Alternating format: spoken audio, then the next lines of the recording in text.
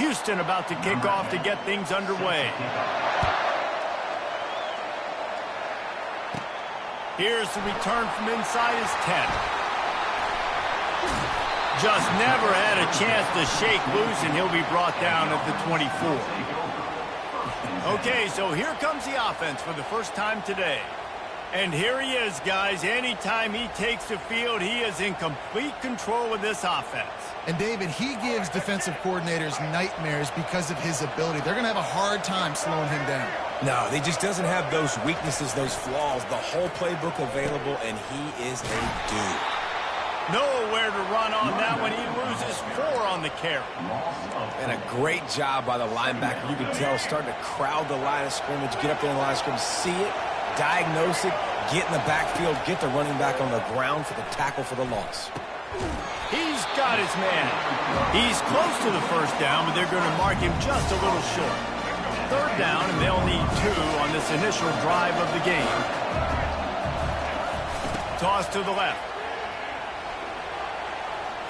And stampeding through the defense. He's run out of bounds, but a big play on that one, and it'll be a first down. Here's this offense with a fresh set of downs.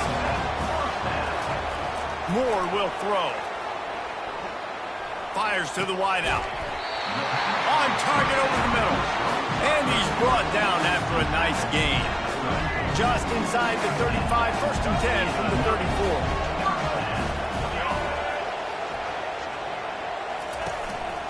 This time they'll go to the running game. They pick up half of it. It'll be 2nd and 5.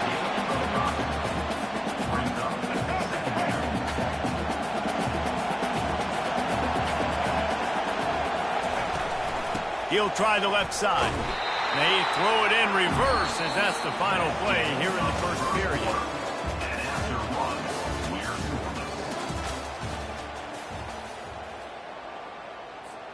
Back on the field after the break, and we'll start the quarter here on 3rd down. From the gun, wants to pass. Throws to the wideout. Got his man downfield. And they'll finally catch up to him, but not before a big chunk of yardage is picked up. 1st and goal for the offense.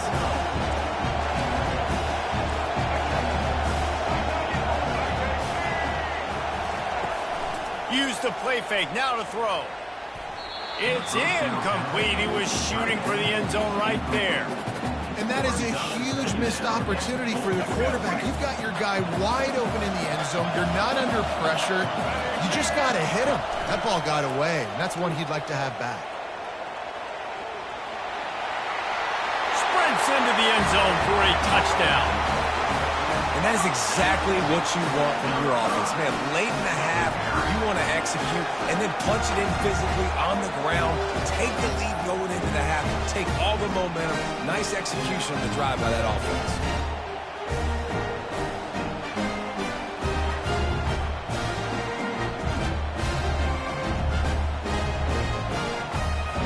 Lining up to tack one more onto that lead. And the PAT makes it 7-0. They put together a 74-yard touchdown drive. And what a way to finish it with a 9-yard touchdown run.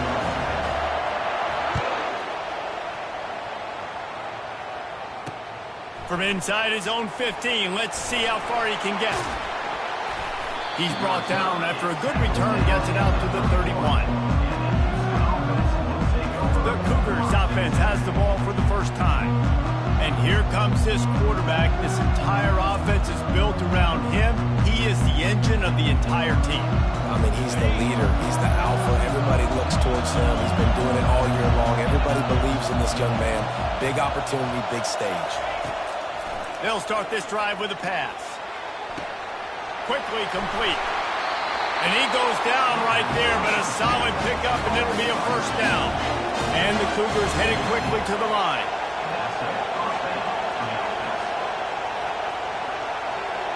Back to pass, it's Shager. Caught near the sidelines. He'll pick up a few before going out of bounds. I want to get my running backs the ball in space as much as possible. And sometimes it doesn't work in the running game. I can throw it to them. I can try to create some space out wide, dump him the football, let him make some catches, and see if I can't get some big plays out of it. Blasted as he lets it go. He's got it. All down at the 38-yard line, and a big pickup of 15 yards there. Trying to find his man on first down.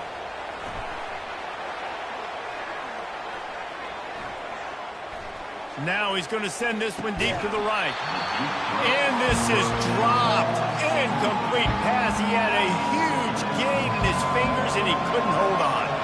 And after the incompletion on first down, this offense looking at second down. Caught. They make the stop, but not before they do their work up top and pick up a first down. When these wide receivers work the middle of the field, so much of this is feel. Understanding where the holes are in the zone or understanding how to get leverage on a man. And these wide receivers are dangerous nowadays because they do it so fast and see that so quick and make those plays over the middle. The hurry up now, second down, clock ticking. He's looking to throw. They're bringing heat. And the pass rush is effective, and they tackle him at the 19. They'll use a timeout right before halftime, maybe time for one or two more plays. Running out of time here in the first half, they're going to have to be efficient to put some points on the board before the break. They're going to try to throw for it on third down. Pass is incomplete, and we dwindle down to 7 seconds. So they are denied a touchdown on this drive, but they'll try to put up a 3 spot before the break. And he'll kick for the 3 from 36 yards out in the right hash. Field goal is good.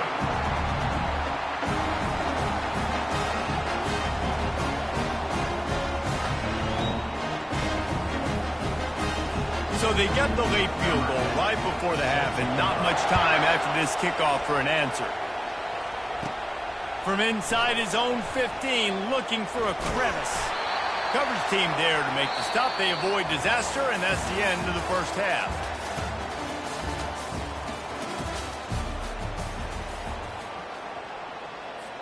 We're ready to get it started here in the second half.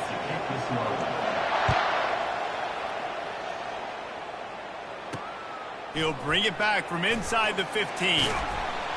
Probably needed to pick up an extra block or two, but as it is, he'll be stopped at the 28.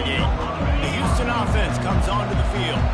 Tight game as we start the third quarter, and we'll see what type of adjustments they made at halftime. And getting the ball first here, I think, is such a big deal. Like, I get the first chance to make a statement, to make the adjustments, to create some momentum for my squad right here in the third quarter. Yeah, I think it's so important for this offense to set the tone here early in the second half, to get a nice drive going, build that confidence, and get your defense ready to come on out, get a stop, and change the complexity of this game. And he is run out of bounds as they go backwards there and just avoided the contact. It'll take some work to get to the sticks. It's third and long from the 30. Looking for a man. It's Shager. Feeling some heat. Still running at the 40. He gets the job done, picking up the first down, then getting down. Houston coming to the line with a new set of downs. Nice scramble, unbelievable job after dropping back to pass and understanding the situation, and a nice heads-up play. Slide. Live to fight another down. Don't try to make a bigger play and run through somebody big and get yourself out. Halfway there on first down, it's 2nd and 5. Trying to get to it. And here's a fumble way behind the line. Defense swarming on that loose ball. It'll be a turnover.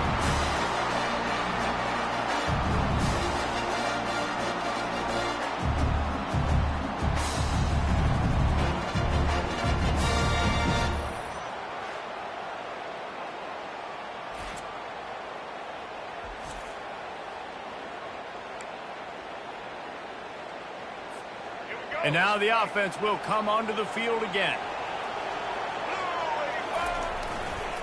Quick handoff. And a good, solid pickup there before the defense knocks him down.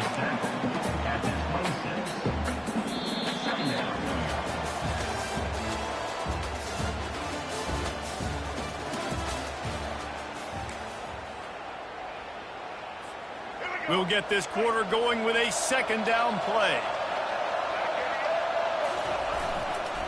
They want that clock to run. They bring him down, and he's going to lose a yard on that one. Defense uses a timeout quickly, trying to get that ball back and preserve time for their offense.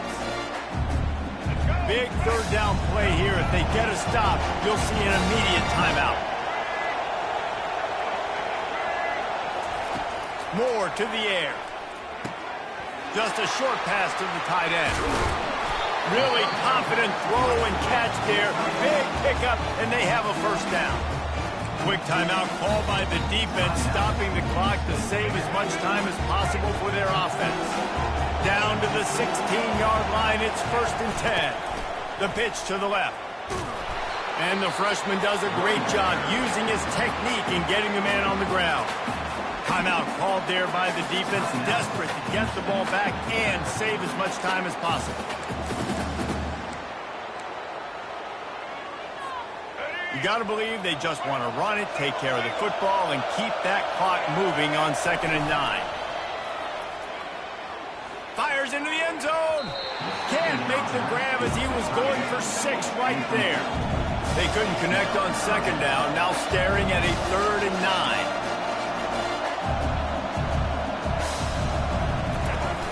Now the play fake. Using his legs, going for it all. It is incomplete, and he almost had himself an interception in the end zone. It'll be 4th down. So here we are on 4th down, and this field goal kicker is going to face all the pressure in the world. And that is no good. Guys, after the miss, still up by 4. Here comes the Houston offense once again. There's plenty of time to work with here, but they have to be highly efficient in their attack, Jesse. So it comes down to the quarterback position too, Reese. Don't let the moment get too big. Slips a tackle, and he's got room. And he was loose and in the open field and on his way. A tremendous pickup on that one.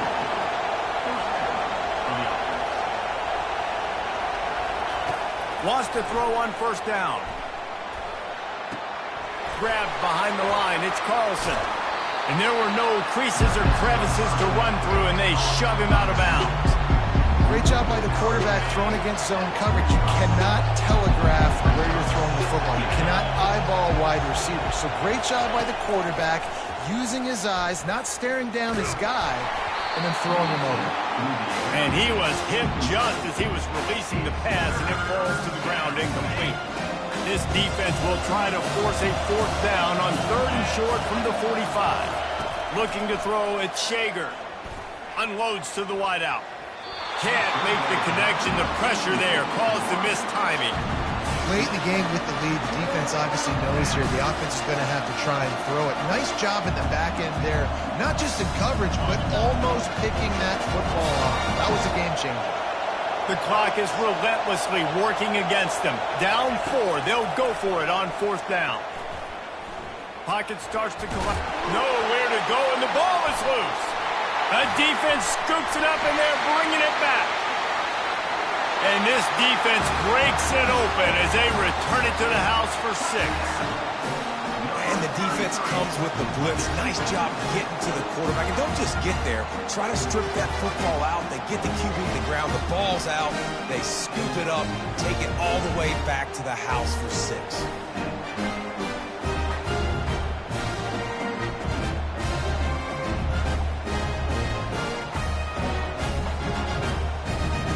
Ready to try the point after. And the extra point is up and good, and they have an 11-point 4th quarter lead. That is a defensive player's dream. Ball sitting there, chance to scoop it up, run with it, and they don't stop you until the band starts playing. From inside his own 10, let's see what he gets. Just never had a chance to shake loose, and he'll be brought down at the 24. Houston sending the offense back onto the field. It's a good thing to be charitable, Jesse, but I think the last couple of drives might be overdoing it a bit. I agree. And he's in a world of trouble, and down he goes. A catastrophic loss on that play. He'll spike the ball to try to save every precious second he can.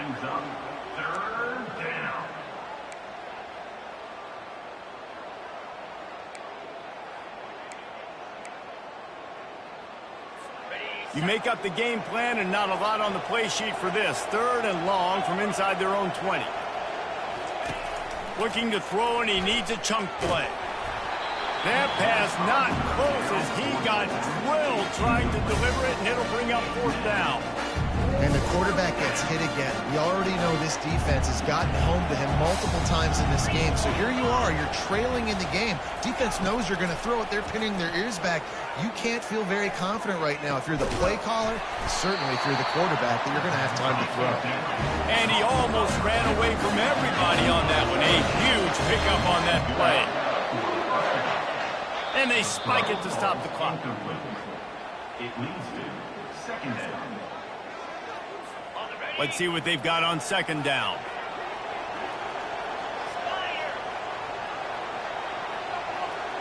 To throw, it's Shager. Coming after him. The freshman able to get home with the sack. Here on 3rd down for this offense.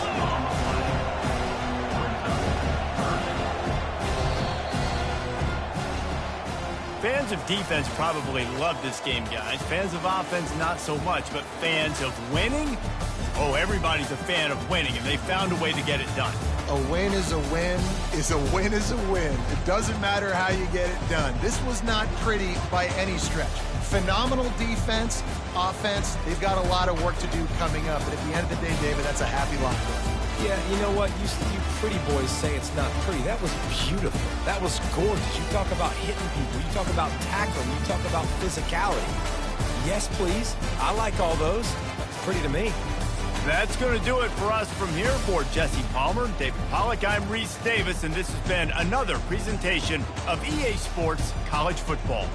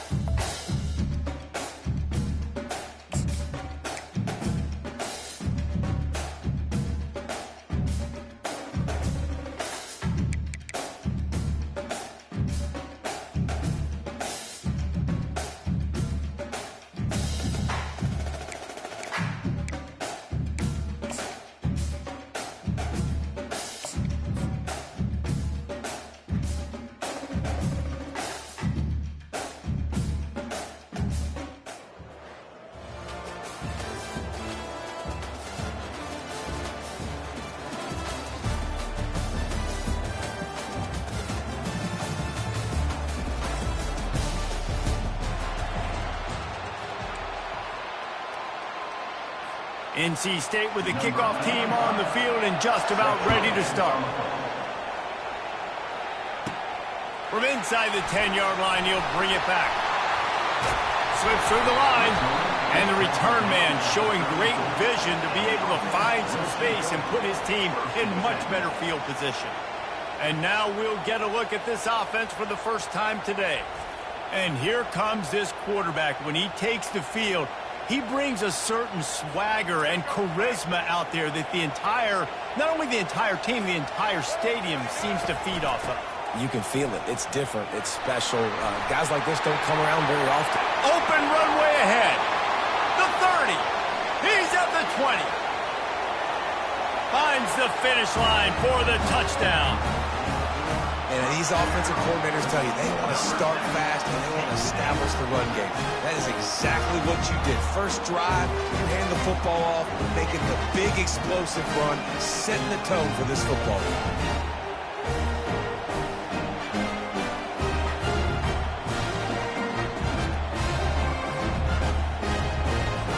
Getting set for the point after. And the extra point makes it 7-0.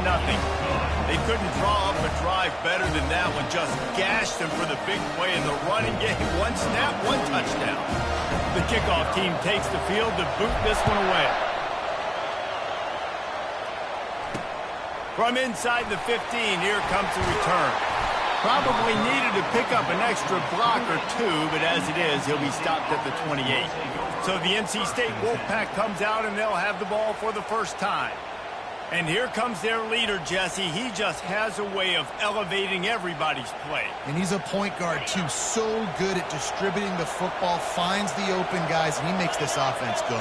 Makes it go, and just, you can trust him. Everything is available. You're not playing with one behind your back. You got all guns blazing. Well, that's disappointing for the offense, because that's a play that you rep all week long in practice. You should be able to hit that one, no problem. And the QB receiver couldn't come up with a completion. They'll run it to the right side. They bring him down, and he's going to lose a yard on that one. How about the defender being a heat-seeking missile? He was on radar lock. He found the football and flew down with some bad intentions. Third down conversion's always a huge stat, and they've got a 3rd and long from the 27. Pressure coming. And the freshman will chalk up a sack. On 3rd and long, you know what's coming. It's exactly where you want to get an offense. The passing game has to come out. You go nickel, bring some more speed on the field, and the defensive line gets home and gets the sack to force the 4th down. The Wolfpack will line up to punt it away. This will be their first punt of the afternoon. He gets a block. Oh, what a move. He's brought down, but a really solid effort to pick up every bit of yardage he could on the punt return. Here comes the offense onto the field again. Then that last drive, if you want to call it that, was efficient. One big run for a score, David. See if they can do it again. Yeah, and I find it hard-pressed they're not going to give it right back to him. You break that long of a run, get a touchdown, Jesse, I'm assuming he's going to touch it again. You're absolutely right, David. Everybody in this stadium, I think, is expecting him to get it again, too. Big-time players make big plays in big games. Let's see what he can do here. After getting knocked back to open this drive, it's 2nd and 12. Fires to the wideout. He's got an open man. Off he goes. All the way into the end zone for a touchdown. And that is just outstanding execution on that pass play. Great route by the receiver, good timing on the throw by the QB. Receiver catches it in stride, turns on the jets, and is gone. And the extra point makes it 14-0. Aggressive play calling on that drive. Just 2 plays, they get the long touchdown pass to pay it off. Kickoff team lining up to send this one away. From inside the 15, chance for a good return. Probably needed to pick up an extra block or 2, but as it is, he'll be stopped at the 28. They'll be able to get off one more play before quarter's end. Leaves it with the back. And he'll pick up a few yards before he's dragged down, and that'll be the end of the first quarter. You know, it's so important for offenses to want to keep 3rd downs manageable. The way you do that is by having success like that, running the football on 1st down. We'll start the quarter offense, about to snap it on 2nd down.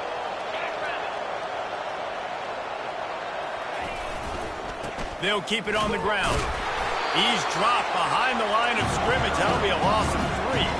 They'll hurry to the line here to try to get off that third down play.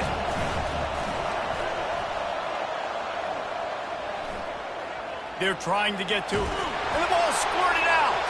Defense coming up with a huge fumble recovery. And he's brought down, and this defense gets the ball back for its own. I'll tell you what, that one stings a little bit. You're trying to get a drive together, trying to get some points to dig out of your hole. Now you turn it over right before the half. All the momentum shifts straight to the other side. Looking for a crease, it's Edwards. Solid fundamentals on that tackle from this freshman. Yeah, the running back didn't get much here, but, you know, you clearly want to always establish the tempo, run the football, be consistent, make that defense physically meet the challenge. Moore will throw. Tight end finds a soft spot. Tackled after picking up the first down. Up-tempo for the offense. He's looking to throw it. Got it! Nice throw, great catch, easy glide into the end zone for the touchdown. And it's now the second time this wide receiver has scored. Another outstanding job with the route. Great job securing the catch.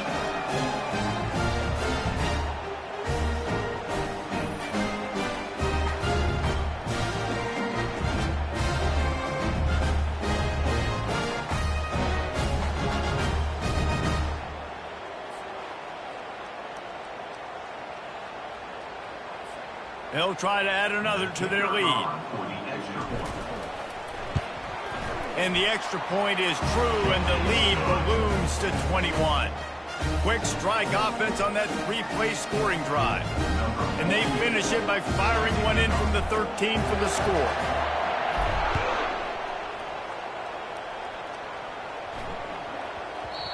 And the ball will make it into the end zone. No return on that one for a touchback.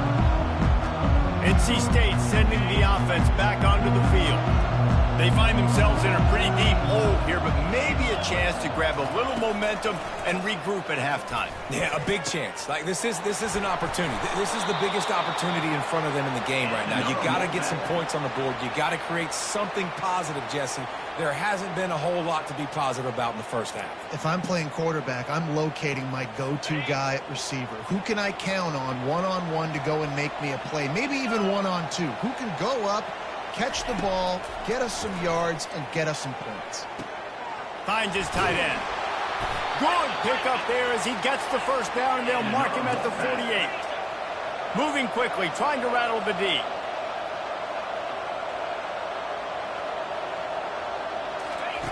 Going up top on first down. Getting some heat. And they got him for the sack. NC State quick to the line. Dropping back, it's Brodemaker. They're bringing heat. And the pressure is coming in, and they get him again. And whatever they did on first and second down, don't do that anymore. Third and very long coming up. Throws to the wideout. It's caught downfield. Lots of green grass as he gets it to the 31. Not the most productive half for this offense so far, but finally starting to get it in gear. First and 10. He's going to pass. And the quick shuffle pass. They'll go with the quick touch pass. He's brought down, but there's a flag on the field. Let's see which way that's going to go. Personal foul. Roughing the passer. Defense. So the offense accepts the roughing the passer penalty, and they get a new set of downs. Just a few seconds remaining here as they try to put something up before halftime. They've marched to the red zone, and here they go. Grabbed in the backfield. It's Henry. And that play just never got started as he's run out of bounds behind the line of scrimmage. And as the clock is winding down here in the first half, they'll send out the field goal team. The holder will put it down on the right hash, a 33-yard try. Right down the boulevard, it's good. And they'll trot off to the locker room after the field goal to close the half.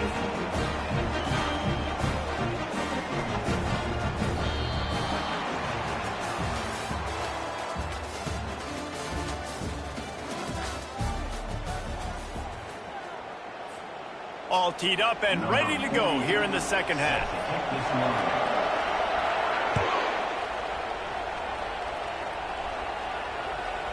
He wisely lets that one bounce through the back of the end zone, and they'll take over at the 25. North Carolina State has it back in the offense, headed to the field.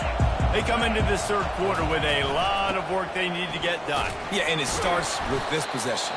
And I'm going piece by piece. I know this is coach speaking, very simple. I score. I get a stop. I score. I can get back in this game, but it's got to be one drive at a time. It's going to have to be, but I think the mindset offensively is we're probably going to have to score every time we get it because our defense has been struggling. They have not been getting a lot of stops, so this is a critical drive here for this offense. These little gains can start to add up as he gets it up to the 34.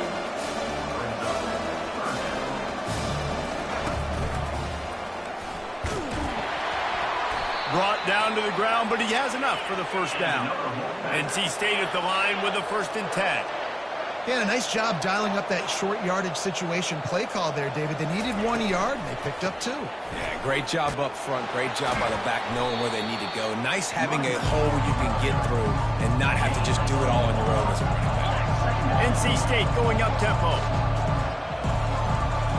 Back to throw. It's Rodemaker. He looks that one in nicely. And a good job of coverage by that defense, just a short pickup. My old coach said you'll never go broke taking a profit. Take what's there, take the positive yards, and never complain. In the gun and looking to throw on 3rd down.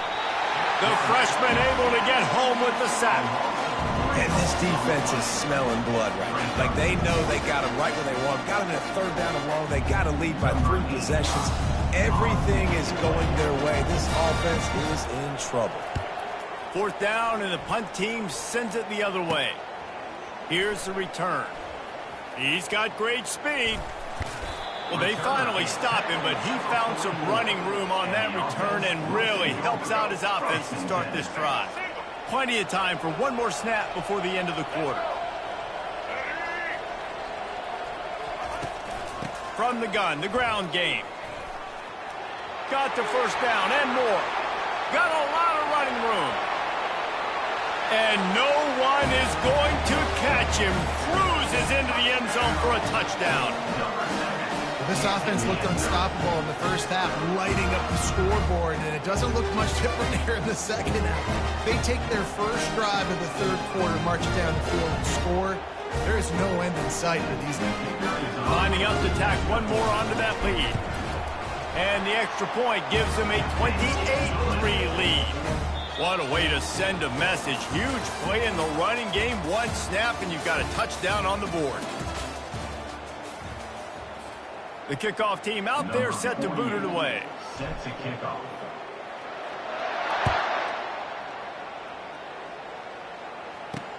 From inside his own 10, he'll try to help out their field position. Able to find enough room to get it out across the 25. He's brought down at the 26. NC State sending the offense back onto the field. Not a lot to feel great about in this with Jesse, but I'm sure they'll try to seek out some positives. Well, this might be an opportunity, too, Reese, to go back when they watch this game and just find the plays and the schemes that were working. There weren't a lot, obviously, David, but maybe an opportunity for the coaching staff to condense the playbook. I was going to say, there's not a lot of good to go back to. That'd be a quick film session because there was more negatives than positives. But when you look at this week you got a week to figure it out. And the defense is all over the quarterback, and down he goes. The defense puts the exclamation point on the day. They have had a wonderful day, man. Doing everything great. Just, you could tell they were dialed into what was going on. And now just throw another sack in the equation. Hitting the quarterback, being disruptive. They've been all over the field. On 3rd and long, he'll need to push it downfield. And the ball is intercepted. And he's wrapped up after a solid return on the pick. Nice job by this defense. That might be the exclamation point. 4th quarter, I got a lead. You bring on the nickel defense. You know they're passing the football for plays just like that to make the INT and almost put this one away. Looking for a productive play on 1st down.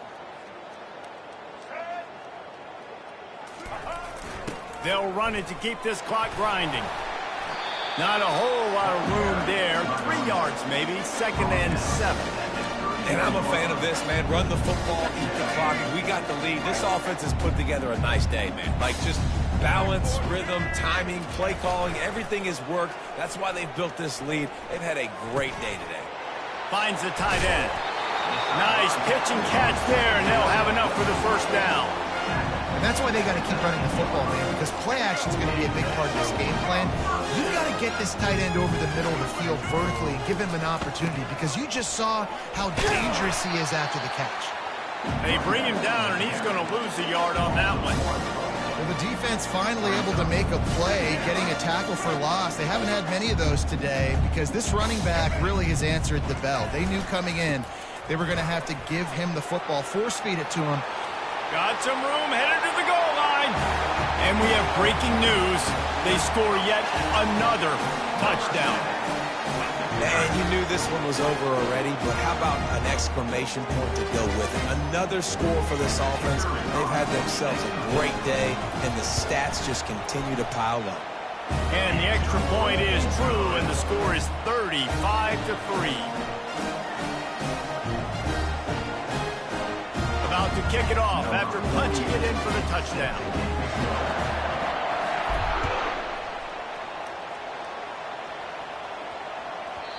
And there will be no return on this one as the ball bounds into the end zone. North Carolina State has it back in the offense, headed to the field. This has been an old-fashioned fanny paddling, David. I mean, they've just got taken behind the woodshed. There's nothing to say. This has been an absolute... And the Heat gets there, and they get him down at the 14-yard line. And man, is that just indictment of the day. Your quarterback getting drilled late in the football game. This offense has sputtered. They haven't found any kind of good rhythm. They haven't done things that really gives your coach confidence and it makes you want to believe in them. This offense has a lot of work to do before their next football game.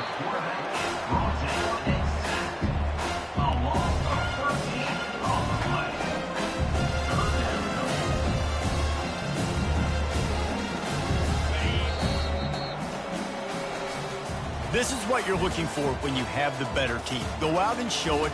Don't fool around with them. Go out and play to a standard of excellence. Just dominate. You know you're going to take care of business. You know you're going to win. It's like how many? How many can I win by? And I like that you keep your foot on the gas and just continue to pile it on. It's their job to stop you. Let them do their job. You just keep going on. It's not about the X's and the O's. It's the Jimmies and the Joes. This is why recruiting is so important in college football. They just had better players. More physical, they were faster, and it showed. That's going to do it for us. For Jesse Palmer, David Pollack, our entire broadcast team, I'm Reese Davis. This has been another presentation of EA Sports College Football.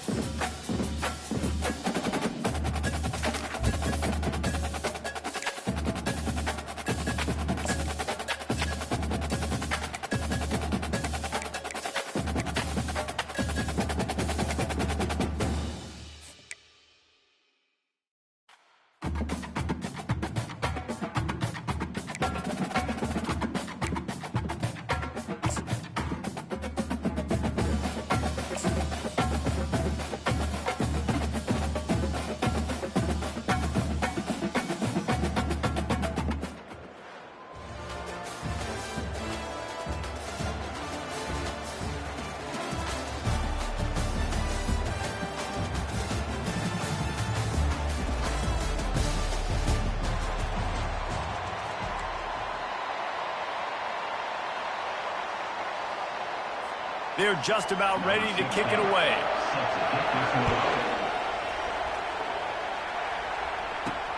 He'll bring it back from inside his 5.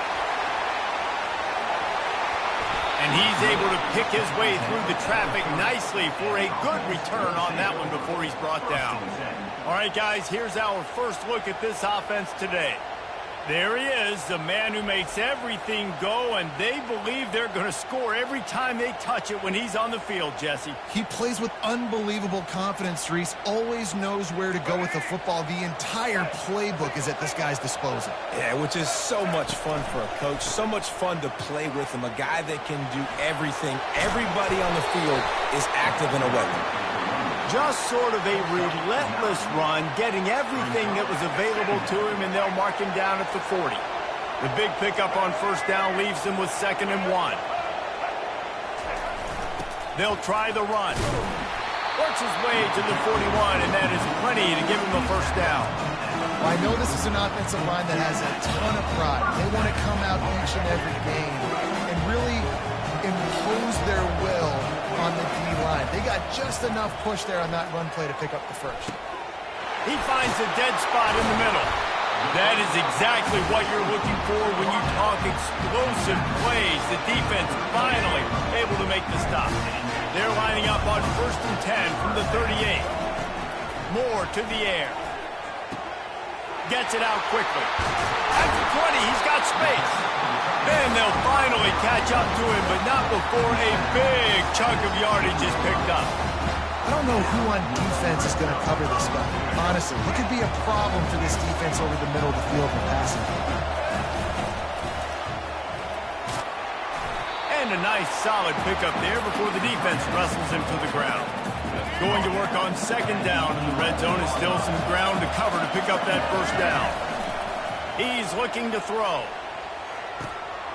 Snares it with those big hands and strolls into the end zone for the touchdown.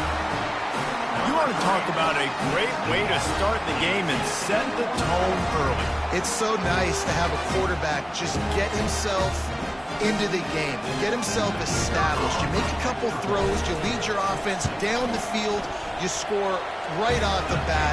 Could not have been a better start for that QB. And he knocks the extra point through the uprights.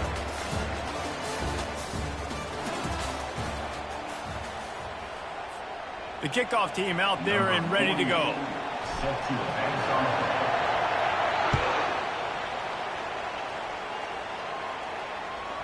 That ball scoots through the back of the end zone, and it'll be a touchback. So the Middle Tennessee Blue Raiders offense has its first opportunity of the day. When your quarterback takes the field, you want him to look just like this guy, exuding confidence. Yeah, the it factor. He's the man. Back, and he's the leader. Everybody in this stadium also knows the offense goes as this guy goes. He has got to play well today. And how about that catch and run? So dangerous, this guy. Looking downfield, it's Green. Moving away from pressure. At midfield, he's got room. He turns this into a nice gain and gets down to avoid the hit. The offense sets up shop at the 46 on first down. He wants to throw. It's complete to the right. And he'll step out of bounds after a very productive play. Running backs just have to be a weapon in the passing game, even for little dump-offs and checkdowns. Yeah, find your matchups. I mean, you think about running back versus a linebacker. You like that matchup in space, and so find ways to get the football to your running back in space where you can break tackles and make things happen because they're just so dynamic.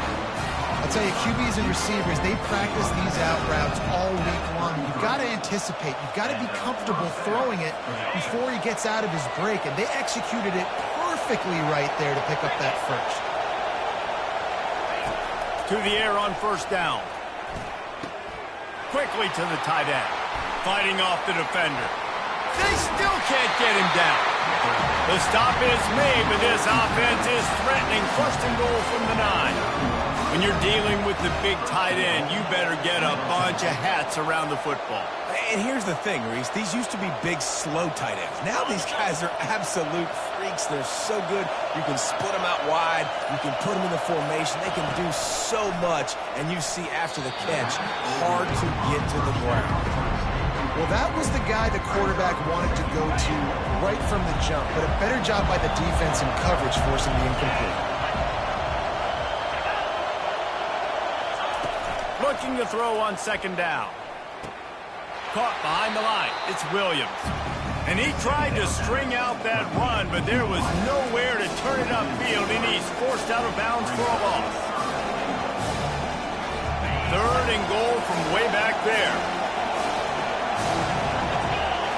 To the air. It's Green. Feeling some heat. Keeps the play, but he can't get away again, and down he goes, and the trickeration is not so tricky. Referee signals timeout. It's the defense wanting to make sure that they have everything just right with a big play coming. And they decide to trot out the kicker. And this one splits the uprights.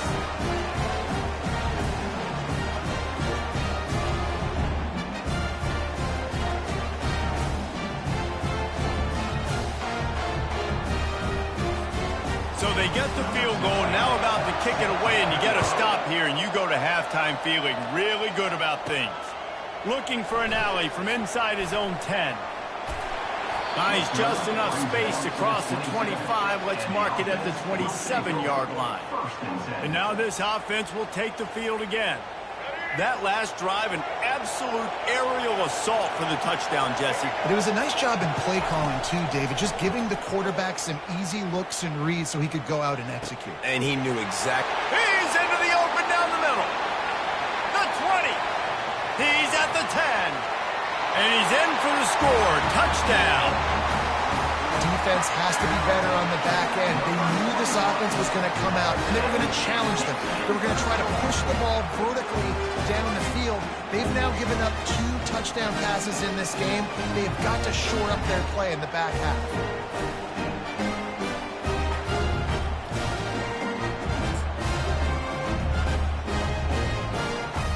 Two-point conversion attempt is coming. He's looking to throw. He's got it. Two-point try is good as they build on this lead. That's the kind of drive everybody loves. So see quarterback, one snap, put it in the end zone. You get that touchdown right before the half, build the momentum, and the last thing you need to do is mess it up by allowing a big kickoff return. Let's see what he can get done from inside his own 15. And the return man reaches the end of the line, and down he goes. Time dwindling away as they try to put points on the board right before the half.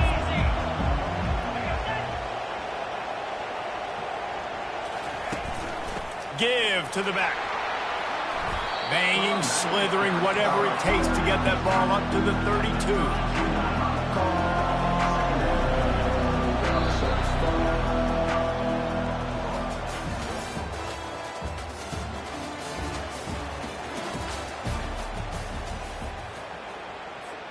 Looks as if we're set to crank it up here in the second half.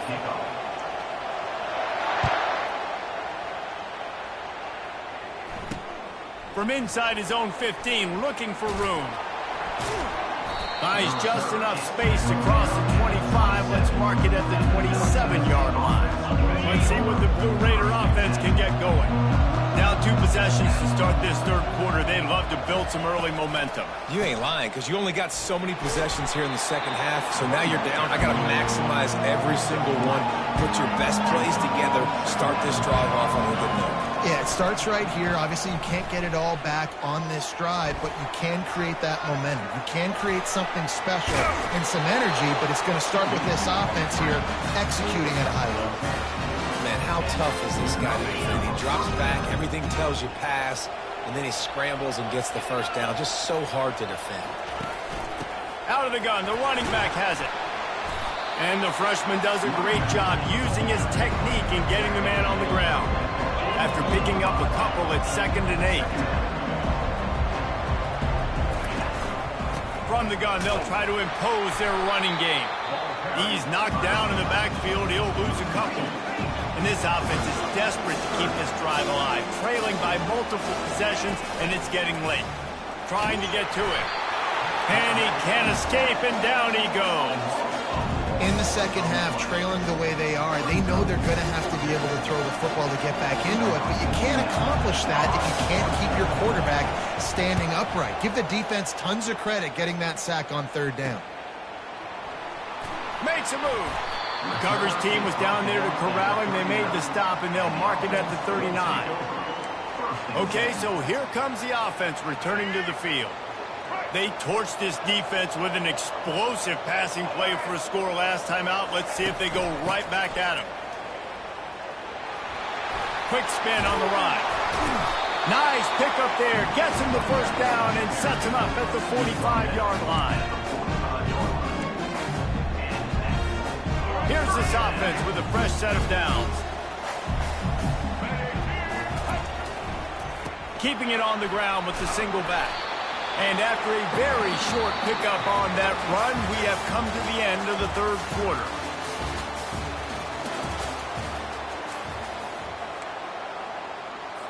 Linebackers trying to create some confusion. You got to believe they just want to run it, take care of the football, and keep that clock moving on 2nd and 9. And he does a really nice job finding open space and making a good gain before the stop is made. Defense uses a timeout quickly, trying to get that ball back and preserve time for their offense. This is a big third down. If they can move the chains, they can just about salt this game away. Moore will throw. He's got his man. And he was loose and in the open field and on his way. A tremendous pickup on that one. Quick timeout called by the defense, stopping the clock to save as much time as possible for their offense. On 1st and 10, trying to strike from the 15. They'll keep it on the ground. The clock is on their side. And how about that interior defense stuffing the run for nothing? Timeout called there by the defense, desperate to get the ball back and save as much time as possible. Got stuffed on 1st down. It's 2nd and 10. False start, offense. So the decision has been made, and the coach will take the penalty. Line getting set on 2nd down. Trying to beat him to the left. Got some room, headed to the goal line.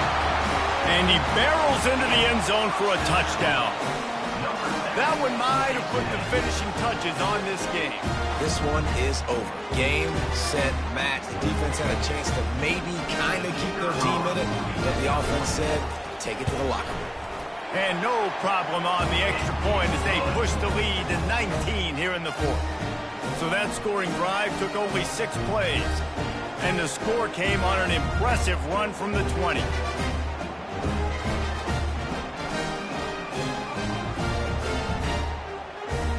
Lining up to cover the kick after that touchdown drive.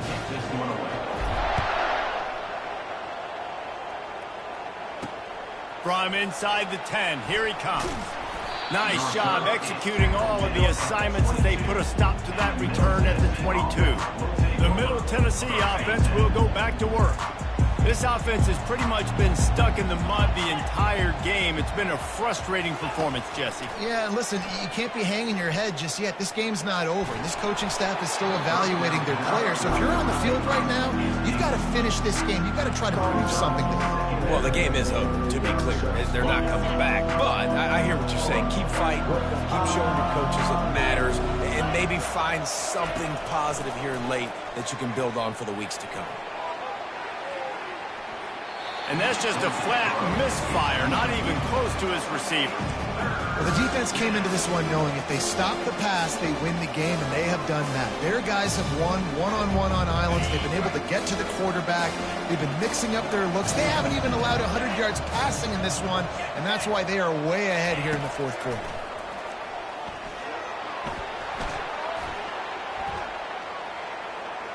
And he just throws it away. That is not what you're looking for on third down. Fourth down coming up. It's a nice adjustment by the defense here. With a big lead in the game, you're putting extra DBs on the field, knowing the offense has to throw to get back in this one in the fourth quarter. So your best cover guys on the field, and they force an incompletion on the last one. They're throwing for it on fourth down. Right down the middle. Makes the grab, and he's got the first. He's loose down the middle. Past the 20. The 10. And he just kept running, and he ran away from the crowd, and he'll take it in. Touchdown, Middle Tennessee. Nice job by the offense going down the field, putting points on the board, but you're still down a couple possessions. Still need some good things to happen. You need your kicker to go over there and get warmed up. We need an onside. We need to score some points. We need a lot of things to go right to win this football game.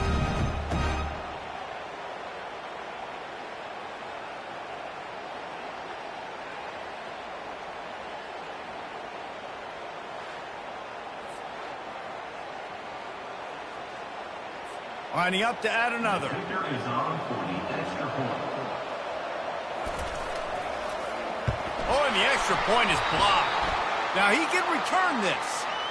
And the defense is able to go out and shut the door. They put the clamps down. They've got a big lead, and with that fumble, they're going to win the game. You've got to give this defense credit for finishing.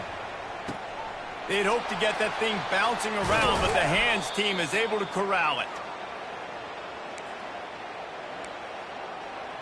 And the offense takes over to dip into its bag of ball plays. Linebackers shuffling around, trying to keep the quarterback from getting a read. Toss sweep to the left. Gets it past the marker. And he delivers the blow, and he's still running. And it is a chunk play, a huge gain on that one before the defense brings it to an end. Nice job getting outside, right? Those running backs, they get on those tracks, they run outside. Now they're in the open field. It's so tough. Those safeties are flying down, try to get an angle, but you could tell the speed sets them up, makes the big play out to the left. Well, the offense knew what they needed to get that first down, so they dial up the running play, make it just enough to keep the drive alive.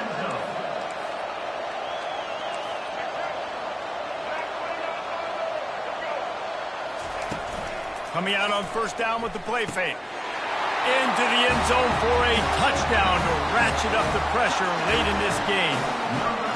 And this offense continuing to put up points. This game's out of reach. You know you're going to win, but still throwing the football, still finding that connection. I imagine there'll be some salty handshakes at the end of this game.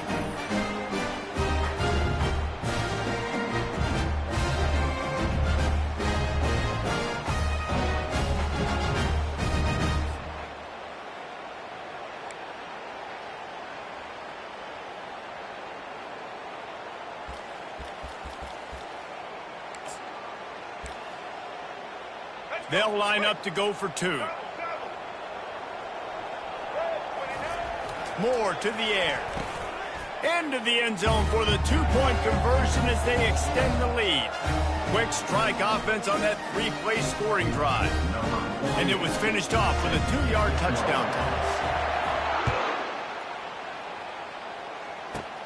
From inside the 15, here's the return. He's brought down after a good return, gets it out to the 31. Let's see what the Blue Raider offense can get going. This has been a really disappointing performance, David, no question about that, but they can find some positive.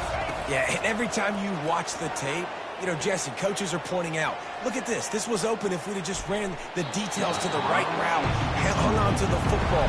Little things can make a big difference. Yeah, that's why they call it a game of inches, David. But I'll say this, if you're on offense, don't go on social media this week. It ain't going to be pretty after this performance. You've got to lock in.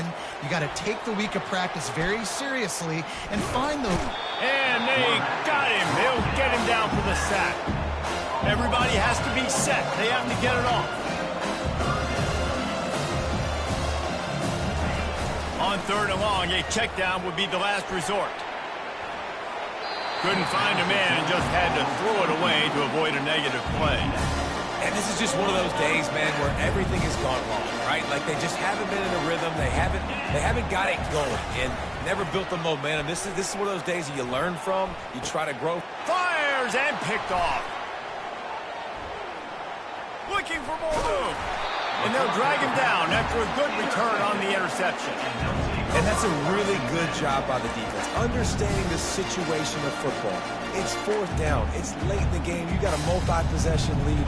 Take away all the deep stuff. Make them force the football into coverage. They do, and they stamp this game.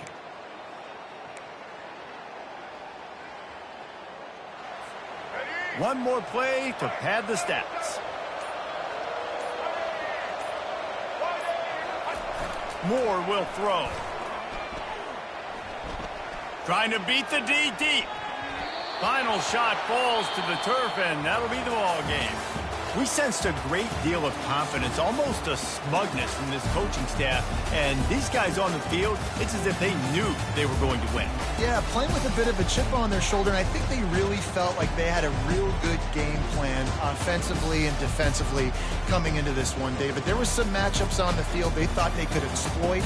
We saw that happen there. No doubt. Good job by this coaching staff, understanding who's out there to make plays, feeding them the football, offense, defense, special teams, all working together to get the done.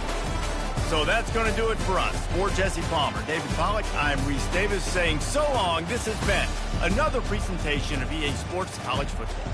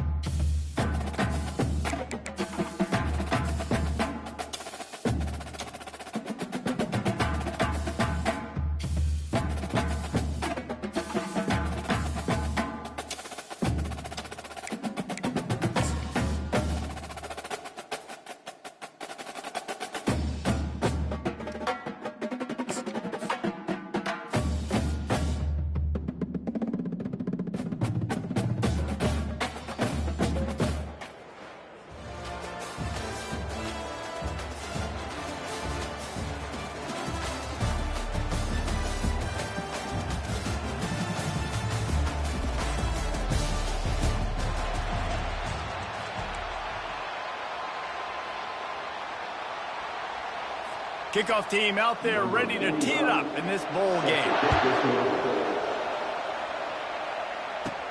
He'll bring it out from inside his own 10. He only needs a sliver of daylight. Just barely able to stop him. He almost housed that baby. The nice return there. That last line of coverage is the only thing that stopped him from scoring. Okay, so here comes the offense for the first time today. And here comes the quarterback. And one thing you know for sure, with this team, as he goes, so goes the offense. And he's a big-time talent, Reese. This guy can hurt you in a multitude of ways, throwing and running the football. He's going to have to be dialed in, though, because this defense is going to give him a lot of different looks. It's really important mentally this QB is on his game. Solid fundamentals on that tackle from this freshman. And offenses want to continue to feature the run. They want balance. Even if it's not super successful, you can take it little bit at a time just to keep that defense honest. Pockets, and he's all bottled up, and now it's worse. The ball's loose. Oh, looks like the offense was able to recover it. It's so hard to force fumbles, and when you do, you so badly want to get them. You're crawling, you're doing whatever you can to get there as a defender, but the offense fortunate enough to cover it back up. Fires to the middle. At the 35, he's loose. And he breaks into the open. No one's going to get him. Touchdown. And what a nice start for this offense. The throw game getting working, getting the touchdown pass. This quarterback getting a little bit of confidence. This passing game getting in the rhythm. Nice start for this offense.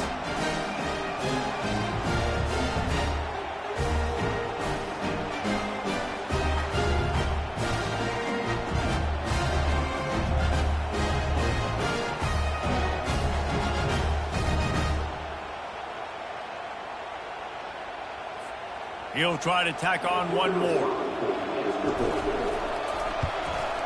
And he's got the extra point, and it's 7-0 to start this one.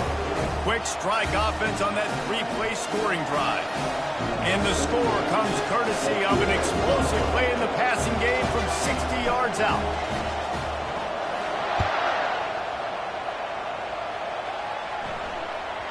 No reason to risk trying to field that one as it skips through the end zone. It'll be a touchback. So Pittsburgh's offense will try to get something started with their first possession. And not only is this guy the energy and the engine of the offense, there's a certain charisma that he has that sort of elevates everyone around him. He's got a moxie about him, Reese. It just seems like when he's in the huddle, he's got 10 other sets of eyeballs looking at him and believing in him to lead this offense down the field towards scoring points. This guy is a leader in every sense of the word. Didn't get much done on that first play of the drive. It's 2nd and 11. Give to the running back. Good, solid run on that one as he gets it up to the 33-yard line. Just a simple power play. Power football. Be strong, be big, be physical. Make it a fourth-quarter game. Make them feel you. Keep them off balance. Quarterback on the keeper. And a short gain here in the first quarter will come to a close.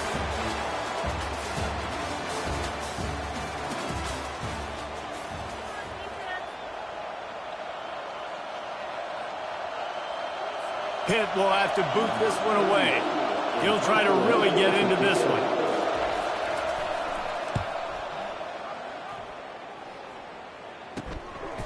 Let's see what he can do with it. Slips through the line. The solid return there offsets some of the punt yardage and really sets up this offense nicely. Offense making its way onto the field to start the drive. David, they'd love to do what they did last time and put this one in the end zone. You ain't lying. They did a great job. The offense was clicking. Everything went well. Palmer, they executed and got the touchdown. And they really were in a nice rhythm as well. And I'd love to see that here on the next drive, too. Just keep doing what you're doing. Everything seems to be working, and you seem to have this defense on their heels. Uncorks it. Catch in the middle. It's Edwards. And he will house it. That was a lightning-fast drive that ends with a touchdown. If we can string a few more drives like that together, man, we might as well get our popcorn out because we're going to get a lot of scoring. And the extra point pushes the lead to 14. This offense prides itself on going after you, and they did with that long touchdown pass to finish off a two-play drive. Here's the return from inside his 10. Couldn't find a way to create that broken field as he stopped at the 25. The Pittsburgh offense is back on the field. Getting late here in the first half, they'll have a chance to make this a one-possession game. And the offensive play caller here has to really be dialed in. It's important down 2 possessions, Dave, that they're able to score some points. So you got to call your best stuff in this 2-minute situation. And such a good opportunity to cut it to a one-score game, create that momentum, get some good juices going for the second half, because obviously, you know, you built yourself a little bit of a deficit. You need some good things to happen, and it needs to happen on this possession. First down here for the offense.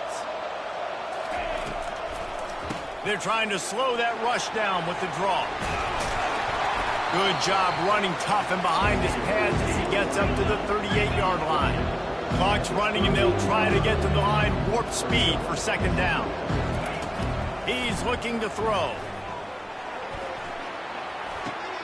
Caught near the sticks. It's Hughes. He will step out of bounds, but not before the big pickup and a first down for this offense. There's got to be a sense of urgency for this offense right now. They're trailing. They're going to be kicking off to open the second half. So they need points. They need to go tempo. Maybe that last first down gets them a little bit of confidence. Finds his big tight end. How about this backer in pass coverage and bringing the big hit stick with him, too. Wants to throw on second down. They're working that left side. At the 35, he's open.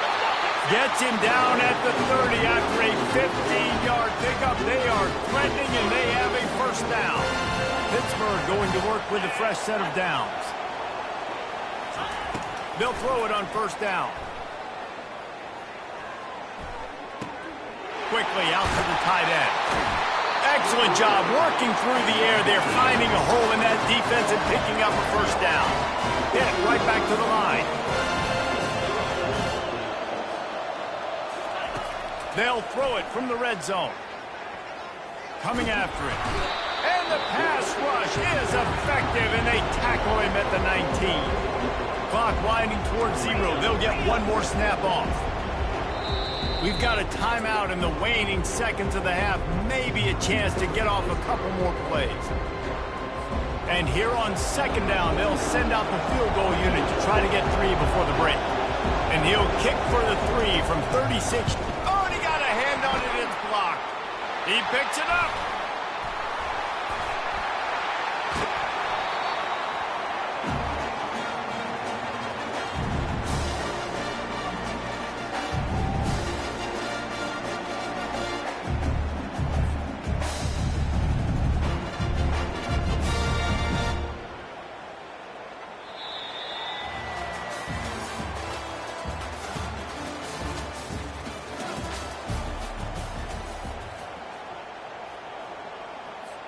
Just about set for the second half kickoff.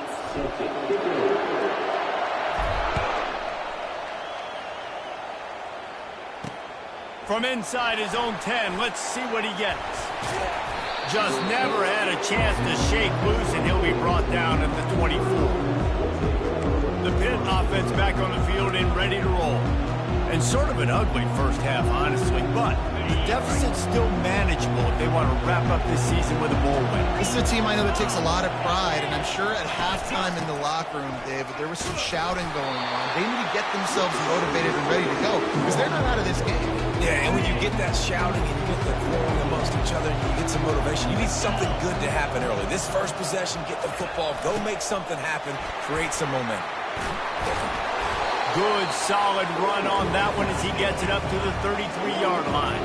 Third down, and this offense is already in a world of trouble. They could really use a conversion, not to mention multiple scores. Quick pass on the fly motion. Crosses the 45. They'll get him down, but not before he crosses the 50. He's down to the 49. See what they dial up on 1st and 10. Use the play fake, now to throw. He wants to go deep. And this will be incomplete. A big hit there forces second down. Well, the receiver was double covered on that play, and I don't know if the decision by the QB had to do with the pressure. Because he was hurried, he just had to get rid of that faster than he wanted to. He's lucky he didn't come away with an interception. After the misfire now on second down. Power football with the run. Thrust that arm out. And excellent vision to find running room there and make a really good pickup before the defense put a stop to it. Well, you wonder if one of the adjustments they made at halftime, trailing in this game, was to try and get the ground game established, David, and they're off to a good start here. Dang right. Stay patient. You don't have to worry about it. You don't have to press. Just try to get scoring drives together. Don't abandon the run. He's knocked down in the backfield. He'll lose a couple.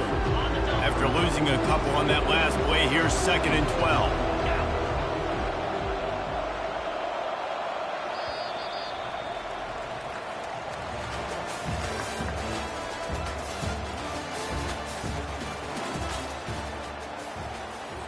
We'll get this quarter going with a second down play.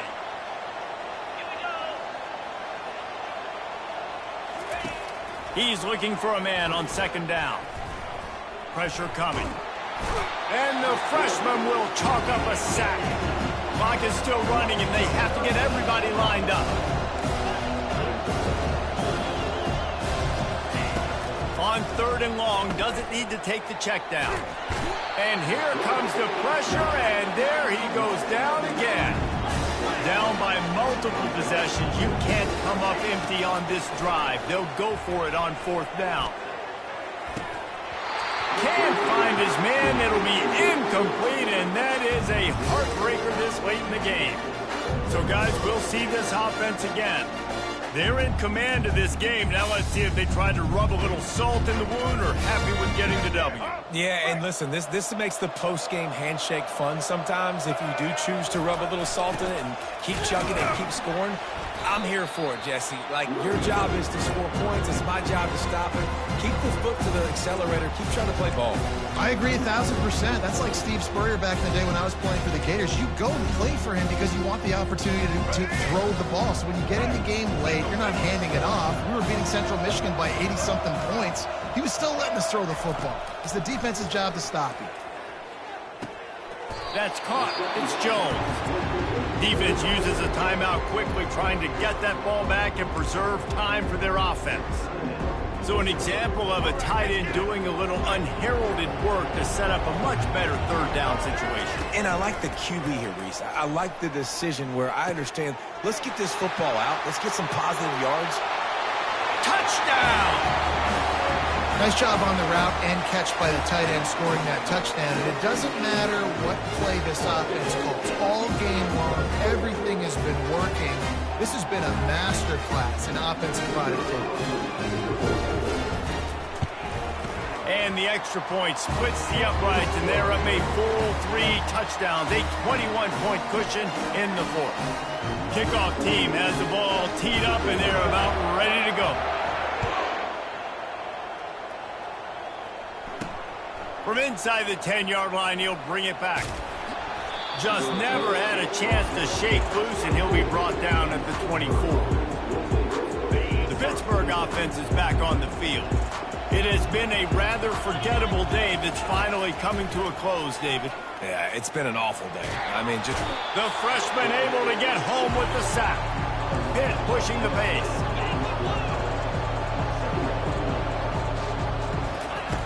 On 2nd down, they'll take to the air. They're going to get him for a safety. Tried to make something out of nothing and still got stuck for the 2. So after that safety, they'll kick it away from their own 20. On the move, it's Bryant.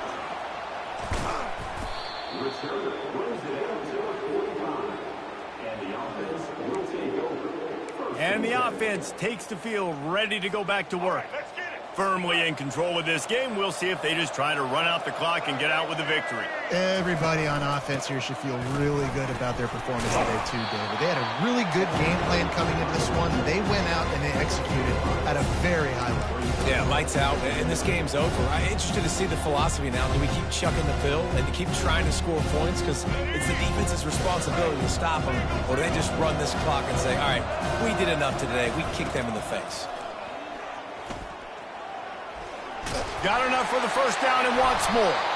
And he'll go down, but he delivered the business end of his stiff arm to that defender on the way. This offense will snap it from the 42 on 1st and 10. They'll toss it to the left. Keeps the legs moving. They'll finally get him on the ground, but not before he makes it to the 30 and gets a first down. Well, this one had all the suspense of a bug hurtling his way toward a windshield, and they did splatter them. An absolutely dominating performance. You got to give the coaching staff a ton of credit. They obviously had their guys ready to play and motivated right from the opening kick. All three phases we saw just spectacular football. No mental mistakes, David. You really can't play better than that. Nah, it's really fun to do this. Come out and just dominate opponents. Start from finish. Nothing to worry about. You just know you're better. You're going to do you, put up a bunch of points, and win by a lot of points.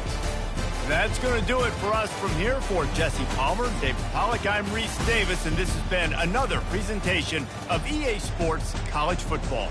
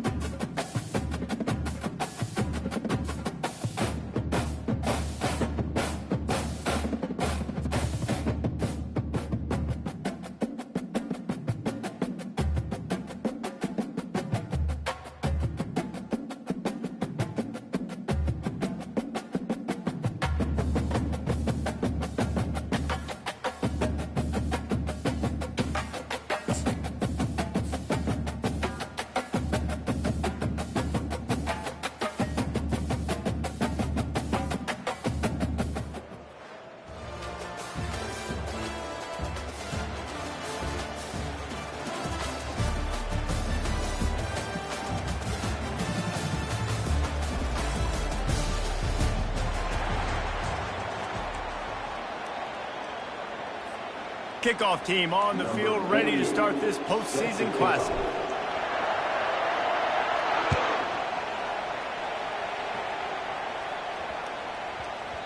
And as the ball makes its way into the end zone, it'll be a touchback. They'll bring it out to the 25.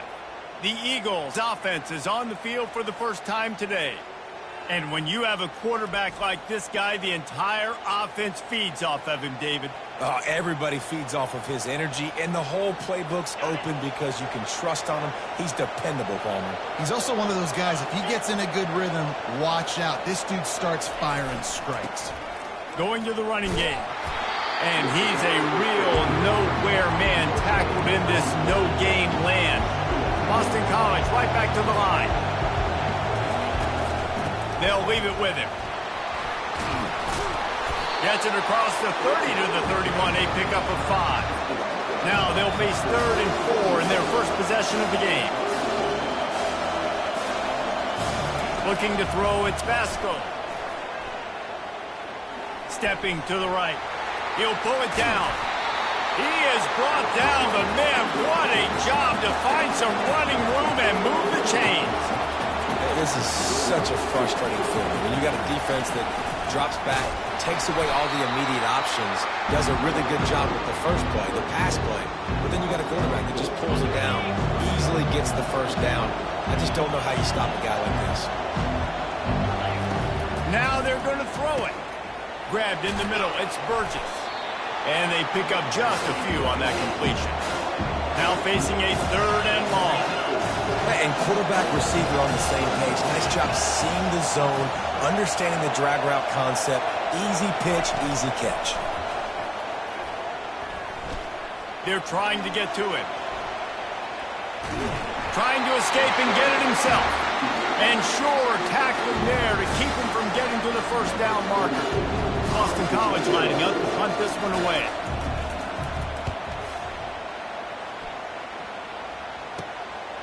He'll take it on the return. He gets a block.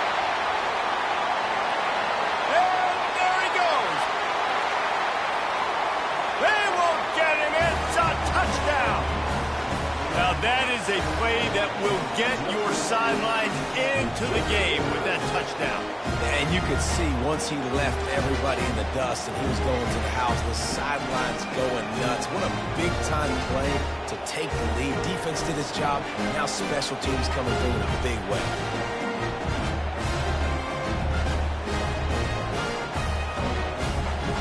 On to attempt the try.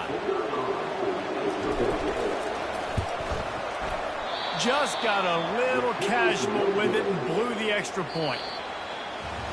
So his big play capability was on full display in that one as he took that punt back for the touchdown. The kickoff team out there getting set.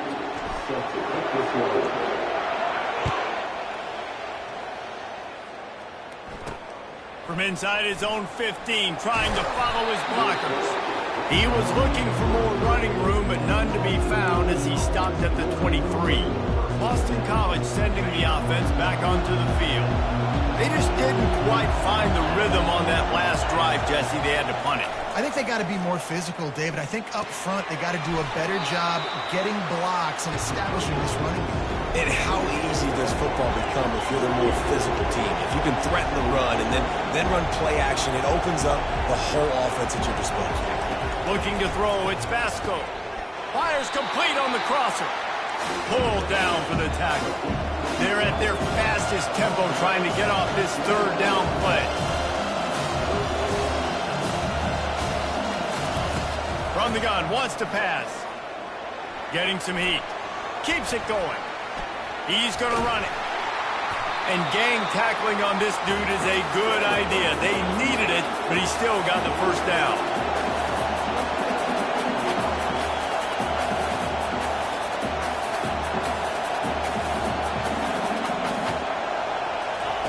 Looking to go up top on first down. They're bringing heat. And the quarterback is snowed under. The #1 job is to protect their quarterback. And they did not. They did not. But my #1 job as a defensive lineman is to attack your quarterback and get him on the ground just like this. Get the sack. Rattle this guy as much as you can. As many hits as possible on these quarterbacks. And the defense gets loose, bringing the heat, and down he goes again. The offense just set themselves up in a bad situation on this one. Second and third and long, there's not a lot of guesswork. Defense knows they're throwing the football, and you could tell on that pass rush, man, they were coming. The give to the tailback. And he's not going to get there. The defense stands tall and makes the stop. Defense calls a quick timeout there, perhaps a little confusion about what call they were in. Boston College will send out the punt team. He might just try to keep it away from this guy after a house call came after the first punt. Fields the punt and tries to find an opening. Returns like that are why you don't settle for the fair catch if you don't have to. Picks up just a little bit of yards to help out the O.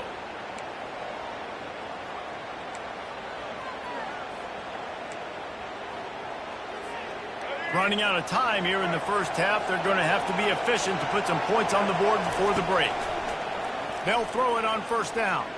Unloads to the wideout. Pass falls incomplete, and there are still 3 seconds left.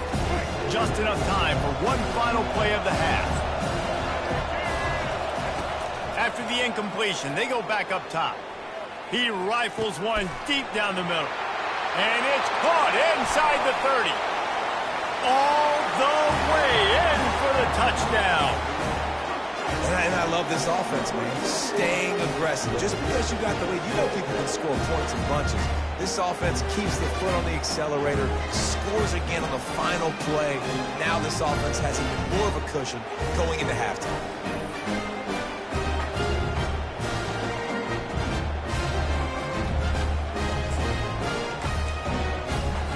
Two-point conversion attempt is on the way. Moore to the air. Makes the grab in the end zone for the 2 as they extend the lead. Aggressive play calling on that drive. Just 2 plays, they get the long touchdown pass to pay it off.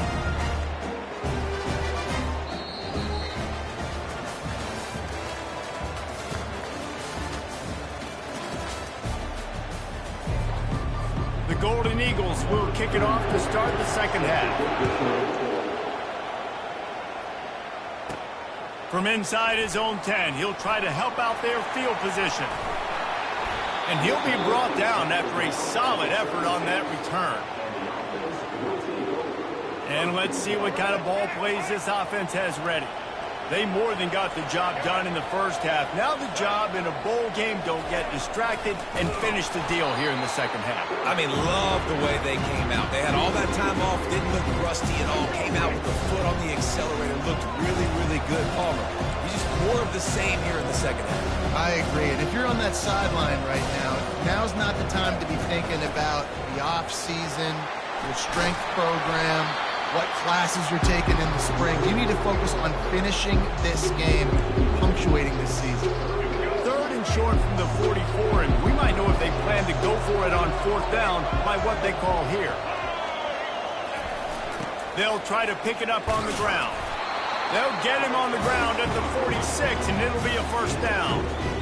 Well, they needed 2 yards to get that first down. That's exactly what they got. Great job of execution.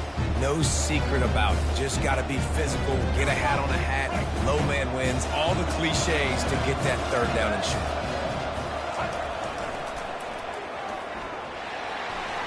Running with power. And he goes out of bounds after a nice pickup on that one. Now on second down.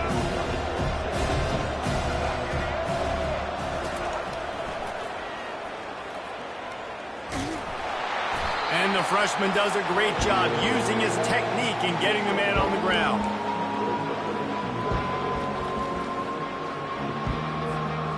Third down after the run.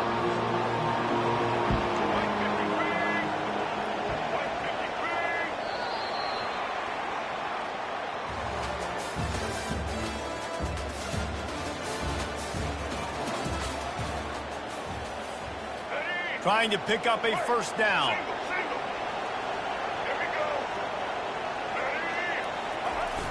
Off play action. And he was drilled just as he released the pass. It's incomplete. And finally, the defense is able to get some pressure on this quarterback. They had been trying all game long different ways to affect him. Weren't able to get there. But on that play, because of the pressure, it affected his accuracy, and that's why the ball falls incomplete. It's incomplete, and they desperately needed to keep that drive going, and they couldn't make the connection. A first down for the offense. He wastes no time and comes out throwing, feeling some heat. And the freshman will chalk up a sack. Sprinting to the line to try to get this one off. Clock's running.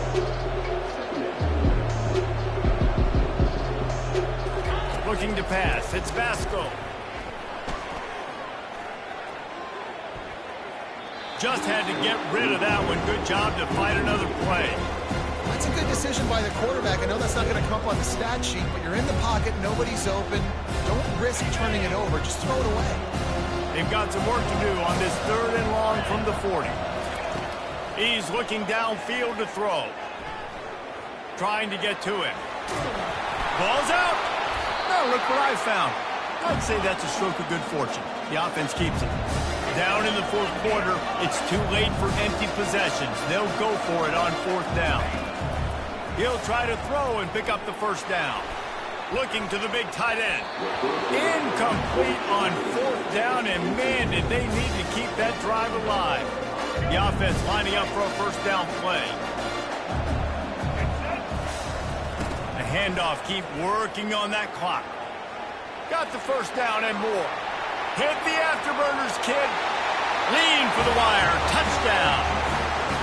I love the execution on that play. Great blocking up front just to get the ball carrier an opportunity in the second level of the defense. And then at that point, it was make a guy miss and use the speed.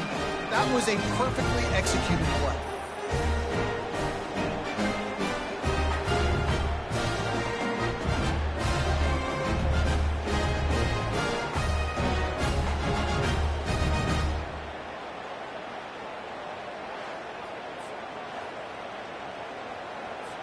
They'll try to add another to their lead.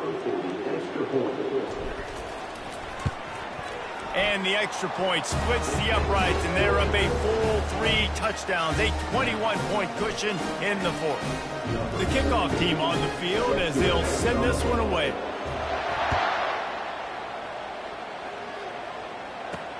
From inside his own 15, let's see how far he can get. Finds just enough space to cross the 25. Let's mark it at the 27-yard line. BC has the ball back, hoping for a party in the mods. What a turn that last drive was. It didn't pick up the 4th down, and it led to the scoring drive, David. And those are frustrating because you think you might get points and then your defense gives up points. This has got to be a complementary football type deal. The offense now needs to provide a little spark and give this defense some hope. No doubt, David. They got to turn the page, and they've got to play with a little bit more urgency here, knowing they've got to get that one back and put a good. They get enough rush, and it pays off. The sack at the 20. Boston College wants to play fast. On 3rd and long, he'll need to loosen up that arm. And he feels the heat coming, and it burns him up. Another sack. Trying to get everybody set with the clock still running. On 4th down, they'll throw for it. He's going up top here late in the game. And it's incomplete way downfield, and the defense rises to the occasion. Well, at this point of the game, in the second half down 3 possessions, you're not punting anymore, right? Every 4th down you're going to be going for, regardless of where you are in the field. The problem is, defense knows it too, so they're going to play call accordingly. That time, had a better play call on. They execute. It's just been that kind of day in this offense.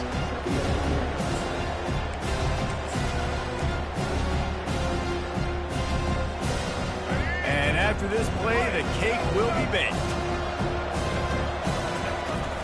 They'll run it behind the big guys on the left. And the final play is just a short gain, and we're at the end of the game. Winning those individual 6-second battles every play, time after time after time after time, and that leads to a victory here. And I love when teams go out and play like it's sudden death. Like if they lose the game, their entire season is over. This game wasn't for the national championship, but you wouldn't know that watching this winning team, David. Tremendous effort and tremendous execution. I love competitive people. I love competitive coaches. I love competitive teams that they know that their job is to go out and get a W no matter where you play. You want to play in the parking lot? We'll go meet you. Great job on this team being ready, getting the W. That's going to do it for us. For Jesse Palmer, David Pollack, our entire broadcast team, I'm Reese Davis. This has been another presentation of EA Sports College Football.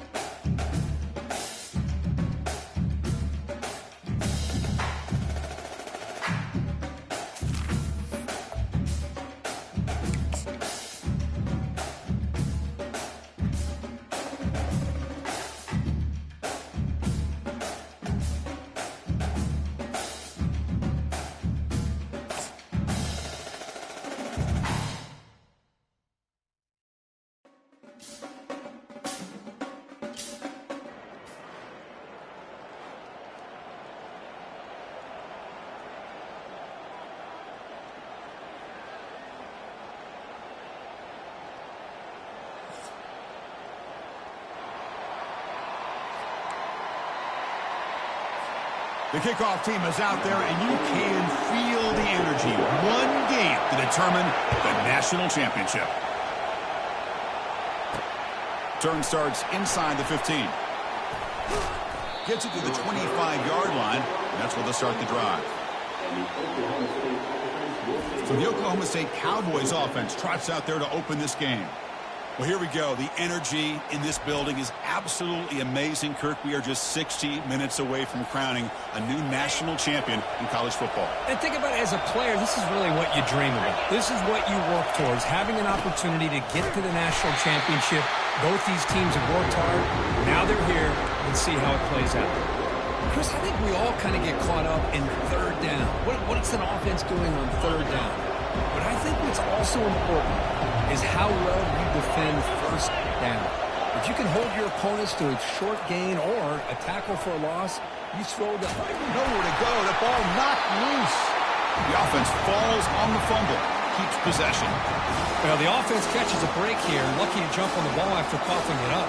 He's lucky that his other teammates had some good awareness.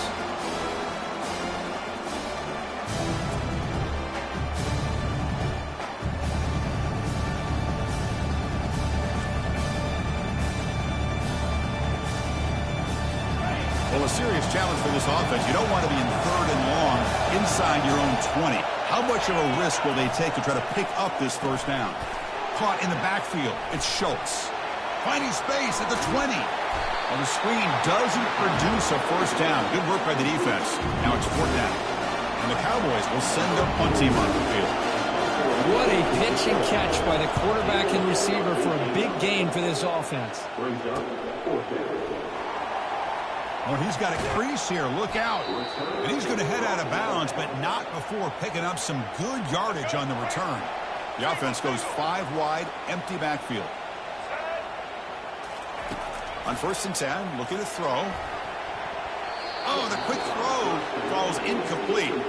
Pretty nice catch here, but a missed opportunity for an interception. Let's face it, a lot of these defenders, they've got it all. Speed, athleticism, and hands, sometimes a little questionable, as we saw here. They're going to run the option. Pitch play to the back. Picks up the first, looking for more. Oh, and he breaks free. It's a foot race. Chris, all week I wondered if this back might get loose and come up with a big play like this. The defense had their back turned, couldn't really see where he was. By the time they realized it, he just had too much speed, and he's able to take it to the end zone.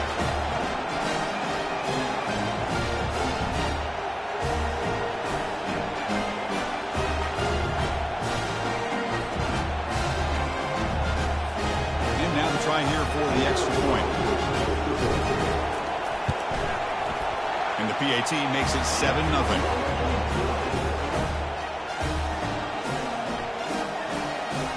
Here's the kickoff team now, set to boot this one away.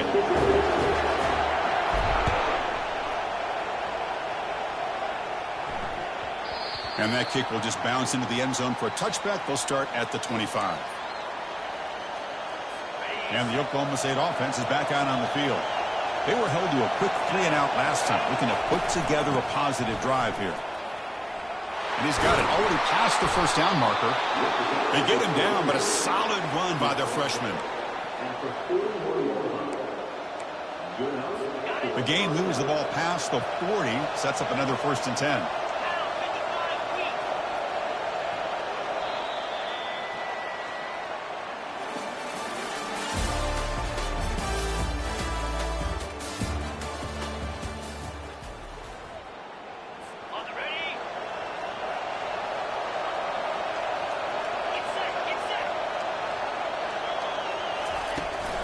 And the fullback takes a turn running the football. When you can get good chunks of yardage like this on early downs, it just keeps you on schedule, leading to more manageable third down situations. Never underestimate the value of consistently getting 4 or more yards a pop like that. And that pass rush has trapped him into sack. They crank up the tempo here for this important third down play.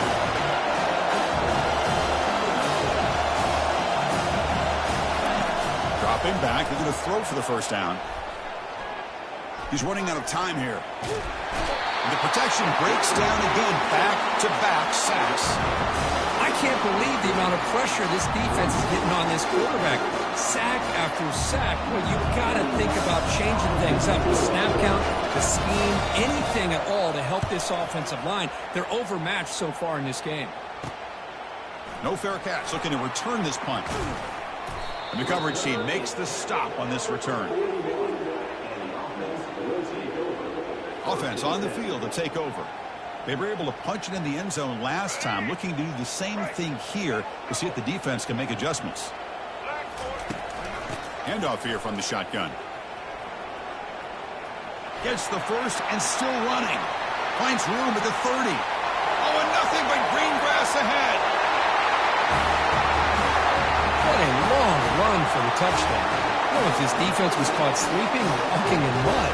I can't pick which one. Maybe it's both, because the running back just went right by them so easily for the big game and a big-time score. Well, they'll try to add to the lead now with the PAT. With the extra point, the lead is 14. So the offense gets momentum, scoring before halftime. Now the kickoff. We'll see if the defense can get his top and preserve that momentum. He's got it inside the 15. Not much on the return. They'll stop him at the 24. Good coverage. And the Oklahoma State offense is back out on the field. Let's see what they do here in the final minute of the half. Try to get aggressive and cut into this lead, or play it safe. And it's incomplete. He just missed his target, overthrowing it. Chris, I don't know if it's the hype of the national championship, the timing between the quarterback and his receivers, but they have not been able to get anything going at all here in the first half. And the problem is they're already down in this game. They've got to put the ball through the air and start hitting some passes, or there's no chance they come back and have a chance to win. Looking to throw it on first down. And the freshman able to get home with the sack.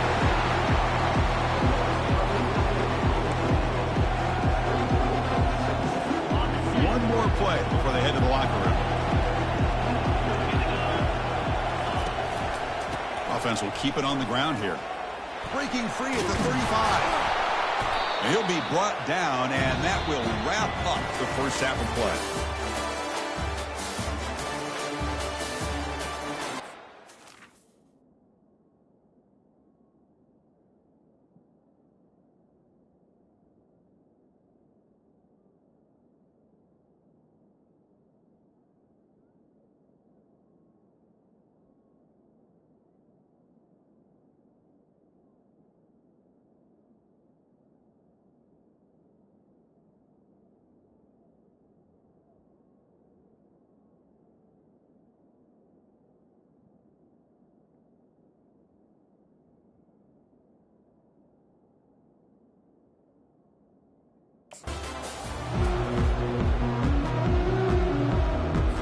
Cowboys will kick this away to start the second half. And he'll bring it out from inside the 10. When he's got some space here. And he's brought down after a solid effort on that return. Offense drops that onto the field, hoping to start a drive here. After a positive finish to the first half, a chance to really build momentum here with more points. They'll stop him behind the line for a loss of 1. I like the idea of mixing it up from time to time because he can't be too predictable. But the execution was a little bit off on this one. Going to have to go back to the drawing board. Back to throw. It's Moore. Makes a quick catch. Tackle made at the 41. It's a nice game. They're getting closer to the 50. You know, we talked this week with the offensive coordinator about what makes this receiver so special. He kept referring to his route running. Here's an example of that. Great route, enough separation to give the quarterback a nice lane to throw the football. Now it's second down here. Here's the option play. Tackled behind the line. It's a loss of 2. I love the idea to mix it up from time to time because, let's face it, you can't be predictable. But the execution was a little bit lacking on that one, right? They might want to go back to the drawing board on that call. Quarterback drops back, probing the secondary. Looks over the middle, and that's complete. Tackle across midfield at the 48, good enough for a first down. The offense will line up. Chance for a couple more plays before the end of the quarter. They'll try the option play here. He'll pitch it.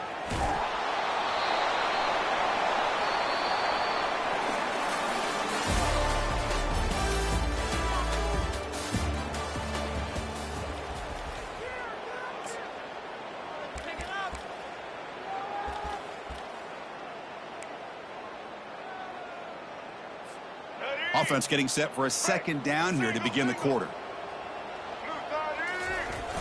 And they'll just try to run some clock here, keeping it on the ground. And he's out of bounds after gaining decent yardage. Well, this defense is going to have to mix up some looks because this back has had a monster day in the national championship. Running inside, running outside. The defense has got to do a good job of locking in on him to negate his big play ability. Finding some room at the 25. Simple throw, all the yards after the catch. Explosive play by the receiver to score. Just a dynamic, athletic playmaker. As simple as you said, Chris, just throw him the football, he makes a catch, and then all the fireworks are after the catch, and this defense just unable to corral him.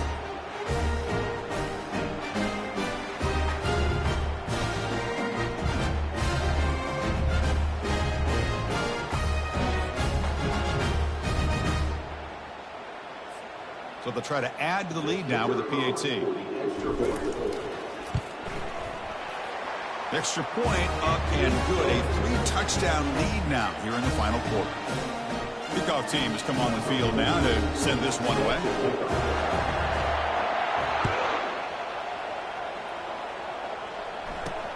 And he fields it inside the 15.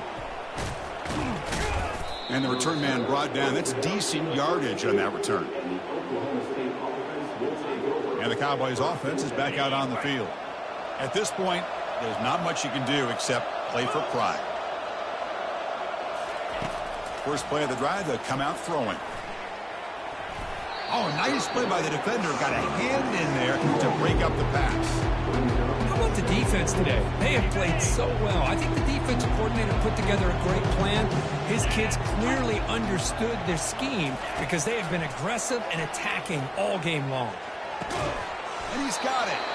Stopped right near midfield. It'll be a first down. The clock is still running. They got to get set quickly.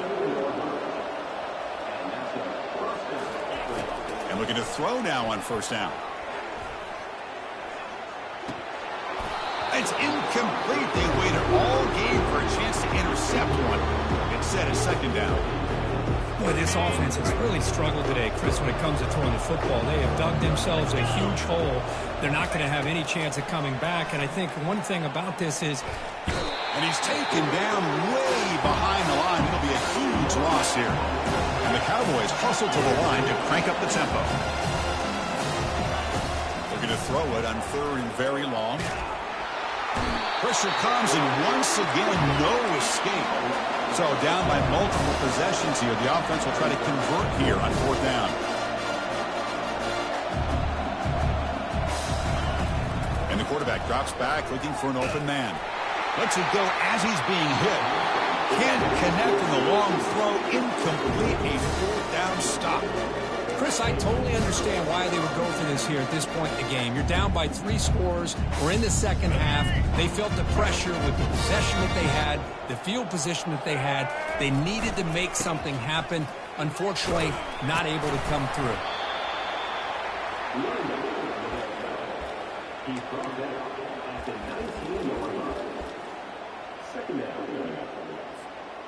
Heads up. The offense now operating in the red zone. Now here's the toss play. Got a lane. Can he get in? That's another touchdown. A dream performance of this running back on the biggest possible stage. I mean, Chris, we're talking about the national championship. This defense has had a lot of time to prepare. They've heard all about him. In fact, they told us the only chance we have to win this game is we've got to stop their ability to run the ball and stop their running back. So far, they're struggling. Extra point makes it a 28-zip lead.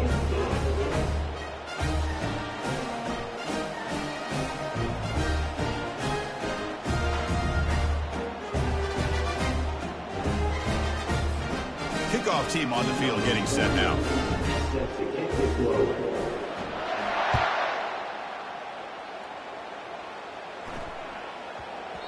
The kickoff, a little too hot to handle, goes through the end zone for a touchback. And the Oklahoma State offense takes the field. Well, this has been a disappointment. They've had their doors blown off here, just playing for pride at this point. Nice grab. It's Schultz. Defense reacts quickly. A very short gain on the play. Pass complete. It's second down now. And the quarterback dropping back. Defense is coming after him. Oh, the sack is made there by the freshman.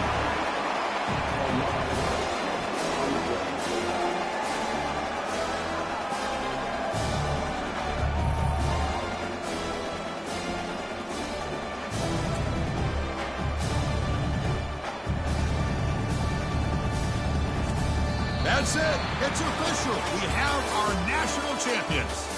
What an emphatic statement to close out this national championship run. You know, the coach told his guys, go out there and leave no doubt. I'd say mission accomplished. Well, sometimes a team wins a national championship and they just got hot at the right time. And there's other times when it's been clearly the best team in college football all year. To me, these guys have been right up there as a top team in college football, and it's very fitting that they not only win it, but they win it in grand fashion.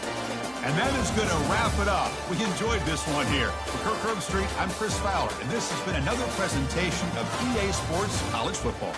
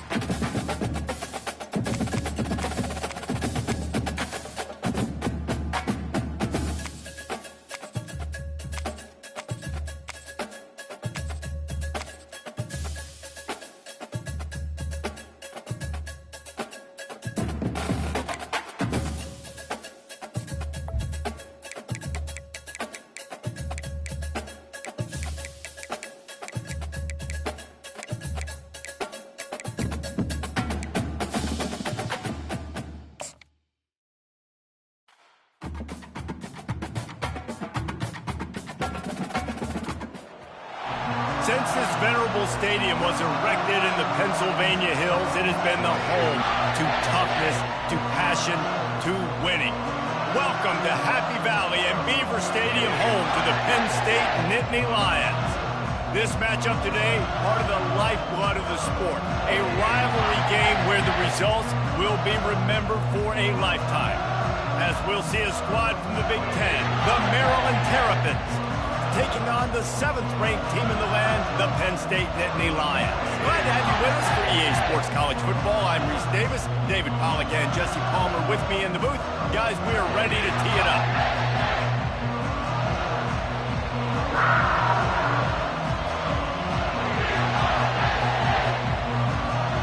And the Terrapins will get us started with the opening kickoff. And he'll return it and try to get behind his blockers. Really disciplined job by the coverage unit to get down there and make the stop at the 19. The Nittany Lions offense will have the first possession of the game.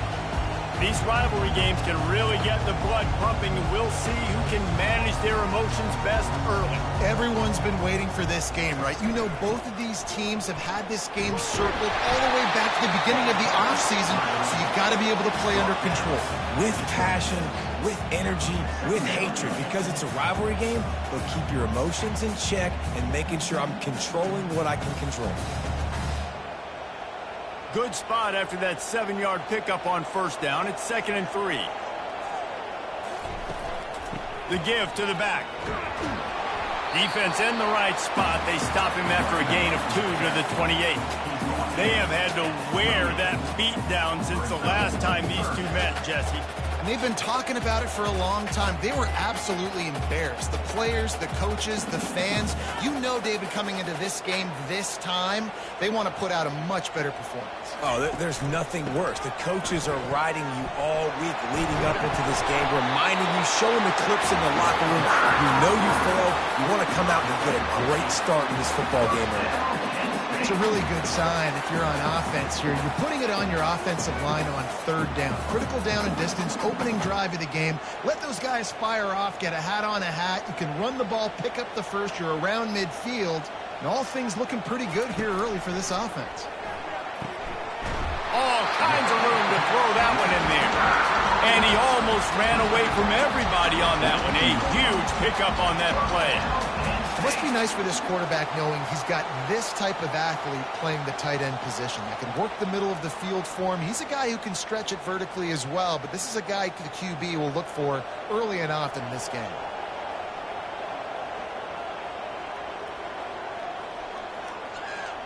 The offense showing motion from the tight end, trying to get a read on the D. Off the play fake on first down to throw. Got him downfield. And this defense is a half a beat behind. They just can't quite keep up. They've got it down to the 21.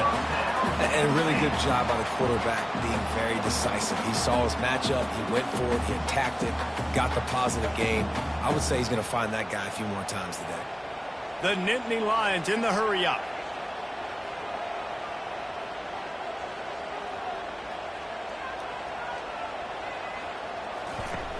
Trying play action. Quickly complete. That throw and catch gets them down to the 6, and the defense is running out of answers. How about the mix of play calls on this drive? 3 runs, 3 passes, and now they're in business. And just keeping the defense completely off balance. When you think it's a run, it's a pass. When you think it's a pass, it's a run. Nice job by this offense going right down the field in 6 plays and now set up for 1st and goal. A first down run in the red zone. And he's loose, and he'll take it to the house. Touchdown, Penn State! I can't imagine that going any better. What a great start for this offense. Opening drive, come out, have success. You know, most offensive coordinators script their first 5 to 10 plays. Looks like that script worked pretty well.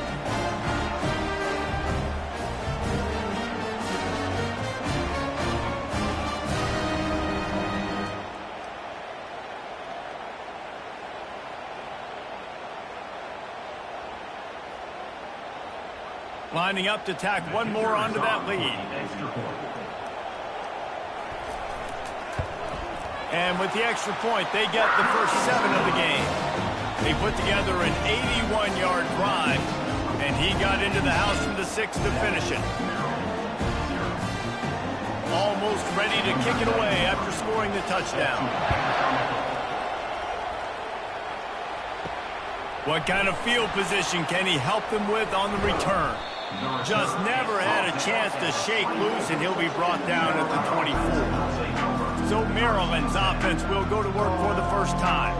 Here are our impact players for this game, and it goes beyond executing an assignment to make an impact in the game. Yeah, obviously we were talking to both coaching staffs this week, and we asked them who needs to step up and play well. They immediately pointed to these guys right here.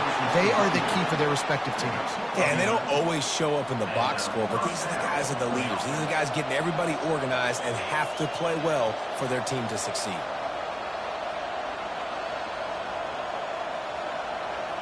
This crowd bringing the energy and noise early.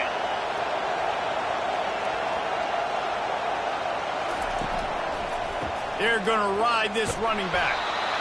The biggest lie college football coaches tell is nameless, faceless opponent. David, game like this, you know their name and you know their face.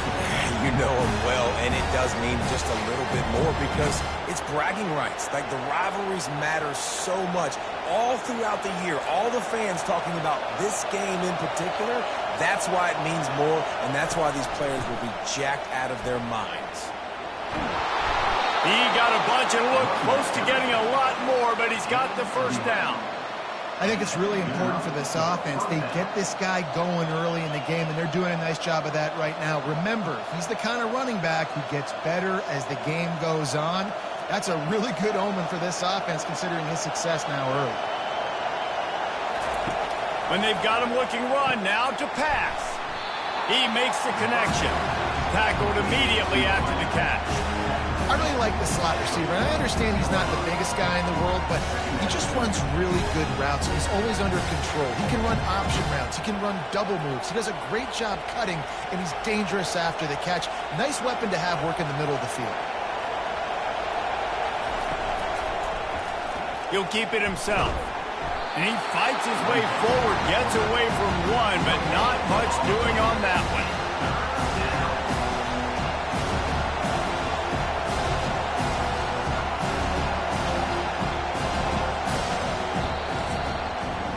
We've come to the end of the quarter, and it's Penn State on top. We've put one in the books. Let's have a look at our game summary.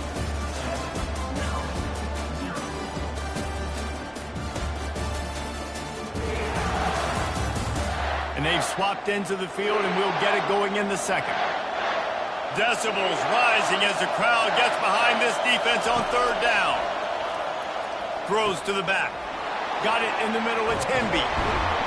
And they are finding some space in this defense. He's got it down to the 25.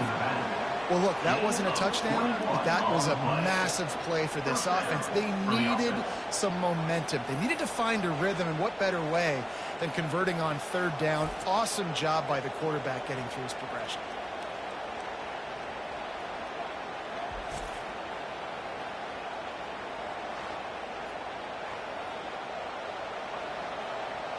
The Terrapins moving quickly to the line.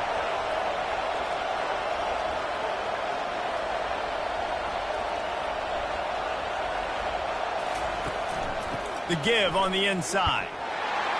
A strong tackle and wrap up from the junior.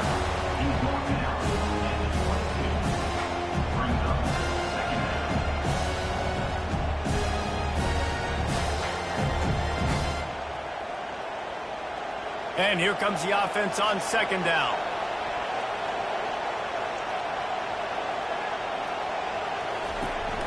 From the shotgun, the handoff to the back.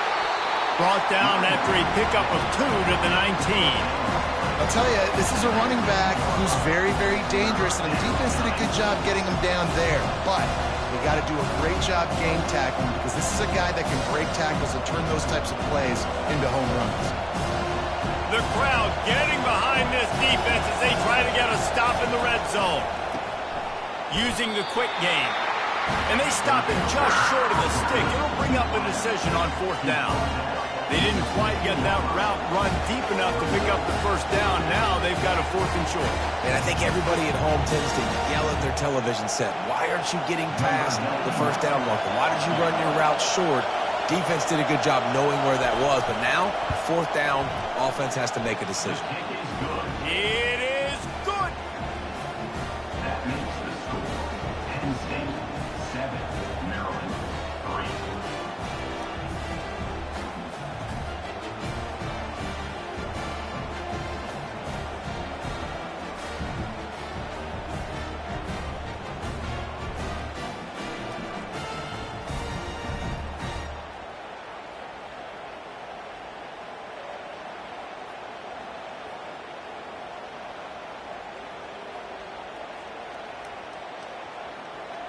So they were able to put up a 3 spot on that last drive, and now the kickoff team out there as they prepare to put boot to leather. Here he comes from inside his own 5. Not a lot of space to be found. Good hustle by the coverage team, and they stop him at the 21. The Nittany Lions going back to work on offense now. The give to the left. Into the pile, maybe got one. He stopped at the 21. Run game is good. Balance is good. Now, listen, if the run game isn't good, then you got to pass the football a little bit more. But sometimes you got to keep them honest, take them chunk by chunk. Didn't get much on first down. It's 2nd and 9. On the move, it's Allard. Gets it out fast. Didn't pick up a lot there. Moved it forward just a few. Look, as an offense, you're always going to take completions over incompletions and interceptions. So the offense, they're able to make that 3rd down a little bit more manageable, but honestly, not by much. 3rd down conversions are a huge stat, and this one would be a doozy if they can pull it off. From the gun, wants to pass. Fires to the wideout. Pulls it in. Finally run out of bounds, but he has this offense rolling with a 1st down.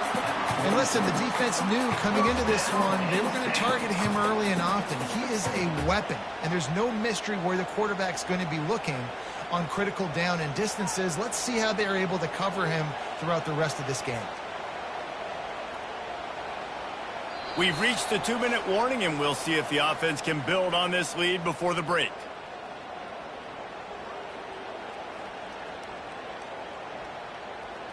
The Nittany Lions come to the line with a fresh set of downs. Looking to move it through the air. Fires to the tight end. Dragged down at the 43, but they've got it in enemy territory. They picked up 10 and give him a 1st down. Love the way he didn't just run to a spot. He found the cushion in the zone and got himself open for the 1st down. Yeah, and you're taught to find that space. Now, don't run right into a zone defender who's sitting there looking at the quarterback and looking at you. So much creativity with routes now and being able to just have subtle moves one way, come back the other way. Nice job by the tight end finding that hole in the zone. I like this tight end. He does a really nice job on his route running. He's been beating man coverage. He can find the soft spots in the zones. You got to get him involved. Now on 2nd down after the short completion. He's looking to throw. Quick completion on the out route. They make the stop after the catch and still some work to do to pick up that 1st down. I love the anticipation on that throw by the QB on the out route. You got to throw it before the receiver comes out of his break. Nice work. Here comes a 3rd down situation, and the defense has had no answer so far. Got his man quickly. Good job running that route to get past the sticks because he got nothing after the catch. He might have expected to see this DB up in his receiver's kitchen. Instead, nice little zone, and they pick up the 1st. Man, offenses are getting so good, Reese, at seeing the holes in the zone, knowing you're in zone, knowing where to sit down, how to make it an easy pitch and catch for the quarterback, and that's what it was on 3rd and short. They get him down after he makes the catch. I'll say this, man. In college football, you see a lot of bad tackling. You didn't see it right there. That was an awesome job. First off, being there at the point of attack. Once the tight end made the catch, there was no doubt he was going down. Great job for him, Tad. The offense uses a timeout to stop the clock, and they'll get a quick breather. That completion leaves us with 2nd and medium. On the run, it's Allard. Makes the grab. And he's into the end zone. Touchdown, Nittany Lions. My man, get him the ball. He will do this. Catches the football, walks into the end zone. Feed that man the rock.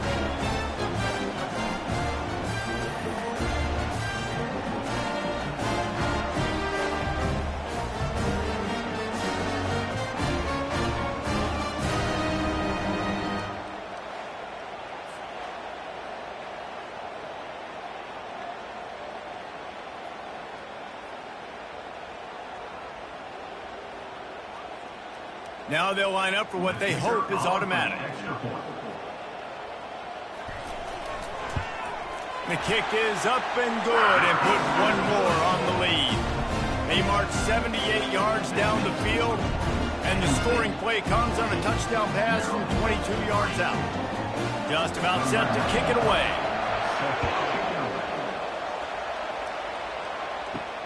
On the run from inside his own 5. And the coverage team able to make the tackle.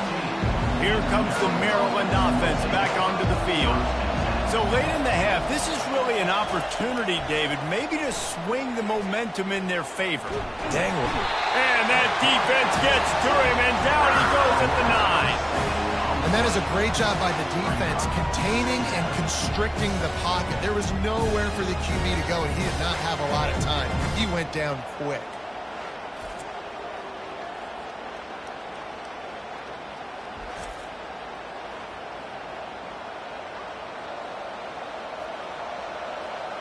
Just a few seconds remaining here as they try to put something up before halftime. He wants to pass it on second down. Works the middle. They make the stop, and that is the end of the first half. First half in the books. Time now to join Kevin Connors in our halftime update. Thanks so much, guys. And I need not tell you, rivalry games always bring out a ton of emotion. And no surprise, we saw just that in the first half today. And there is no better place to start this halftime than by reviewing how this wideout has been a one-man wrecking crew. The kid's been everywhere. And I love how he's willing to go across the middle, but that he also has the jets to burn these DBs on the deep ball. If this defense wants to actually come back in this one, they better hide his cleats. With that, let's throw it back to the guys to see how this rivalry matchup plays out. And the Terrapins will kick it away to crank up the second half. He'll bring it out. It's Hemby. He's brought down at the 16. Would have been much better off to take the touchback. Maryland has the ball back, and the Terrapin offense ready to go. Trailing by a couple of scores, they'd like to generate some confidence here early in the third quarter. Down 2 possessions, the coaching staff met in at halftime, and they've probably scripted this opening drive, just like they do at the start of the game. They've now got an idea of what plays they feel most confident in, what plays their quarterback is seeing the best to go out here and execute a scoring drive. Well, and it's nice to get the ball first. Like, I got the first opportunity to close the gap a little bit, apply some great game pressure to these guys. So I think getting the ball first, driving down, scoring right here will be huge. Dropping back, it's Edwards. Working the middle, it's complete. That is exactly what you're looking for when you talk explosive plays. The defense finally able to make the stop. That was a really nice catch and an even better run after the grab. Yeah, and get the ball to your playmaker. What's good about having him in the slot is he can go either direction. You can get him matched up on somebody that's not as fast, and you watch, he can run away from those linebackers or safeties.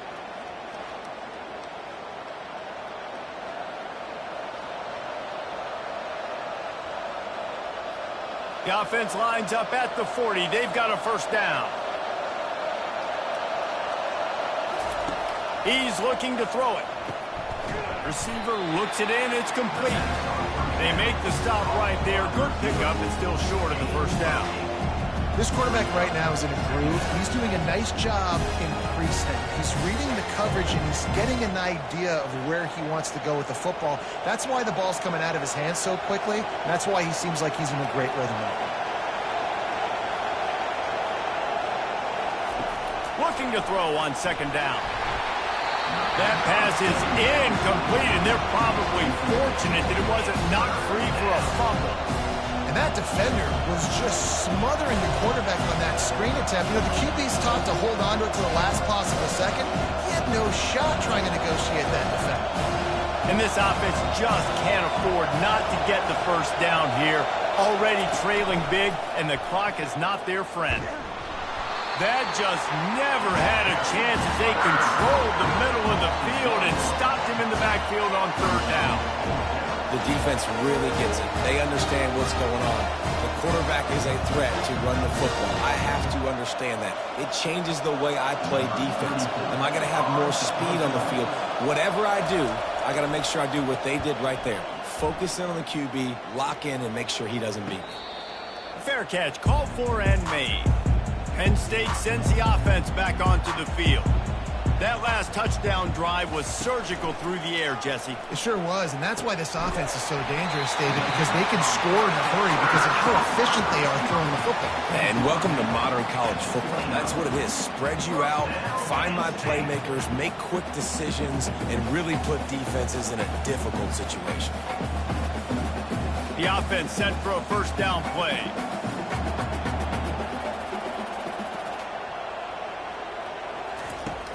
Use the play fake, now to throw. Unloads to the wideout. Grabbed over the middle, it's Wallace. And he was off to the races, and he gets it to the 45. Yeah, and you see some quarterbacks who hesitate to throw the ball over the middle. I love it when you attack the whole field. And the middle of the field and being able to throw over linebackers and between safeties is a big skill, but show that defense. You will attack everywhere. The Nittany Lions want to crank the tempo.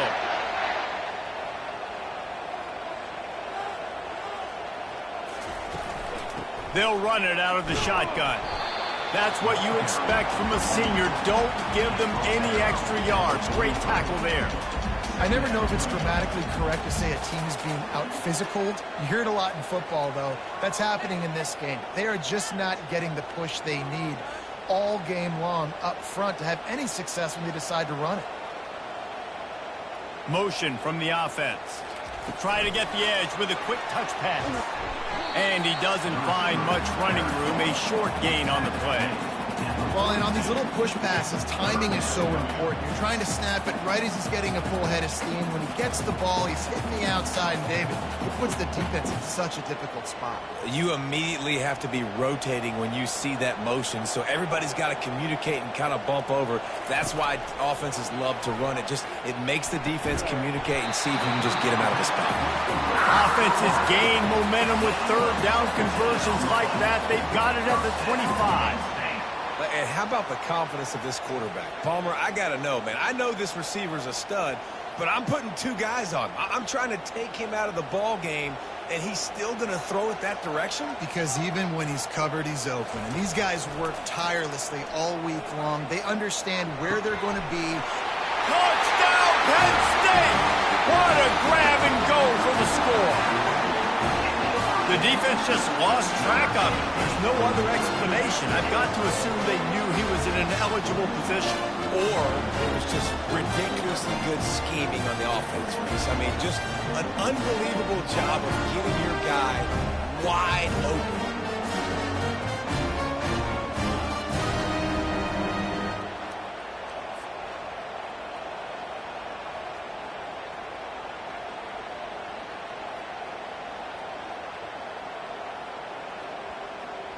Lining up for the PAT.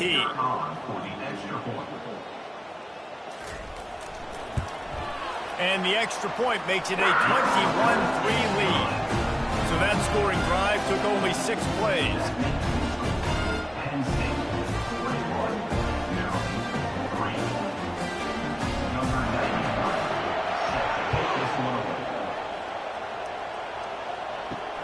He'll bring it back looking for help. I know he thinks he can house every return, but sometimes you just have to take a knee as he stopped at the 14.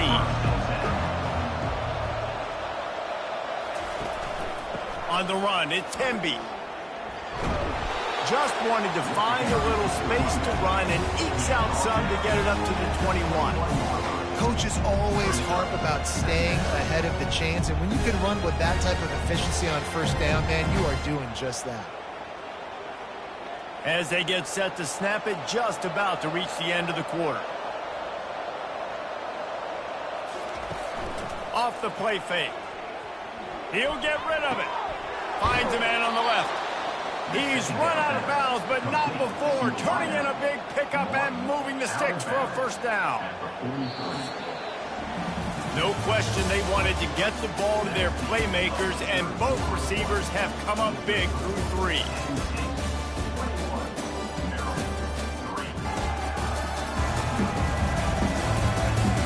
One more quarter to go, and it looks as if we are ready to play. Offense lines up for a 1st and 10 from the 43. Looking for a man. It's Edwards. And they couldn't hold off the heat, and he goes down with a sack. That's a good example there of complementary defense. The DBs and linebackers are playing zone, they're playing their spaces, and they force the QB to have to hold the ball, try to work through his progressions, and then the pass rush, they win up front.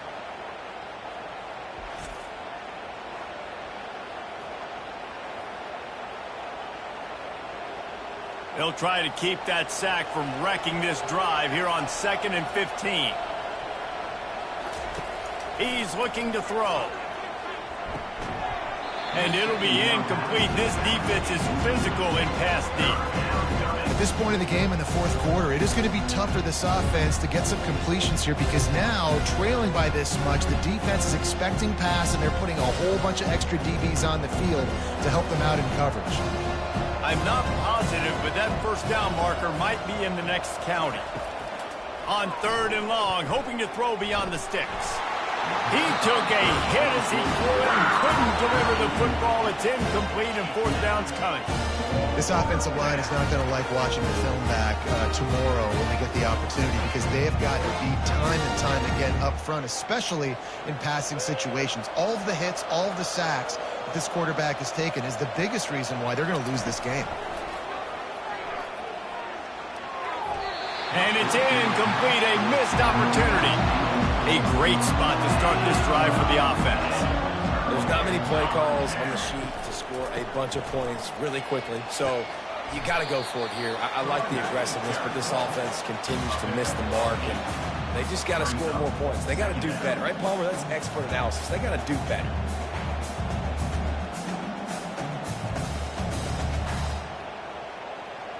Got 8 on 1st down, now looking at a 2nd and 2.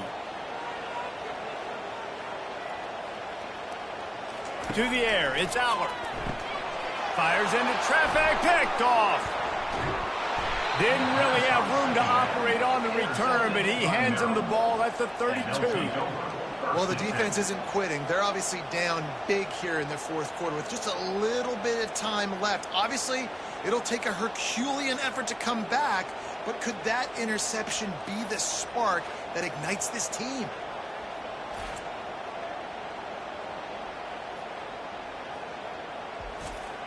Here comes the Maryland offense back onto the field.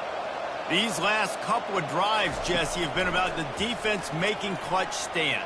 I think for this offense, they can stay aggressive knowing that their defense is going to bail them out time and time again.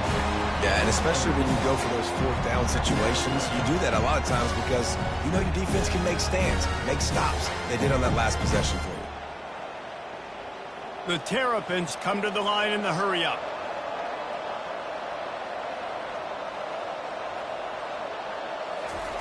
Wants to fire on 2nd down.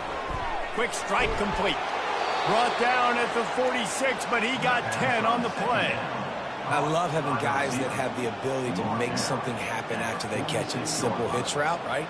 Okay, give me some extra yards. Get me a 1st down after the play. Nice job by the wide receiver. The offense setting up shop at the 46, 1st and 10.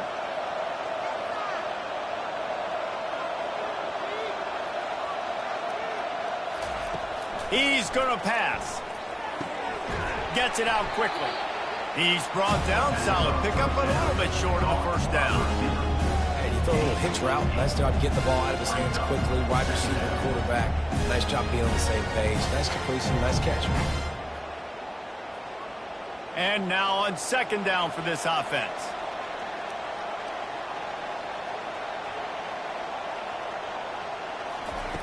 They're going to throw it again. Got it in the middle. It's Howard. And a nice grab there. Big pickup down to the 35-yard line. And if you had any questions about this quarterback's arm talent, now you've got your answer. Wow. And the Terrapins are moving quickly down the field. We hit the 2-minute warning, and this offense is desperate to make something happen and do it in a hurry.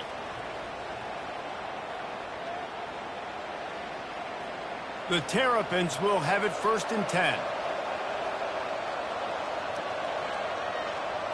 Wants to throw. It's Edwards. And he can't connect on the throw. It's incomplete. And it's just been that kind of day for this quarterback in this offense, guys. They have never been able to get into a rhythm throwing the football. Timing's been off. Accuracy hasn't been great. We've seen some drops. Just not in sync, and that's why they find themselves trailing by a lot right here late in the game. And back to the air on 2nd down. Receiver wasn't ready for the throw. Incomplete. And that's just the kind of game it's been for this quarterback in this offense. You got a great game plan all week long. You're watching it throughout practice. You think you're going to have a chance to light up the scoreboard, but they're just not able to hook up. You've got to give this defense a ton of credit. They've done a great job in coverage. They've been breaking on passes. They've had their number, and that's why they're leading by as much as they are. On 3rd and long, try to convert through the air. Oh, they really could have used that catch there. Physical pass defense. It brings up a 4th down. Got to give this defense credit, guys, because all game long they have forced their opponent to be one-dimensional. They haven't allowed anything to happen in the passing game. As a result, we're here in the 4th quarter. They barely allowed over 100 yards passing. On 4th down, trying to find his man. Makes the catch past the sticks. Run out of bounds just before he could get it into the end zone, and now they're set up 1st and goal. Hey, you know, the defense here in this situation with a huge lead, they've got to anticipate that this offense is going to be trying to throw the ball to the sideline, so they've got to work different coverages to try to force the quarterback to go over the middle of the field with the football. And the Terrapins are threatening on 1st and goal. From the gun. Pocket starts to collapse. And the defense makes a play, sacking him back at the 10. That's a play the defense needed, right? It's been a battle all game long. Here we are, it's late, everybody's tired. They've given up a few yards on this drive, but they come away with a huge sack at a big moment.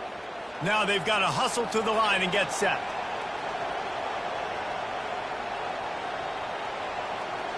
To the air, it's Edwards. And the pressure is coming in, and they get him again. We just need better execution on offense right now. Not able to get it done on 1st down, and now they give up the sack. If you're the head coach right now, you might want to think about a timeout, make sure your guys have their minds right. This offense has been unable to find the end zone all day. Can they do it on 3rd and goal? Looking downfield, and he needs a bunch. He caught it.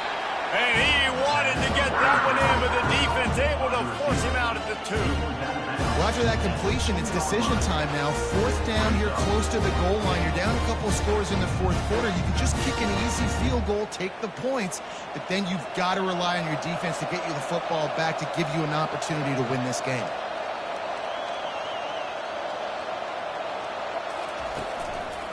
Trying to power it in.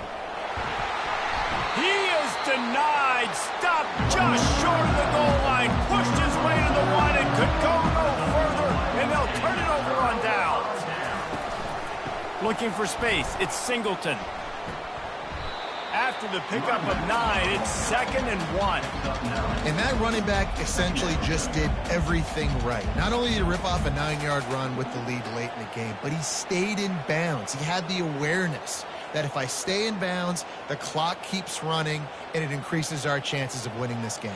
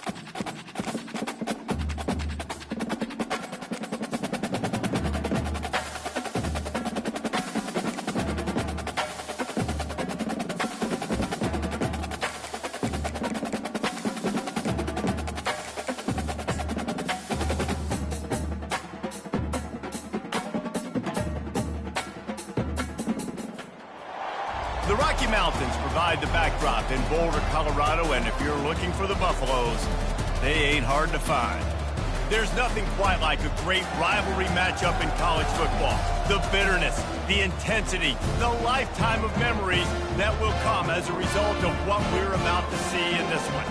As we'll see a squad from the Big Ten, the Nebraska Cornhuskers, taking on a team from the Big 12, the Colorado Buffaloes. For EA Sports College Football, Reese Davis with you alongside David Pollack and Jesse Palmer. And guys, can't wait to get this one started.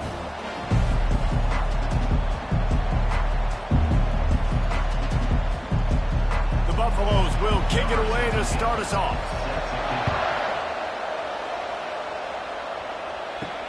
He'll start the return inside his 5. He was looking for some running room, but not much to be found as he stopped at the 18. So Nebraska's offense will get the first crack at it here. And the adrenaline is pumping on overdrive in games like this, guys, and it's crucial to get your emotions under control. No doubt. In rivalry games, you've got to limit the mental errors, and you've got to limit the penalties, because those will kill you, Pollard. And you got to come out under control. It means so much. We know that. The fans are all talking about it, but it's just football.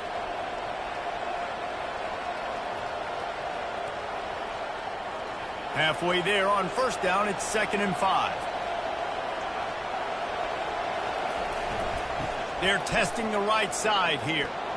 Got room at the 35. That is exactly what you're looking for when you talk explosive plays. The defense finally able to make the stop.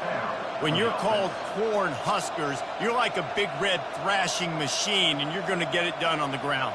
Just going to chew up the ground yards. Just going to eat you up, play physical, be different. And that's what Nebraska fans want. Throwback to the old days, the glory days, and they want some of that here in this recent history. Quickly complete. And just a short, safe pass play. They pick up a few. I know you want to prepare for every game the same way, but there's just something different about rivalry games, Jesse. It's because, Reese, I think players are aware that games like this define your legacy as a player. Your record in rivalry games is something that people are going to talk about for years and years down the road. You have got to show up and play your best football in games like this. There's so much for a quarterback to think about. Stick it out in the belly. Do I pull it? Now when I pull it, I got to get my feet set, making accurate throws, the right guy. So a lot of things going on, and I think that you saw that led to a little bit of inaccuracy. They couldn't make the connection on 2nd down. Now a 3rd and 7 to keep the drive alive. He's dropped behind the line of scrimmage. That'll be a loss of 3. Listen, I know there are a lot of DBs out there that all they want to do is get interceptions and dance in the end zone. This dude likes to put his face in the fan, get close to the line of scrimmage, and tackle. And on the opening drive, if he's out there, he gets a huge tackle for loss early. That is a statement play. 4th down, and the punt team sends it the other way. Not going to risk a return here. He'll make the fair catch. So Colorado's offense will take the field for the first time. And they seem to believe that they can take big plays away and man coverage by just locking him up in this matchup, David. Yeah, and it's hard to lock down a great wide receiver, but a great defensive back versus a great wide receiver, we got a showdown. Yeah, let's be honest, David. Most defenses don't have a dude like that, a cornerback, that could do that in a game like this. But this matchup is unique, and it's going to really determine the outcome of the game. And the Buffaloes want to move quickly.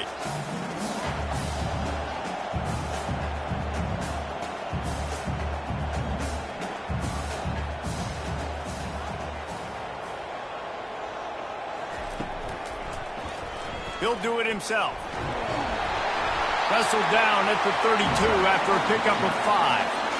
And how nice is it to have a guy that can say, I'm just going to go get the first down. Like, I know I have options. I can do X, Y, and Z, but I'm just going to let me run it, go get the first down, and give myself an extra set of downs. With a 1st down, they'll snap it from the 32. He wants to throw. Fires into traffic. It's picked off. Trying to take it back. After making the interception, he took it all the way back and sets up his offense at the 17-yard line. And that's the advantage right there of having your dime personnel on the field. You've got an extra DB. You've got an extra guy out there who's really good at covering. So for quarterbacks, you've got to be so good and precise with these passes because they've got speed in the back end. They're able to come away with the pick.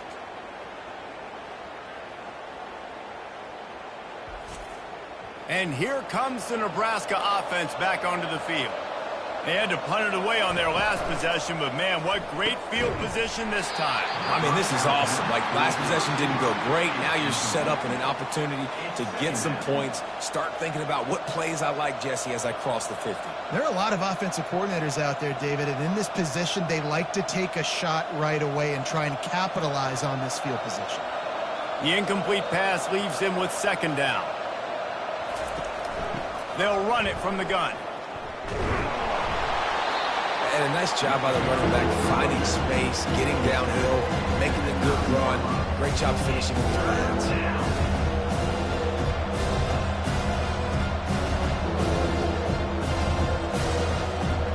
Tight quarters deep in the red zone, but they can pick up a first down without scoring. Third down. They'll stick to the ground looking for the marker. And he'll glide his way in for the score. Touchdown, Cornhuskers! And it feels good to land that first big punch against a rival, doesn't it? No doubt. In a game like this, too, you just want to be executing it at a high level early. So, David, that's got to feel great getting on the board first. And settles everyone down. All the nerves, all the emotion of this rivalry game. Now everybody can kind of settle in because you know you already got a touchdown on the board.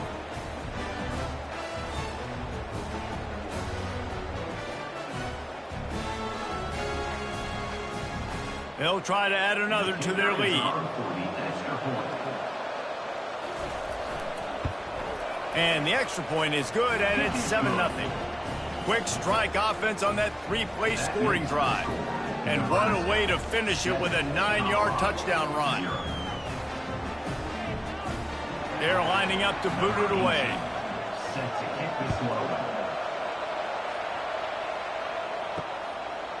Coming out with it, it's Horn. Not nearly as much as he'd hoped when he brought it out of the end zone. He'll be stopped at the 15. Colorado has the ball back, and the Buffaloes hoping to put their team in prime position on offense. Using the quick game. He's brought down quickly. Minimal gain there, still a bit short of the first down. Early in the game, I love getting my quarterback in a rhythm. Easy pitch and catch. You've thrown them 4,000 times. Not big shots, but just put you in nice positions on the next downs coming up. And the Buffaloes will hustle to the line.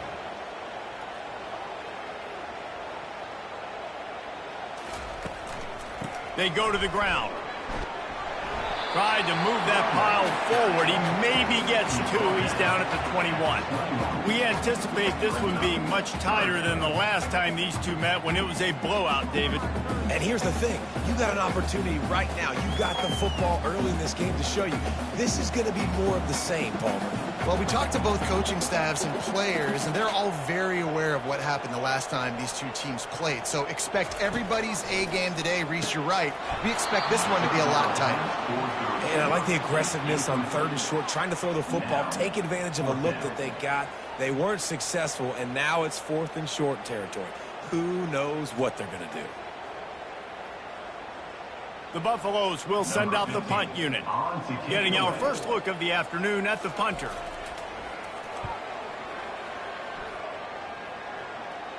He will signal for the fair catch and take it just inside the 35. The Cornhuskers ready to go back to work on offense. Jesse looking to take it down the field for back-to-back touchdowns. I think it's really important for them moving forward, too, to have a lot of bounce, right? You want to be able to keep this defense guessing, Paul. Yeah, and you got me searching for answers after that last drive. You stack another drive on top of this, their defense's heads are going to be spinning all over the place. We've come to the end of the quarter, and Nebraska is on top. One period in the books, and let's take a look at the stats.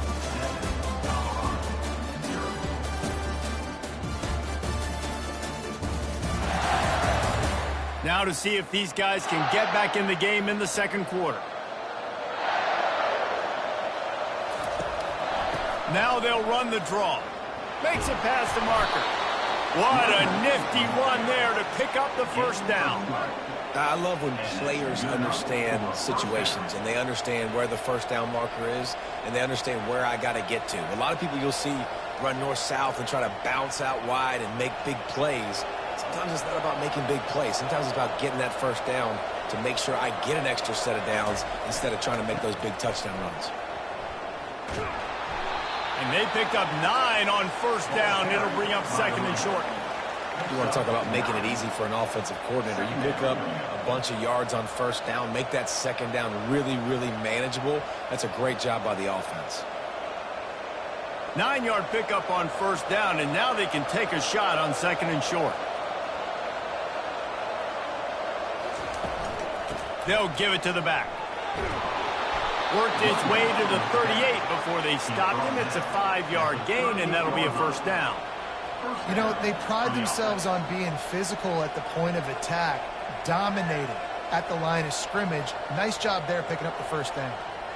And the Huskers have their offense in high gear.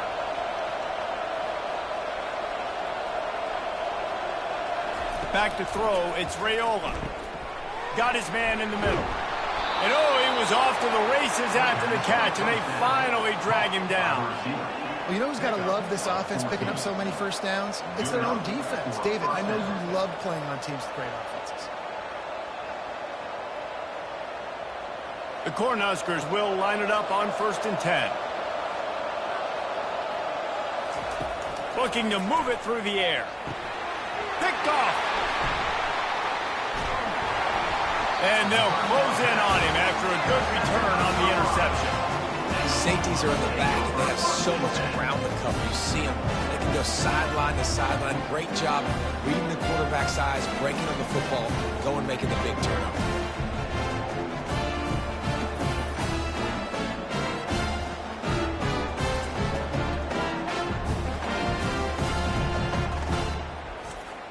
And the Colorado offense is coming back onto the field. Boy, 3 and out last time, Davey. They'd like to be more productive this time around. Yeah, in the last drive, nothing really clicked. No rhythm, got off the field really, really quickly. They need to put something together here, opponent. Yeah, David, bad execution on that last drive. So they got to take a collective breath and start playing like a unit on this drive.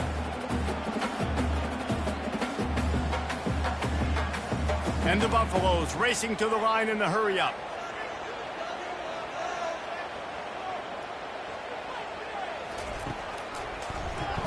He'll pull it on the read. Banging, slithering, whatever it takes to get that ball up to the 32. And that's what I love about the QB run game in this offense is it just keeps these defenses off balance. We're going to see a lot of running backs doing their work between the tackles in this game as well. But you see how mixing in the quarterback run, too, it just keeps this defense so confused. They'll go to the air on 3rd and short. It's complete. A quick tackle made, but he's got plenty for the first down. When you're a playmaker like this guy is, your coaches are going to dial up plays intended for you, especially on 3rd down. That's what you saw in that last play. There was no question where the quarterback was going with that football. All week long, they decided on the biggest downs of this game, we're going to target our best player, and we're going to make sure that he gets looks. It doesn't matter what the coverage is, and you saw it right there on that play. Throws to the wideout. Catch in the middle. It's Hunter. Touchdown, Buffaloes! A great catch and run for 6. Yeah, and the passing game comes through, man, and we need more of that in the second half. An extra point away from tying this football game. We trailed a little bit in the first half, stayed calm. If this passing game can continue to heat up, look out in the second half.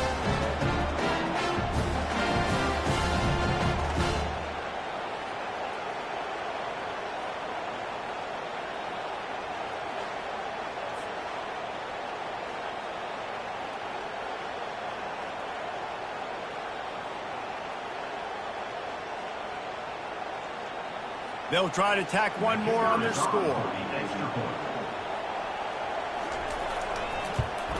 Splits those uprights right in half. Quick work on that scoring drive, just 4 plays. And the score coming on the touchdown pass from 55 yards out. after that latest answer tied things up, just about set to kick it away again. Just into the end zone, and he'll bring it out. Not nearly as much as he'd hoped when he brought it out of the end zone. He'll be stopped at the 15. And here comes the Nebraska offense back onto the field. They'll come out on this drive and let it rip. It's caught. And the defense makes the immediate tackle, but he has enough for the first down. Yeah, and he runs a quick out route. And this is a timing route. Quarterback has to trust him, throw him the football. You can tell they've thrown this a time or two. Nice job, nice success. They'll put it in play from the 27, first down.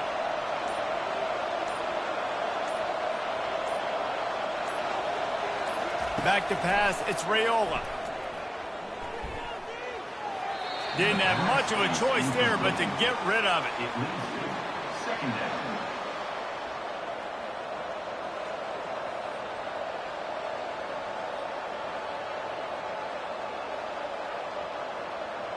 Offense gets set for second down.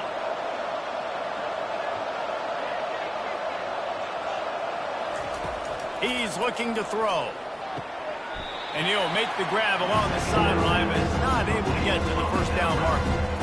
Guys out of the backfield now, it's not just run the ball downhill anymore. You got to be versatile. I got to be able to trust you in the pass game, and I got to be able to throw you the football, and you can do that right there. I know you're going to catch it, and I can depend on it.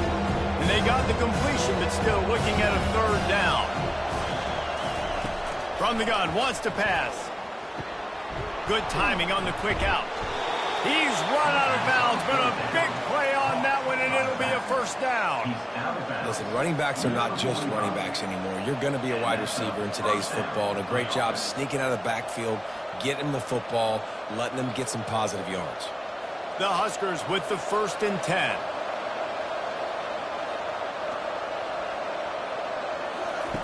He wants to throw it again. Fires to the wideout. Caught over the middle. It's Banks. Really nice job there by both guys to throw and the catch to work that defense and get the first down.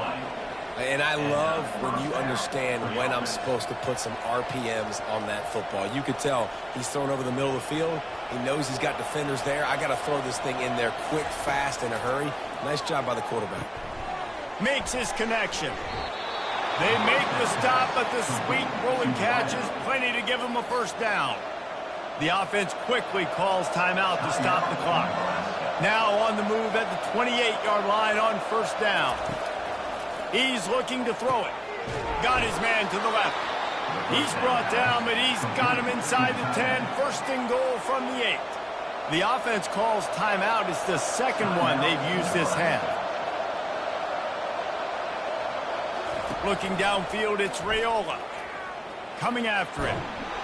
And this sophomore able to wreak some havoc and get the sack. I think defenses sometimes get frustrated and you want to get blitz happy and because you give up yards. In this day and age, you're going to give up yards. Who cares? This is the area you're going to bow up. Nice job on the first down, stopping a couple more downs here to stay aggressive. The hurry up now, second down, clock ticking. He's looking to throw. Snagged in the middle, it's Nair. They'll use a timeout right before halftime. Maybe time for one or two more plays. Time dwindling away as they try to put points on the board right before the half. On third and long, he's going to have to turn one loose downfield. Can't make the grab as he was looking for his man right at the goal line. Nice job by the defense. They're mixing up their look. They're third and long in field goal range. They go zone coverage. So everybody on the back end has the eye on the quarterback, and they're able to break on the ball, force the incompletion. So they are denied a touchdown on this drive, but they'll try to put up a 3-spot before the break. He got it. And guys, after the field goal, now they have the lead. Well, you love to see that, right? They put themselves in a position at the end of the half to take the lead. They put it on their kicker. He knocks it through the upright. So nothing but good vibes for this team now with the lead heading in at halftime.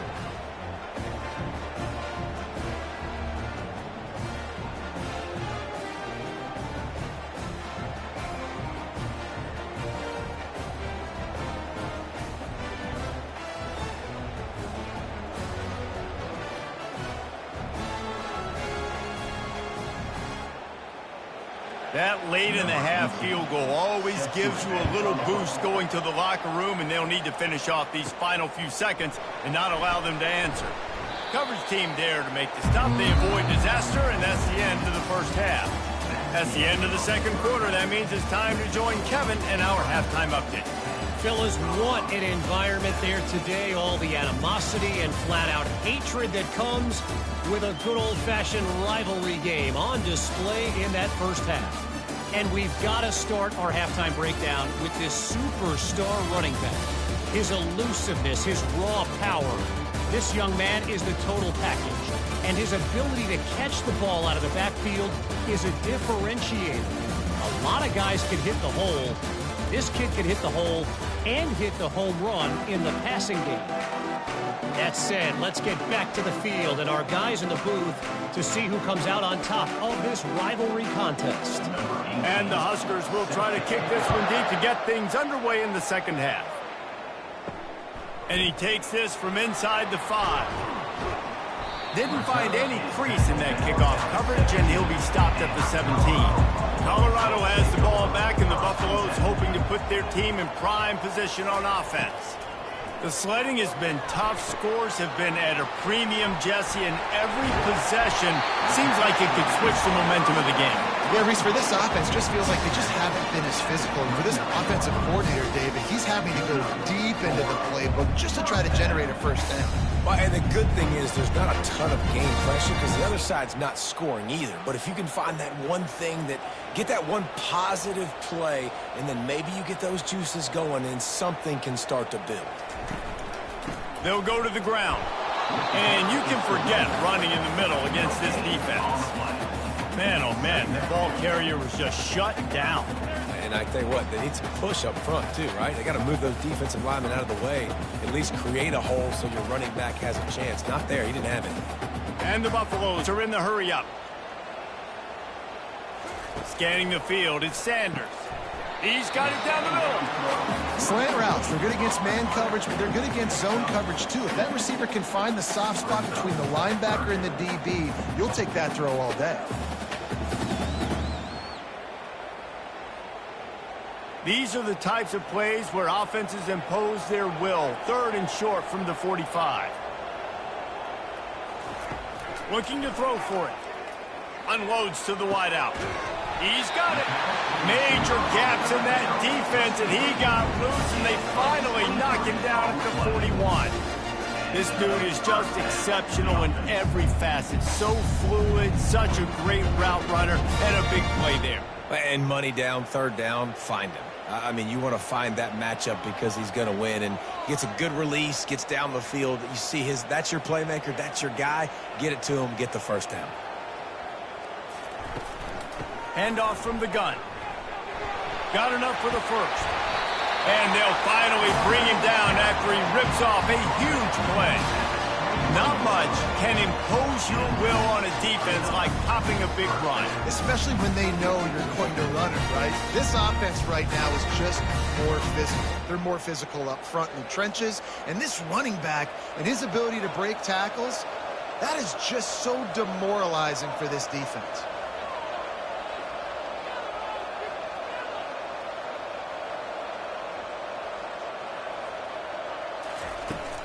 Right back to the well. They'll pick up 4, 2nd and 6 coming.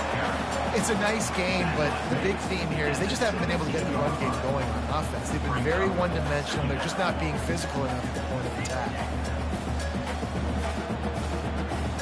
Solid pickup of 4 on 1st down. It's 2nd and 6. Wide receiver shows motion. The run from the shotgun. Plows ahead for a pickup of 4 down to the 14. I think you run that play on 2nd down knowing it's going to make 3rd down easy. You're not trying to hit a home run. You don't need the big play right now. Now you know 3rd down, everything's on the table, everything's available, high success rate. Really need to pick up this conversion and avoid having to settle for the field goal. They'll run for it on 3rd and short. And he's knocked down, but not before moving the chains. And I just love when guys know exactly where the sticks are. You could tell ran with purpose, finished through the sticks, and got just enough for the first down. And a nice job up front, too, right? Good communication. Everybody knew where they had to go, hat on a hat, work the double teams, and get some push. Wide out in motion. Quarterback touch pass on the jet sweep. And a pickup of 8 opens a world of opportunities on 2nd and 2. Man, the defense, you hold your breath. When this receiver has the football out in space, you have got to make sure you're playing with outstanding pursuit. Nice job there, but as this game goes on, they've got to keep an eye on this guy and make sure they know where he is at all times. From the gun, leaves it on the inside with the back. Touchdown, Colorado! And with that one, they jump on top here in the second half. There have been miniseries, novels, movies, long-form plays that have been over in shorter period of time than that drive. That was a marathon. And that's just so frustrating when you're a defensive guy, time and time again, trying to get the stops, and they just keep making the plays, and they punch it in for a touchdown. Demoralizing.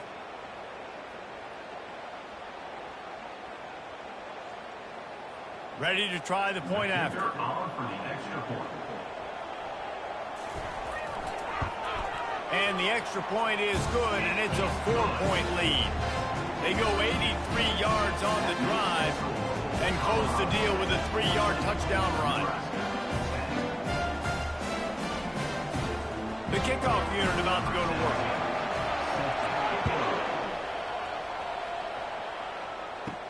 On the move from inside his 5.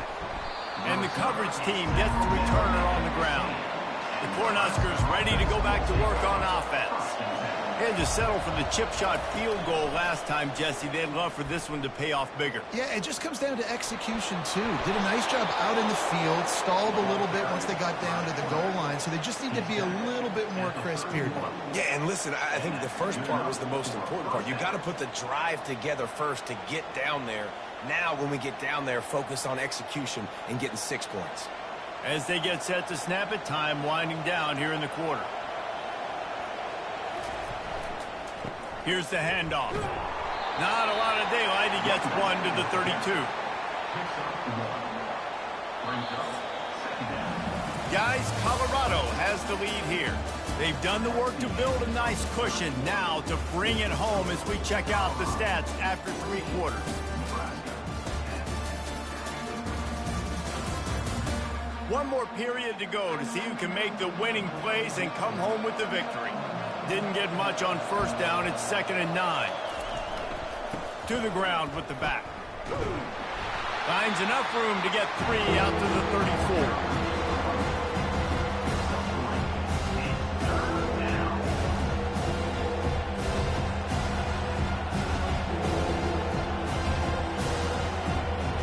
If they can convert here, that type of play can really give you a shot of momentum.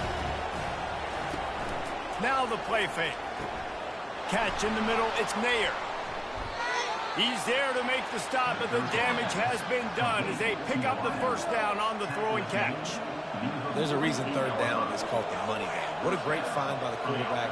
Great job finding his receiver. At the end of the game, you look at 3rd down percentages, it tells a huge story, and it goes a long way in deciding who wins a football game. Running back searching for a hole. He is going nowhere. Stop at the line of scrimmage. Everybody talks about DBs. They talk about dropping in coverage and not being physical. That DB begs to differ. Great tackle coming up, playing physical like a linebacker. They got nothing on the last play. It's 2nd and 10.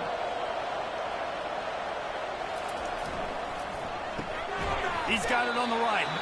And the defense had that one well covered. Just a short gain there.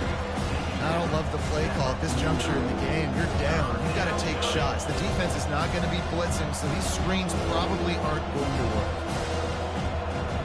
Getting late, pressure building, huge 3rd down coming up on the road for this offense. To the air, it's Raiola. Got it set up on the outside.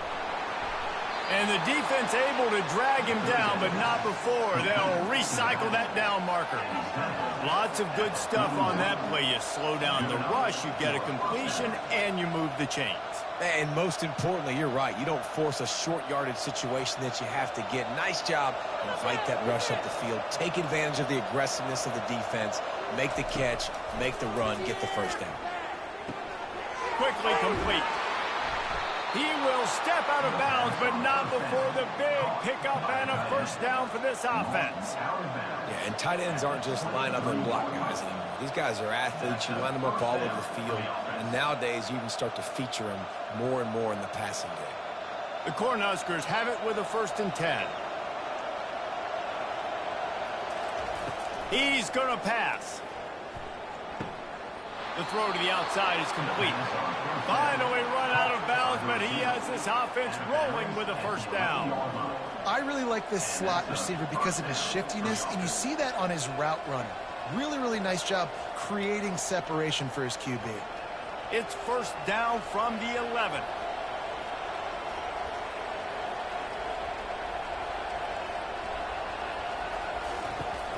From the gun. Give on the inside. He's knocked down in the backfield. He'll lose a couple. I'll tell you, this defensive end, not only can he pass rush, but he can play the run as well. You see him beat the offensive lineman there trying to block him and get in the backfield to make that tackle for loss. That was impressive. Operating in the red zone here on 2nd down.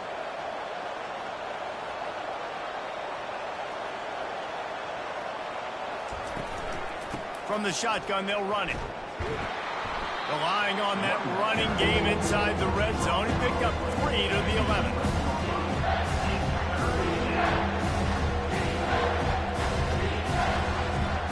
We've reached the 2-minute warning, and the defense needs to come up with a stop to close this thing out.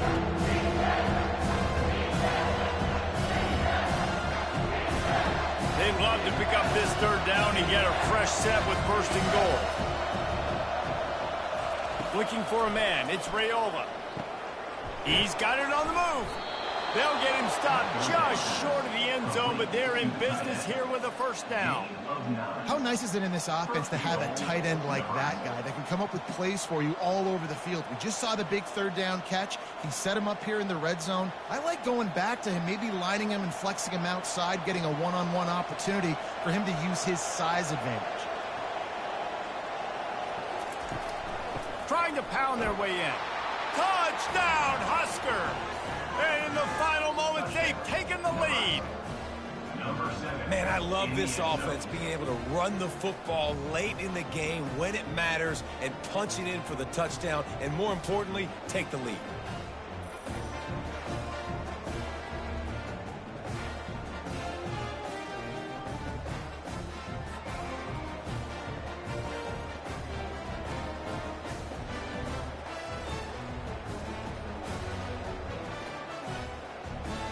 If he makes this one, the lead will be 3, and at least a field goal won't beat you. And with that extra point, they're up by 3, meaning a field goal just ties it. Precise, relentless execution on that 13-play scoring drive. And they capped it off with a 1-yard plunge. About to kick it away after scoring the touchdown. He'll bring it back from inside his 5. He was looking for some running room, but not much to be found as he stopped at the 18. And the Colorado offense is coming back onto the field. These are the games. These are the moments. This is the opportunity for the finish that people remember in rivalries like this one. And those highlights that are shown for years and years to come. These big-time moments, Palmer, coming down to the wire, who steps up and makes the big-time play. And this is why you lift the weights in the offseason. This is why you do all the gassers and all the sprints. For moments like this, game on the line in one of the biggest games of the year. Comes out throwing on 1st down. Fires into traffic, intercepted. Taking it the other way. And he's going to take it all the way back. Touchdown, Nebraska. And, man, the offense has the lead, has the football. All you got to do is run the clock out, maybe be conservative, run the football. They chose to throw, and the defense makes them pay.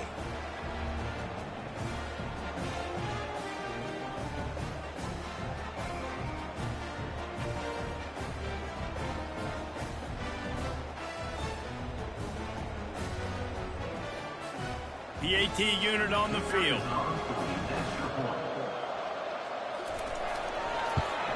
And the extra point extends the lead to double figures at 10. That makes the score Nebraska 24, Colorado 14. They're about to kick it away, and the defense probably can't wait to get back out there after the pick six. Here he comes from inside his own 5. Just never had a chance to shake loose, and he'll be brought down at the 24. Colorado has the ball back, and the Buffaloes hoping to put their team in prime position on offense. Throws to the wideout. Got his man downfield. Quick timeout call by the offense after the play, trying to preserve every minute possible. Starting a drive like that really builds confidence. First down from the 45. Dropping back, it's Sanders. It's complete on the right side. Hey, that's a live ball. And he'll get the ball back. Otherwise, it would have been lights out. Man down on the play as the officials take a break to let him be checked out. And let's hold on just a minute here as the officials are going to have a second look. And you know the standard is indisputable video evidence, and the officials will change the call. On second down, wants to throw. Grab near the marker, it's Hunter.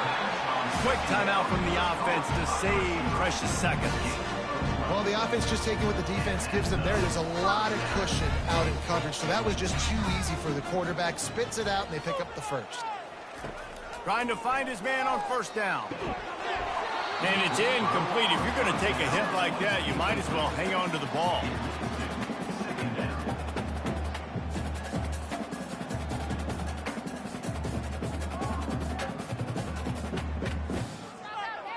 Now 2nd and 10.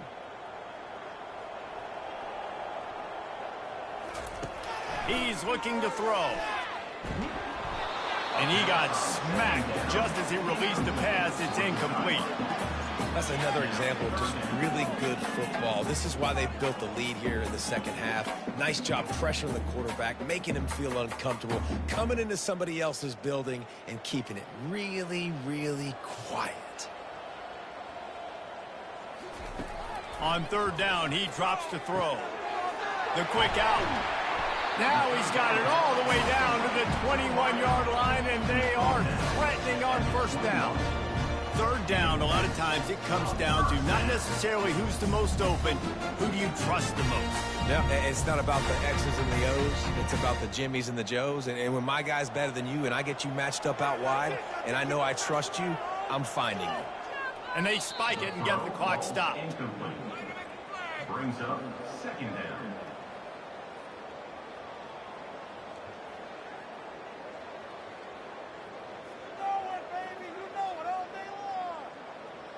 Second down coming up.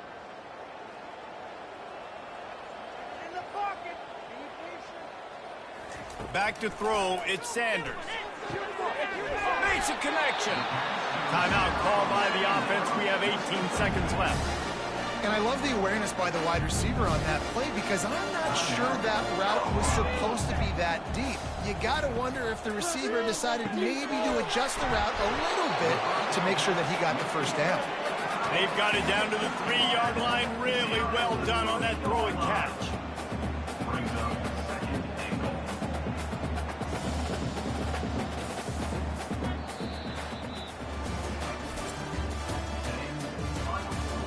Nebraska 24, Colorado 14.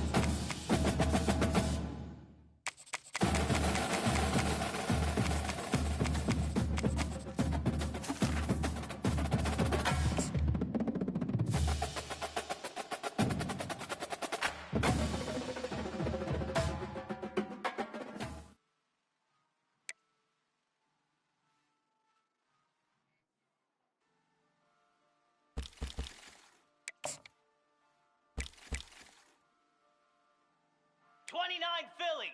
2-9 Philly. Say.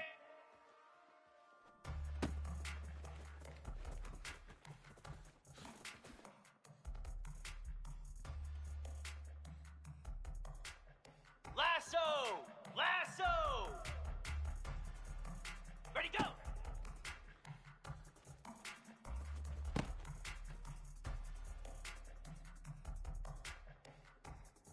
Jackrabbit!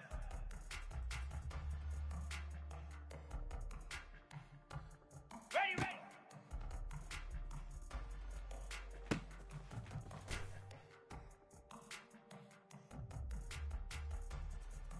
Get set! Get set!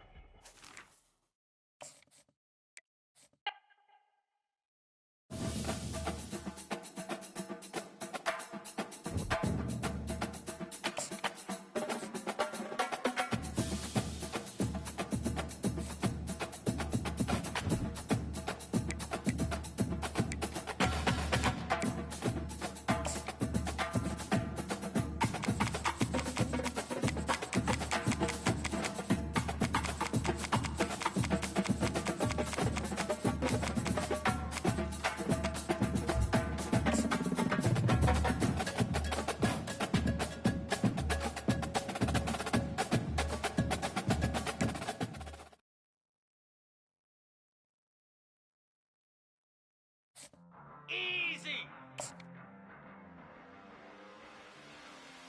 Ready, set!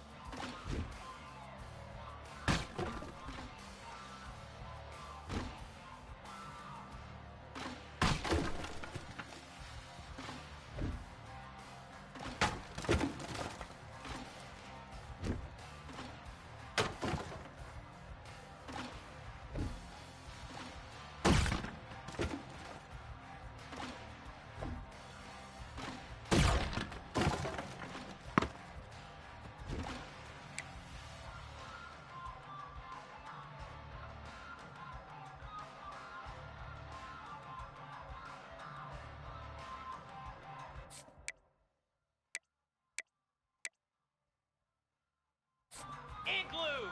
Igloo! On!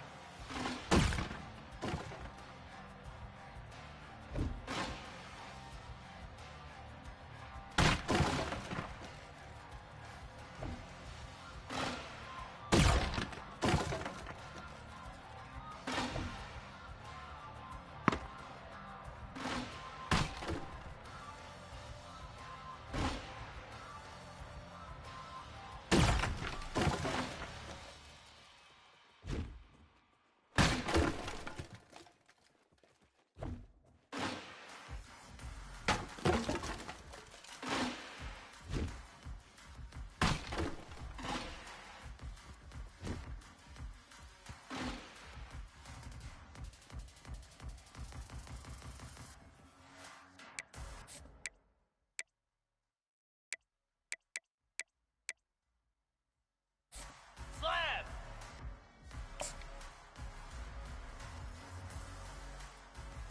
Set!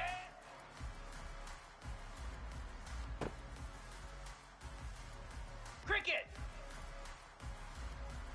Ready, ready!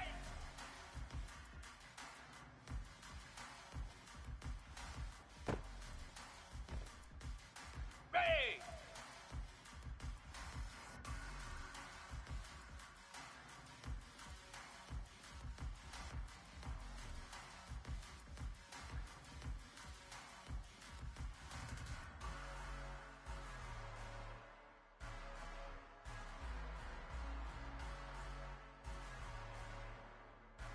Hot! 42 Spider! 4-2 Spider! Ready?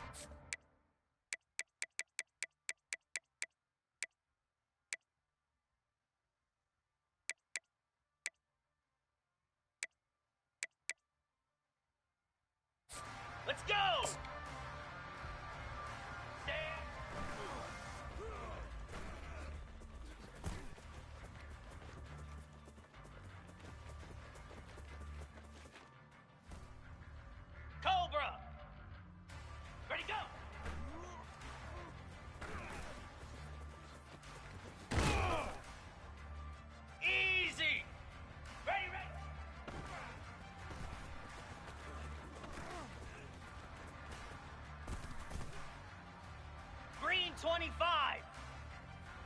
Reset. Spider. On.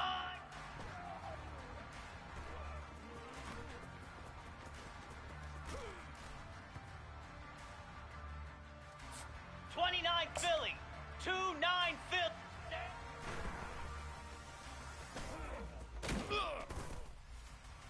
Down. Ready, ready.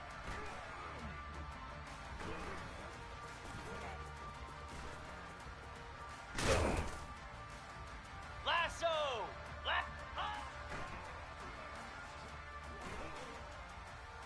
Here we go.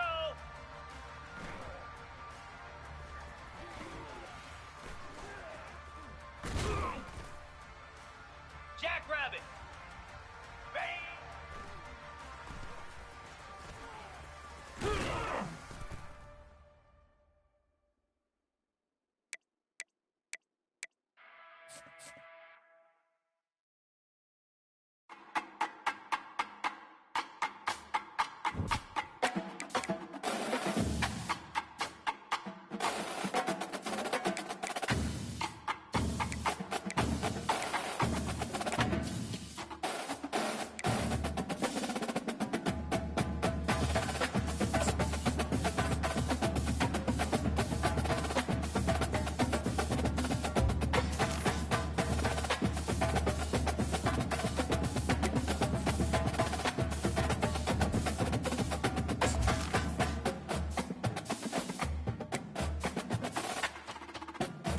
Welcome to Dynasty Mode. I'm Reese Davis, and it's time to start your coaching journey. First, select whether you want to play online or offline. An online Dynasty is where you can invite your friends and also import your own custom-created schools through Team Builder. Next, it's time to select your rosters. Choose to use the latest EA Sports recommended roster or choose one you've created personally.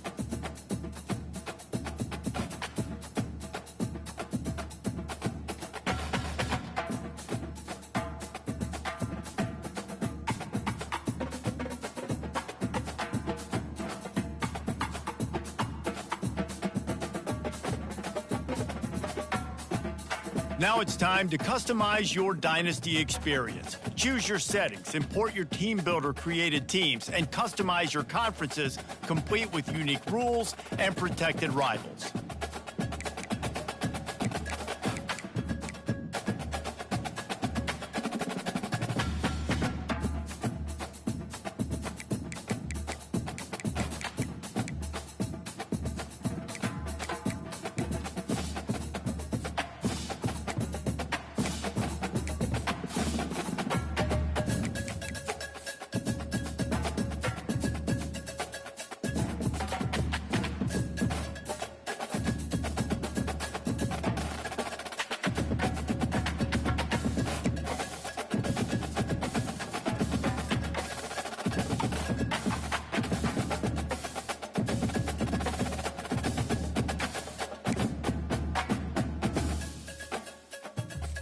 It's now time to select your team.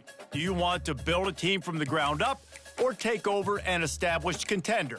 Pay attention to each team's prestige rating, represented by the number of stars next to each team's name. Teams with a higher prestige will be ready to compete for the college football playoff right away, while lower prestige teams provide a greater challenge. And now you'll choose where to start your journey as a coach. Here, you'll choose to create a coach of your own or use an existing one. By creating a custom coach, you will be able to fully customize your coach's backstory, starting skills, and look, while existing coaches will come with an established... Congratulations! It's time to sign your first coaching contract. Make sure to pay attention to the expectations of the role. These are based on real life...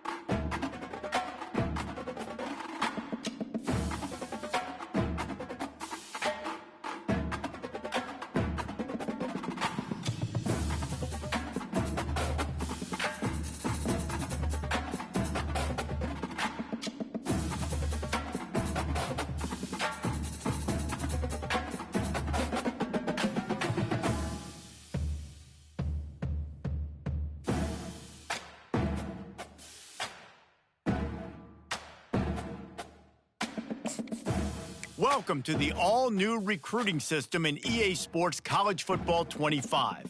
Our new recruiting system follows a three-stage recruiting process. Stage 1, add a player to your recruiting board. Once they are there, you can select actions to gain intel on what they value when it comes to committing to a school. Selecting actions also helps to get on a recruit's radar and can move you into their top schools. Once you're in a recruit's top 5, Stage 2 commences, allowing you to pitch to a player on the things your school does well that they value. If you're having trouble finding interests that match, try to use the sway mechanic to get a recruit to change their mind. Finally, when a recruit is ready, Stage 3 is all about you closing on the recruit. It's at this point you can host the recruit on campus, allowing you to focus on specific school strengths in an effort to get a verbal commitment from the recruit before signing day.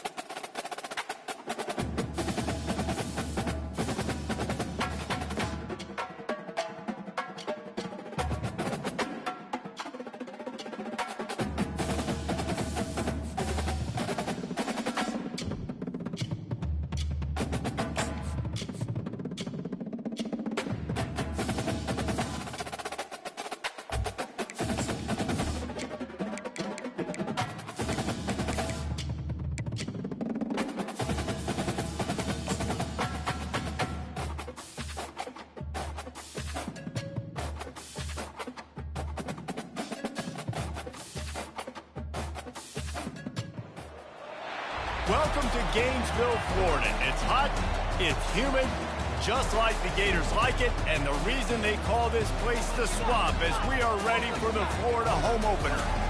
Little gets the blood boiling, quite like a rivalry game.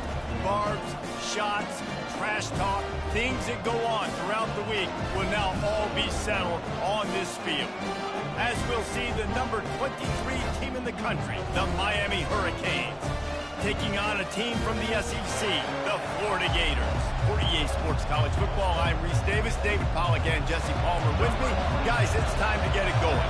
The Gators will put total leather and we'll get started. Looking for those open spaces and opportunities. And good work by the coverage team to get the return man down on the ground. So Miami's return man hardly helped out the offense with that one. There are always butterflies to start a game, but when you have a rivalry like this, the adrenaline is pumping on overdrive, guys. They aren't all the same. We say that, but we know differently. The blood is boiling. The temperature is hot. Jesse, you want this week more than most. Yeah, David, we played in these games before. Everything just seems to be heightened, right? The game seems to be moving faster. The crowd noise feels louder. Your composure will be tested early in a game like this. This crowd trying to make life miserable for this offense. They feed him again. A run up the middle is stopped for no gain. These two conferences largely share the same geographic footprint. The ACC loves it when they can take down a team from the SEC. And we see these two conferences play each other oftentimes early in the season, late in the season. David, think about Clemson, South Carolina, Florida, Florida State. These players have a lot of familiarity with one another. And this already matters so much to these kids because they grew up in the same area a lot of times, like Reese was talking about with the footprint. But how about in the past, too? When your undefeated league champion gets left out of the playoff for an SEC team, a little more fuel for the fire. The give to the back.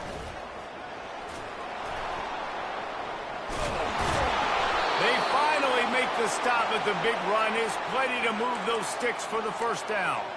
That's a nice-looking run, man, and what a legacy here when you think about Edgerrin James and Frank Gore, Willis McGahee, Clinton Portis, game breakers at the running back position. This guy, he seems like he's destined to play on Sunday. And he'll pick up one. It brings up 2nd and 9. Sometimes people say, if you're good enough, what's the big deal about going on the road?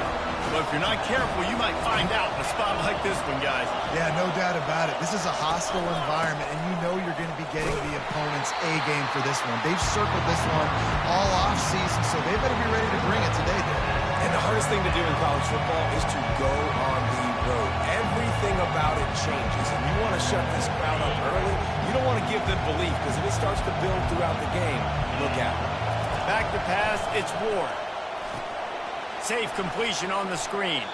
Defense was not fooled by that screen to the back, and they'll stop him short of the marker. It'll be 4th down.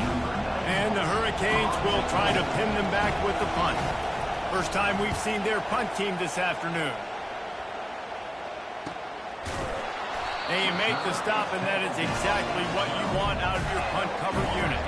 So the Florida Gators offense headed onto the field. Our first look at them today.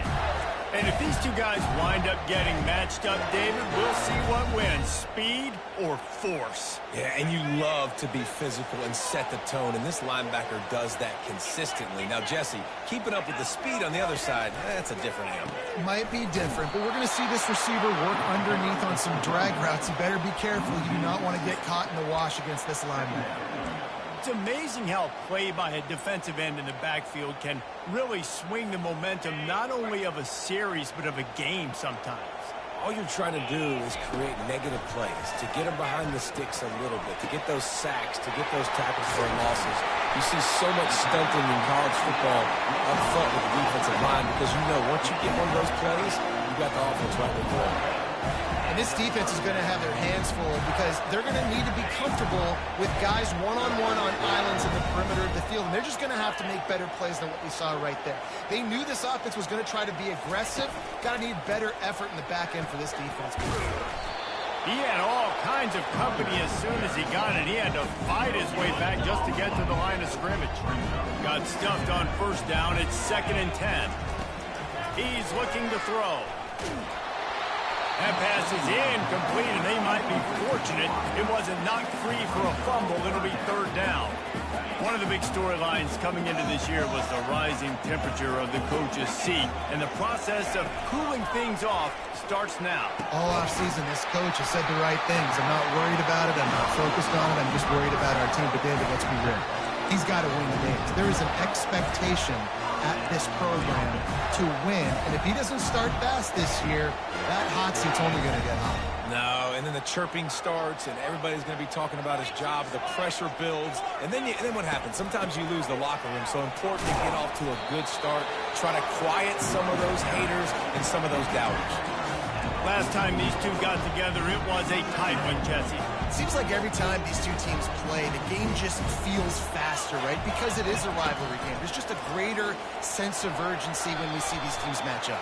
Yeah, the fans feel it. They know it. There's so much to it. They think about it all year long. When you talk about the next game on the schedule, they're always looking forward to this one.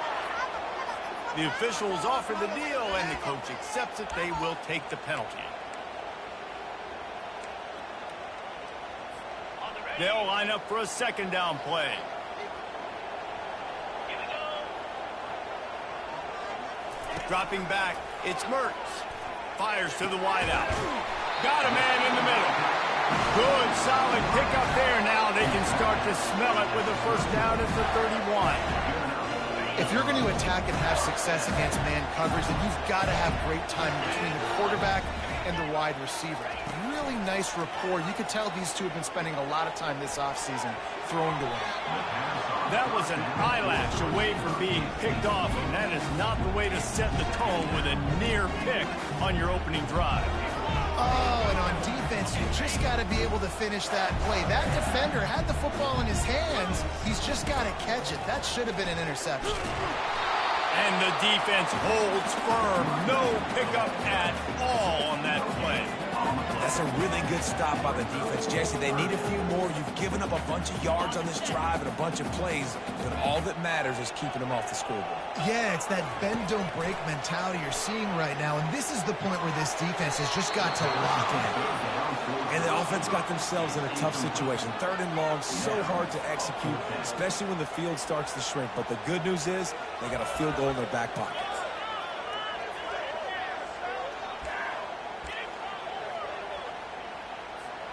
And the Gators need to pick it up on 4th down. He'll try to throw and pick up the 1st down. And the incomplete pass turns the ball over on downs. And they decide to go for it. They decide to be aggressive, try to throw the football down the field. Receiver, quarterback not on the same page. No dice, turnover on downs. They'll crank up this drive with the pass. Grabbed in the middle. It's George. He's run out of bounds, but not before. Turning in a big pickup and moving the sticks for a 1st down. I love the QB here. He holds it, he holds it, he holds it just long enough to let the receiver run the drag route, and then he puts it out in front of him so he can catch it on the run in stride and then turn upfield to use his speed. Didn't get much done on that run. He'll fight his way out and maybe pick up a yard. They got nothing on the last play. It's 2nd and 10. Pressure coming. Caught in the backfield. It's Restrepo. And the defense settled in to stop that one for a short gain. I love early in the game getting my quarterback in rhythm. Coming out, short passes, easy completions. Now we're getting in a good spot.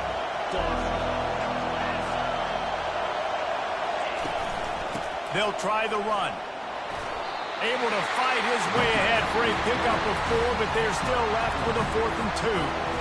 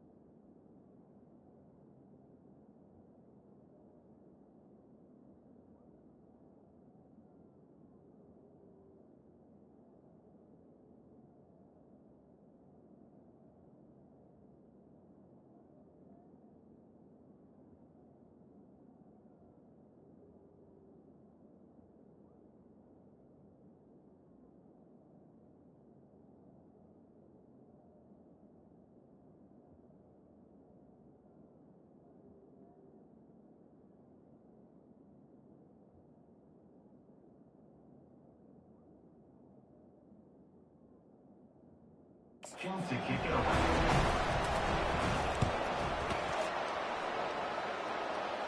Able to keep them from getting a return, and the ball goes out of bounds. They're going to mark it right around the 20. Defense has dominated the early part of this game, and the stats point that out emphatically.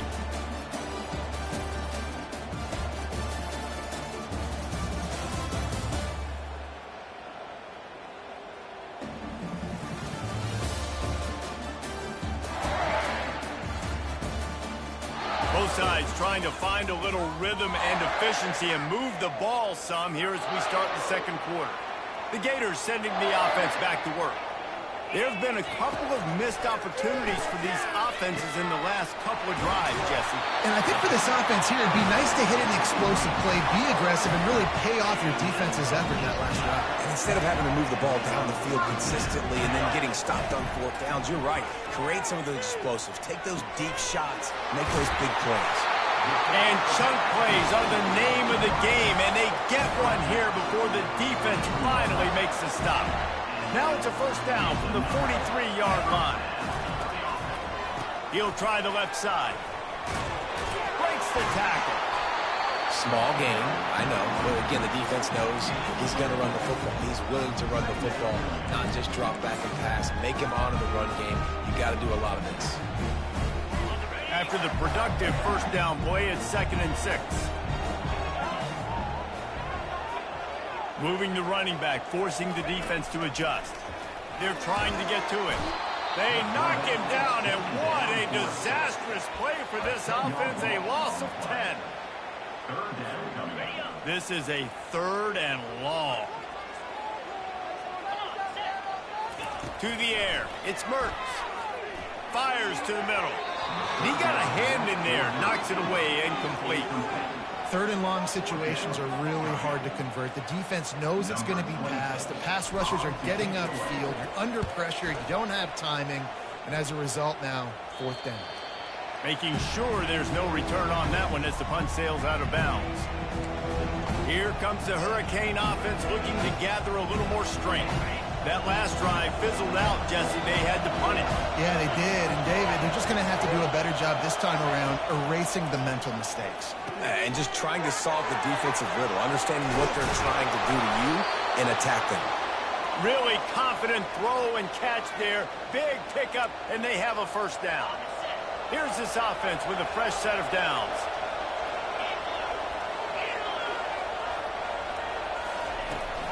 Making sure they have good balance, keeping it on the ground. And that defense pushing him out of bounds after a short gain. And a lot of times you want those big plays. You want those splash plays. But sometimes you're going to take some losses. You're not going to run the football overly well. But if you continue to run, you can at least create some balance. You at least have the threat of it. Otherwise, you're just going to abandon it, and now it's just going to be a passing game. Wide receiver now comes in motion. Looking for a physical attack from the gun. That play just never had a chance. They knock him down for a loss of 5. Great job by the whole defense. But how about the little bitty defensive back throwing his face in the fan? I ain't scared. I don't just cover guys. I make tackles. Ball's at the 27. This offense facing a 3rd and long. Looking to throw, and he needs a chunk play. And that'll be incomplete. They certainly weren't afraid to take a shot there, and now it's 4th down. It's so nice when you know it's 3rd and long, you know a pass is coming, you worked on it all week, get your feet set at the sticks, understand that quarterback's got to be rushed, get him off of this spot. Nice execution by this defense. And the punt team able to smack him to the ground. Florida has the ball back, and here comes the offense. David, the punter got some work last time. They'd like to keep him on the sidelines in this drive. Yeah, it's not something you want to say very often. You don't want the punter out there. This offense needs to get back lathered up and get a little bit more of a rhythm. Best way to do that, identify where your best players are and just get them the football. Give these guys some touches to kickstart this offense. And the incompletion brings up a 2nd down for this offense. To throw, it's Mertz. Firing to the right, complete. At the 40, there he goes. A huge gain on that one before he ran out of bounds, and he has the first down. How How nice is it as a quarterback when you don't have to throw post routes to get great stats? No, I can just throw it quickly to one of the fastest players in the entire nation and let him burn this defense. Finally, this offense starting to show a little juice. They've got a 1st and 10. They'll give it to Johnson. Jets away from one, finds room. And he finds some solid space, makes a nice game before the defense is able to stop it. After the 9-yard pickup on 1st down, here's 2nd and 1. He's looking to throw. Got it in the middle, it's Hansen. They get him down, but this offense is set up 1st and goal from the 9. The Gators want to pick up the tempo. They pick up the 1st down on the drag route. I know that seems like a simple route, but it's actually a lot more complex than what it looks like because that route changes based on whether it's man or zone. If it's man coverage, he's flying across the field. If it's zone, he's got to sit down over the ball in a soft spot, giving his quarterback a place to go with it. Into the end zone. Touchdown, Gators! And I just love the execution by this offense. Late in the half, man, you want to take the lead. You want to get that momentum on your side, and they do it. They finish it with the passing game. I'll tell you what, keep that passing game up. You keep this lead, keep the momentum, and keep putting up numbers.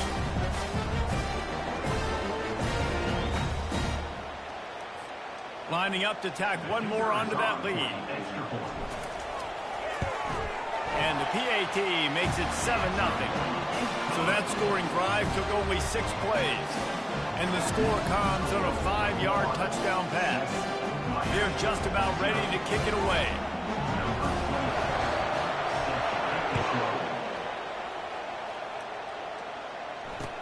On the run from inside his own 5. And they'll bring him down to get the offense started on the next drive. And here comes that Miami offense back onto the field. Their drive chart is starting to look a little monotonous. Punt, punt, punt, David.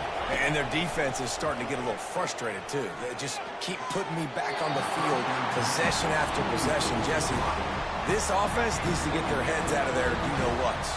The punter's on the sideline with the oxygen mask right now. He's been playing so much. He's not used to this. This offense, they just got to stay on the field. They got to put a drive together and get some balance going, running and throwing the ball. Looking to throw, it's Ward. Getting some heat. And the sack all the way back at the 5. Well, you can see why this team thinks this kid has a real bright future. It's amazing. He's only a true freshman. He's not built like one, though, and you saw it on that last play. Trust me, that is the first of many sacks in this kid's collegiate career. Listen to this crowd just shaking the girders of this place, trying to help their defense. Leaves it with the running back. They bring him down, and he's going to lose a yard on that one. Timeout called by the defense. It's their first of the half as they'll go to the sideline and try to make adjustments. The Hurricanes will call on their punt team. Doesn't say much for your drive when you're looking forward to the punt. So from the shadow of his goalpost, he gets the punt away. On the return, it's Abrams. And the punt team gets down there and gets the return man on the ground. The Gators sending the offense back to work. They unleashed an aerial assault last time that took them right to the end zone, David. So, Reese, with that drive, I think you've accomplished something you wanted to accomplish. Make this defense think. You put them back on their heels. Now, shoot, Palmer, you might be able to slip a few runs in on this drive to really jack them up. Yeah, I like that idea, but I also like the fact that speed kills. They've got it at the receiver position, so if you got one-on-one matchups, man, take advantage. Here comes the offense on 2nd down. Unloads to the wideout. And the pass is incomplete, but it might not matter. Flag is down, and it looks as if the defense was roughing up that receiver. And the defender just way too handsy on that last play. You could see all the contact as the ball was in the air. You simply can't do it, and the referees caught it. Boy, as a defense, you hate to just hand out first downs on a penalty. Use the play fake, now to throw. It will fall incomplete. A little creativity on first down, but it doesn't work. It'll be 2nd down.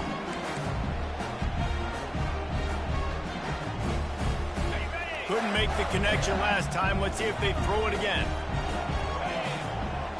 Looking downfield, it's Mertz. He looks that one in nicely.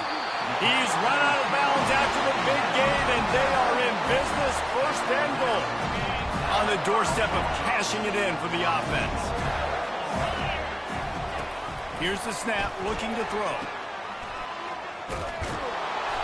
And that will go backwards, a negative play, and that defense on high alert that time. They'll immediately call timeout. You know, as a quarterback, you believe in your matchup. And my running back, if I can get him the ball in space, he's going to win a lot of times. He did in that time. The defense was ready. Nice job in the open field making the nice tackle. He caught it. And he was straining for the goal line, but the defense stopped him short.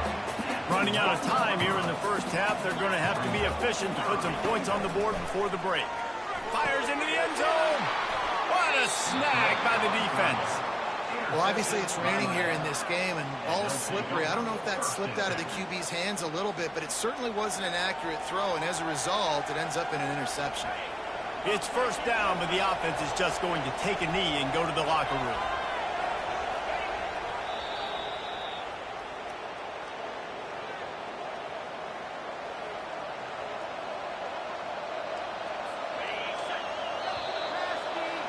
That's going to wrap up the first half here, and now we join Kevin with the halftime update. Thanks so much, guys, and I need not tell you, rivalry games always bring out a ton of emotion, and no surprise, we saw just that in the first half today. And it's been said football is a game of inches, and guess what? Based on the comparison between third down conversion rate today and the average yard per play, how can you argue that? I mean, the low-lying fruit is to look at some of the explosive plays we've seen and panic. But really, this game is going to come down to which team is more efficient when they have the ball and how they play when it matters most. With that, let's throw it back to the guys to see how this rivalry matchup plays out. Thanks for that halftime report, Kevin. And the Canes will boot it away to start the second half. He'll start the return inside his 5. Able to find enough room to get it out across the 25. He's brought down at the 26. Florida has the ball back, and here comes the offense. They had this lead to start the third quarter because of the passing game. Didn't get a lot done on the ground. They did, but the quarterback is in a rhythm. That was obvious in the first half. And so this first drive, you want to continue that. You want to see good decision-making. You want to see him playing on time. And as always, delivering the football.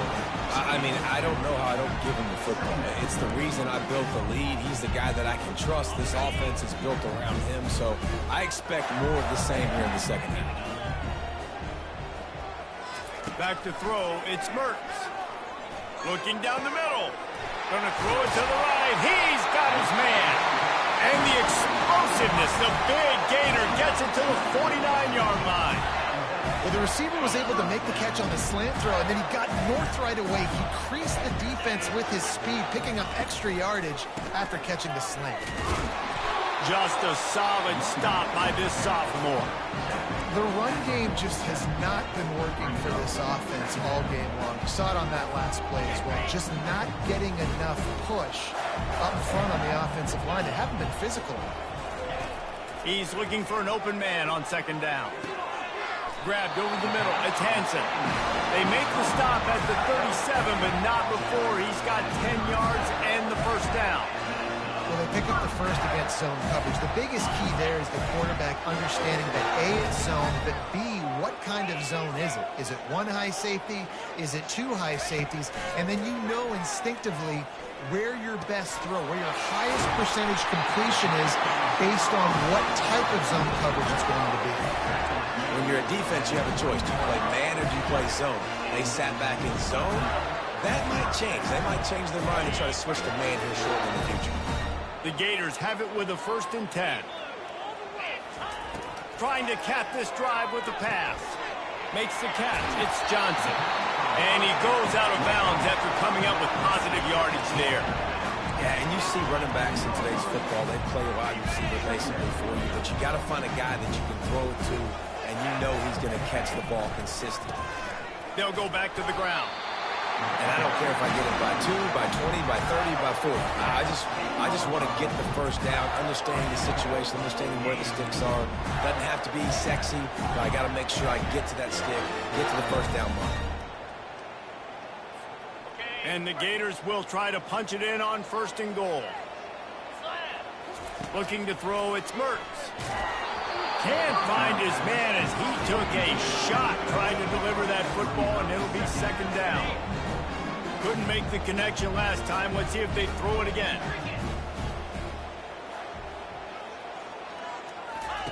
Looking to pass on 2nd down. He got it. And he will score! Touchdown, Florida! Now they have extended this lead, guys, starting to put the hammer, but sometimes a rivalry game can give you a little of extra fight back. And there can be no panic at this point now. You've worked too hard this offseason, David. They've had this game circled for so long. You've got to play your best football right now and fight back. And you just need something good to happen on this next possession. You got to get the crowd back into this football game.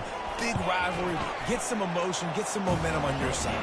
And let's check in with Kevin Connors in the studio. Kevin? A bit of an under-the-radar game this week, guys, but take a look at this. Oregon has opened up the playbook, and they are scoring in bunches right now. This offense has been electric.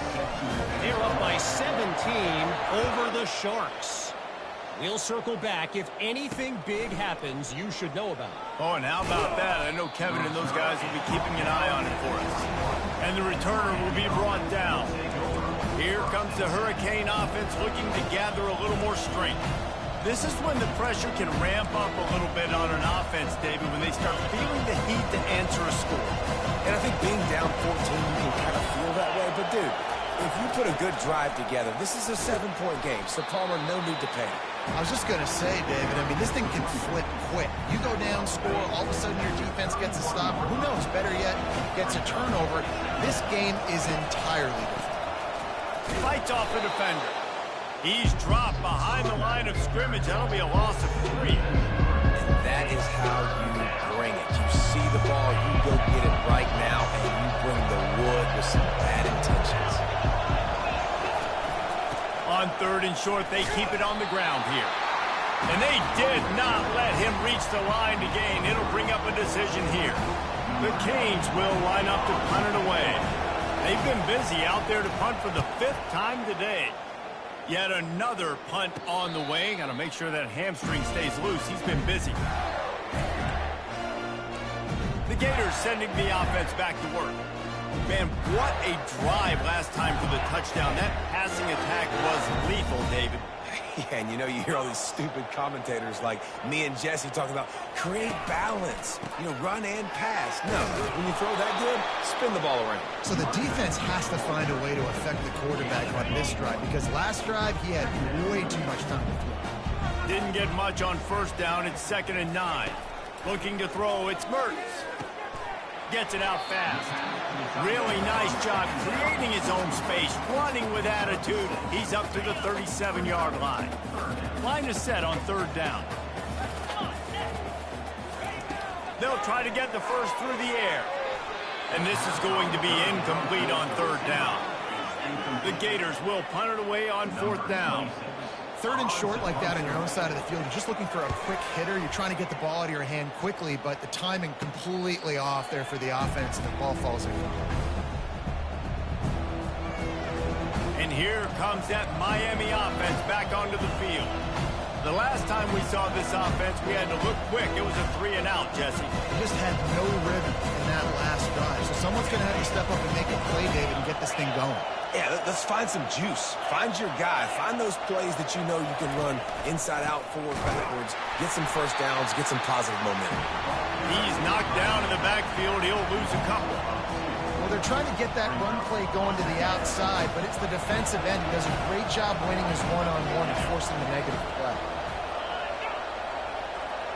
Touch pass on the jet sweep. And maybe he'll get back to the line of scrimmage, but no more than that.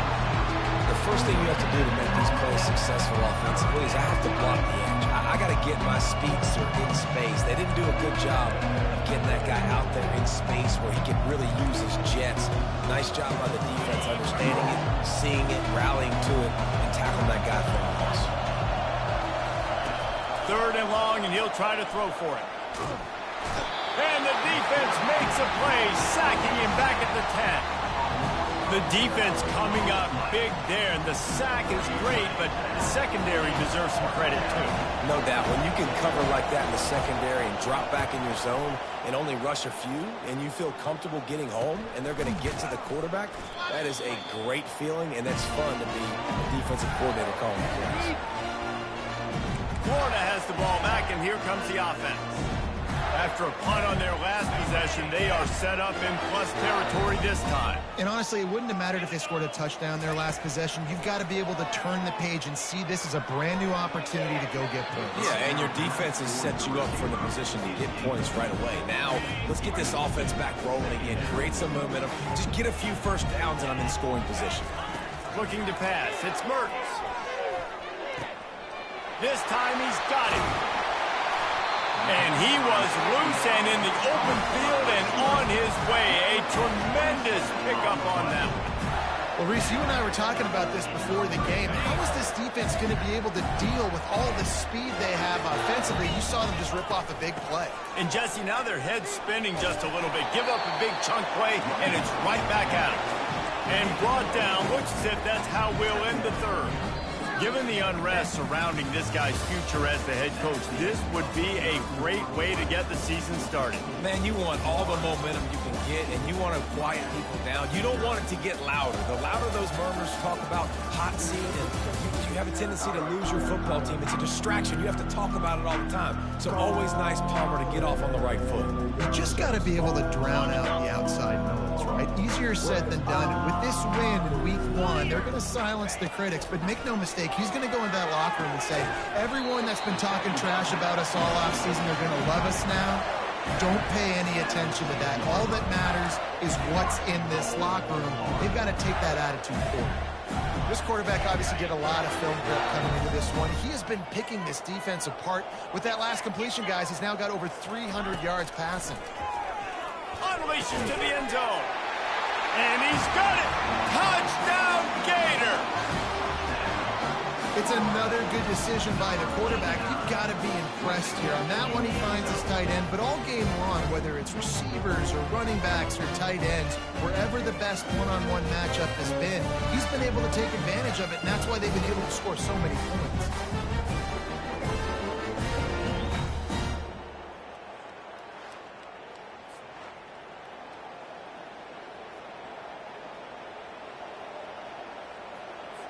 Getting set for the point after. And the extra point splits the uprights, and they're up a full 3 touchdowns, a 21-point cushion in the 4th. The kickoff team out there set to boot it away.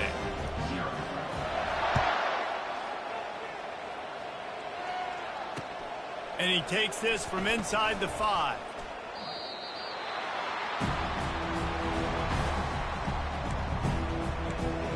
Here comes the Hurricane offense looking to gather a little more strength. Last time, David, it was 1-2-3 kick. The last drive, that 3 and out, sometimes that puts your defense in a bad spot. And you got to get a drive together here so you don't wear the defense out. I just think, David, too predictable, that last drive. They got to do something here to get this defense on their heels. Running toward the tape. Big gain on that one as he steps out of bounds with a first down. The offense has struggled. They're not going to win this game, but trust me, this coaching staff is still trying to find things to build off of for next week. And after an explosive play like that, maybe they can generate just a little bit of momentum and gain a little bit of confidence that they can keep coaching up heading into their next game. It's definitely the wide receiver's job to create space, right? So whether you're running a go or you're running a hitch like this right here, I got to find a way to push off legally or just create a little bit of space to get some positive yards. On the move, it's Ward. They're bringing heat. And the ball comes out. What a disastrous play. Defense covering it up and not letting the offense get it back. It's a turnover. And the defense able to get pressure to the quarterback, and they've got everybody trying to swipe at the football. The impact on the hit sometimes jars the ball loose. Great job with the pass rush, and a better job forcing a turnover. The Gators sending the offense back to work. Jackrabbit. Fast motion from the offense. Leaves it with the back. You'll take 4 yards on first down every time, 2nd and 6. Listen, that wasn't the greatest run in the world, but it was very successful, and you're making me honor the run. And another thing, every time you run the football, someone gets tackled. There's physicality involved in the game, so I like when offenses commit to the running the football, no matter what the outcome is, because those body blows do add up. And they'll stop him after a minimal pickup.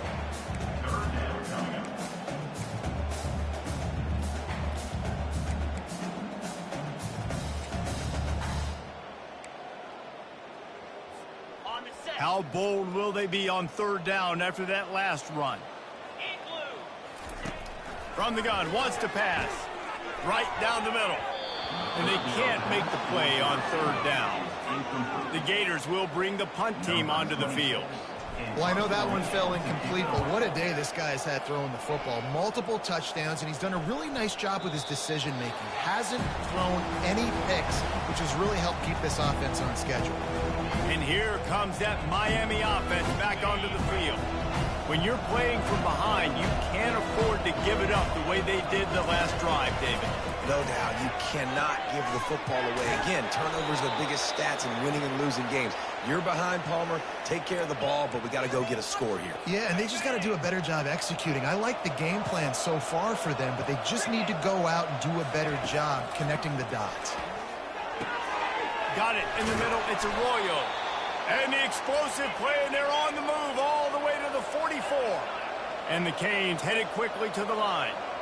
Well, this offense has not put their best product on the field today. They've got no points to show for any of their efforts so far, but they've still got a chance. But if it's going to happen, it has to happen now in this 2-minute situation.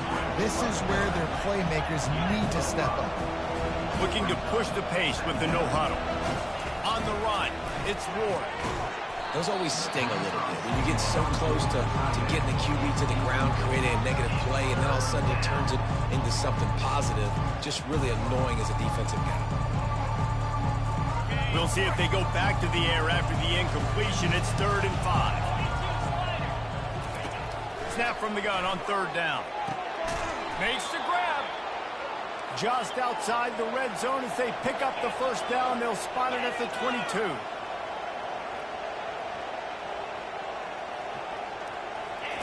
He wants to throw. Feeling some heat. Hit hard just as he released it on 1st down and just couldn't get it to the receiver. It's really hard to win football games when you're one-dimensional offensively, and that's the case. They just have not been able to get anything going, throwing it deep down the field. They haven't won their one-on-one matchups. The quarterback has missed some throws, and as a result, in the 4th quarter, they barely have 100 yards passing, and that's why they're losing. And the pass is incomplete thanks to a big hit. You see an incompletion there. I think a big reason why this team is in such a hole right now in the 4th quarter is they have just not been able to find the explosive plays throwing the ball. And you got to wonder at this point, is it too little too late? Catch in the middle. It's Arroyo. He's brought down, but there's a flag on the field. Let's see which way that's going to go.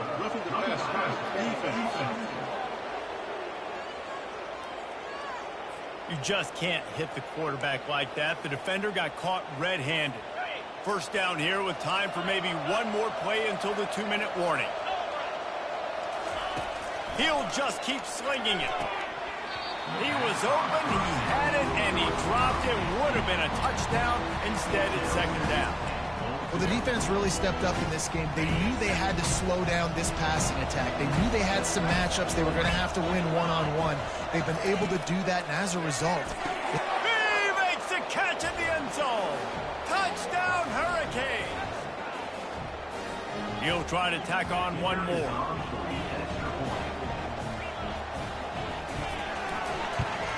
And after the extra point, they're now down 21-7. So the touchdown drive goes 63 yards. And the score comes on a 5-yard touchdown pass. Timeout called here by the defense. It's their first of the half.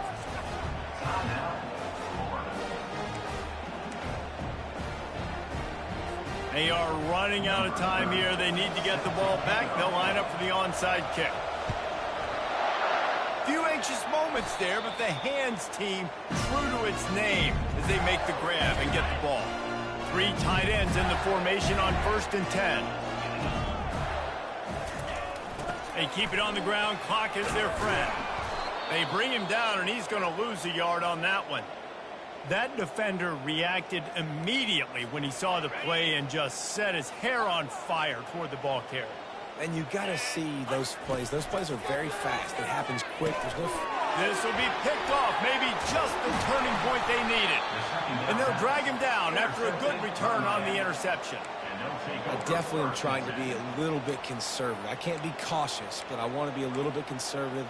Up 2 possessions. The clock is my friend. I got the football. The worst thing I can do is throw an interception, turn the football over, stop the clock, give them the ball back and an opportunity like this. Obviously, when you're playing in weather like this, the ball is very slippery and it's hard to catch. The QB threw a bullet that time, and his receiver just could not reel it in. After they couldn't connect, it's 2nd and 10. Dropping back, it's Ward. Throws for the tight end. Complete to the left. And you can see the offense just feeling itself. They've got it down to the 21.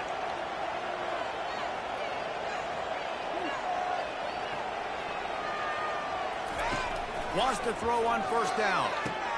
He makes a catch. Touchdown, Miami! Reeled it in and just made the house call. And listen, still a ways to go, but great job by this offense getting you back in the ball game. Now, we got a 1-possession game. We've got our score. We did what we're supposed to do. Now, how do we get this stopped? Now, the defense has to come up big and get me the rock back. So the decision has been made, and the coach will take the penalty. So just over 90 seconds to go, and this game's probably going to come down to whether they can recover this onside kick. The defense calls the timeout. They're 2nd of the day as they try to get their act together. Just over a minute and a half to play as they line up for the onside kick in what is likely their last gasp in this game.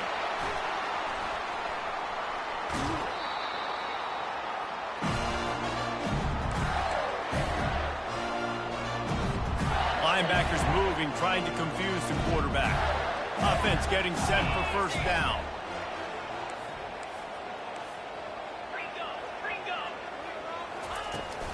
Give to the running back. Continuing to churn and move it forward, and they're closing in on midfield. It's down at the 48. Defense uses a timeout quickly, trying to get that ball back and preserve time for their offense. No reason to do anything here except keep it on the ground on 2nd and 5. They'll try to get outside. Fighting off the defender. He's run out of bounds, but a big play on that one, and it'll be a 1st down. Looks as if we have an injury on that last play, and we'll take a break to check him out. This offense will snap it from the 42 on 1st and 10. Trying to turn the corner on the left. He's brought down, but there's a flag on the field. Let's see what the call is. Holding. Offense. They say you could call holding on every play. Well, they did on that one.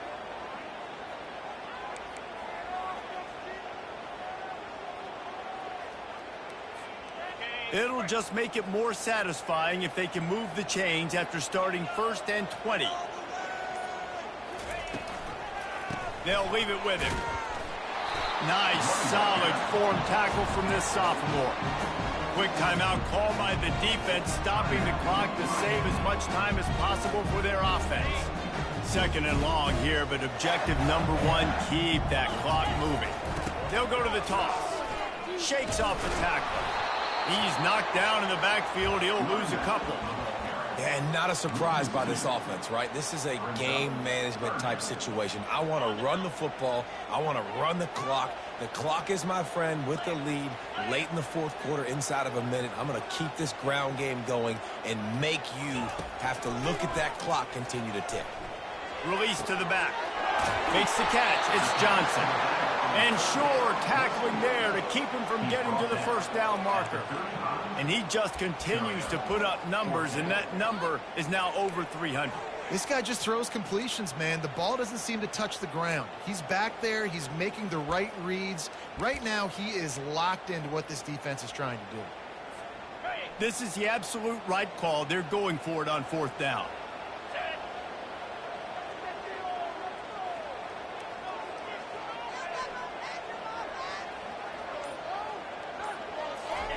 He'll try to throw and pick up the first down. Unloads to the right. Can't find his man. It'll be incomplete, and that is a heartbreaker this late in the game. No time to waste here. They've got to get set and pick up chunk yardage.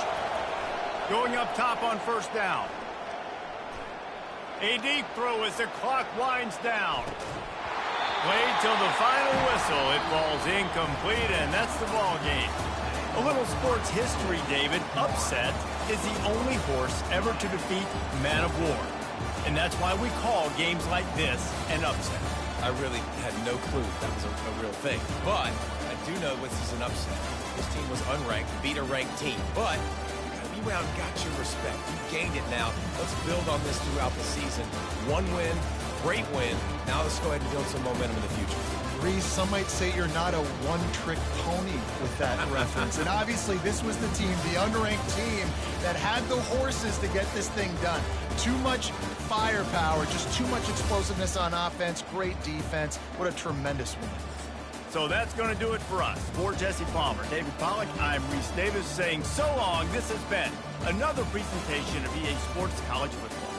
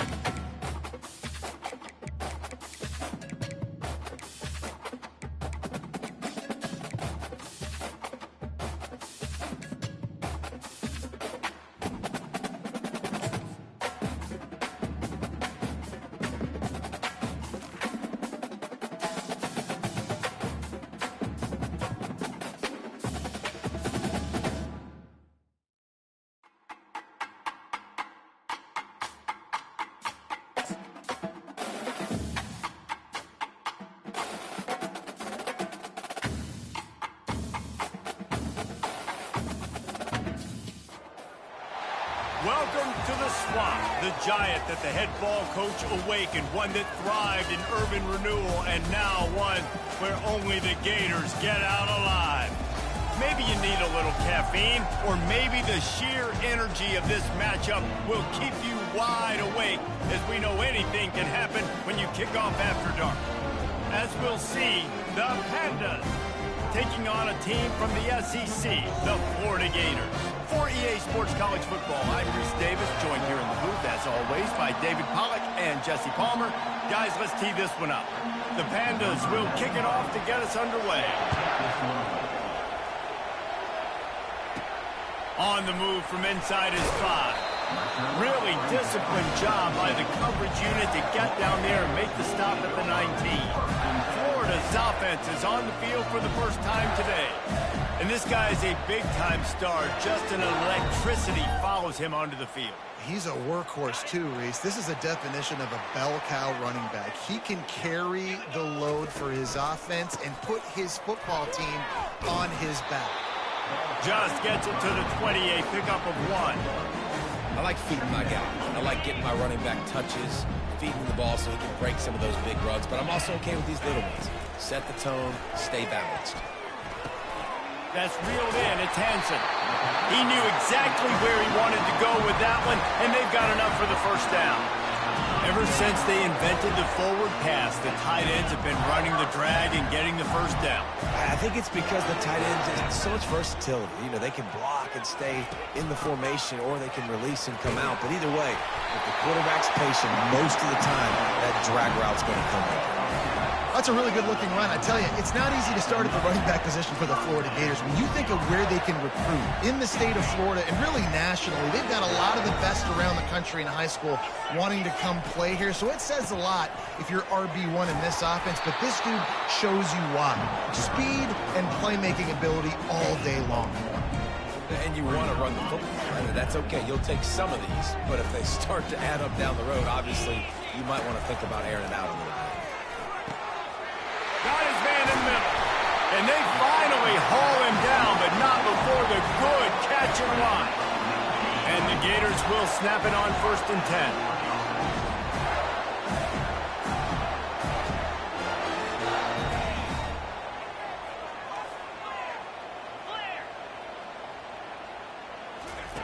10. Looking to move it through the air. Got his man quickly.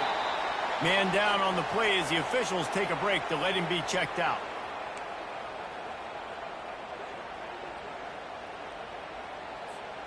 Trying to get a rhythm in the passing game, now on 2nd down.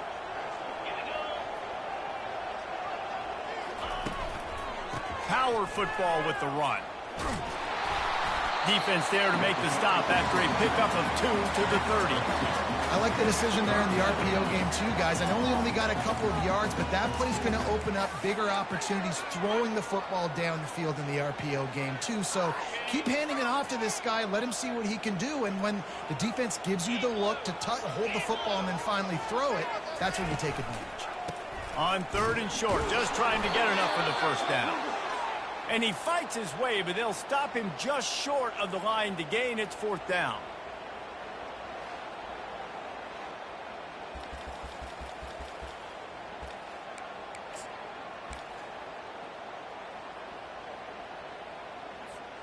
Less than a yard to go for a first down, and the offense will remain on the field. He'll go to the sneak. I think that's a big advantage of having a tiny quarterback, right? Is he can find little creases to wedge his body into to pick up short yardage plays like that on the QB sneak on 4th down.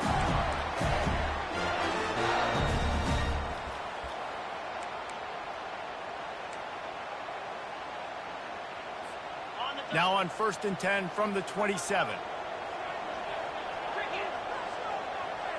Looking for a man. It's Mertz. Hit hard as he released the ball on that first down pass, and it never had a chance.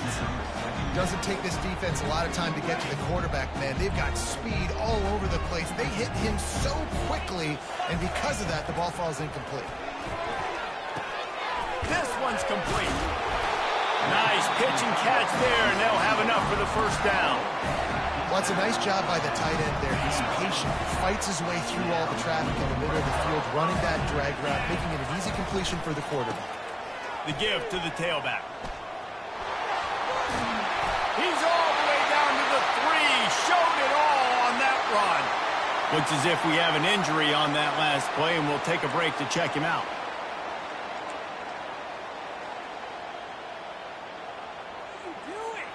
The Gators have it in scoring position on 1st and goal. Let's go. Wide receiver coming across in motion. Trying to punch it in. And he'll find the end zone. Touchdown, Florida! I think what you love about that opening drive for the offense is the balance. They were able to throw the football to set themselves up into position, and then he carries it in for the TD. You got to be able to keep defenses on their heels, and they did a nice job of that on this opening drive. And they tacked on the extra point. Lining up to cover the kick after that touchdown drive.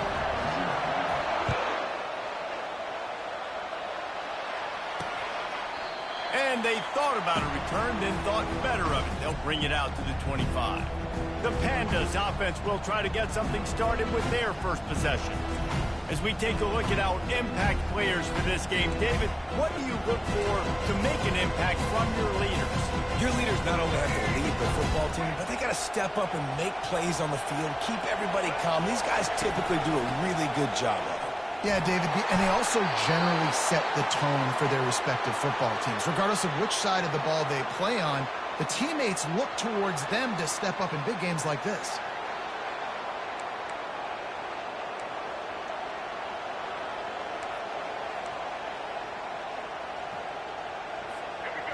You can barely hear yourself thinking here as they're trying to get this defense off to a good start. On 2nd down, he's looking downfield. He's got it. Ripped off a huge chunk play on that one as he gets the 1st down before he steps out of bounds. That's what's so scary about this offense. They've got guys in the perimeter that can change the game in one single play, and you saw it right there. Too much speed on the perimeter to create that explosive play. Quarterback on the keeper.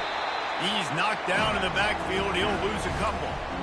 Nice job playing assignment football by that defensive end. Knowing what my job is, not letting that quarterback get out, get loose, making a good play, and most importantly, being there in the right spot and getting him on the ground. And he's almost to that 1st down marker there, saying he's a little bit short. They might want to bring out the sticks and measure, but it looks as if he'll be just short of the 1st down. To the ground to try to move the chains.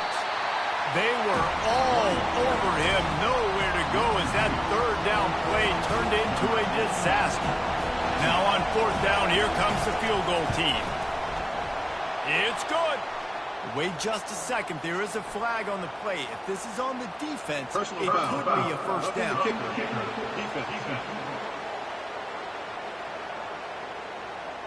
Might be the worst-case scenario for this defense. Thought they'd held them to 3. Now the offense with a chance for more. The give to the back. Dropped after a pickup of 4 down to the 16.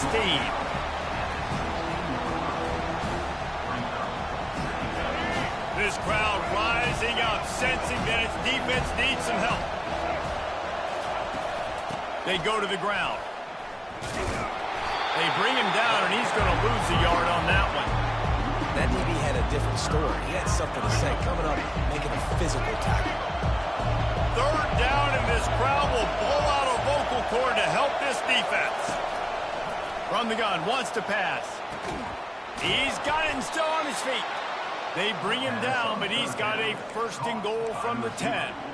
And that's a really good example of a quarterback and his intended target both being on the same page. The timing was almost perfect on that play. That's why they were able to convert the 3rd down, now setting up 1st and goal. He's dropped behind the line of scrimmage. That'll be a loss of 3. Time winding down in the quarter as they come to the line.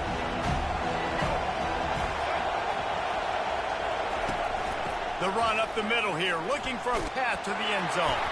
They make the stop, and that'll bring the 1st quarter to a close. We've come to the end of the quarter, and it's Florida on top. We've played one. Before we move on, let's have a look at the stats.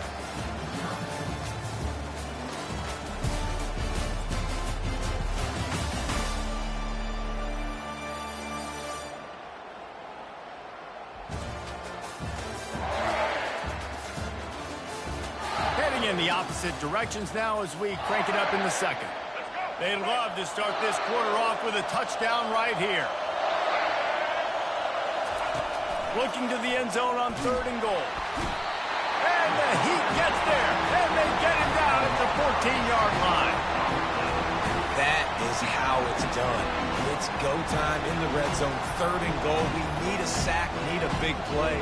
That was a monster sack by the defense. Let's go.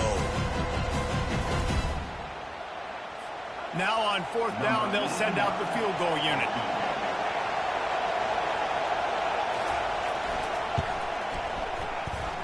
And it's right down the boulevard. That makes the score. So after putting 3 on the board, the kickoff team is out there ready to boot it away. He'll bring it back from inside his 5. He was hoping for something a little more dynamic, but they get him on the ground at the 20.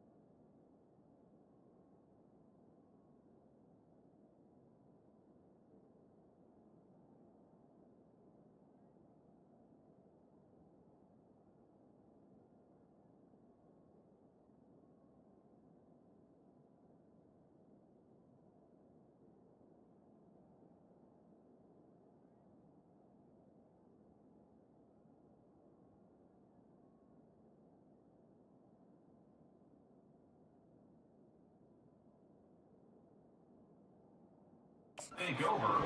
Florida has the ball back, and here comes the offense. How about the way they attacked the last time they had the ball, mixing run and pass and winding up in the end zone, Jesse? That's why recruiting is so important. They've got weapons at every skill position on the field. Any of these guys is dangerous if they touch the football. Let's see what they do on this drive, David. And so, Coleman, I got to take away something. I can't let them have everything and have success. I I got to be aggressive against the run or play for the pass. I can't give them everything.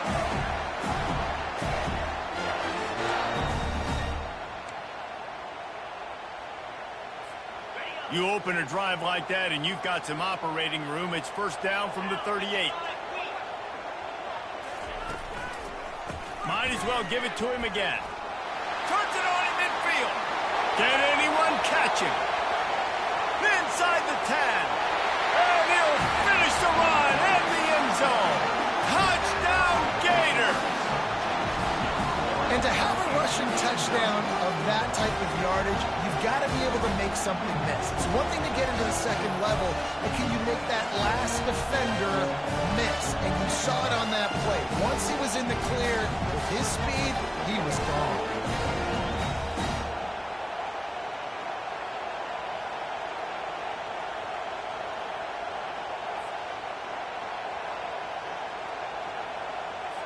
On to attempt the try. And the extra point is good, and they have an 11-point lead. We check in with Kevin Connors. What's going on, Kevin? Week in and week out, guys, you never know what's going to happen in college football. Check this out. Air Force is currently ahead in this one, but they may need to rev up an F-16 if they want to turn this into a blowout today. They're up by 7 over San Jose State. We promise to keep you posted on what goes down in this exciting college football matchup. Thanks for the update on that one, Kevin. Let us know when it goes final. One man in the backfield, and he gets it. They bring him down, and he's going to lose a yard on that one. What a great play by the linebacker. You talk about filling a hole. Defensive line does their jobs. He comes in the hole and says, sit out, sir. Didn't get much done on that first play of the drive. It's 2nd and 11. They'll give it to the back. They bring him down, and he's going to lose a yard on that one. And when you play defensive end, it's all about getting off the football. You can tell, gets off the football really fast, gets in the backfield, gets the running back before he knows what hit him. What a play by the defensive end. On 3rd and long, he has to throw for it. They'll run the screen. They play that screen nicely. He tried to find his way to the marker, but it'll be 4th down. And the Pandas decide to punt it away. One of the things I love about this defense is they just have such great awareness, and they're always communicating. They understood the down and distance. They knew exactly what they needed to do to make the tackle to force the punt. That is so well done. The Gators sending the offense back to work. That last drive really productive. David wound up with a touchdown. They'll try to do it again. Yeah, so I don't expect this offense to change too much, Reese. They had a great drive. They got the touchdown. Everything working. I would expect them to keep pushing this ball downhill. And just imagine if they could put another touchdown on the board right here. They could capture so much momentum in this game with back-to-back TDs. And on my defense, I got to find a way to get some more pressure on the quarterback or disrupt their timing and their rhythm. I can't give them these big chunk plays through the air. I got to be maybe a little bit more aggressive or do something a little bit different. Caught over the middle. It's Hansen. And they'll finally get him down after a terrific pickup. It is so good for an offense early in the game to get their rhythm and to start stringing first downs together. It makes the game really easy and puts that defense in a situation where they're starting to get tired. They want to sub. They want to get other guys in the field. Stringing first downs together like this makes it hard to defend. Running to the left. Man down on the play as the officials take a break to let him be checked out. Going to work on 2nd down in the red zone is still some ground to cover to pick up that first down. To the air, it's Mertz. Makes the catch. He gets it in. Touchdown, Florida. One thing this team has shown really this year, it does not take them long to find their footing. They get off to fast starts. That was critical for them, winning their first game, and you've seen it here in this one too. They show up ready to go. There's no sleepwalking. I think you got to give this coaching staff a ton of credit for putting their players in good positions to have success. Lining up to add another. And the extra point will tack another one onto this lead. Quick work on that scoring drive, just 4 plays. And they cap things off with a 9-yard touchdown pass. kickoff team out there and ready to go.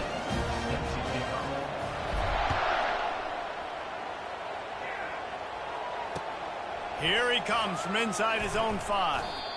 And they'll get him on the ground as the offense comes out to start the next drive. Looks as if we have an injury on that last play, and we'll take a break to check him out.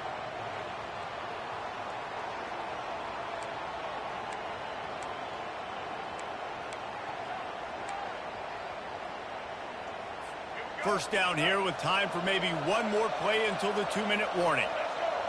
Movement here from the tight end. Off the play fake on first down to throw. Snagged in the middle. It's Benson. Tackle is made, but not until he gets the first down.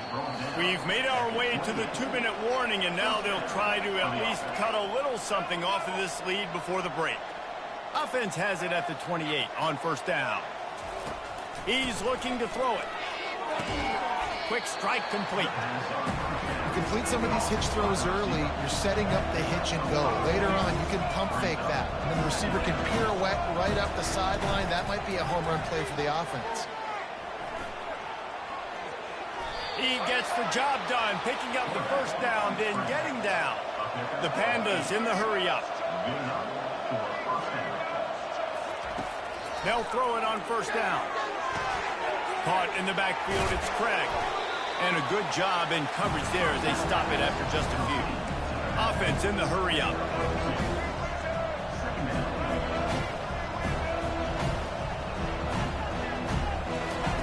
On second down, just keeps firing. A strike downfield.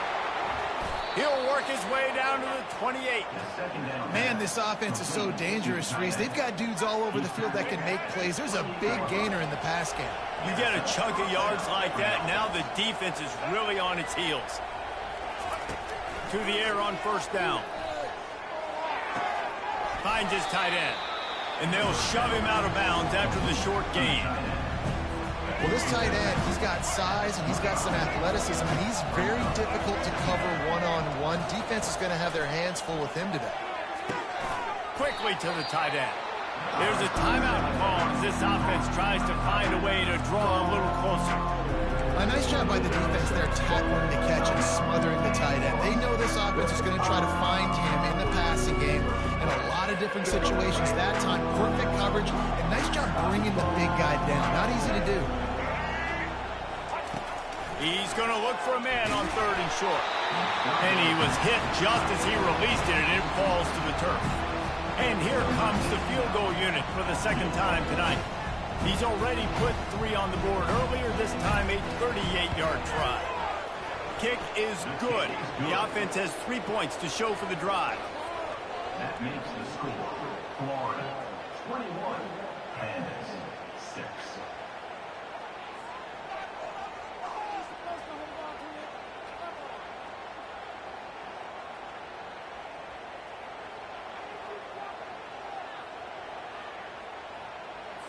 So they get the field goal, now about to kick it away, and you get a stop here, and you go to halftime feeling really good about things. Looking for blockers. He was hoping for something a little more dynamic, but they get him on the ground at the 20. Florida has the ball back, and here comes the offense. They've got time, they've got the lead, and David is sort of like a doctor. First, do no harm. Do no harm, but also momentum is hard to create and sometimes hard to stop. You have it, so stupid to create some momentum for the other side. I think a lot of this comes down to your quarterback and whether or not he's making good decisions in this game. If yes, be aggressive. If not, let's just take the lead into halftime and get ready for the second half. Defense will always trying to get some tips, break on the football, get a tip, get it up in the air. Nice job by the player breaking on the football and forcing the incompletion.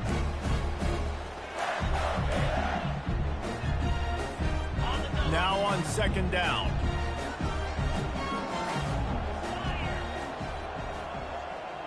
Motion from the offense. Couldn't connect on first down, now back to the air. It's incomplete, and he's lucky to get that one back, almost intercepted. Man, you always look back in games at single plays that turn the tide, and with this defense now trailing by 2 possessions, if they could have just caught the ball and gotten that pick, That potentially changes everything in this game. That was a missed opportunity. Wide open downfield. A huge gain on that.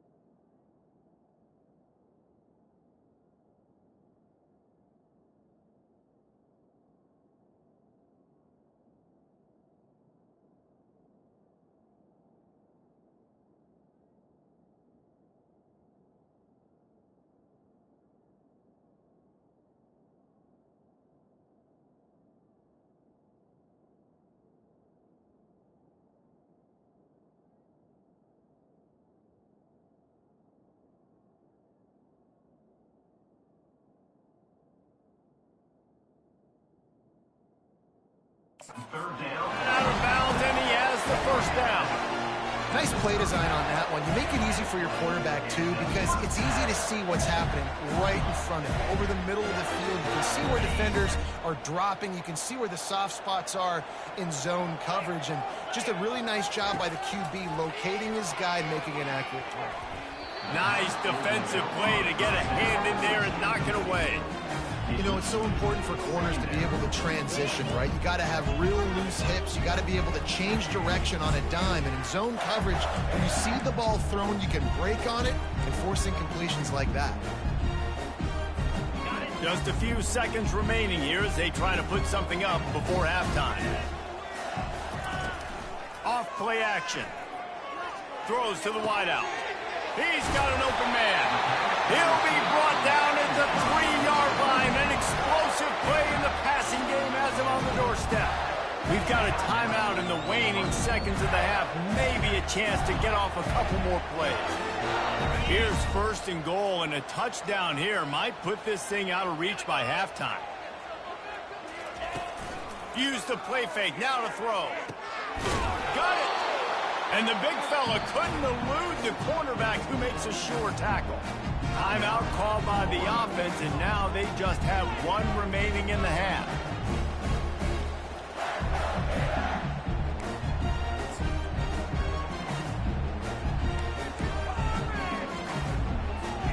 They'll have just enough time to get one more snap before the half.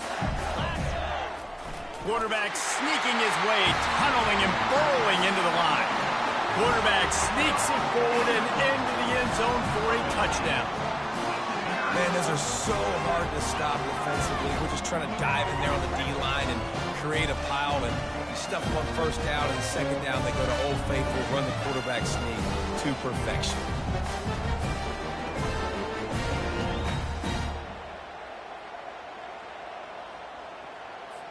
Now they'll line up for what they hope is automatic. And with the extra point, they push the lead out a little further. So it's an 80-yard drive. It was finished off with the quarterback sneak.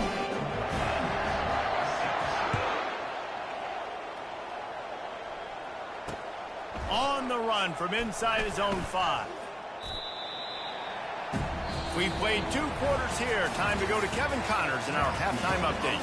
All right, guys, you've been calling a magnificent game there in Gainesville so far. And we'd be remiss if we didn't start this halftime report by acknowledging the sparkling play of this tight end. The guy's like an aircraft carrier out there as a blocker. And then when he releases and shows off that speed and route running, he's almost unguardable. Gotta believe he won't be able to go anywhere in this second half without someone attached to his hip. With that said, let's send it back to our guys and all those chomping hands there in the swamp.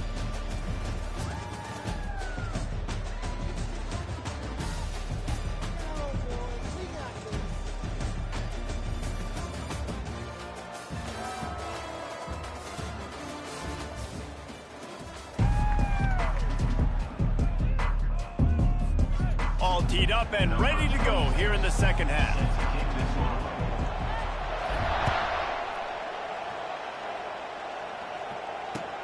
He'll start the return inside his 5. Nice job by the kickoff team. Everybody stayed in their lanes, and they'll stop him at the 16. Guys, this offense coming back out onto the field. They start this third quarter in a big hole, and they have to start climbing out right now. And they're going to have to be really aggressive. Like this offense, when I'm playing from behind, every possession means so much more. And if you look the other side, the defense, they haven't given much resistance. Yeah, nothing has gone their way in the first half offensively. And you know now, based on how this defense is playing with their confidence, that you are going to be challenged on every single snap. So buckle up, get your mind right, and get ready to come back in this game. And sticking to the run. I'll tell you what, a lot of teams that are really good are really stubborn, and they continue to run the football even with little success. So this offense is going to continue to focus on running the football. You can tell. Spits it out to the back. Grab near the marker. It's Jeffrey. And they wrap him up, but not before he's got enough for the first down. And that's why the bullet pass is so important. Sometimes these defenses, they don't give you big windows to throw into, and you want to take that chance, but you cannot lob that football down the field and get it in there. Nice use of the bullet pass, my friend. And the Pandas have it with a 1st and 10. They'll put the tight end in motion. Wants to throw on first down off the play fake. Caught in the backfield. It's Peterson. He will step out of bounds, but not before the big pickup and a first down for this offense. Fresh set of downs after the completion. And that's good enough for a first down. They'll throw it on first down. Knocked down. I love offenses and quarterbacks that are willing to take the easy stuff. Take those easy throws that are guaranteed to get positive yards. Yeah, I'm going to take big shots down the field too. But don't forget, it's easier to pick up 2nd and 5, 3rd and 5 than it is when we start getting those long yardage situations. I love this linebacker because he's able to dissect what's happening in front of him, and he reacts downhill, uses his speed to get to the line of scrimmage and create the negative play. On 3rd and long, trying to have a big completion here. Got a man. It's Parrish. And they'll finally catch up to him, but not before a big chunk of yardage is picked up. Now inside the 20, 1st and 10 from the 18. From the gun, they'll try to impose their running game. Staying physical in the red zone as he's pulled down after picking up 3 balls at the 14. Got 3 on 1st down at 2nd and 7.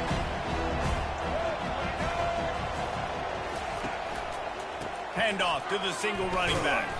And maybe they want to try somewhere else because there is nothing doing in the middle of this defense. The back had nowhere to go. Defensive line ate up the blocks. How about the linebackers swarming in, coming in and making a great play on the ball carrier?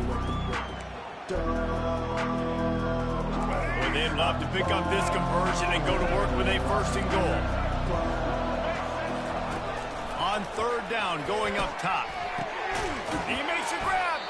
They make the stop at the 5-yard line, but they've got it 1st and goal.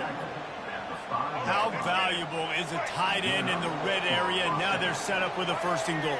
I love it. Find the big fella down in the red area. Big target, works the middle of the field, easier throws. Nice job by this offense, keeping it very simple.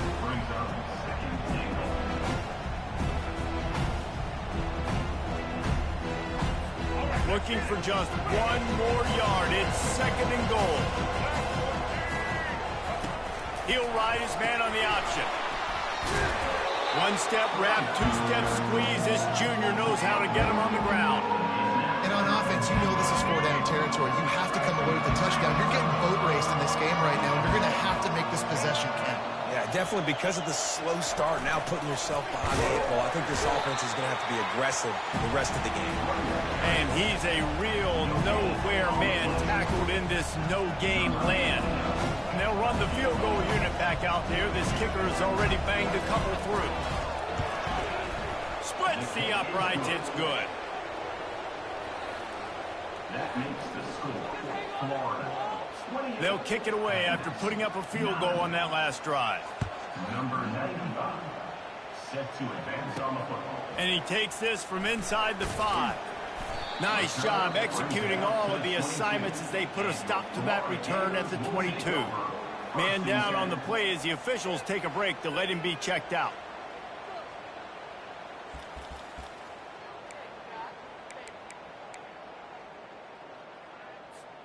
The Gators sending the offense back to work. How about that last drive? Just carved him up in the air, David. Yeah, and how about that quarterback? You gave him the ball, and he delivered the goods. Fires the pass, intercepted. Couldn't find much breathing room to return it, but the interception has this offense in business at the 27. Looking for a productive play on 1st down.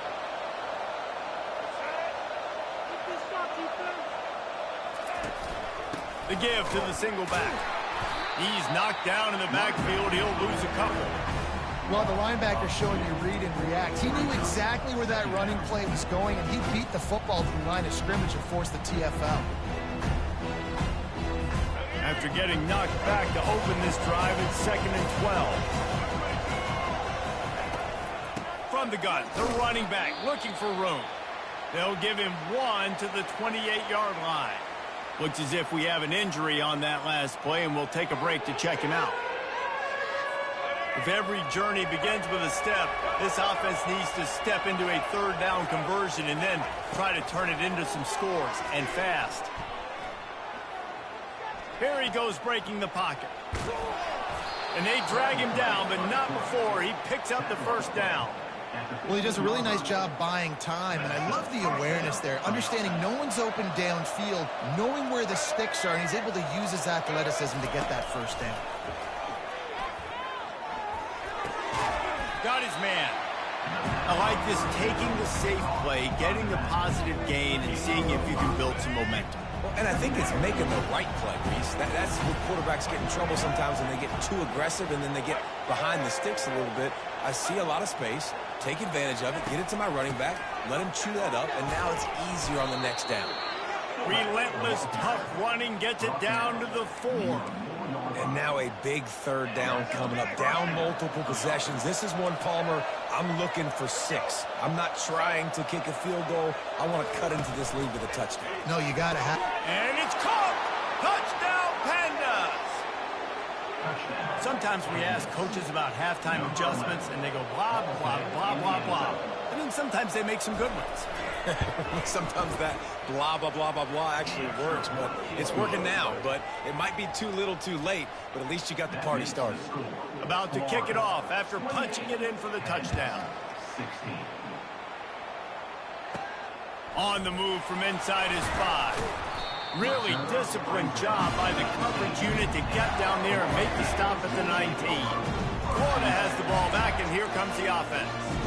Well, the good news about this drive, Jesse, it can't go worse than last time through a pick on the first play. No, it certainly can't. I think one good way, David, to help your quarterback turn the page is just find him an easy completion here and let him get back into a rhythm. Yeah, or find him an easy handoff. Just hand the football off, maybe get the ground game going, maybe jumpstart this offense a little bit. He has the first and still on his feet. And it is a chunk play, a huge gain on that one before the defense brings it to an end. I'll tell you, the defense is going to have to do a much better job containing these outside run plays. They better be able to funnel the football back to the middle of the field, because this guy with his speed can kill you like he did on that outside run play there to the left. Wide receiver shows motion. They'll ride the running back and leave it with him. Not much working there. It'll be 2nd and 9.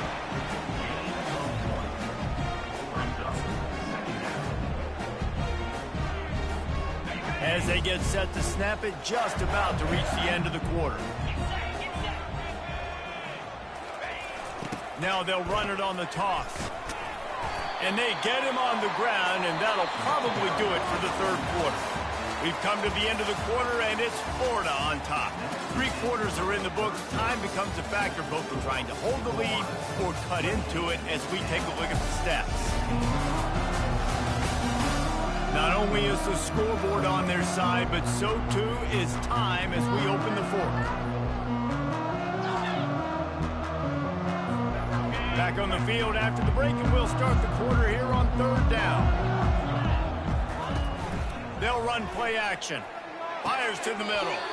Oh, what a spectacular layout and catch. Well, this defense has given up some big plays in this game so far, but they've got a lot of talent on that side of the football. Someone has to step up here, make a play, get a stop, and put their team in a position to win.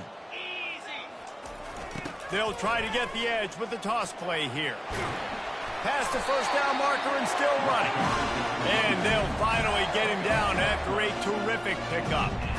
Big reason why his team has the lead right now late is because of his performance running the football. Well over 100 yards in this game. They knew that they were going to have to really put a lot of pressure on him. He'd have to shoulder the load. And got some room headed to the goal line. Touchdown, Gator! And they add 6 more to the board with that trip to the house. Well, let's count them up. 1, 2, 3. 3 is the magic number for touchdowns. Yeah, it's as easy as ABC. Goodness gracious. He's been getting whatever he wants, whenever he wants, however he wants. I want to change something up and maybe focus on that guy that's getting the football a lot and scoring. And no problem on the extra point as they push the lead to 19 here in the 4th. And for a quick update, let's go to Kevin Connors in the studio. A lot of eyeballs on your game, guys, and a few on this interesting matchup as well.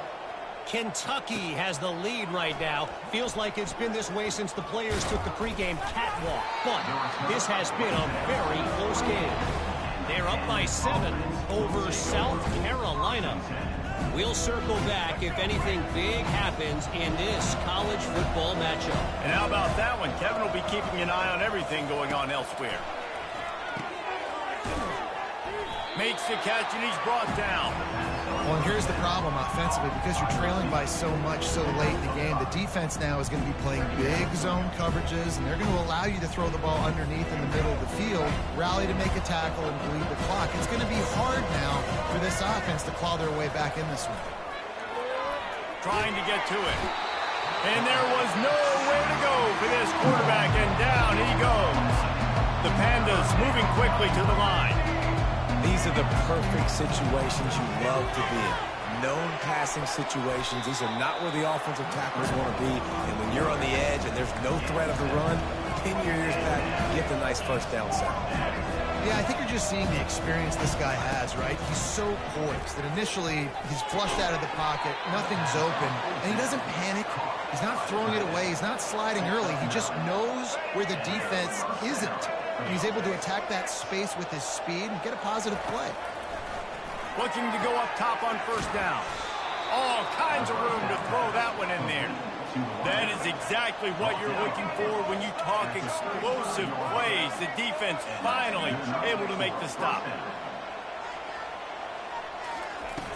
Off the play fake on first down, wants to throw.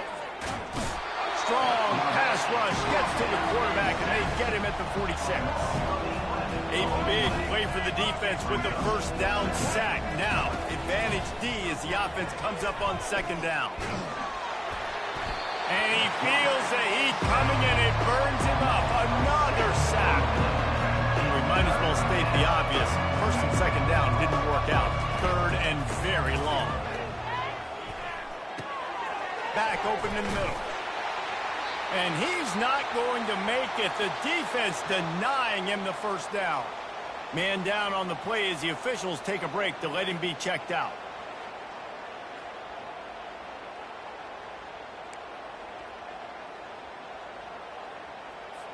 Down by multiple possessions. They can't come up empty on this drive in the fourth quarter. They'll go for it on fourth down. He'll try to throw and pick up the first down. Fires toward the end zone. And is going to be batted down. They'll turn it over on downs. Listen, with the aggressiveness of offenses and taking chances, a lot of times it's going to put your defense in a hole. And this defense is going to have to come through in the clutch right here because you're trailing. They can't get more scores. They got to get a stop on this possession, and the offense is going to have to do better than they just did. Yeah, and that's exactly what you want to do. Late in the ball game with the lead, establish the run, establish the physicality. And you know what helps? That clock up there, it continues to tick. So let's see if they choose to keep the ball on the ground and stay conservative and run that clock. A strong tackle and wrap up from the junior.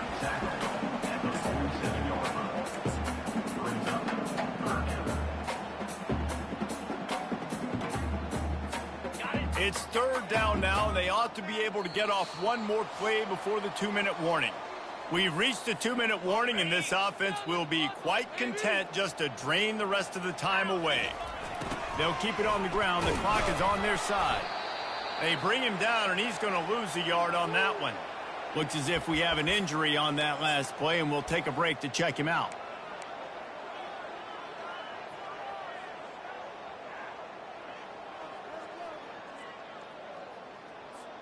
They already have a comfortable lead up by multiple possessions, but they're going to go for it here on fourth down. He'll try to throw and pick up the first down. Gets drilled as he throws. The big pressure on fourth down, and they'll get it back.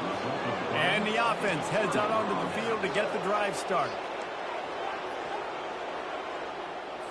They'll start this drive at their own 48. He'll come out throwing on first down. Get it out on the screen. Not a whole lot of room there on that screen pass as it just never developed. They'll hurry to the line with the clock still running. The play action fake. Just had to get rid of that one. Good job to fight another play.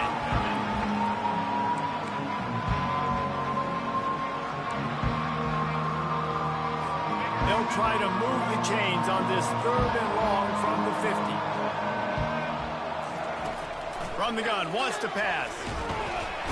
And they got him for the sack. Down in the fourth quarter, it's too late for empty possessions. They'll go for it on fourth down. He'll try to throw and pick up the first down. Gets it out quickly. Will not get there. A fourth down stop. I think after failing on the fourth down, guys, you look at the scoreboard, you look at how much time is left. I think they're going to lose this football game. This coaching staff is going to have to dig deep and try to find ways to get this team better next time they take the field. Still Finally run out of bounds, but he has this offense rolling with a first down.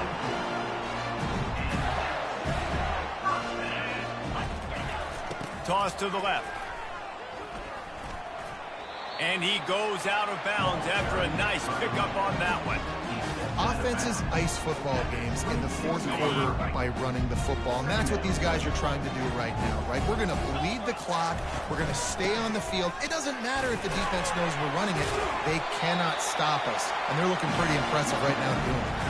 All right, defense, that's what we can't do. We can't give up this many chunk yards on the ground. Got to commit more guys to the line of scrimmage. Got to get those running backs on the ground. That's way too easy. They'll toss it to the outside on the left. Touchdown, Florida! And the punishment has been extended. And I'm liking what I'm seeing from this offense. Look, last week you found a way to win a close game. That's what you're supposed to do. But this offense looks like they're taking it to the next level, hitting their stride a little bit, finding out who they're going to be, and they've looked explosive today. So after reviewing the undisputable video evidence, the replay booth has decided to overturn the call. And while this game is all but decided, the offense's job is to score. So they might try to score again. Touchdown, Gator! And the beatdown has ensued.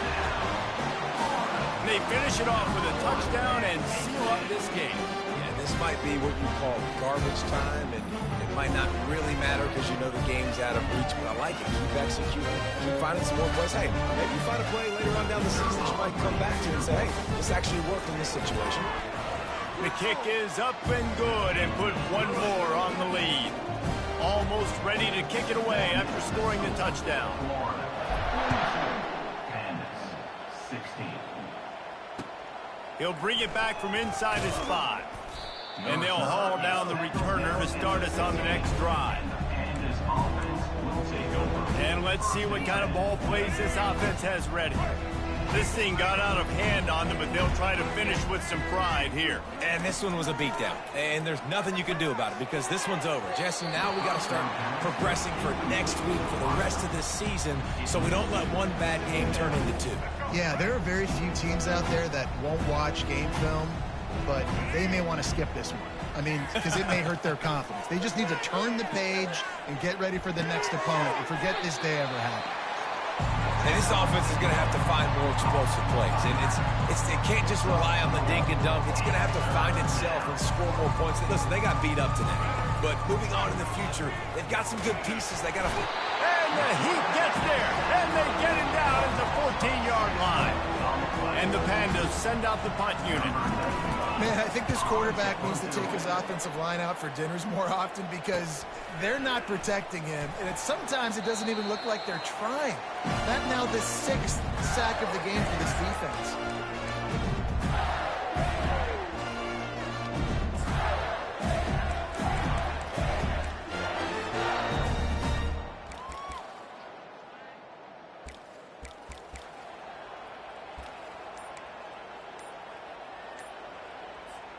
The Gators sending the offense back to work.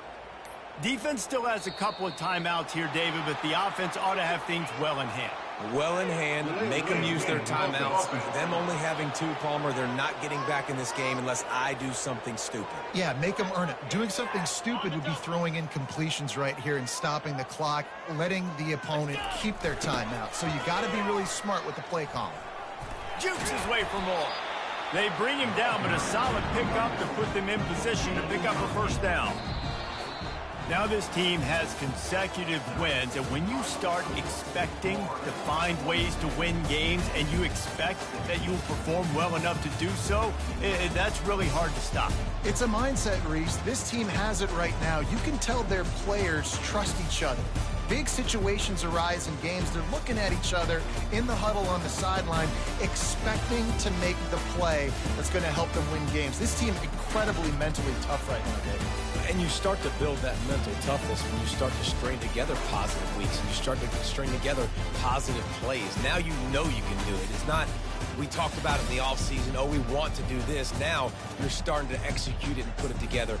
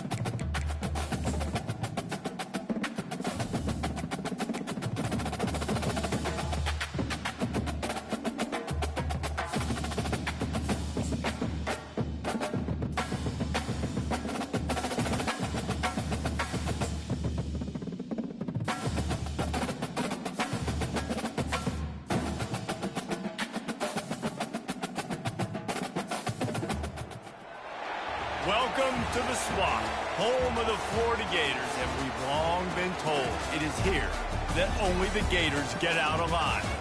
We have a ranked versus unranked battle coming up here, and you know how chaos can ensue if they start smelling an upset. As we'll see a squad from the SEC, the Texas A&M Aggies, taking on the 24th ranked team in the land, the Florida Gators. Glad to have you with us for EA Sports College Football. I'm Reese Davis, David Pollack and Jesse Palmer with me in the booth. Guys, we are ready to tee it up. Texas A&M about to boot it away to start this game. Here he comes from inside his own 5. Able to find enough room to get it out across the 25. He's brought down at the 26. So Florida's offense takes the field to start this game off. And there he is, the man, David, that they build this entire attack around. And it's so nice to have a guy that makes everything easy for the people around him. The quarterback plays better because the feature is clear who that is. And we all hold our breath every time this guy touches the football. He's able to take it the distance on any given play. Defense in the right spot. They stop him after a gain of 2 to the 28. Picked up 2 yards on that last one. They need 8 on second down. Wants to throw. It's Mertz. And the pass is incomplete, jarred loose by the hit. In a competitive conference like the SEC, you just can't afford to start 0-1 if you want to chase a championship. Really important to get off to a good start. No doubt, in the SEC, you've got to set the tone early. It's all about creating momentum out of the gate. Both of these teams had this game circled all offseason, David. They know what's riding on the line here. There's so much riding on the line. Who gets to Atlanta down the road, bragging rights, recruiting rights, all this stuff. Once you get in conference play, it means a lot every single week. This guy is a daring punt return man. He's not going to settle for the fair catch. A solid return. Gets a little bit of ground for the offense. So Texas A&M's offense will try to get something going with their first possession. As we take a look at our impact players for this one, what are you looking for, Jesse, for a guy to make an impact? Well, these are simply put the leaders of this football team, and generally games go how these guys play. If they make plays, then they've got a shot to win this one. No doubt, they got to show up. These are the team leaders. These guys have to play well if they're going to win the football game. Keeps it on the bootleg, looking to throw. Fires to the wideout. And they're not on the same page there.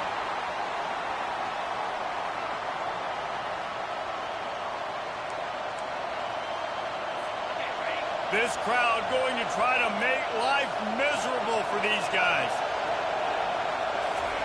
On 3rd and long, he's going to have to throw for it. With the catch, it's Allen. He's got enough to move the chains, and they'll spot it at the 47. And the Aggies will have it 1st and 10. Wow, and what a great job by that quarterback, finding his open receiver on 3rd down. You know, guys, one of the most telling stats at the end of the game is 3rd down conversion percentage. If you're a great 3rd down team, it's invaluable to your offensive success, and that's why teams drill 3rd down so much in practice. Didn't get much on 1st down. It's 2nd and 9. To the air, it's Wegman. Zings it complete to the right. And that had all the makings of bug meat windshield. But how about the little corner taking on the big tight end and keeping him from getting the first? They get the completion, and that's one thing, Jesse. If you're going to get this guy on the ground, you better come in to make the tackle like you mean it. Man, that was a heat-seeking missile coming in there. He knew he had a lot of work ahead of him with that big fella making the catch. Nice tackle. Putting together a real scoring threat here as they pick up the 1st down at the 36.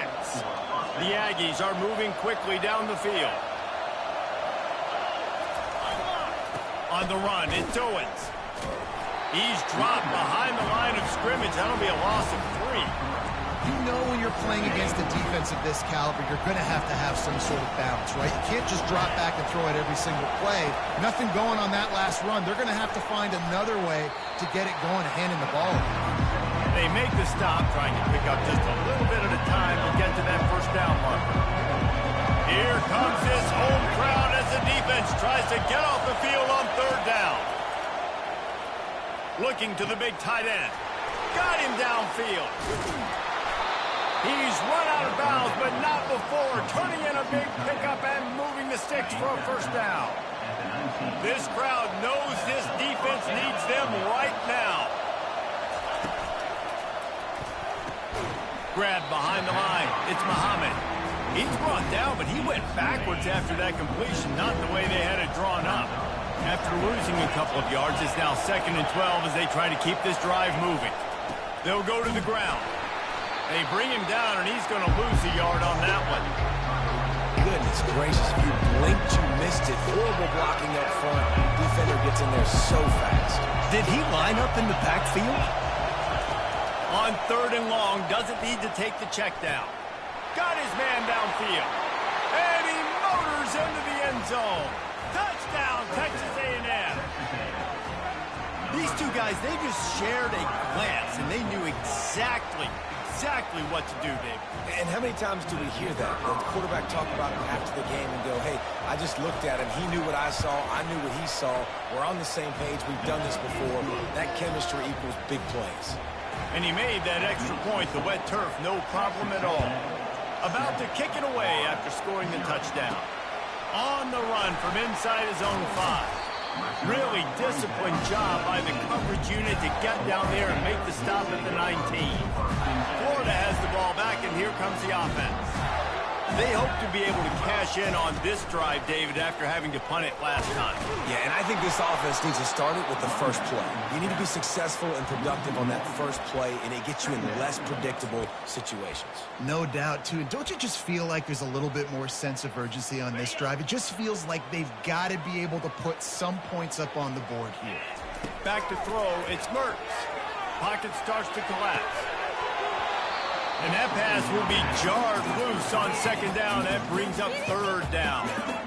Yeah, and you use these running backs so much in the passing game now, and you expect them to make those plays for you, to make those big explosive plays out of the backfield. Just got to make sure he concentrates and see that ball come in. And he was hit just as he was releasing the pass, and it falls to the ground incomplete. The Gators will punt this one away. Great job by the defense dialing out some pressure on 3rd down. They hit the quarterback and forced the incompletion. That nifty return sets up the offense and negates some of the yardage on the punt. Texas A&M has it back on the offense, ready to go to work. And David, how they would love to stick it in the end zone one more time after that last drive. And what throws toward the end zone. And swatted down by the defense to stop the scoring opportunity. Yeah, and that's nice coverage. He's taking a shot, trying to throw the ball to the end zone. Maybe put that thing up a little bit higher where his guy can go up and make a play and come down. Nice job by the defender, just getting his fingertip on the top of the football. After misfiring, it's 2nd down. Here's the handoff. And they try the middle of this defense, and that is not happening. Man, nowhere to run on that play at all. About all you can say is do better. But that's the problem. Are they able to do better? And that's why you keep trying things, right? Keep trying to get on the perimeter, run it up the middle, try different things to see what you do well. And he's not going to get there. The defense stands tall and makes the stop. The Aggies send out the punt team to kick it away. It's a nice effort by the running back, but in that 3rd and long situation, it just too much work for that running back to convert that 3rd down. Really, nice job. Got to give the defense credit. They surrounded him, got him to the end. The Gators sending the offense back to work. That last drive won't go on the highlight reel after ending in a punt. They'd like to be more productive this time, David. And I think this offense has to be a little bit more balanced. Find a little balance between the run, Jesse, and working in that pass. And I think, too, David, it's just going to take a spark. It just takes one play to get this thing picked up and going. And the quarterback knew exactly where he wanted to go with the football, had time, spins the ball deep. Nice job by this offense, understanding what the defense is giving them and creating the explosive play. That's quite a start to a drive, and now they'll snap it from midfield. Throws to the back. Caught near the sticks. It's Johnson. And the catch and run into the end zone. Touchdown, Florida! Man, how hard hard is it to defend when you have a weapon like this, a running back that can play wide receiver, who can design ways to get the football in his hand? Palmer, once you get it in his hands, he'll do the rest. Yeah, no doubt. I mean, and oftentimes those are easier throws for quarterbacks. These running backs, they're just naturally so good when they have the football out in space. Their vision, their creativity, their ability to make people miss. And this guy shows you right there, a difficult guy to stop now if you're this defense moving forward. All tied up and just about set to kick it away.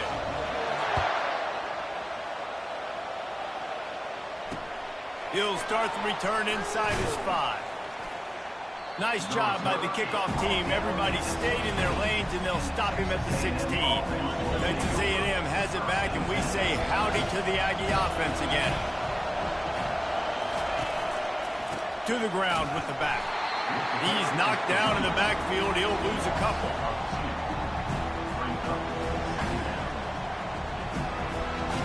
After getting knocked back to open this drive, it's 2nd and 12. Back to pass, it's Weckman. Gets rid of it. Fires to the tight end. There to make the tackle, and that's how we'll wrap up this first period. We've played one, and we are right back where we started, all tied up after the first period as we take a look at the stats.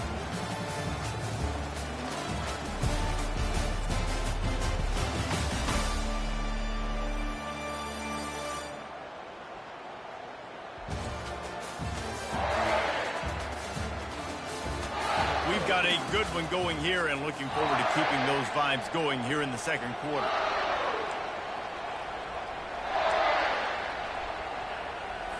They'll break the seal on this quarter here on first down.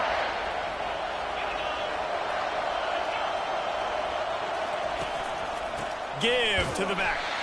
They bring him down, and he's going to lose a yard on that one. So first down didn't exactly go according to plan. Let's see what they can dial up on second down. Reese, I got him right where I want. Okay, I'm going to throw the football. Now I can get back in shotgun. Let's forget the running game stuff. We're going to play a little pitch and catch and see how good that secondary is. Just working and poking and prodding and finding his way up to the 36.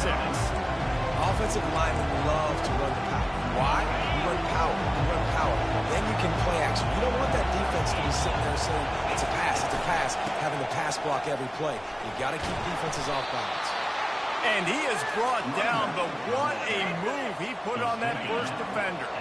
This Texas A&M offense is wasting no time. Running back searching for a hole. He's dropped behind the line of scrimmage. That'll be a loss of 3. Dudes that smell something. Goodness gracious, that linebacker just opened the eyes of the running back, running through the hole, hitting him right in the mouth. And, man, he may have to have the molars checked out after that one, but at least he was able to hang on to the football. Secure that football. It is hard to do when you get hit that hard, especially when you get that face right there on the football. Nice job by the back holding it up. Decibels rising as the crowd gets behind this defense on third down. Got it behind the line. It's Muhammad. And sure, tackling there to keep him from getting to the first down marker. Texas A&M will have to boot it away. You got to love that. On defense, one of the most critical statistics out there is how do you play on third down? How do you prevent the opponent from keeping drives alive? Right there, tackling the catch. You gave up the completion. Whoop-de-doo. You set up 4th and long. You're going to get the ball back. Go get some water and celebrate. Florida has the ball back, and here comes the offense. This could be a real turning point in the game. They scored a touchdown. They got to stop. And now a chance to break the tie. Yeah, this offense has got it cooking, man. And how about the defense? Great job getting that stop, getting the football right back to the hot hand. Now this offense, Palmer, has a chance to take the lead. You can see the offense, too. They understand the situation right now. They were jonesing on the sidelines to get another opportunity to run back on the field. They are ready to drive this ball and go score. They'll give it to him again. And that defense is there to guide him out of bounds after a short gain. Just a simple power play. Again, not sexy, run the ball up the middle, physicality, offensive line gets to assert themselves, run block, what they love to do. This pays dividends down the road in the fourth quarter.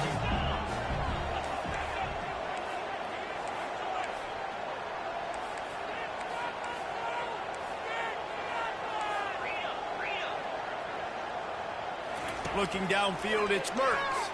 Unloads to the wideout. Soft spot in the middle. Good job running that route to get past the sticks because he got nothing after the catch. And the Gators come to the line with a fresh set of downs. They'll try the outside to the left. They bring him down, and he's going to lose a yard on that one. I love DBs that want to tackle, and they get an opportunity to look like heroes on these outside toss plays. Physical play by the corner there, getting the ball carried down behind the line of scrimmage. And they're on him immediately. Down goes the quarterback.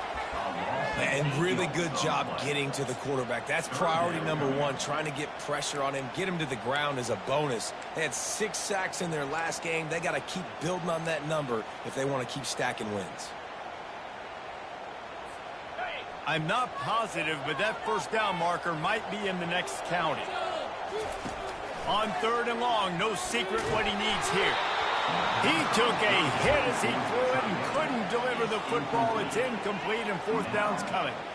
Really nice 3rd down sub-defense there that time. It's 3rd and long. They're expecting pass, and they're mixing up their looks. They're trying to change the picture pre-snap to post-snap to confuse the quarterback, and now forcing the incompletion, setting up 4th. The Gators will send out the punt unit.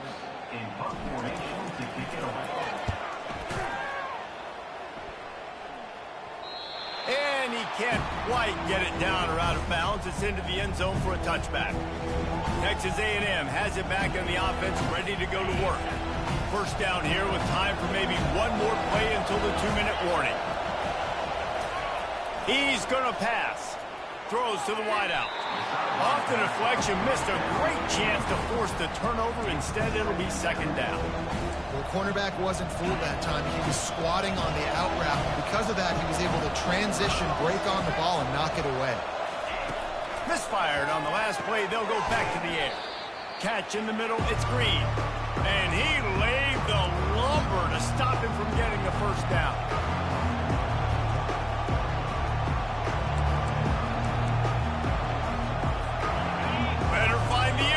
Here comes the noise, backing this defense on 3rd down. Scanning the field, it's Wegman. A little screen to the running back. And the completion gives him a fresh set of downs and keeps this drive moving. Clock stops momentarily for the first down. They'll hurry to the line. Comes out throwing on 1st down. Grabbed in the middle, it's Muhammad. They'll go hurry up here.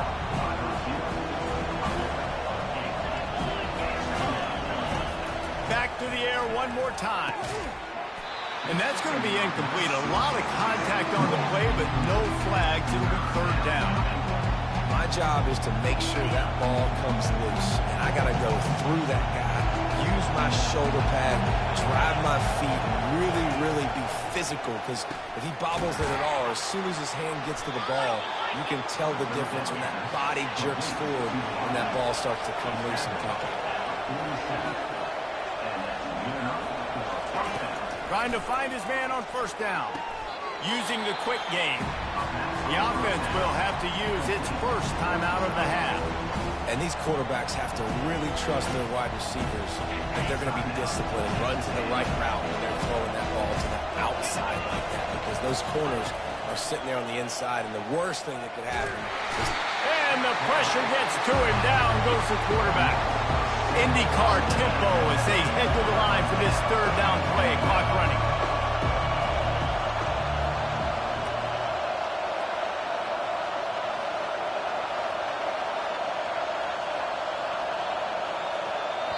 Timeout called by the defense. It's their first of the half as they'll make some adjustments.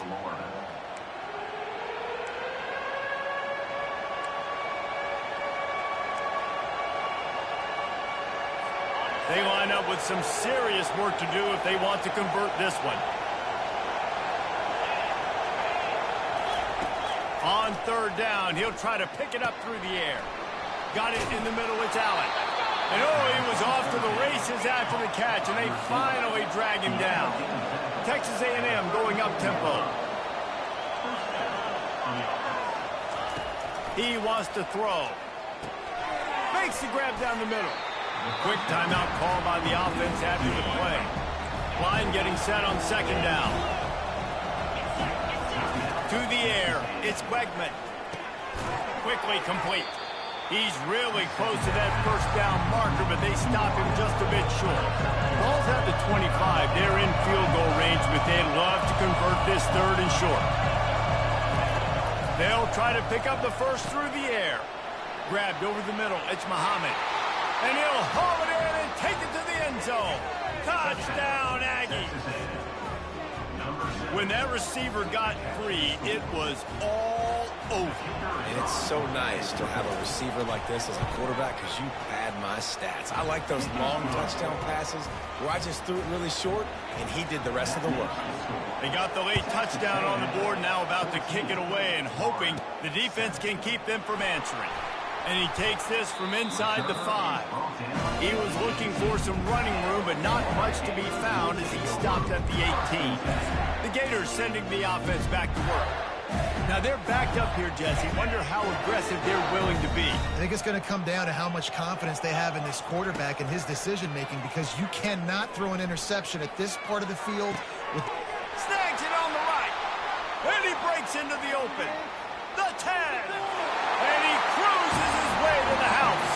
Touchdown, Gator! Man, you want to make big plays in the passing game, and to do that, you got to be able to read the defense, see what they're doing to make sure you don't put the ball in harm's way. You can see he drops back, got really good comfort level with what he's seeing. He knows he's going to fit that post over the linebackers in between the safety. Ball is on the money, and they're rewarded with a touchdown. Lining up for the PAT. Hit that one with some aggression for the point out. That one's going to get a little star mark decided on the play sheet. One play, explosive, touchdown just like that. Looking for an alley from inside his own 10. Really disciplined job by the coverage unit to get down there and make the stop at the 19. Under a minute to play here in the first half, and the offense will take a knee, and that is how we'll wrap up the first half.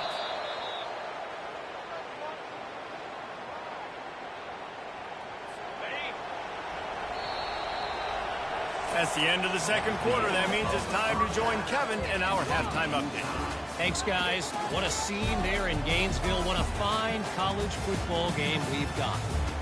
Toughest job inside that stadium right now might just be the scoreboard operator after all those first downs and touchdowns. Big plays have to find this one, thanks to two of the best receiving corps in all of college football. Let's see if these defenses can adjust and make the necessary chess moves. And with that, let's send it back to our men in the swamp.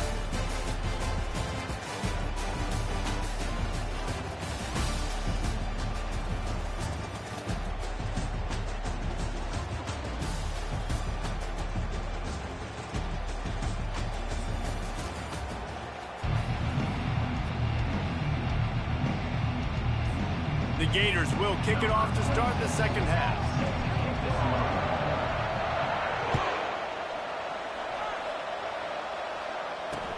On the move from inside his 5. Good job by the coverage unit to put a stop to that return. Texas A&M has it back, and we say howdy to the Aggie offense again. First drive of the second half, always fun to watch. You see what type of tweaks were made at the half, especially when you're locked up in a ball game like this one. Yeah, and it's been... Fires and picked off. Going the other way, and he's got room. Touchdown, Florida! And this defense coming up with points of their own. What an interception return.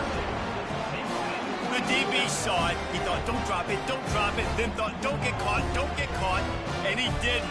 The pick 6. And these guys can play offense, too. Now, look at this. I showed you I can be a wide receiver. Coach might split him out at wide receiver next week after making that big play. But defense, great job making the interception. And you're right, doing something with it. Don't just slide down. Don't be content. Take that thing all the way back, brother. They'll try to tack one more on their score. And the extra point is true, and they're on top by 7. Let's go to the studio now and check in with Kevin Connors. Kevin, what do you got? Gentlemen, let's take a look at what's happening in this exciting college football game. Mississippi State is in serious trouble right now. I'm not sure some folks won't be asking for a refund on their NIL investment. A putrid performance in Starkville. They're trailing by 14 to Toledo. We've got our eye on this one and everything else going on throughout the day, guys. Oh, and how about that? I know Kevin and those guys will be keeping an eye on it for us. And he finds enough running room, and he's marked down at the 20. I know it's sexy to throw the football, but if you can pound it away and get these kind of gains, they will just add up, wear the defense down, get first downs, and ultimately get some points. They'll run it from the gun. Running with power. And that first defender was just waving at him after that sweet move. He picked up the first down. Well, there we go. We finally see some life in this offense running the football. Nice game to pick up the first down. Got to get more of that going moving forward because they have not run it well. The defense wouldn't let him loose, and even though it's a completion, they lost yardage. Well, they try to spit it out to the running back on the perimeter of the field. You saw the speed and recognition by the defense, though. How quickly they were able to get to the back and get him down for a big loss. Looking for a man. It's Wegman. Coming after him. And the quarterback brought up two and sacked at the 12. Just a great job defensively, making him go through his progressions, and he really didn't have time to do it. And that's exactly what you do in zone coverage. You drop in your spots. You read the quarterback's eyes, make sure you take away that quick stuff, and a great job rushing the passer and getting the sack. The roar of the crowd trying to fuel this defense to keep them pinned in their own end. On 3rd and long, you'll have to turn it loose deep. Didn't have much of a choice, just had to throw that one away. It'll be 4th down. Not a lot of good plays for 3rd in California, so you're just trying to get a completion and help out your punter, but they can't even get that executed. 4th down, and the punt team sends it the other way. He's brought down, but a really solid effort to pick up every bit of yardage he could on the punt return. Florida has the ball back, and here comes the offense. Boy, that last touchdown, the one-play quick strike scored. Jesse, this offense hoping to keep that kind of explosiveness going. And I don't know if they're going to get the same looks defensively because of just how explosive that play was, Reese. David, they may be seeing a little bit more off coverage on this drive and maybe some softer boxes to run into. And when you make that kind of explosive play, you're going to put the defense on its heels. They're going to be a little bit more conservative. So this offensive approach now, maybe I don't have to go deep. I can go a little bit shorter and just make those easy plays on me. After picking up a couple, it's 2nd and 8. He's looking to throw. Pressure coming. Hit as he throws. He got his hands on it, but couldn't hold on to it. And what a time that would have been for their first pick of the game. Great job by the QB just avoiding a negative play. I know you don't come away with a big completion, but he should have got sacked. I don't know how he was able to get out of that. Great individual effort by him. Dropping back, it's Mertz. They're trying to get to it. And the defense gets home and makes a play at the 37-yard line. And that's the thing about this defense. Yeah, they may be losing the game right now, but they've got difference makers on that side of the football. They got guys that can step up like that, create havoc, get a sack, create negative plays. They're going to need more of that here in the second half if they're going to win this game. And it looks as if this one's going to carry into the end zone for a touchback. Texas A&M has it back in the offense, ready to go to work. Line gets set, 1st down.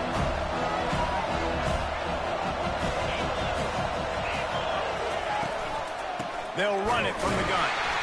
He's dropped behind the line of scrimmage. That'll be a loss of 3. Man, it's been a surprise today for this offense. Like, coming into the game, we all talked about it. We thought they'd be able to run against this defense that's been run on a lot, and this offense just can't get the running game going. Be interested to see what they do to try to change it up, but somehow, some way, they need that physical ground game. Man down on the play as the officials take a break to let him be checked out.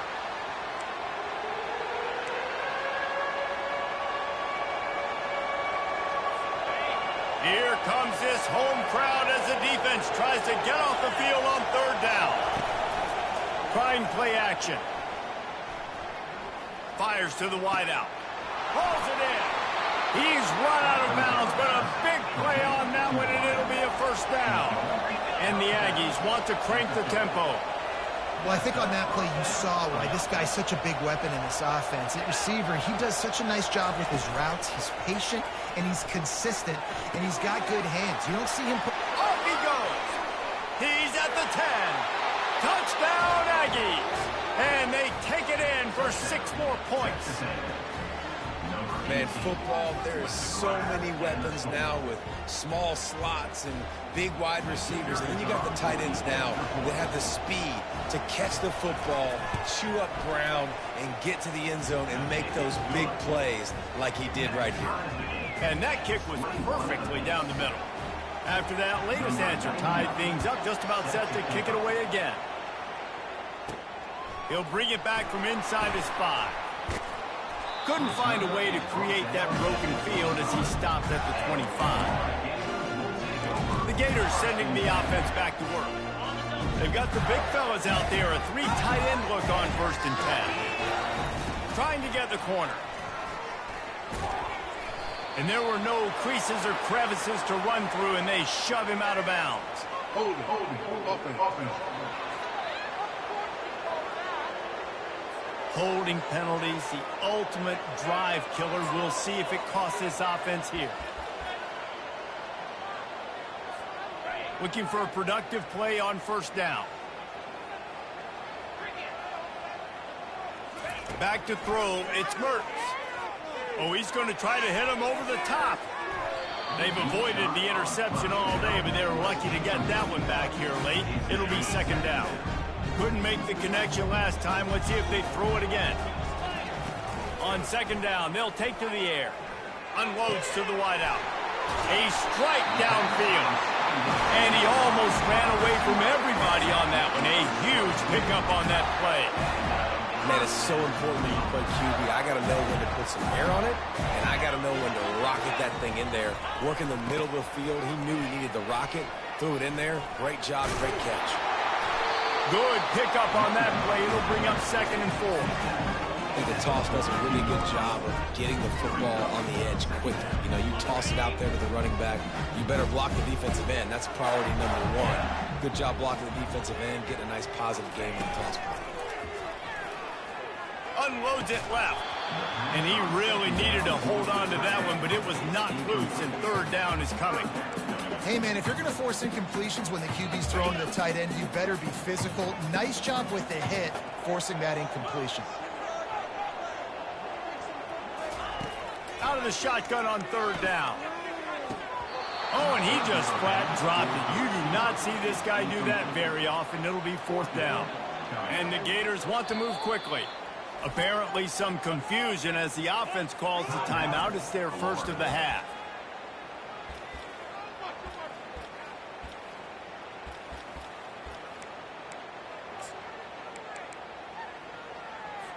The Gators line up to punt it away.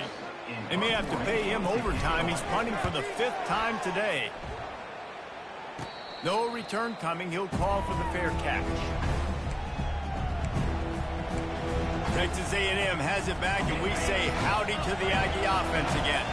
How big is this drive? Scored a touchdown the last time they had it. Defense gets a stop, and now it's up to them in a tie game. All right, so if you're the offensive coordinator here, let's dial it in. Who are your best matchups and best playmakers to take advantage of this golden opportunity? Yeah, and I'm interested to see this defense, too. Like, the momentum is clearly not in your favor. How do you get it back? How do you make a big play? Do you be more aggressive here to try to get the football back to your offense? Throws to the wideout. Got it in the middle. It's Allen. They make the stop, but not before they do their work up top and pick up a 1st down. Here's this offense with a fresh set of downs.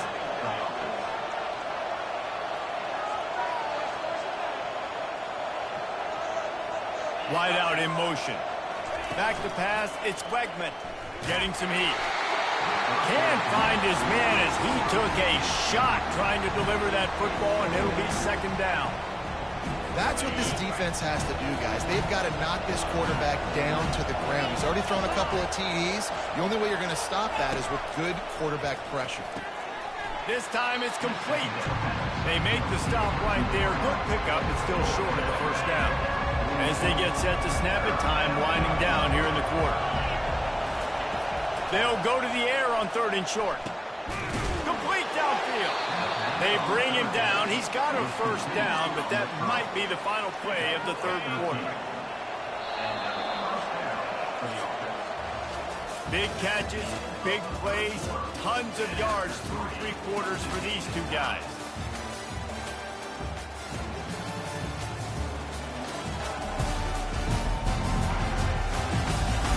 These two teams about to find out what they're made of as we open the 4th all tied up. Back at it to open the quarter with this first down play. Wide receiver now comes in motion. With jet sweep pass. And he's running in the open. He will step out of bounds, but not before the big pickup and a first down for this offense. I tell you, this quarterback has just been in a great rhythm all game long. With that last completion, he's now over 300 yards passing. They're going to run it to the right. Not a whole lot of room there. 3 yards maybe, 2nd and 7.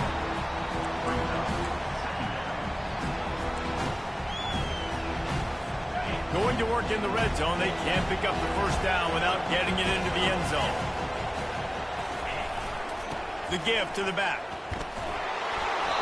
And he got enough for the first down, but somebody put the hit stick upside his head. Looks as if we have an injury on that last play, and we'll take a break to check him out. And this offense is so close they can almost taste taking a 4th quarter lead, but they don't want to leave too much time on the clock. And the pressure was too much. They get him at the 15. Just like to see the quarterback have a clock going off in his head, forcing him to get rid of that football. Can't take a sack on first down and goal-to-go situation and move your offense backwards. Off the play fake. Unleashes one deep. And it's incomplete. It was wild, high and wide on that one. And how loud is it in this building? This is crazy. These fans are going absolutely nuts. And I used to love when the fans got involved, and I'm on defense because it messes with the snap count. It messes with the communication, and it can really rattle an offense. A huge chance for points here on 3rd and goal, and if they can get it in, we might have ourselves a finish. He's knocked down in the backfield. He'll lose a couple. And now on 4th down, they will put it on the shoulders of the kicker to save them with his foot. Right down the boulevard, it's good. And they've regained the lead. All field goals are not created equal, guys. Kicks in the 4th quarter to take the lead. They just seem to carry so much more weight. So give that young man credit for getting out there and knocking that thing through the uprights with all the pressure, all the eyeballs on him. He delivered. Here he comes from inside his own 5. He was looking for more running room, but none to be found as he stopped at the 23. Florida has the ball back, and here comes the offense. Line gets set, first down. From the gun. Give on the inside. Can't get him to the ground. Nowhere to run on that one. He loses 4 on the carry. And it's been a struggle for the run game for this offense. Man, this is something they hang their hat on. You saw last week, you saw the highlights, and just give it to the running back. Let him do his thing. Haven't been able to get him going. I don't know what's going on, but they got to find a way to get their talented back some space so he can make some plays. And the pass is incomplete, but the flag flies, and there was a lot of early contact there.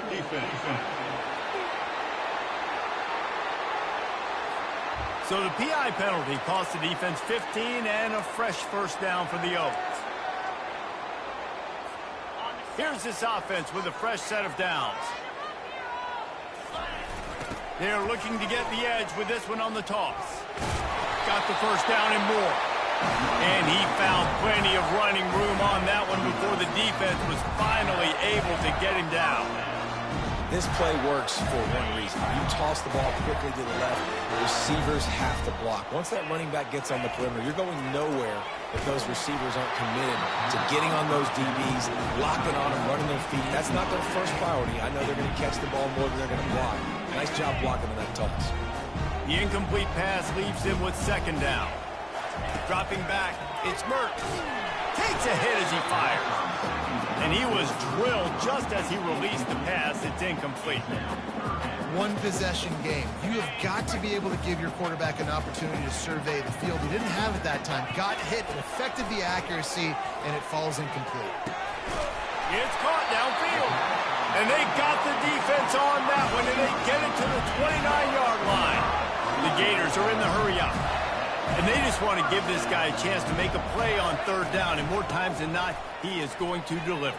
He's so good, so efficient, such a good route runner, got the speed, got the complete game, so you definitely want to highlight it, and especially on those downs that matter the most. If something's not open quick underneath, find him, go make those contested catches. And the Gators with the 1st and 10. Plows ahead for a pickup of 4 down to the 14. This is a hard defense to run to the outside against because of their speed. You saw in that last play, their ability to go sideline to sideline, win at the point of attack as they shut down that sweep.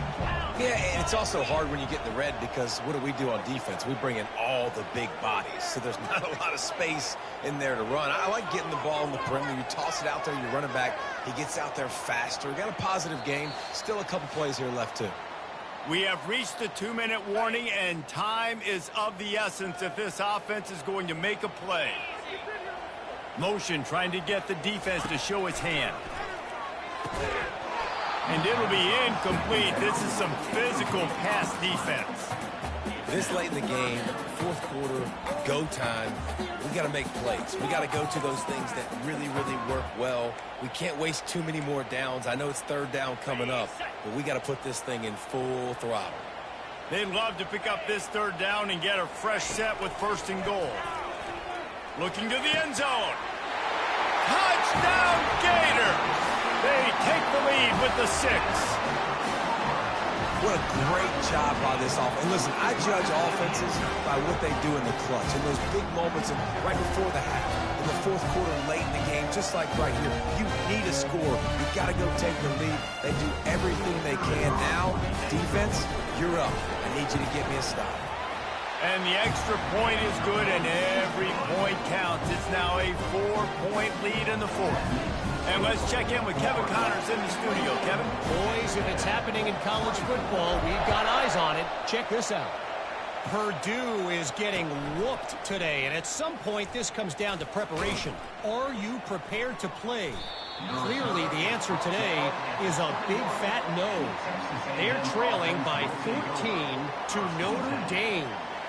We'll circle back. If anything big happens, you should know about it. Thanks for the update on that one, Kevin. Let us know when it goes final. Texas A&M has it back in the offense, ready to go to work. Guys, that last trip, a little disappointing having to take the 3.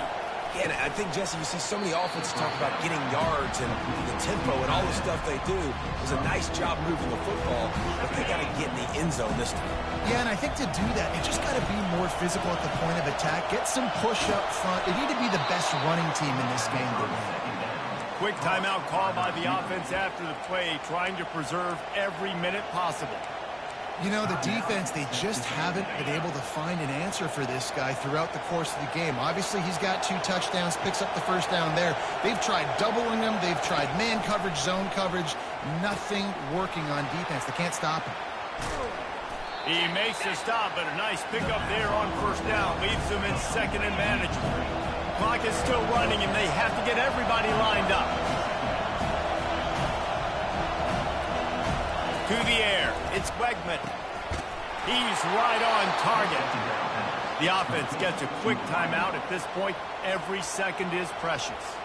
It'll be a 1st down from the 49-yard line.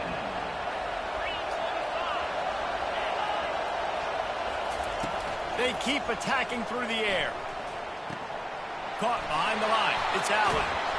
And he'll step across the sidelines after making a good gain on that one. One of the things that makes this guy so dangerous is how good he is after the catch. If he's got any space around him, he's able to burst. He's able to make people miss and get extra yards for his offense. You saw it right there. It's caught. Tremendous awareness to get what he could and get out of bounds. And now the offense trying to score one late. Offense picking up steam. 1st and 10 from the 31. Looking to move it through the air. Fires to the middle. Wide open downfield. They make the tackle, but he's got a fresh set of downs, and it's 1st and goal from the 7. Nice job by the receiver on the in route there. And how about the speed? After he made his break, he was able to actually separate a little bit from the DB, helping out his QB on that one. And a touchdown here would not only give them the lead, but in the 4th quarter, that ramps up the pressure. Snags it! He's down at the 1, and they almost had the touchdown pass on that one. And you're seeing why this guy is on the field during 2-minute situations. He can catch the football and make things happen. Nobody open downfield. You just dump it down to him and let the guy go to work, pick up a huge play, and help this offense get... And that one is picked up in the end zone.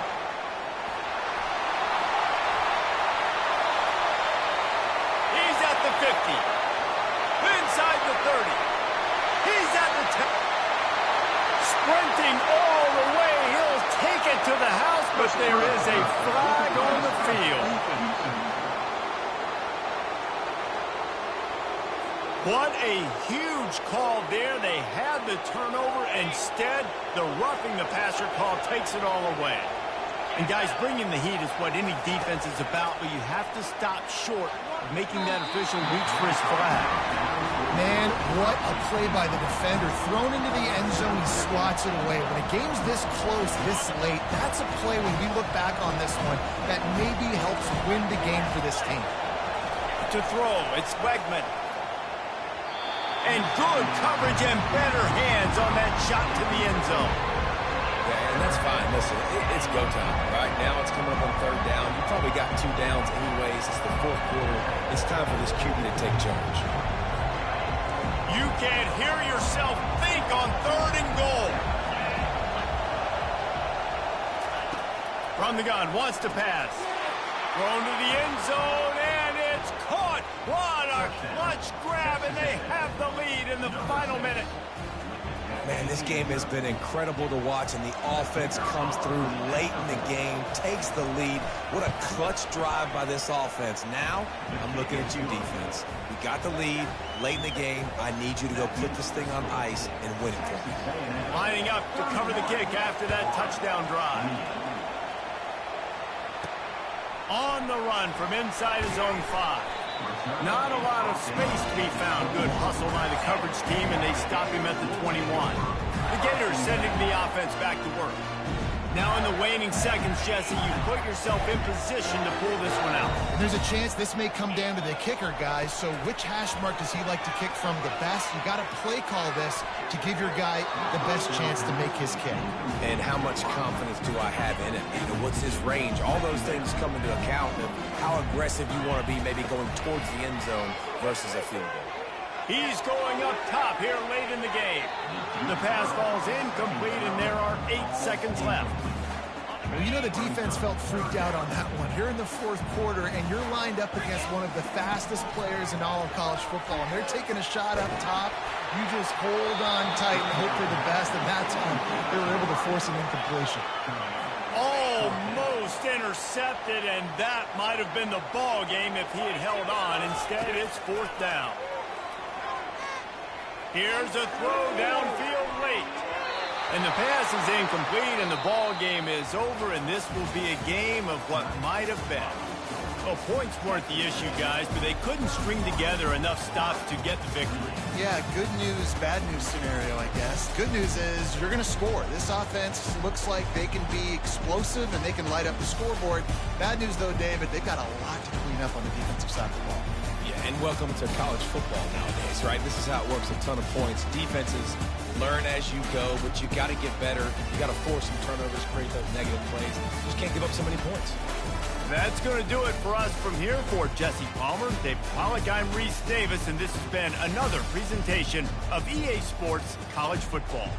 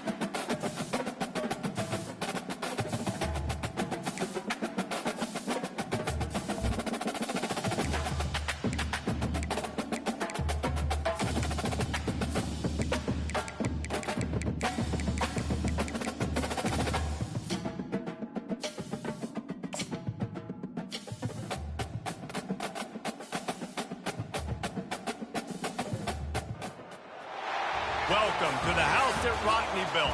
Leahy turned into legacy. Parsegan renovated and Holtz restored. Notre Dame Stadium, the home of the Fighting Irish. But this isn't any regular matchup. It's a battle of top tens, a couple of forces meeting head-to-head where one team will try to make a resonating statement. As we see the number 7 team in the country, the Penn State Nittany Lions, taking on the 8th-ranked team in the land, the Notre Dame Fighting Irish. For EA Sports College Football, I'm Reese Davis, David Pollack, and Jesse Palmer with me. Guys, it's time to get it going. The Nittany Lions will get us started with the opening kickoff. From inside his own 10, let's see what he gets. Makes a move. He just about popped that one for a long one, but as it is, he gives his team a lot of momentum with a solid return. So the Notre Dame Fighting Irish offense heads onto the field for the first possession of this game. And here he is. Let me tell you about this wide receiver. He is a route-running DB, toasting, pass-catching, touchdown-scoring, son of a gun. I can't wait to see how this defense is going to try and corral this guy, because you play man-to-man, you risk him running right by you and catching the deep ball, but you play zone and you give him the opportunity to potentially make yards after the catch. Going to have to be really careful trying to cover that dude. Receiver wasn't ready for the throw, incomplete. Well, this defense knew coming in they were going to see some RPO and they were going to see some quick game. A nice job there taking the throw away from the quarterback.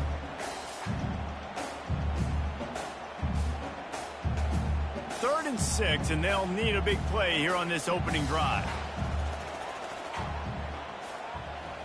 Looking to throw, it's Leonard. Fires to the wideout.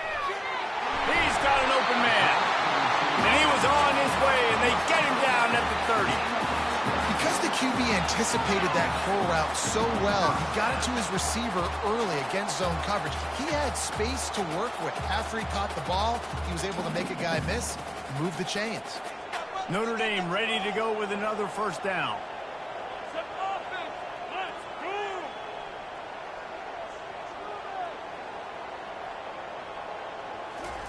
He's looking to throw it. He makes the connection. And this defense has its work cut out to get this dude on the ground. He was shedding serious tackles on his way to picking up the first. They pick up the first down on the drag route. Good job by the receiver knowing it was man coverage. If he's looking, he's booking. He gave his quarterback the eyes right away that says, hey, I'm not stopping. Put it out in front of me. I'm getting this first down. From the red zone, looking for a space. He's moving out of the pocket. And he avoids the hit and slides after the short gain. You see a lot of quarterbacks get in trouble when they start forcing things. He did a really good job. He wanted to throw the football. You could tell. Drops back, nothing open. It's okay. I'm just going to take off, get what I can get. Operating in the red zone here on second down. Looking for a crease. It's Love. Didn't get much done on that run. He'll fight his way out and maybe pick up a yard. And I can't tell you how much I love seeing corners being willing to come up and tackle. That is so huge for a defense. You can't olay blocks and create space. You can't just hang out on the outside. You got to go set that edge. And conversely, I can't tell you how much I hate it when receivers don't want to block. You got to do a better job in the perimeter. It's not going to be enough in this offense just to catch passes. You got to go execute your assignment. That corner should have been blocked, and they should have gotten a bigger gain on that outside run. Notre Dame has it now, first and goal.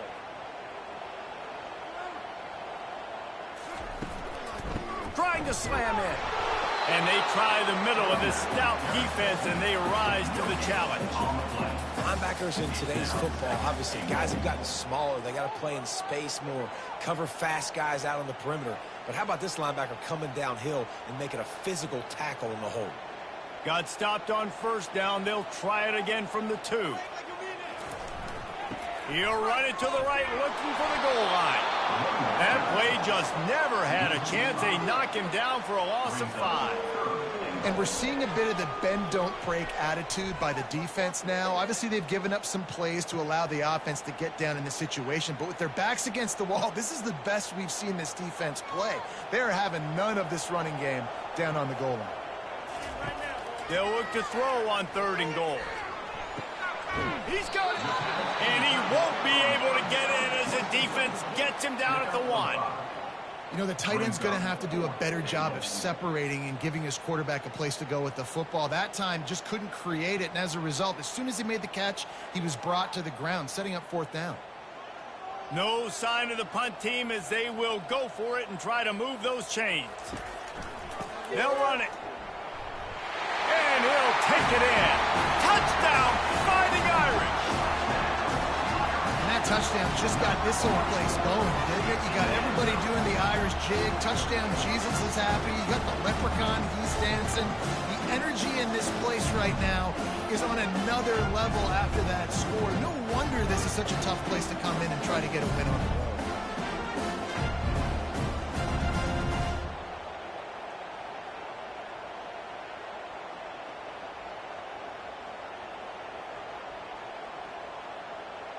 Lining up to tack one more onto that lead.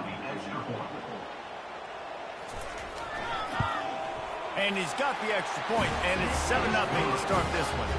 That drive covered 57 yards for the touchdown, and they capped it off with a 1-yard plunge. About to kick it off after punching it in for the touchdown. From inside his own 10, he'll try to help out their field position. He was looking for some running room, but not much to be found as he stopped at the 18. So the Penn State Nittany Lions offense headed onto the field. Our first look at them today. And how about this matchup we'll see today between 2 tremendous tight ends, David? I mean, 2 guys that are so fun to watch that really make defense hard. Like, how do you want to play this guy? We're going to see which defense can step up and try to stop these elite tight ends. Yeah, it's not often that you say the tight end is the key to the offense's success. Both of these teams feel that way, though. So which of these 2 dudes can make the most plays today? This crowd, full throat, splitting the eardrums and letting them know it's going to be a long day. The give on the inside. Getting that push, a pickup of 4 out to the 26.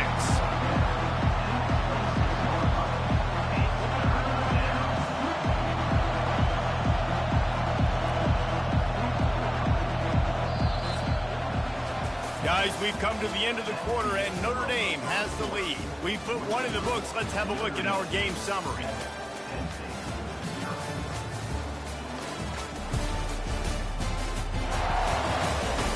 Now to see if these guys can get back in the game as we open the second quarter.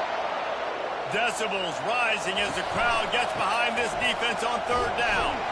He'll have the first down as he gets it to the 28-yard line before he stops. Well, it's not a home run, but it's just enough by the running back to move the chains.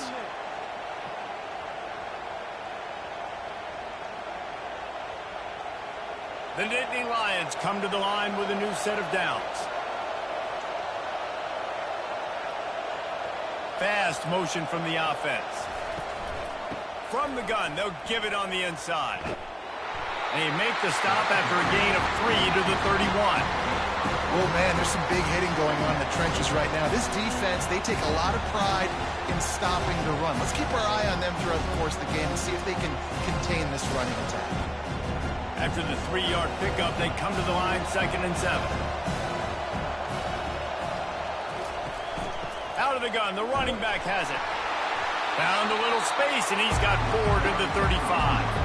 I think that was an example of the offensive coordinator trying to help out his quarterback. He's trying to keep these 3rd downs manageable. You know, you throw the ball on 2nd down and it's incomplete. Now you've set up 3rd and long, and now you're set up to fail.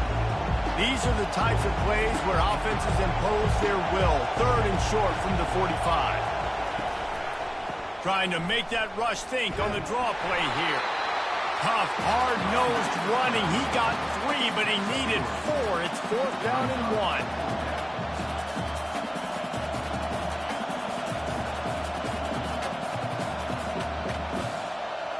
And the Nittany Lions will try to pin them back with the punt.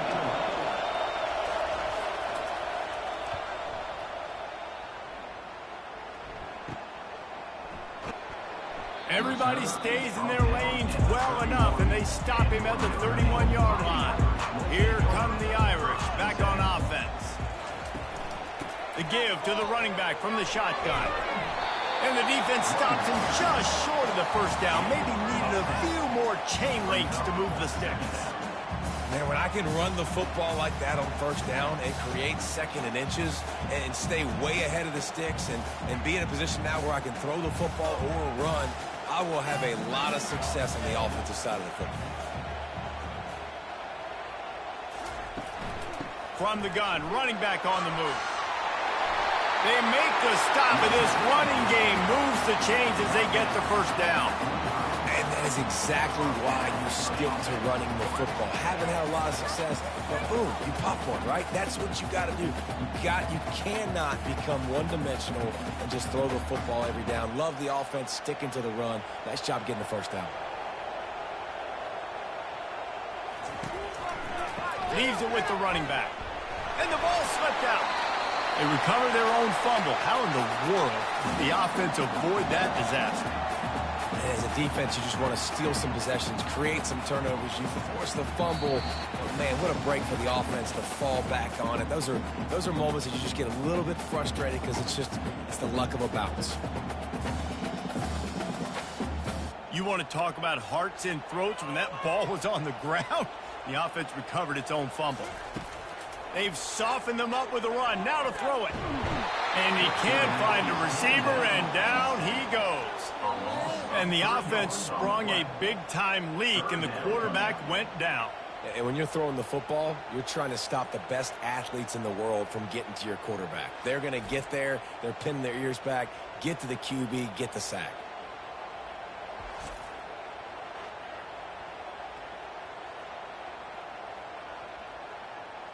Offensive line needs to clean it up. Sack on second down, and now it's third down. Just a short pass to the tight end. And he was knocked down immediately short of the line to gain. They'll have to make a decision here.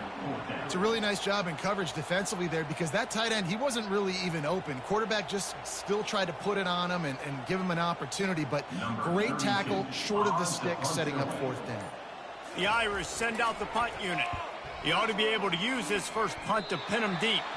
Make sure that there's not going to be a return on this when ball's out of bounds, and I think they'll mark it right around the 25. Looking downfield, it's Aller. All kinds of room to throw that one in there. A timeout is called as this offense tries to find a way to get more points on the board before the half. Now they'll try to cash in this drive, 1st and 10 from the 50. He's going to pass. Unloads to the wideout. And he fires over the middle. It's incomplete. And when you're a quarterback, man, I know wide receivers are great athletes and they're supposed to catch everything that gets near them, but when you don't put it right on the center, when they're running a lot of times, it just makes it a little bit more difficult. And I think he did that a little bit too much for his wide receiver right there. They'll try again on second down after the incompletion. He's looking to throw. They've got the screen set up. And he'll step out of bounds after a very productive play. He didn't get a big gain. You want to call that play and probably want to get more yards, but you could tell that was super close from seriously busting loose. Nice job running the screen, getting the ball to your playmaker. If you could just make one more guy miss, that might have been huge. They'll throw on 3rd and short. He's going to run it. He scoots his way to the first down and then slides to avoid the hit. There's a timeout on the field. Tight game here late in the first half. The Nittany Lions will snap it on 1st and 10. He wants to throw. Fires to the wideout. How about getting the foot down on that throw for the big completion? And there was no question in that scenario. That's where the quarterback was going. He knew he had his receiver in a matchup that he liked, running a route where he would find himself open. Nice job between those two. They've moved to the 16. It's 1st and 10. They're threatening to score, and they'll throw it. Snagged in the end zone. Touchdown, Nittany Lions.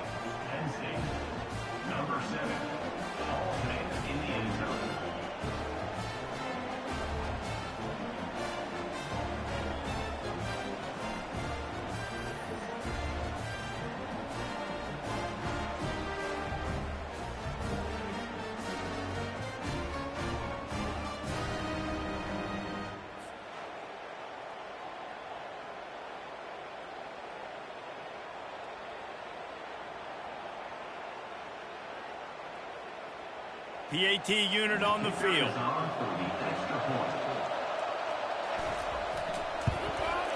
Smashes it through for the PAT. So that scoring drive took only 6 plays.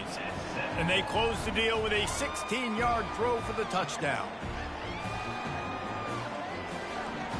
And we're all square as he's set to kick it away.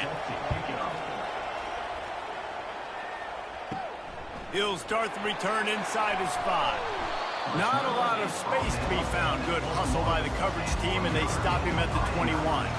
Notre Dame has the ball and ready to get moving. They'll start this drive with a pass. Tremendous awareness along the sideline and the ability to get the foot down for the big pickup. It's so important in football that wide receiver and quarterback are on the same page. They're understanding where I got to get the first down. Great job understanding where that marker was. Great execution, first down. Looking to throw, it's Leonard. Just missed his man, gave him just a little too much. Unfortunate with that incompletion. The quarterback and his intended target not on the same page.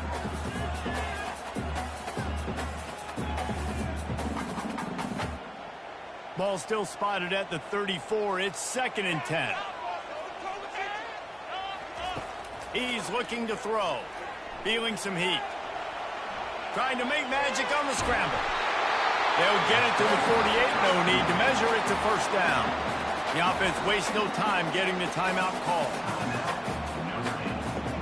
Running out of time here in the first half. They're going to have to be efficient to put some points on the board before the break. Wants to throw on first down. Fires to the big fella.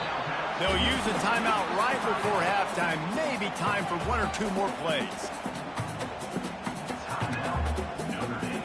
And here comes the offense on 2nd down.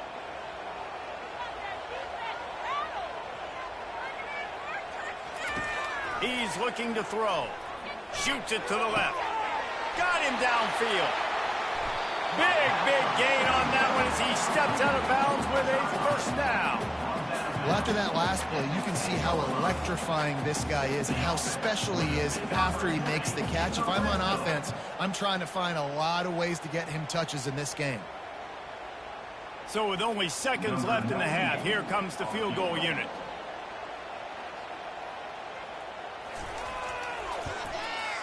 Absolutely perfect. And the field goal to end the half takes us to halftime.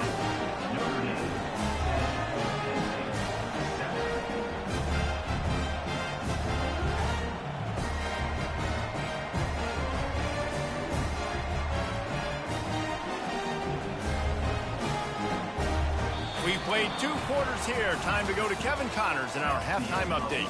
And it should come as no surprise that we have ourselves a fun matchup in South Bend. And I get it. A lot of coaches will say the difference between winning and losing comes down to stopping big plays and getting big plays. But if you ask me, it's more about how good you are on 3rd down and how efficient you are in keeping drives alive. Those 2 stats can help you break the will of even the best defenses and help you come out on top. And with that, let's send it back to the home of the Notre Dame Fighting Irish.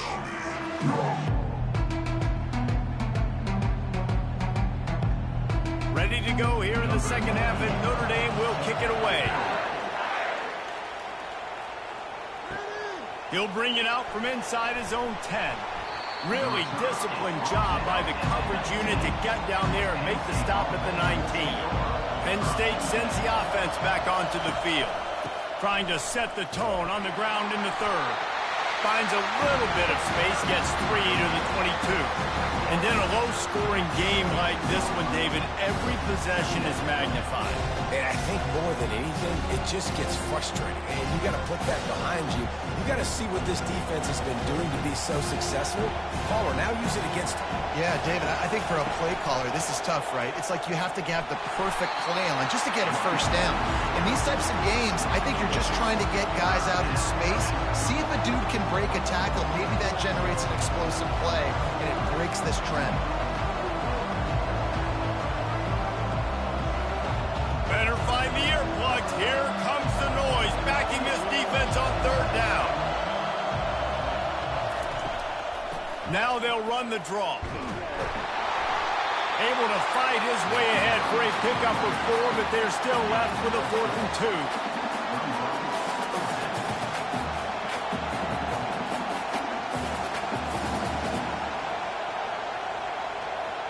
The Nittany Lions will bring the punt team onto the field.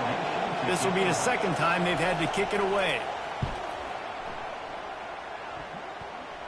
He will signal for the fair catch and take it just inside the 35. Here come the Irish back on offense. Always good to get points on a drive, David, but chip shot field goals can leave you a little empty. And I think it's great to get points, but the great teams get touchdowns in the red area. You got to get out there this time and execute a little better on this drive. You're absolutely right, David. And generally, the best red zone offenses are the ones that run the ball the best. So let's see if they can be a little bit more physical on this drive. Not what they had in mind to start this drive. Here comes 2nd and 13. Looking for a deep man. Wide open, he makes the catch. He's loose. Touchdown, Notre Dame! And once he got loose, it was all over. If I'm a play caller nowadays, man, I want more guys like this. Just versatility. You can see he can catch it out of the backfield like a wide receiver, or he can run it. Nice job catching the football with his hands, using his speed to do the rest and get into the end zone.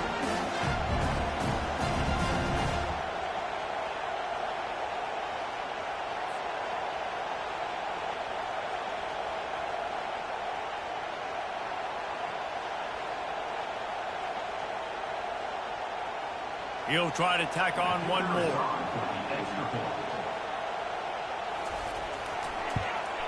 And with the extra point, they're now up by a touchdown and a field goal at 10.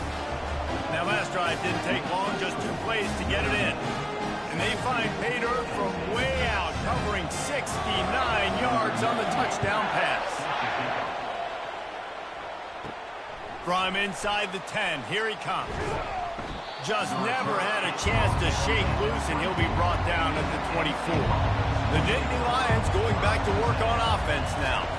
The deficit here is just 10 points, David, so a chance to answer here. Plenty of time left in this football game. No need to panic. This offense just has to put a couple drives together. And listen, the defense will get this back and get some stops calling and get you the football. And I think here too, David, you have an opportunity to keep the pressure on the opponent. Yeah, they just went down and scored, but you score here, and this game's still tight. You keep their feet to the fire, so an opportunity here to keep applying that pressure. Stopped after a pickup of 4. Good run to get it out to the 34. I think they called that knowing they weren't going to hit a home run. So why would you call it that? Well, you call it so 3rd down becomes an easier down. It's not 3rd and long where I have to pass the football. Now all options on the table. And this offense can ill afford to come up empty on this drive, already trailing by multiple possessions. And a missed opportunity on 3rd down as the defense knocks it free, and 4th down is coming up. Well, after struggling so much in the first half, you thought they would have made some adjustments here at halftime to see if they can open up this passing game. But early on in the second half, they're just not really able to get that done. Incompletion on 3rd down in your own end, you're expecting them to punt. 4th down, and the punt team sends it the other way. Fair catch called for and made.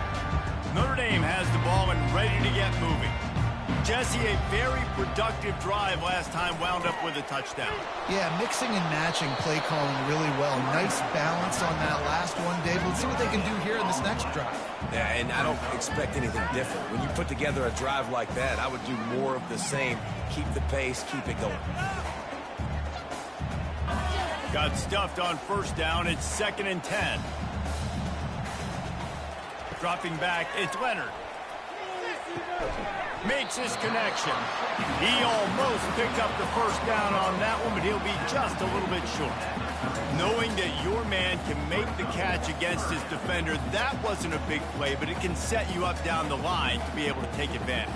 Yes, get it to him as fast as I can. When I see him open, he runs the little hitch, get it to him so he can make a little bit of yards after the catch, and eventually that little gain, he's going to bust one of those with his athletic ability. And that'll be enough to give Notre Dame a 1st down. All right, nothing flashy there. He just did what it took to get the 1st down.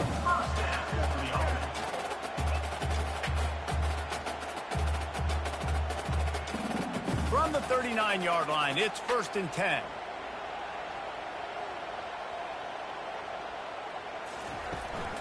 They're going to ride this running back. You'll take 4 yards on 1st down every time, 2nd and 6. And it's just simple. Simple 1st down run, showing your physicality, setting your offense up in a good spot. After the productive 1st down play, it's 2nd and 6. Moving the running back, forcing the defense to adjust. And that's going to fall to the ground, incomplete. That was a physical matchup there. 3rd down coming. Well, that's just a great play by the defender and great timing. It was the hit that forced that incompletion. Let's see what they find in the playbook for 3rd and long from the 43. From the gun, wants to pass. He wants to go deep. Underneath toasted coverage, got it deep downfield. And the defense couldn't corral him, and he took it all the way. Touchdown, Irish! Man, oh man, when you got a weapon like that, you got to find him, and you got to give him the ball in space. You have some plays on your play sheet, and some of them just say, that guy, get him the ball, let him do the rest. Dangerous weapon out of the backfield, catching the football, making the big play.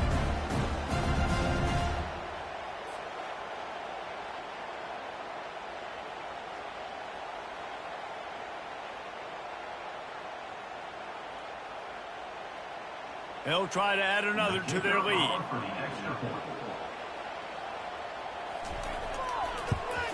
And he did get that extra point through the slippery surface, no problem. So that scoring drive took only 6 plays. And they finish it in style with a 57-yard toss for 6. Almost ready to kick it away after scoring the touchdown. And he takes this from inside the 5. Nice job by the kickoff team. Everybody stayed in their lanes, and they'll stop him at the 16. This should be the last play of the quarter. From the gun, the ground game. And he was able to pick his way for just a few yards, and that'll wrap up the 3rd quarter. Guys, we've come to the end of the quarter, and Notre Dame has the lead. This has been utter domination through 3 quarters, and the stats will back that up. As we start the 4th quarter, it'll take a pretty sizable comeback to win this one. Got 6 on 1st down, now a lot of options on 2nd and 4. He got his hands on it, but couldn't hold on to it. What a time that would have been for their first pick of the game. Well, a lot of things haven't gone right for him. You saw an incompletion right there. It's been offense, it's been defense. They just haven't been able to click and get into a rhythm here. And now they're playing catch-up, and you know they're going to be throwing it each and every play here in the 4th quarter. Couldn't find his man last time. Now they'll have to convert 3rd and 4. Gonna take a shot. And it slips through his fingers, incomplete. That would have been a huge gain if he could have squeezed it. You know, it's one thing to take shots early in a game when the defense may not be expecting it, but at this point, 4th quarter, you're trailing by a lot. They know you're going to do it, and the defense was expecting that one. Great job in the back end. On 4th down, they'll pass for it. Oh, he loves to fire downfield. He's got it down the left. And he strides his way into the end zone.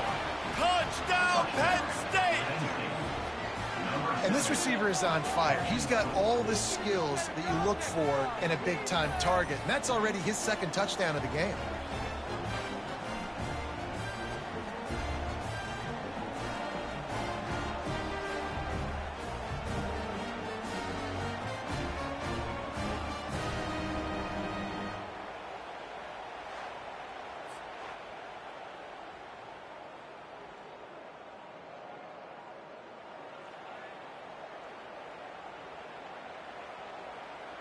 Lining up to add another.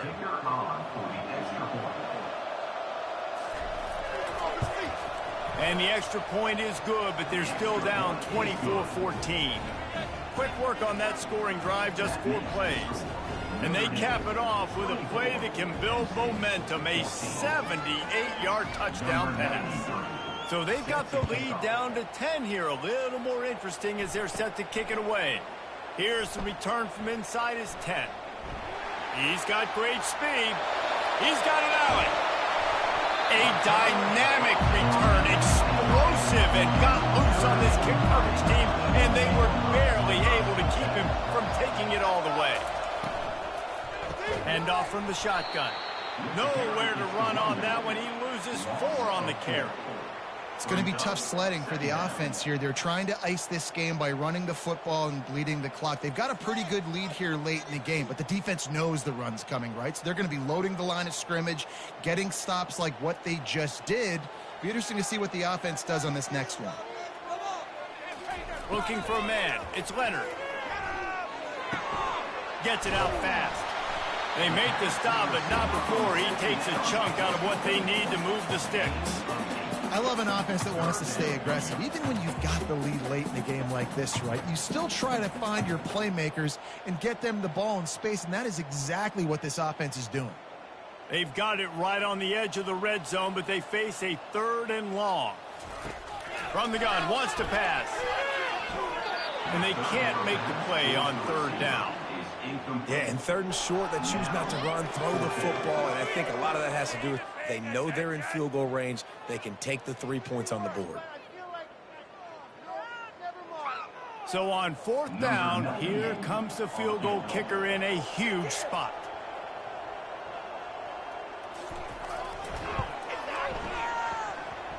Field goal is good, and that lead grows even bigger.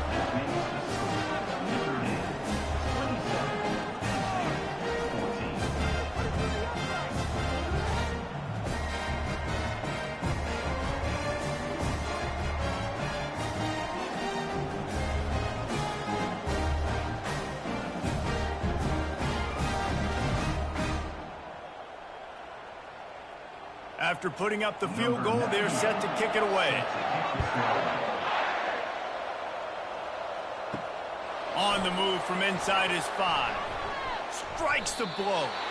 Really disciplined job by the coverage unit to get down there and make the stop at the 19. Man down on the play as the officials take a break to let him be checked out. Penn State sends the offense back onto the field. They'll crank up this drive with the pass. And it's incomplete. If you're going to take a hit like that, you might as well hang on to the ball. Big tight end tries to make a catch, and you can tell he extends for the ball, but great job by the defender getting in there, making the hit, dislodging the football out at the same time as he's going to catch it, and the big tight end couldn't hold on to it. To the air, it's Allard. Fires left. He got his hands on it, but couldn't hold on to it. What a time that would have been for their first pick of the game.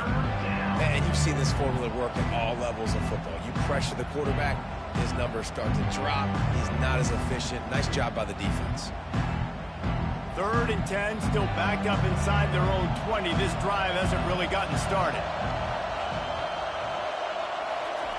From the gun, wants to pass. Fires to the right. And it's picked off. Got some room to run. And he's going to run it all the way back. Touchdown, Fighting Irish. And that just might do it. Man, offense needed points badly. Defense comes up with the big interception, takes it all the way back just to pad their lead a little bit and make this game almost out of reach.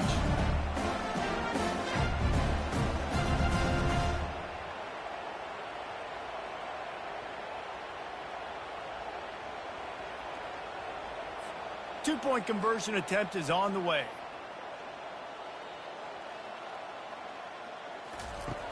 Looking to throw. He's into the end zone for the 2 and extends the lead.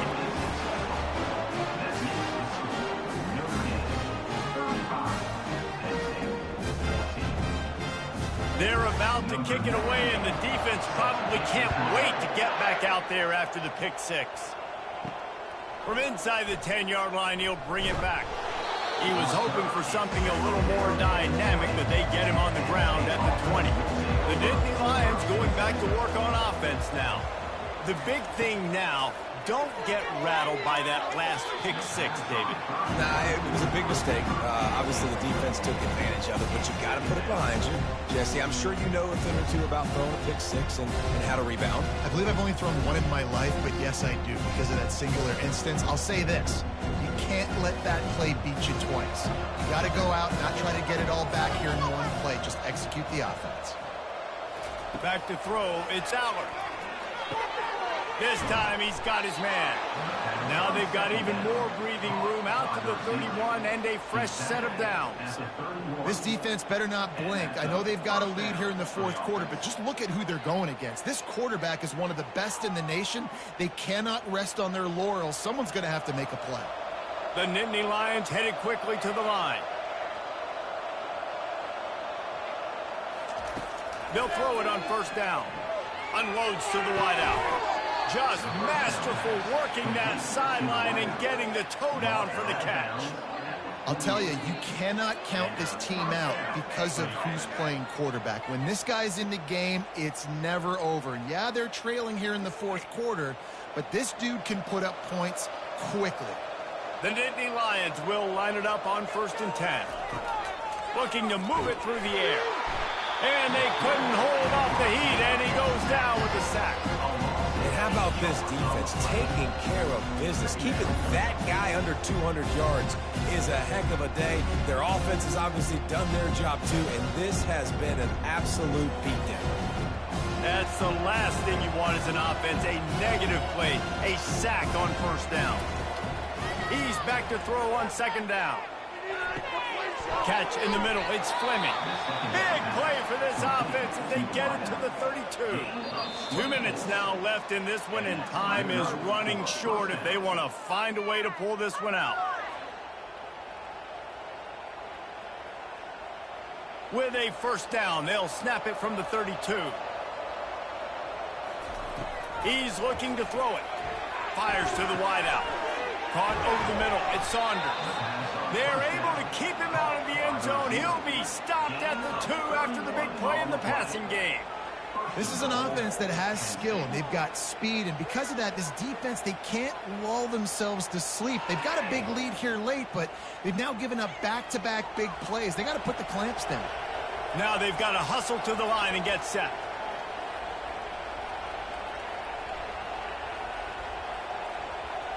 Looking to throw, it's Allard. Let's it fly. He snares it in the end zone.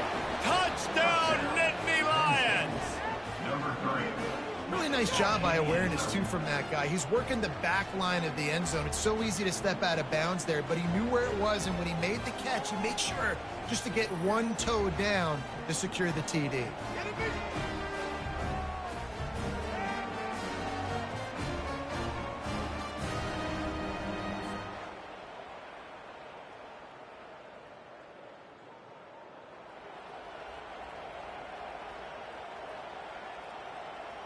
And wait just a second. The official's going to take a second look at this one. And the play will stand after the replay booth just does a little double checking to make sure. And the extra point is good, but they still trail 35-21. That makes the score 35. Penn State 21. They are running out of time here. They need to get the ball back. They'll line up for the onside kick. They'd hope to get that thing bouncing around, but the hands team is able to corral it. Here come the Irish back on offense. David, they couldn't pay off that last drive with a touchdown. Now, they moved the ball down the field and executed like they wanted to until they stalled out and had to settle for a field goal. I think if you want to take the next step, too, here and score a touchdown, you got to start finding more creative ways to get your best players the ball. Let's see if they can do that here. Didn't get much on first down. It's 2nd and 9. Smart move to keep it on the ground. And a good, solid pickup there before the defense knocks him down. Defense uses a timeout quickly, trying to get that ball back and preserve time for their offense. It'll be a run on 3rd and short. And the defense stands up this offensive line and stuffs him right at the line of scrimmage. He didn't get it. Man, and you see those sticks, and you're like, dude, 3rd and short. I just got to fall forward and get the first down, Palmer. But the defense comes up big and gets the stop. So on offense, don't overthink this one. 4th and inches, just line up something easy. You know you can execute in your sleep and go keep this drive going. Well, you're always going to wonder what would have, could have, should have happened on 4th and inches had they gone for it. But with this kicker, I like taking 3 points and putting it on the board.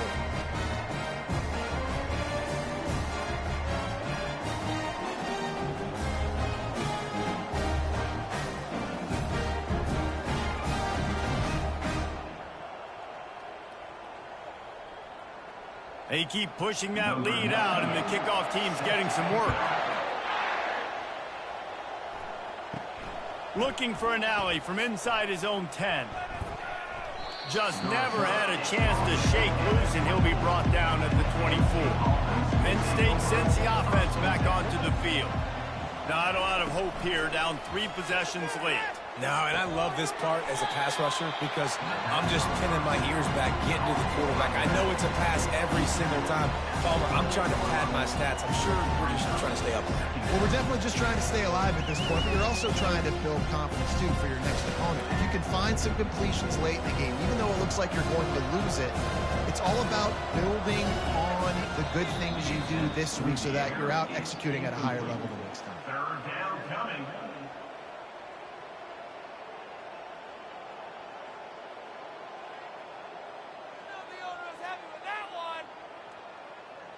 Let's see what call they have on 3rd and long from the 28.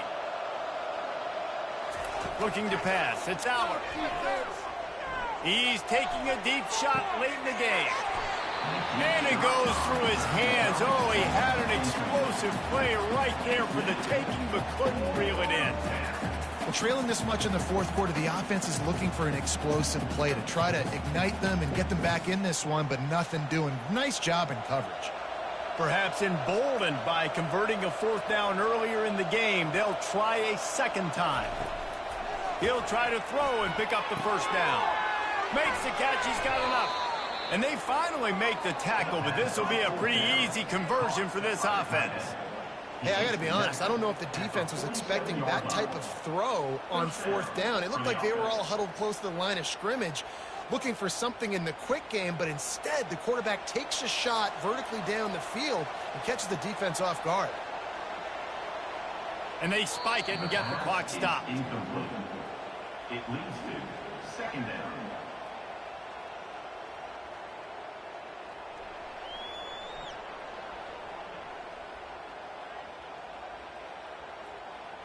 Second down coming up.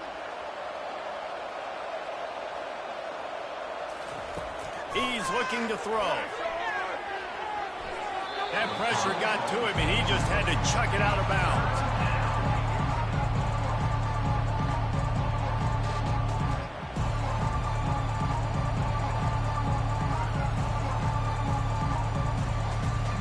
A 3rd and long coming up here.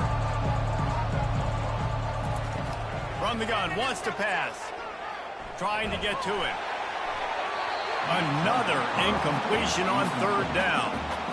Well, it's been that kind of day here tonight. They just have not been able to find a rhythm and establish that throwing the football. Part of it has been wide receivers and quarterbacks not being on the same page, but you've got to give this defense credit, too. Just like that last play, they have been getting after him. They've been hitting him, and that's a big reason why they've got such a big lead here in the 4th. He's taking a deep shot. A sensational grab down the field there as they try to at least put a positive spin on the end of this game. Gain of 33 on the play. Good enough for a 1st down. What are you doing?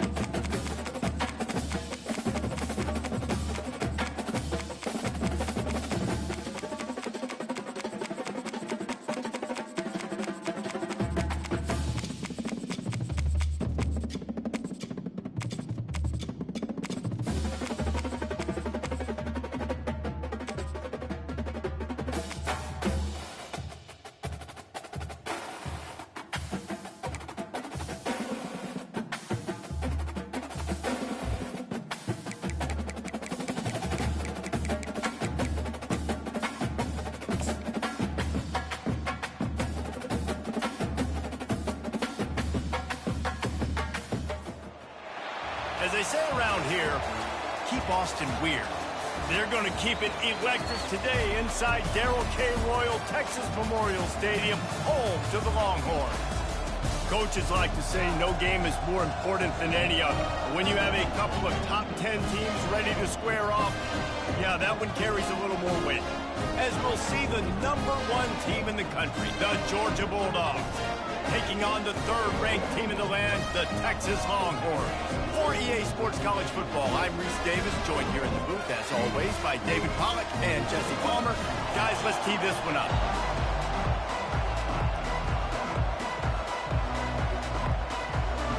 Georgia about to kick it off to get us underway. He'll bring it back from inside his 5.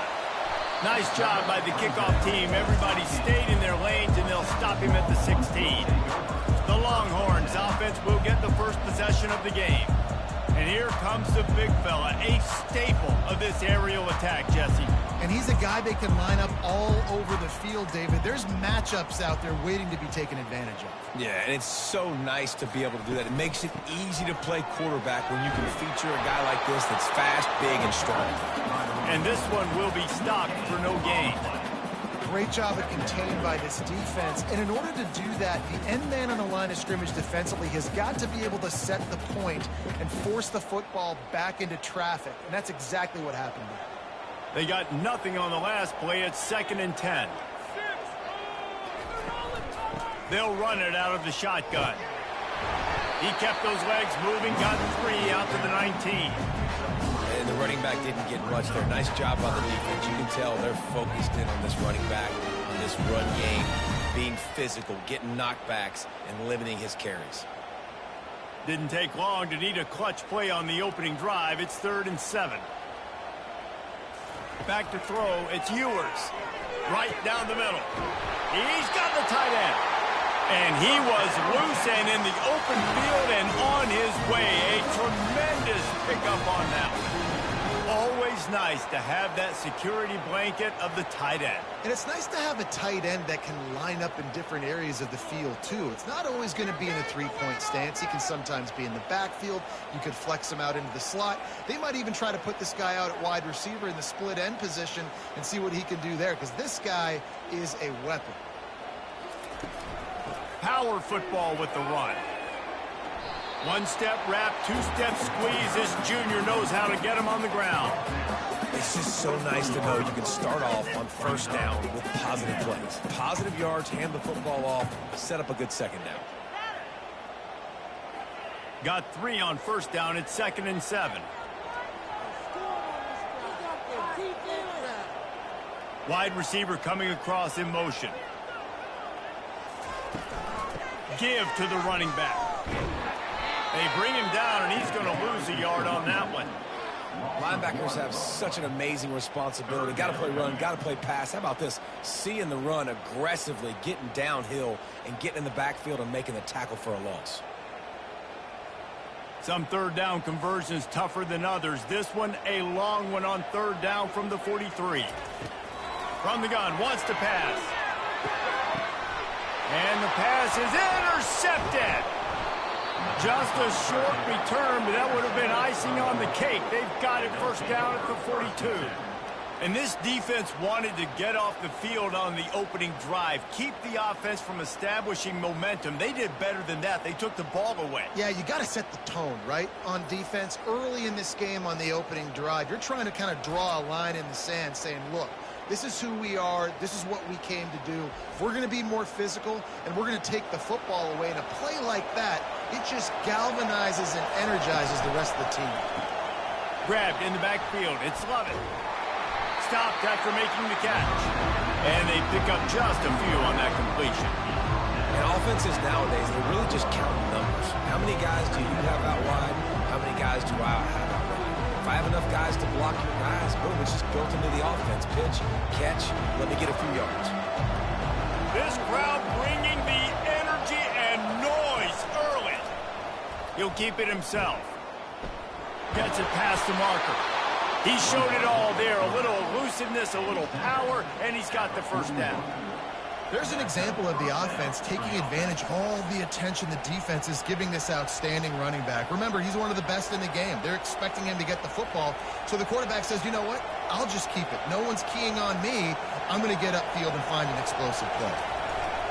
On the ground, it's Etienne. They'll pick up 4, 2nd and 6 coming. Listen, I know that's not a huge game, but those run plays add up. They make you tackle the back every single play. Physically, you have to get some guy on the ground. It takes its toll throughout a fourth-quarter game. Solid pickup of 4 on 1st down and 2nd and 6. On the move, it's Beck. He's got his man. And he's knocked down immediately, but not before he moves the chains. Hey, man, if you're going to make plays like that on slant throws, you got to be able to make catches in traffic. Good, strong hands by the wideout there on the slant. The Dogs have their offense in high gear.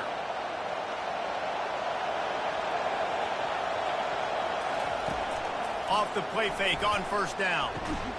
Makes a connection. And right in the middle of tight coverage, and he still makes the grab at the 15. I know it's something we take for granted, guys, but the Q did a great job there with the play-action fake. He really took his time and sold it. And that's what froze the linebackers in the second level of the defense to help make that completion a whole lot easier. Going to the ground. And he's stuffed by that big defensive tackle up front.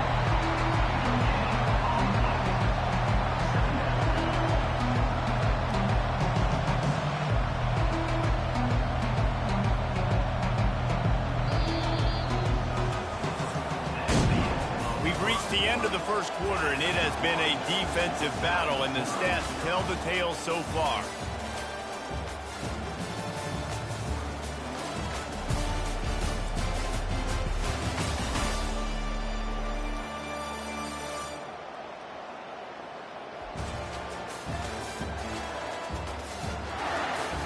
Let's see if the offenses can find a little rhythm here in the second. This crowd knows when to bring it. They'll go right back to the run. Relying on the run, he gets a couple before he's knocked down. Ball's at the 13.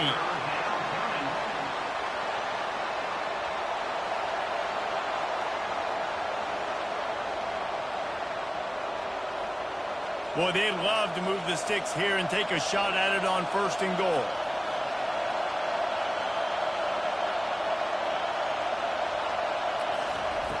On 3rd and long, try to convert through the air. And the defense is there to stop him short of the 1st down.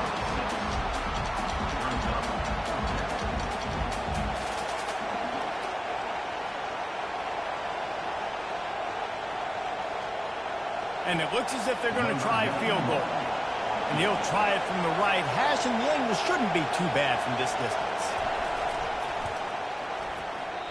No good. Guys, after the miss, no change in the score. Well, everybody in the stadium thought that was an automatic 3. Not so fast. Bad miss by the kicker.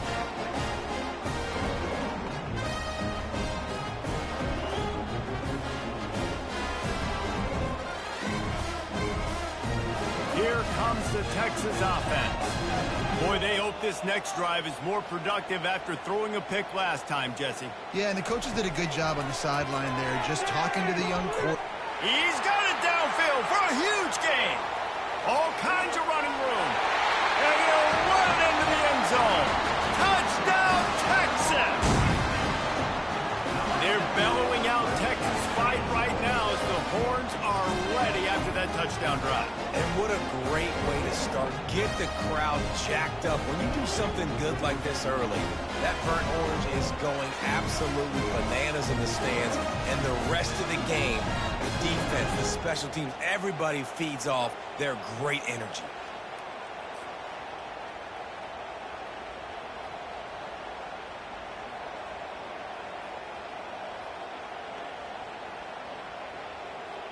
Lining up to tack one more onto that lead. And the extra point is good, and it's 7-0. If only it were always this easy for the offensive coordinator. One play, big chunk yardage, put points on the board just like that. About to kick it away after scoring the touchdown. Here he comes from inside his own 5. He was looking for more running room, but none to be found as he stopped at the 23. And Georgia ready to go back to work on offense. They go to the ground. And he is just engulfed at the line by this giant defensive tackle. Awesome job up front by this defensive line, being so good at the point of attack and eating blocks, eating some double teams that allows these linebackers to run free, unencumbered, and get to the football. Got stuffed on first down. It's 2nd and 10. Throws to the wideout. He's got it. Breaks a tackle, and he's got room. Ripped off a huge chunk play on that one as he gets the first down before he steps out of bounds. That's a beautiful pass and catch. I love the job the quarterback does manipulating the defense with his eyes. He froze that safety, and that allowed his receiver more room to work his route. They used the chunk play to cross midfield, and they've got it 1st and 10 just outside the 40. Pocket starts to collapse. And he got smacked just as he released the pass. It's incomplete. The offensive line has got to give him at least a little bit of time to survey the field. He had no chance that time, getting hit almost immediately after he got the ball. Really need positive yards on 2nd down after the incompletion. They'll snap it from the 44. Wide receiver shows motion. And back to the air on 2nd down. And the pass is incomplete thanks to a big hit. Well, it was a good throw. It was a good route, but it was the hit that forced that incompletion.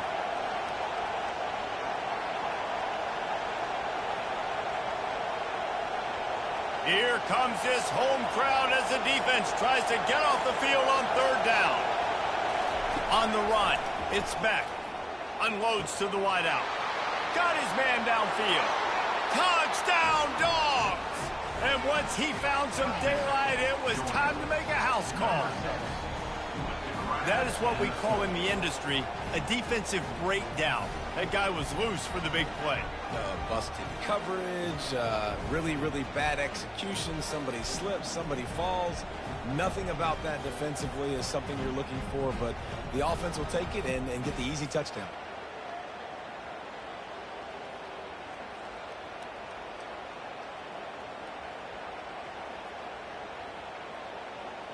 On to attempt the try.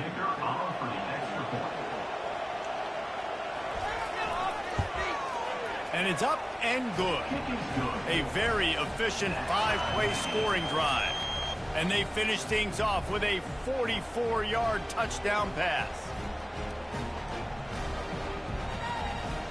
All tied up and just about set to kick it away.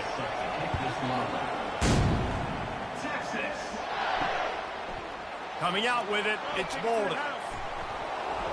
Gets it out to the 20, about 5 yards short of where he'd be if he'd just taken a knee in the end zone. So Texas has it again, and here comes the offense. From the gun, running back gets to give. On the move at the 30. And he's brought down after a nice gain. And here we go. If you're an offense, you've got to get that ground game going so you can have some balance, and then you give it to your quarterback, Palmer, and let him make some plays down the field later on. Yeah, exactly. And coming into this game, this offense knew they were going to have to some way, somehow, at least establish a semblance of a running game for exactly what you just said. You got to be able to use play-action pass later in this game to get some explosive plays down the field. And it's a play like that we just saw, which can help them get that going. They stop him just short of the first down, but it will be 2nd and inches coming up.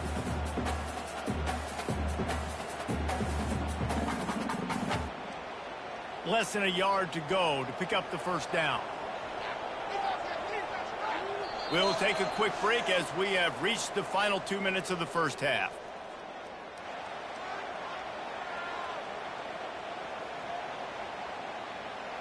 Now on 2nd down.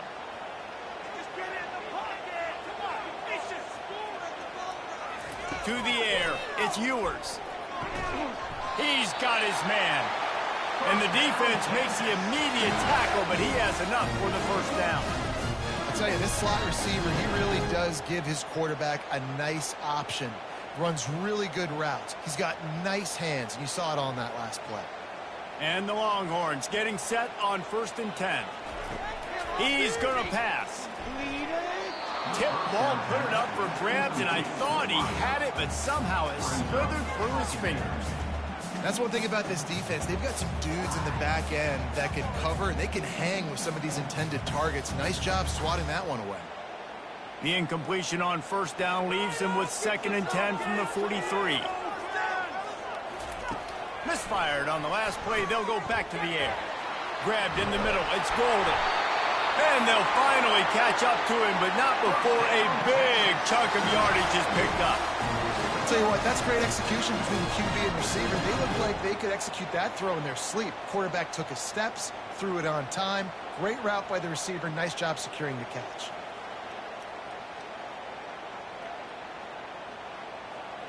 Down to the 18-yard line, it's 1st and 10.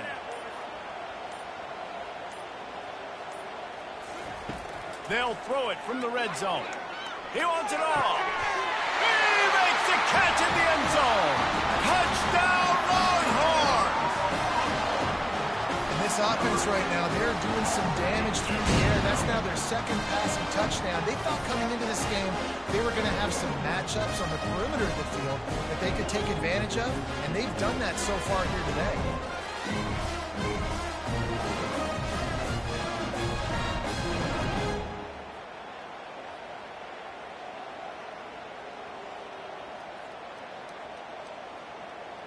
Ready to try the point after.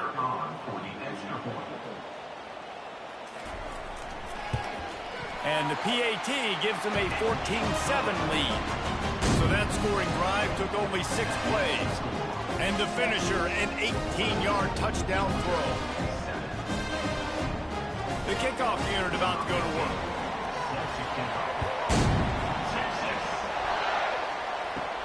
From inside his own 10, let's see what he gets. And the returner will be brought down. We're ready to get another look at this Bulldog offense. Boy, David, they would love to stack another touchdown on top of that last drive. And this offense did such a good job on the last drive. Everything in rhythm, moved the ball down the field, didn't make those mistakes, Jesse, and they need to do it again on this one. Yeah, you're right. They had the defense on their heels. You wonder what sort of communication was going on that sideline. What sort of changes were they able to make because they got to stop the bleeding. There's a timeout called as this offense tries to find a way to draw a little closer. With the first down, they'll put it in play from the 33. He wants to throw. Snagged in the middle. It's Belt. Just gashing this defense. A big gainer to the 40-yard line. What a weapon this guy is, right? The tight end position. Not only can he get open, he can run away from people after the catch. He's a big dude, so he's hard to bring down anyway, but the speed is what makes him different.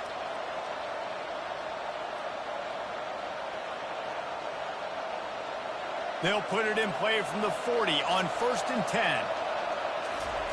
Looking to move it through the air. That's caught. It's Lovett. And good coverage by the defense, just a short gain. One of the most difficult things about this slot receiver is his shiftiness and his athleticism. He's very, very difficult to tackle after the catch. After the short completion, it's now 2nd down. Looking for a man. It's back. Using the quick game. We've got a timeout here late in the first half, and they'll try to get more points on the board before the break. Just a few seconds remaining here as they try to put something up before halftime. They turn to the passing game on 3rd and short. He's going for the big play. Hits him in stride inside the 10. They get him stopped at the 5-yard line, but it will be 1st and goal from there. First half in the books. Time now to join Kevin Connors in our halftime update. Thanks, guys. Looks like we've got a superb matchup in Austin today. Each of these two offenses has looked like well-oiled machines, but it doesn't take a genius to figure out these two passing attacks have run circles around these defenses. Man or zone, nothing seems to be working, and I'm not sure that defensive coordinator is going to be able to figure things out here at halftime. And with that, let's get it back to our fellas at DKR.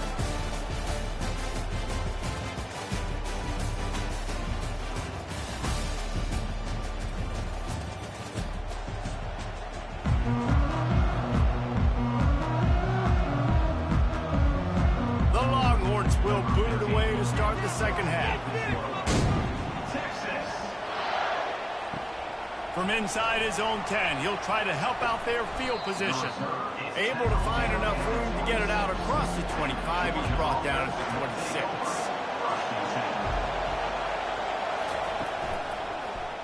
He'll do it himself. Pass the sticks, and he may get more. And they'll get it to the 39-yard line, and they'll move the chains. Ooh, I like that option play. I'd keep running that too because it's obvious the defense right now is really keying in on this running back. That was a big point of emphasis for them all week long in practice, and it's opening up holes now for the quarterback to run. From the shotgun, the handoff to the back. Creating some space, getting just enough good blocking, and they've got it up to the 47-yard line. Listen, you got to be able to know what play to call and what hole to go through. Like the line blocks for a certain hole. Good job getting through the hole, getting over this block, getting a nice positive gain, making your situation really good on the next down. Got 8 on first down, now looking at a 2nd and 2. Quarterback on the keeper. And the ball is out. Who's going to get it? That football must be riveted to your rib cage. How can you let it go? At least they fell on it. Man, those are backbreakers. Defensively, you get so excited. You force the fumble, I'm going to get a turnover. And the offense falls. Let's see what they find in the playbook for 3rd and long from the 43. Back to pass, it's Beck. Fires to the wideout. A strike downfield. Really nice job to convert that 3rd down, and they've got it at the 33. These two guys, just on the same wavelength, they make clutch connections all the time. And that's practice, man. That's all summer. That's all spring. Just so many hundreds and thousands of balls where you know exactly when that guy's going to break. You know he's a stud. You're going to feed him, especially on these 3rd down situations. Can't hang on, and he'll tell you he really should have made that catch, and he had an opportunity right in the middle. It'll be 2nd down.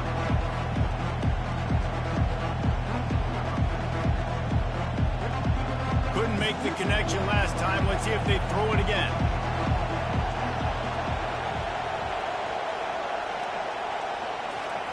Pulls it on the bootleg fake.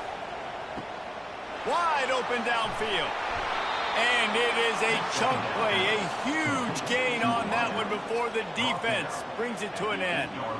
Well, there's a great example of the receiver working back to his quarterback on the curl route against man coverage. He drives back towards the football, makes the catch, and gets the 1st down.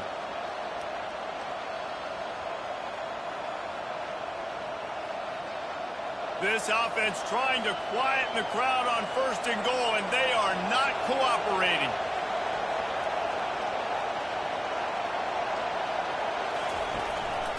They'll try to get it in with the run. He pushes it forward all the way to the 2-yard line. Keep pounding away at this defense and make them play the run. If you can get this many a chunk, they're going to have to commit more guys to the box, more guys to the run. Then you open it up for the passing game. Now 2nd and goal, and right in the teeth of this noise. They'll keep it on the ground to the left, stiffing the goal line. He's knocked down in the backfield. He'll lose a couple. And with the stuff there, Jesse, on 2nd down, this little 3rd to mid-range, you got 2 downs. What are you thinking here? Maybe getting your quarterback out on the perimeter and giving him a run-pass option. See if you can get the defense in a bind. So loud it's rattling your fillings on 3rd and goal. Wants to throw. It's back. And makes the grab in the end zone. Touchdown, Georgia. No doubt who the quarterback was going to on that play. Down close, by the goal line, there was only one dude that could make that play, and the quarterback found it.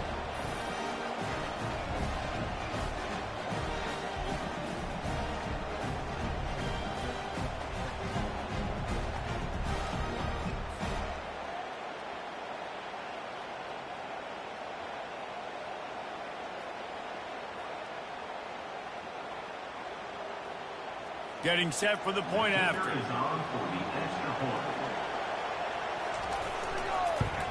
And they did make the extra point, and we have a tie ball game here in the third.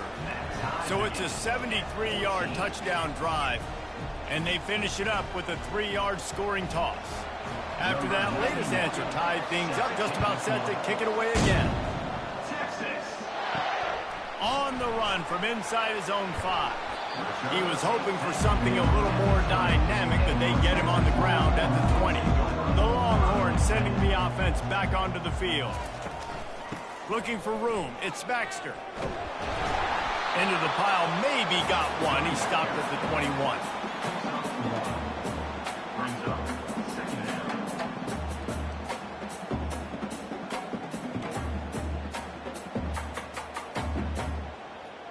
Didn't get much on first down. It's 2nd and 9.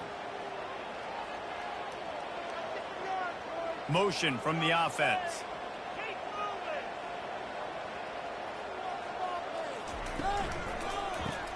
Caught in the backfield. It's Bolden.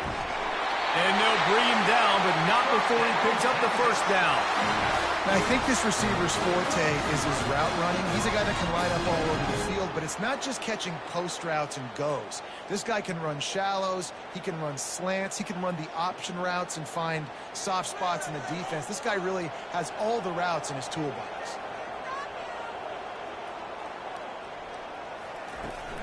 They'll keep it on the ground to the right. And how about the efficiency on that one? It'll bring up 2nd and 4. I think one of the hardest things to do is stick to the run when it's not working. But it's those runs right there that are the reason why you have to do it, right? You can't get too one-dimensional. Keep slipping those runs in there. Keep getting a little bit of positive yards. Next thing you know, you'll look up and you might break one of those after you got them a little bit tired. From the gun, they'll try to impose their will. They knock him down behind the line, and the defense finishing this third quarter in style. No question they wanted to get the ball to their playmakers, and both receivers have come up big through 3.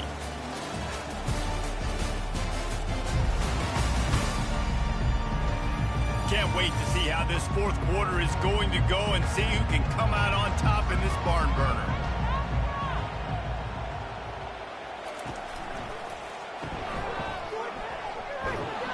And they gave him no chance to get loose, and they force a 4th down.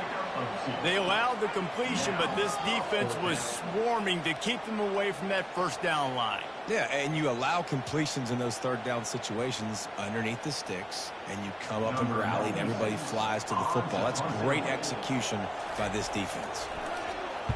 4th down, and the punt team sends it the other way. He couldn't find much running room there. Didn't get a lot of blocking, and he'll step out of bounds. And Georgia ready to go back to work on offense. Looking for a gap. It's Etienne. And you can forget running in the middle against this defense. How about the job by this defense? They knew what they were getting into. A really good running back. We talked to him this week. It was the main focus point of this offense. Stopping the run game, stopping the run game. Boy, have they showed up and showed out and answered that challenge. Dropping back, it's Beck. Got his man in the middle. They'll move the chains after he gets it to the 43-yard line. It's a nice job running the in route there by the receiver, and the best thing he did after he made his break, he didn't trail and fade away. He actually attacked the football. That's a good lesson for young receivers out there watching. Now on first down from the 43-yard line. He's looking to throw it. And the ball comes out. What a disastrous play. Defense just cradling that fumble and securing it. Man, what a blow for this offense. You got the football in the fourth quarter, a chance to go take the lead. Now you turn it over. Your defense is going to have to go out there and step up for you.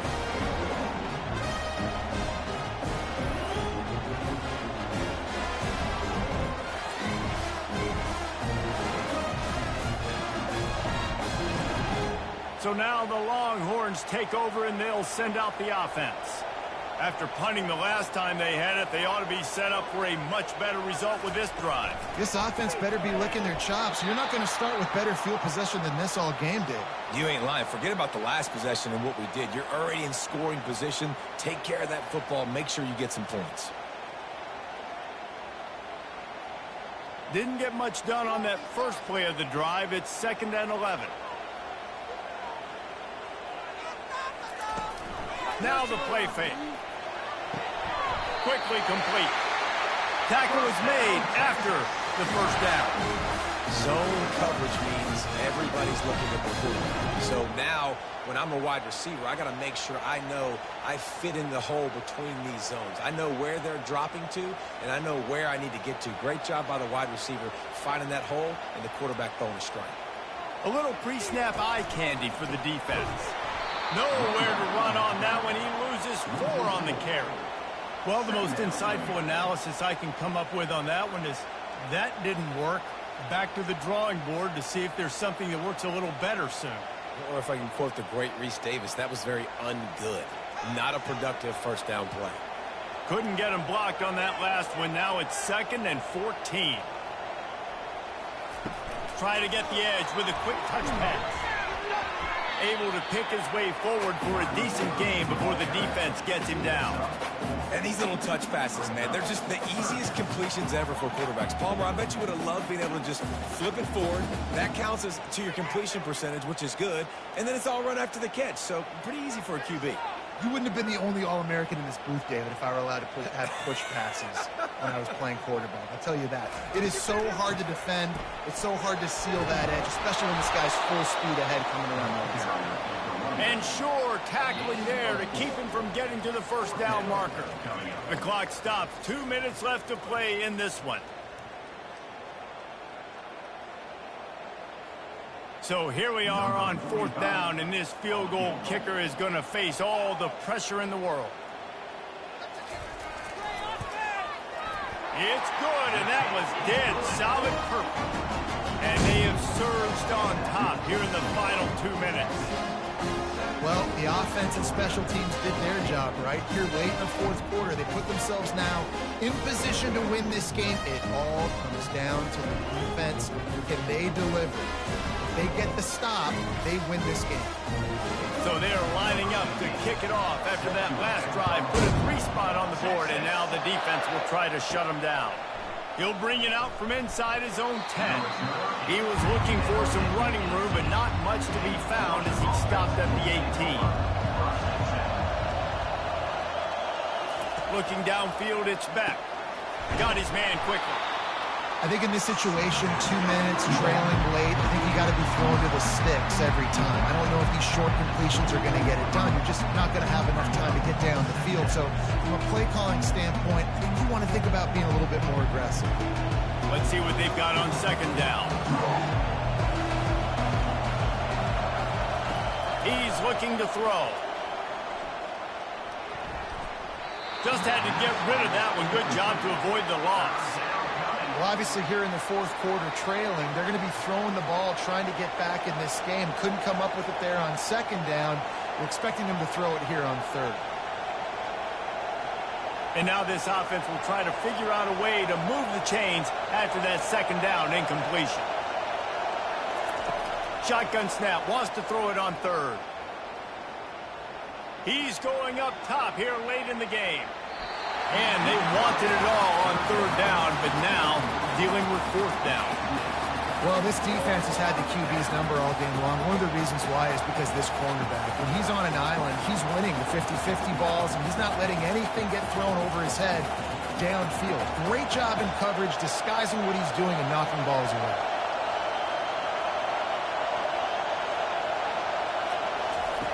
On 4th down, trying to find his man. Makes the grab, and he's got the first. And not much of a fourth down gamble when it's that much of a sure thing, an easy conversion for this offense. Calling a timeout here, you have to avoid making a mistake in this situation. Going up top on first down. Got it behind the line. It's Etienne. And they're able to force him out of bounds after a short pickup. I just love the awareness there, understanding where he is. He didn't get the first down, but he gets out of bounds. He knows he has a timeout in his back pocket. So he's still putting his offense in position here to drive the field, score, and win this game. Got some of the work done on first down. Let's see what they have on second down. They want to just keep throwing it. He wants a big play here late. And it's incomplete after taking a shot on second down. They're staring at third. Man, you know the defensive coordinator on that play was holding his breath because in the fourth quarter, you've got one of the fastest players in the game going deep on you. And that's going to be a helmet sticker for somebody. Like forcing an incompletion against that guy, that's incredible. To the air. It's back. Throws to the wideout. He's got an open man. Just carving up this defense and getting it down to the 24. Well, how about the offense setting that play up? We've seen earlier in the game a couple shorter throws. They're just trying to suck those safeties closer to the line of scrimmage, anticipating that they would get an opportunity to take a shot. They called the perfect play at the perfect time right there.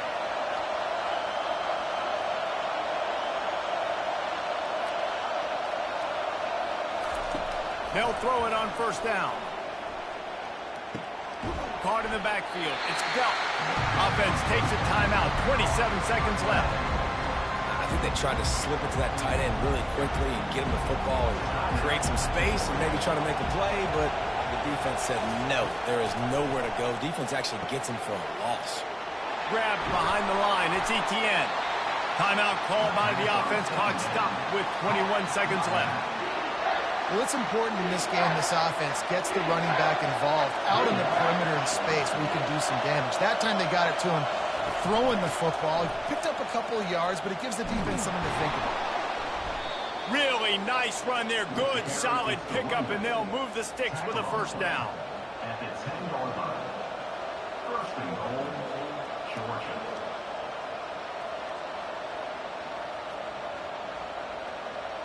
And the Bulldogs will hustle to the line. He'll spike the ball to try to save every precious second he can. Brings up a second down and goal to go.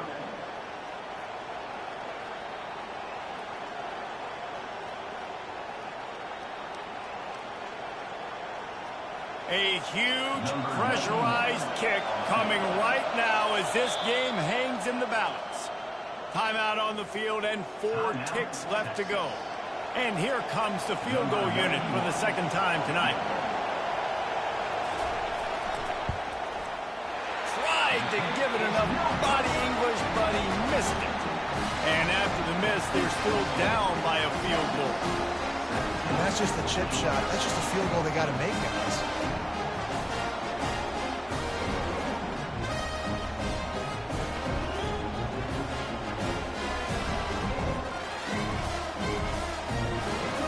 Their work here is virtually done. No need to take any more chances. They'll line up in victory formation. Don't want to risk anything here. The quarterback takes a knee.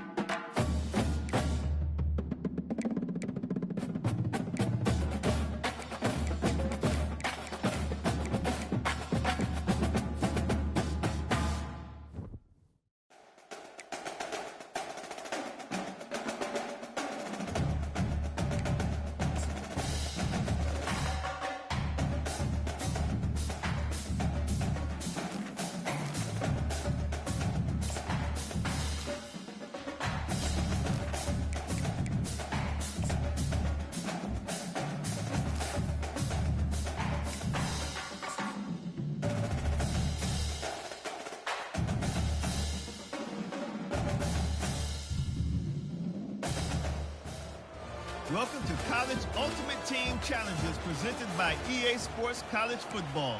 As always, if you want to check what goals you're going after, just go to the pause menu. In this challenge, you'll be facing the North Carolina Tar Heels. Now to my guys in the booth. Take it away. Unloads to the wideout. Can't hold on. He had him right down the middle, and he flat dropped it. Long drive here. Play number 12 coming up for this offense. Johnson looking to throw. Coming after him. The freshman able to get home with the sack. Well, quarterback went down behind center pretty quick that time, and it makes you wonder as a play caller, against this pass rush, do you start thinking about maybe rolling your quarterback out and changing the launch point? We've reached the 2-minute warning, and we see miracles in college football all of the time, and they could use one here. This has been the unending drive. It has gone on forever. It has chewed clock, but now it faces 3rd and long. And he was hit just as he released it, and it falls to the turf. And this defense has put a game together. Like, it is hard to put all the facets of defense together. Run defense, pass defense. They've been so good, man. Dialed in. You could tell they were ready. They were fast. They were physical. They dominated this football game today.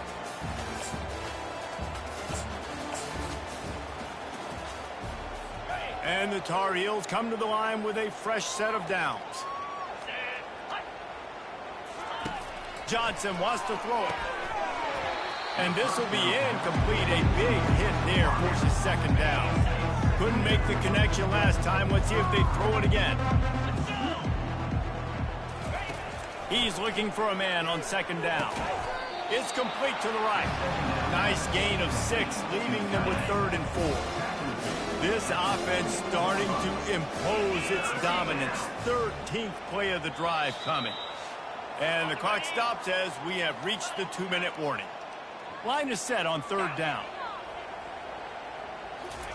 From the gun, wants to pass. Fires to the wideout. He makes a catch.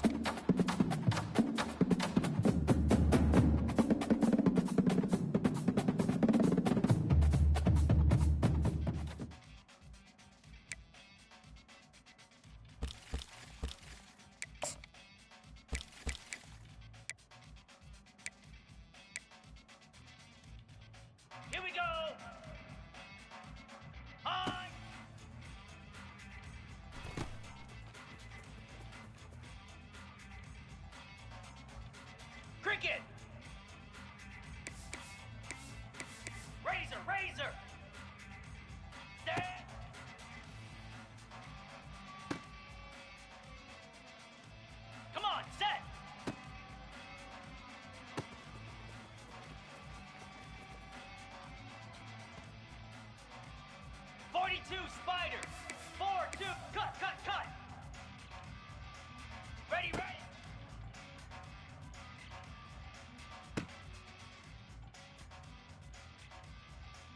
Flare. Flare. Hot.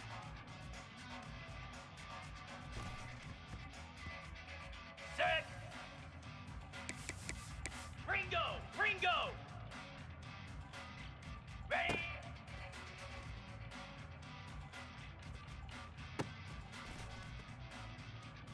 Here we go. Flare. Flare. Hot.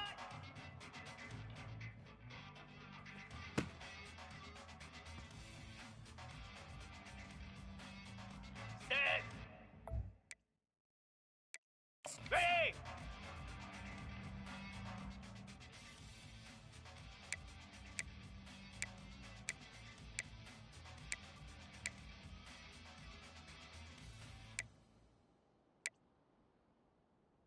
Get set. Get set.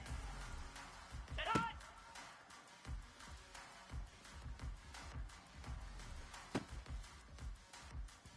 Easy.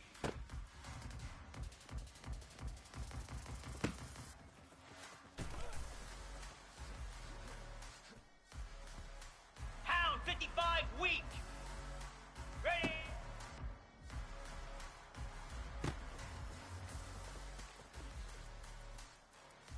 Ready.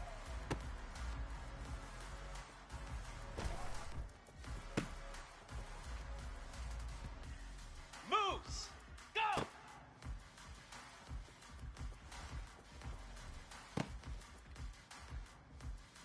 Here we go. Stand.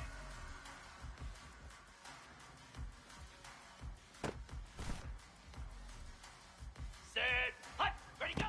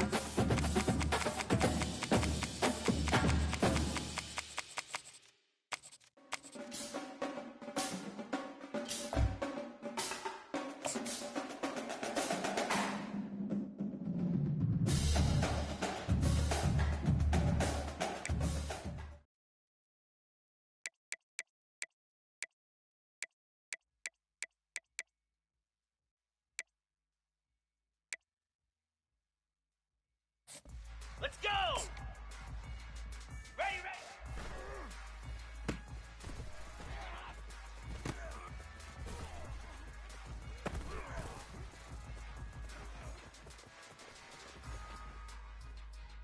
Easy. Reset. Down. On.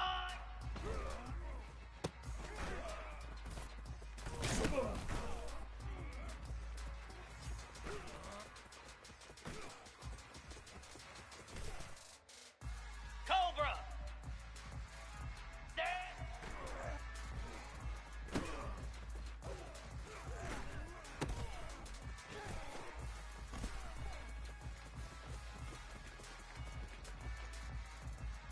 Here we go. Ready, ready.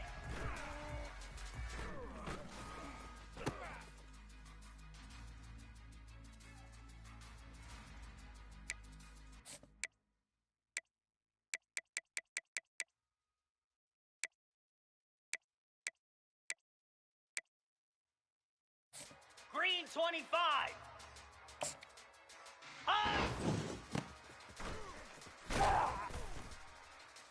Come on, set. Ready.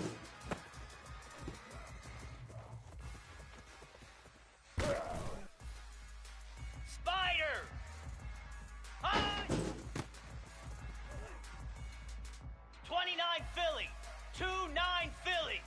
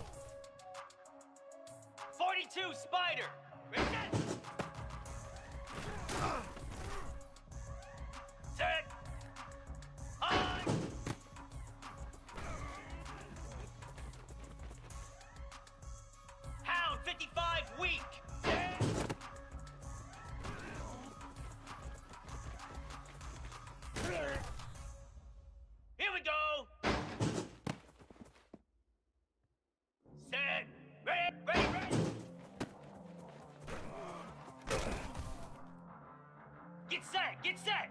Hot!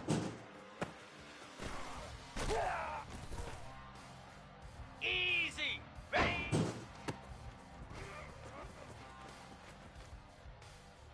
Moves! Hot!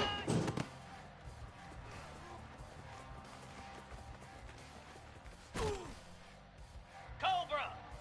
Hot!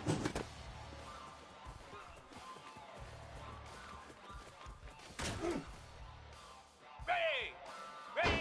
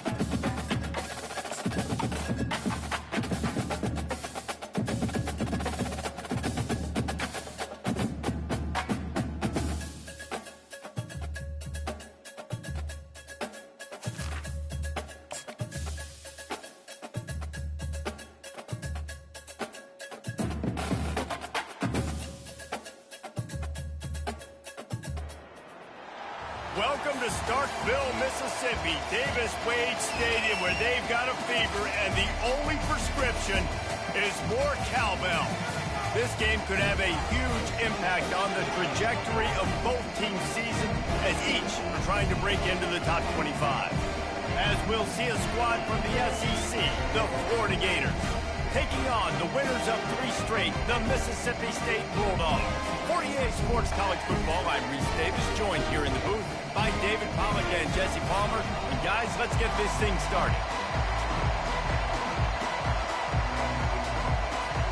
And the Gators will kick it away to start us off.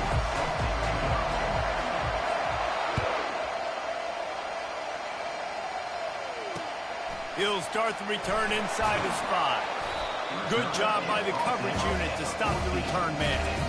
So Mississippi State will be in a hole thanks to that short return.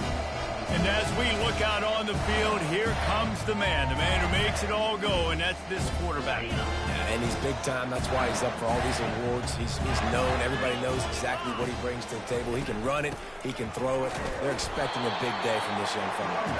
Not a lot of room there. Give him a couple to the 16. After picking up a couple at 2nd and 8.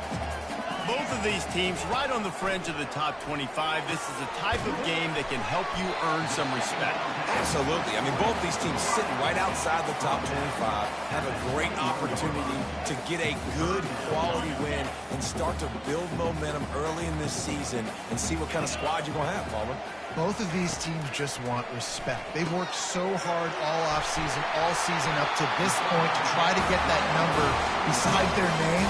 And this is the game. If you win it, you're going to get it. Mississippi State to the line with a fresh set of downs.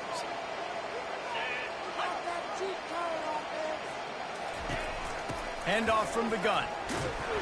He's knocked down in the backfield. He'll lose a couple. Well, he was trying to do it all by himself. At the end of the day, it's a tackle for miss. I mean, the number of tackles he broke, at some point, somebody's got to get blocked to help the guy out a little bit. Man, the defense was like a bunch of zombies on that last play. They just would not stop chasing that ball carrier. After losing a couple on that last play, here's 2nd and 12. To the air, it's Shapen. Fires complete on the slant. He's close to the first down, but they're going to mark him just a little short. Slants against man, that wide receiver has to win right now at the line of scrimmage against that DB playing man coverage. Quarterback, timing with the wide receiver, put it on the money. Wide receiver's probably still going to get hit too and got to hold on to it. Really nice job there to pick up the first down and get it to their own 41. The Bulldogs are moving quickly down the field. And I think on that last run play on 3rd down here early in the game, they're making a statement that we believe we're the more physical team. We're going to run the football even if you know it's coming at you. Nice job. They got the ball at midfield. I expect to see more run plays coming up. After losing a couple of yards, it's now 2nd and 12 as they try to keep this drive moving. That, friends, is a busted play. Incomplete. Now the 8th play of the opening drive, but this time facing 3rd and long. They'll go to the air. Couldn't find a man and just had to throw it away to avoid a negative play. So Mississippi State will have to punt this one away. And offensively, we know it's hard throwing the ball in 3rd and long situations because the defense can play big zone coverages. They got a lot of guys with their eyes on you, so the QB had no shot there. Nobody open. Nice job not forcing it, not risking a turnover, just throwing it away. Florida's offense taking the field. First chance we have to see them today.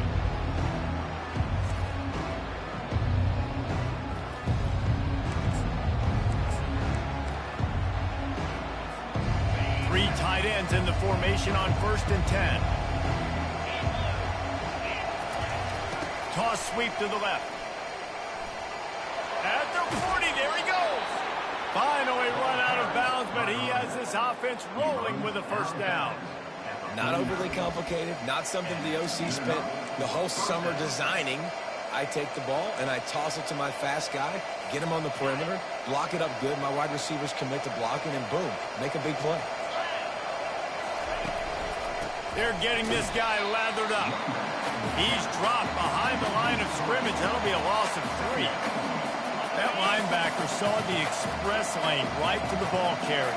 And a great job by the defensive line, getting some push, making them use their resources. Picked off. Couldn't find a ton of room on that return, but that small change, they take over at the 43. Not the start this kid was looking for. Very first pass of the day gets picked off. This is a defense that's got a lot of ball hawks on the back end, and he's got to be real careful with his eyes, not telegraph throws like he did right there. He's going to have to settle in. Man, a lot of times when you blitz that linebacker, it's about timing. You don't show your hand, and he gets up to the line of scrimmage, gets right through the line, makes the tackle for a loss. And as soon as the running back gets the football, he's got a face full of linebacker. Not much you can do there. Like, you got to have a little better block. You got to identify that blitz a little bit faster by the offensive line. Nice, solid form tackle from this sophomore. You know, I think a big part of this isn't necessarily scoring a touchdown on that play, but you're just trying to get your offensive line in the rhythm of the game. Let those big fellas get lathered up. Now facing a 3rd and long.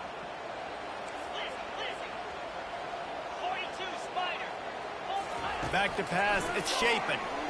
Hit as he throws. Intercepted. Taking it the other way. And they'll close in on him after a good return on the interception. It's not always the sacks on the quarterback, right? You just want to affect him. You want to get to his legs. And if you can smash him, even better. Hit him in the face, make that ball float up in the air, creates the turnover, creates the big play, momentum shift for the defense. You'll take 4 yards on first down every time, 2nd and 6. Well, this is a running back that gets stronger as the game goes on, and they try to get him going early on a toss play, Reese. And if we start stretching the defense sideways, sometimes a little vulnerable in the middle later in the game. Yeah, and that might open an opportunity for a play action. Maybe fake the toss and see if we can get a tight end or a slot receiver down the middle of the field.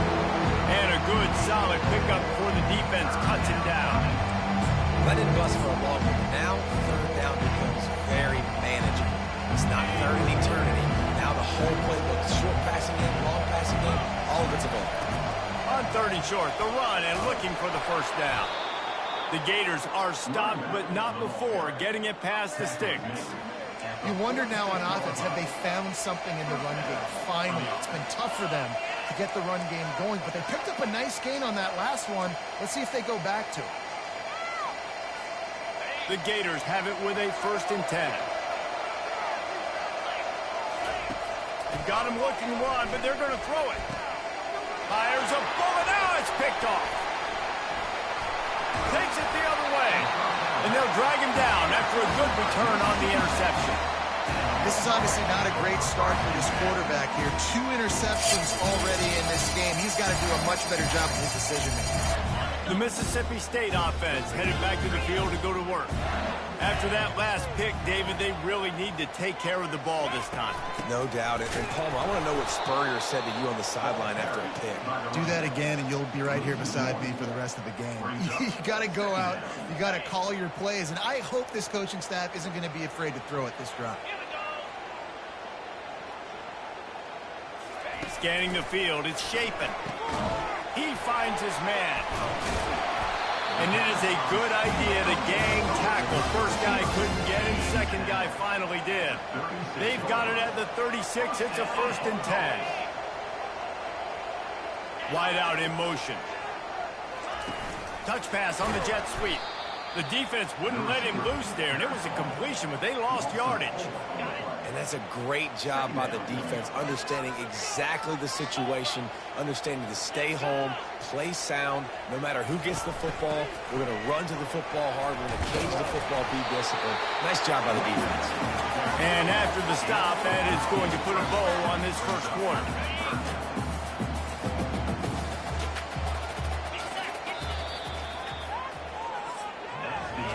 Defense has dominated the early part of this game, and the stats point that out emphatically.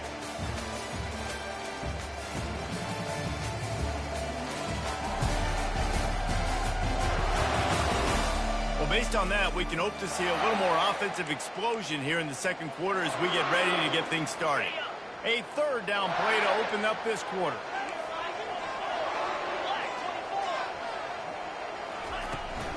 Trying to pick it up on the ground. Just nowhere to go against this defense to find that single yard he needed on 3rd down. And if the kicker can put one through, this will be a successful drive. Absolutely perfect.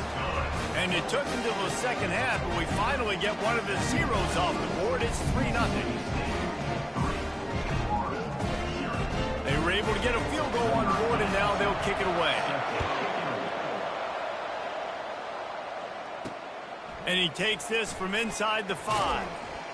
He was hoping for something a little more dynamic, but they get him on the ground at the 20.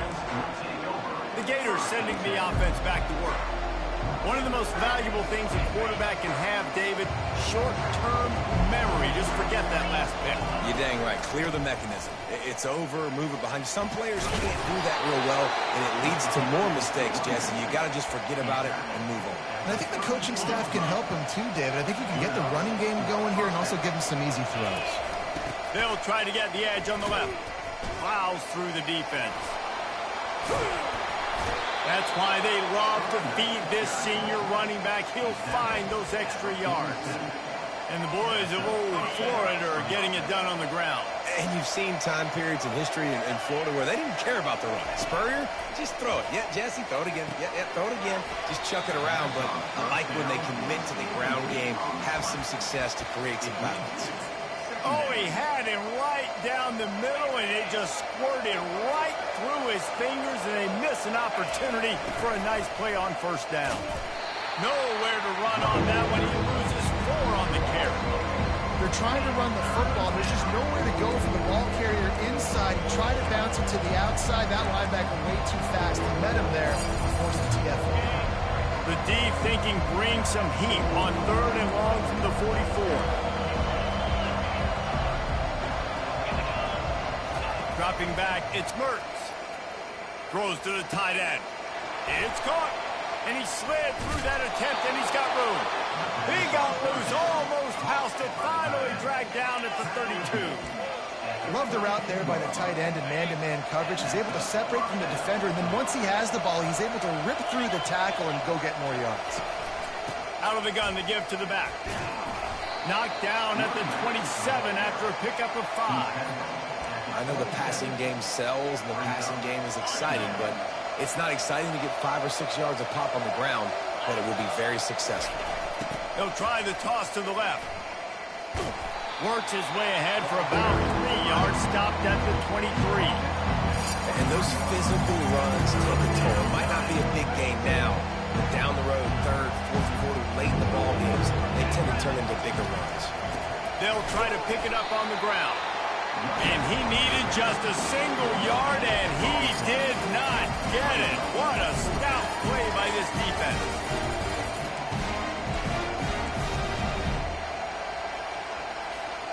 This is well within field goal range, but the kicker will stay on the sideline, and the offense will try to convert on 4th down. Makes the grab, and it's plenty for the first down. And he's knocked down, but not before moving the chains. He unleashed a bullet on that pass and converted the 4th down. Gotta love it. Some people get conservative. Some people don't want to mess up. 4th down, you could tell. He wanted that window, and he threw it as hard as he could. Throws a strike to the wide receiver. Gets the big 4th down conversion. Operating in the red zone here on 2nd down. The pitch to the left. Just a solid stop by this sophomore. Yeah, and you see in the red zone, all the bodies start to come inside. A lot of times you try to find a way to get to the perimeter. This offense does a good job. They toss the football. Nice job by the defense. Now, forcing a 3rd down. Really need to pick up this conversion and avoid having to settle for the field goal. On 3rd down, he'll try to pick it up through the air. Receiver looks it in, it's complete. And they stop him just short of the stick. It'll bring up a decision on 4th down. Timeout called here by the defense. It's the first one they've used this half.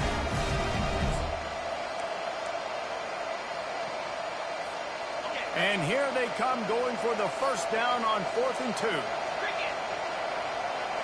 Back to throw, it's Mertz. Makes the catch past the sticks. And just a short, safe pass play. They pick up a few. Here comes the Bulldog offense back onto the field. You know, offensively in that situation, 4th down, you're throwing for it. Everything has to go right, or someone just needs to be able to make a play to keep the drive alive. They couldn't get it done, and now the offense is coming on. Wants to throw on 1st down. That's reeled in. It's Coleman. He's brought down quickly. Minimal gain there. Still a bit short of the 1st down. He saw man coverage, and the idea, just get it to my receiver as quickly as I can and let him work, David. See man and see the cushion and see the guy backed up a little bit. Now I know I can get it to him right now and get a positive gain.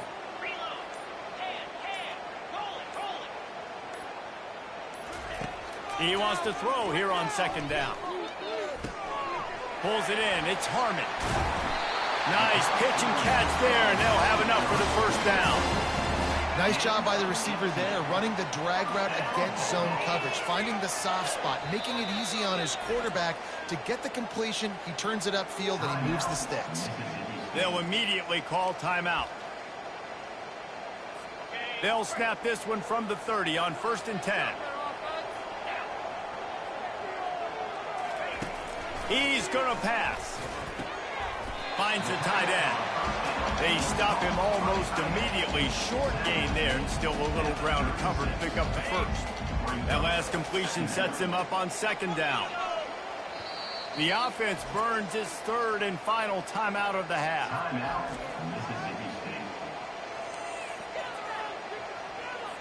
He'll send out 5 wide receivers on 2nd and 4. Back to throw, it's Chapin. Good job to avoid the negative play and just get rid of that thing. Couldn't find his man last time. Now they'll have to convert 3rd and 4. From the gun, wants to pass. The quick out. He's out of bounds, but not before picking up enough for the first down. It's tough on the defense there. Third down, you're in zone coverage. Everybody's watching the quarterback, and you're trying to make a break on the ball, but he just got it out of his hands too quickly, and the throw was too accurate. Really nothing you can do there, and it's now a fresh set of downs. Makes the grab. He puts him in business across the 50 into the 46-yard line. It'll be first down. Clock still running, almost certainly the last play of the half. To the air on first down. Throws to the wideout. Got his man.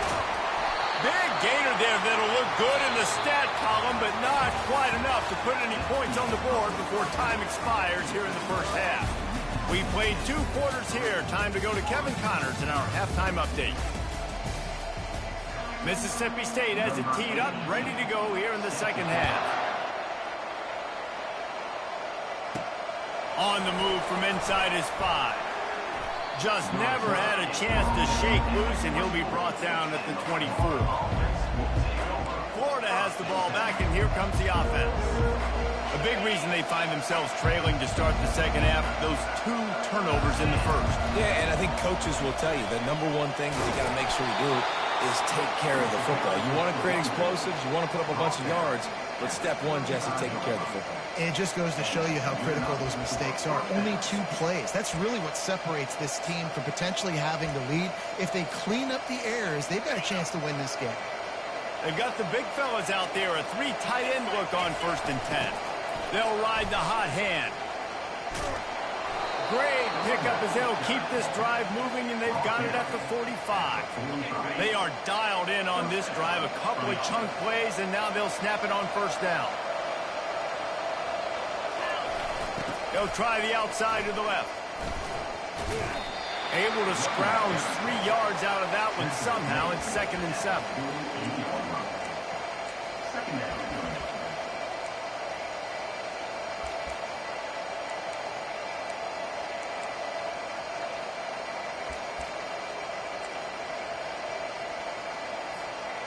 Tried to pound it on first down, now back to the line. To throw, it's Mertz. Still looking, on the move. He'll pull it down and run. Powers through the defender. They'll force him out of bounds after a solid pickup on the play. Well, great job there by the defense because they weren't able to get him sacked right away, but you saw the coverage in the back end. Nowhere for the quarterback to throw the football. Didn't get the sack, obviously you don't get the negative play, but you also don't give up a big one. You're feeling pretty good about where you are right now in this game. This offense hasn't found the end zone yet. Starting to move, it's 1st and 10. Here they're trying to get to the edge. Got the first down and still on his feet. He's brought down, but there's a flag on the field. Let's see which way that's going to go. Hold it.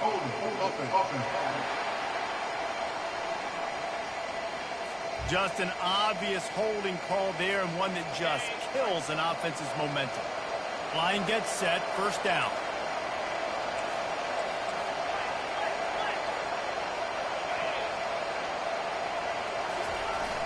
Use the play fake, now to throw. Fires it. And the senior would love to have that one back. Just a little too much on the pass. And that was good defense again, and unfortunately we've been saying that all game long. Really, really good defense. Or, listen, you can spin on the other side. This offense has really been bad. They'll line up for a 2nd down play. Unleashes one. It's complete. Open space at the 25. And he's still on his feet, but finally out of bounds after a terrific run. Big play in the running game for this offense. Nice strike, big play in the passing games. I'll tell you what, find your mismatches, find your advantages, what you do well, and do it again. And then again. And then we know how do we do it again. Keep attacking. And guys, the defenses have stood tall, kept the offenses out of the end zone, but now a chance for the first touchdown of the game.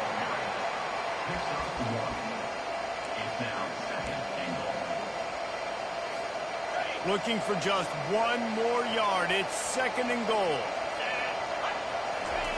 They'll run the quarterback sneak. Touchdown, Gator! And with that, they've got the lead here in the second half. Yeah, and they got stuffed on 1st and goal, and they said, let's go to Old Faithful. Like, let's get the quarterback under center, run quarterback sneak, make this defense stop me. It's such a hard play to stop, and the offense gets the touchdown.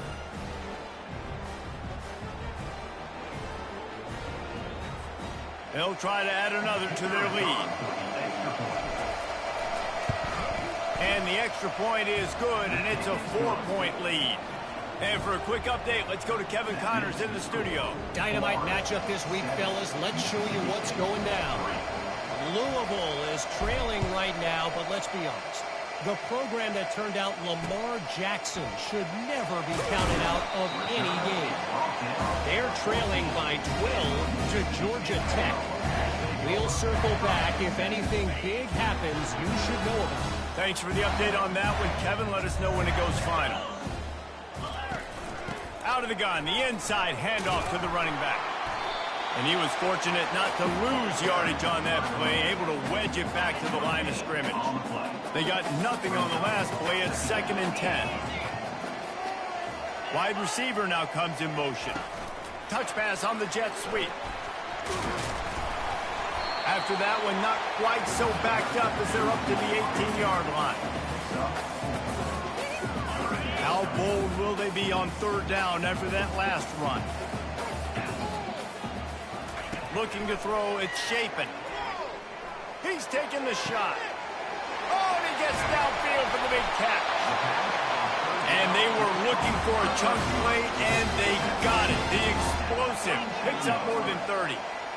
What a beautiful throw and catch on this play, and I love the job the receiver did tracking the ball in the air. Nice job of locating the throw and then hauling it in.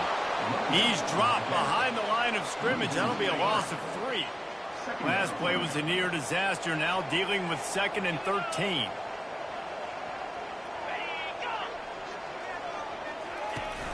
Looking for a crease, it's Lee. They bring him down, and he's going to lose a yard on that one. This has got to be disappointing if you're the offense, guys. You were expecting to have a lot of success running the ball, especially against this defense, which has struggled so much this season, but just nothing doing. They have not been good enough in the trenches so far. On 3rd and long, he'll need to loosen up that arm.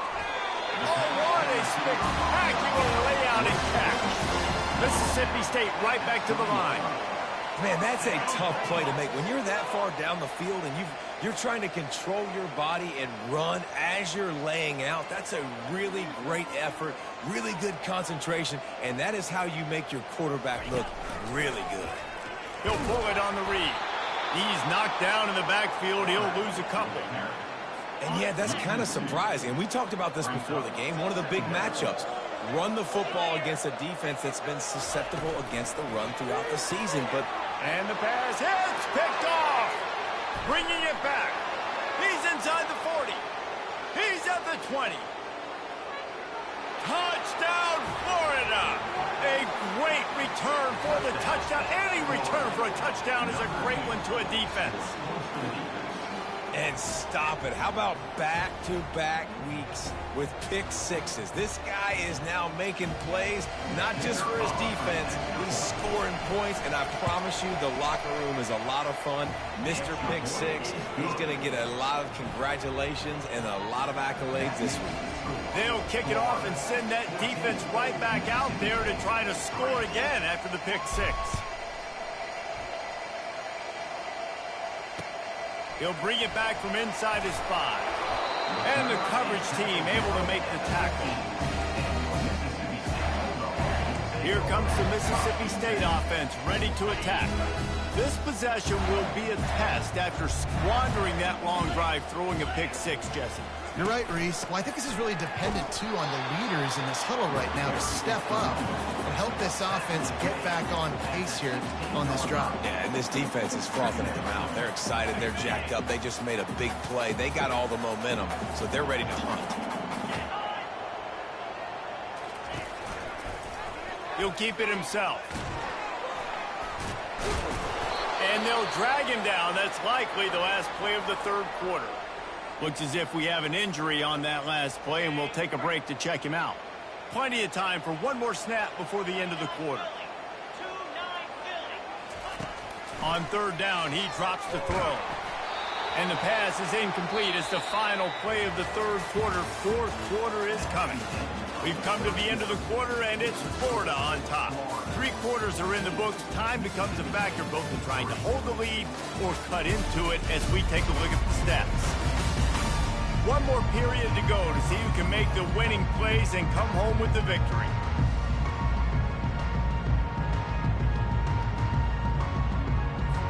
Coach has no choice here. The offense has to stay on the field, down multiple possessions this late. 4th down attempt coming. Oh, he's going to try to hit him deep. Can't find his man. It'll be incomplete, and that is a heartbreaker this late in the game. Yeah, and unfortunately in the fourth quarter, losing, you've got to put the foot on the accelerator. You got to make something happen. So I get they had to be aggressive and go for it. They just can't seem to get this offense to make plays when they need it the most. Nowhere to run on that when he loses 4 on the carry. And if you want to bring all your tight ends in the game, you know what I'm going to do? I'm going to bring in more linebackers, more defensive linemen, get ready for the run, less speed on the field, especially when you get down here in the red zone. I feel like I can match up man-to-man with those tight ends in the back end. Nice job understanding the run was coming. Makes the catch, and he's brought down. This offense is not letting up, guys. They've got a lead here late, and they are still taking shots. They're still looking for explosive plays. This defense just has not had an answer here all game long. Boy, they'd love to pick up this conversion and go to work with a 1st and goal. Trying to move the sticks on 3rd down through the air. He took a hit as he threw it and couldn't deliver the football. It's incomplete, and 4th down's coming. And they'll send out the field goal unit. No good. After the miss, still an 11-point game, guys. The Mississippi State offense headed back to the field to go to work. We'll see if that failed 4th down in their own end last time, David, sort of curbed some of the aggressiveness. When you hear about it all the time in football, go for it, be aggressive. The problem is when you get stopped, sometimes it puts you in a hole. And Jesse, now the offense has to come out and respond. They were real disappointed not getting that 1st down. You could see it on the sideline, so let's just see if that's kind of galvanized them a little bit here to go make a statement and get some points. Just didn't seem like the quarterback and his intended target were on the same page there. 3rd down conversions are a huge stat, and this one would be a doozy if they can pull it off. Got him downfield. Running wide open down the gut of the field. And he got away from the defense and takes it in. Touchdown, Mississippi State. Well, we wondered exactly where the momentum was, and it looks as if Uncle Mo might have switched sidelines and switched families. Momentum is such a big thing. It's such a real part of college football, isn't it? You can just feel that right now. Just felt a few minutes ago like this game was over, and all of a sudden, this team, they're believing in themselves. They've got some wind. They've got some hope. The defense now needs to get the football back to keep that momentum going. The 1st down for the offense. They'll try to keep this clock moving on the ground. And maybe he'll get back to the line of scrimmage, but no more than that.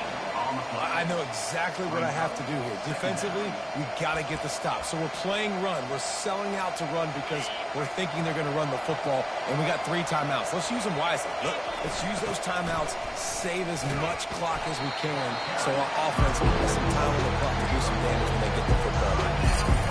This offense thinks that they have enough left in the tank here to run the football and run all the time off the clock. They got the lead late. Didn't get the 1st down on that last one, but it's not going to surprise anybody if they turn around and hand it off again here. 3rd and long, and he'll try to throw for it. Finds his big tight end. That is exactly what you're looking for when you talk explosive plays. The defense finally able to make the stop. And offenses practice the situation. This is 4-minute offense. You've got the lead late in the game. You're trying to bleed the clock and just get 1st downs. They do that, they stay in bounds, and the clock keeps ticking. That's what you expect from a senior. Don't give them any extra yards. Great tackle there. And this defense has got to make a play, right? It's the 4th quarter. We're trailing. You know this offense, they're going to get conservative. They want to eat that clock. You got to bring more guys to the line of scrimmage. Got to make plays. Got to get that football back. Makes the catch. It's Johnson. Gets it all the way down to the 39-yard line. It'll be a first down. I think most offenses around the country in a situation like this with the lead late would be trying to run the football, right, or throw it short and try to bleed the clock. But this offense, man, it's still pedal to the metal. They're looking for chunk play opportunities. They'll give it to the back. And he's able to shed one tackle and gets a pretty good pickup. Man down on the play as the officials take a break to let him be checked out.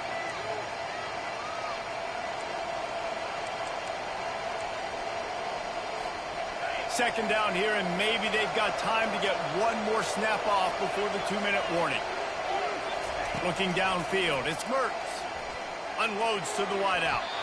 And that one's incomplete. We're taking a shot there, but couldn't hook up.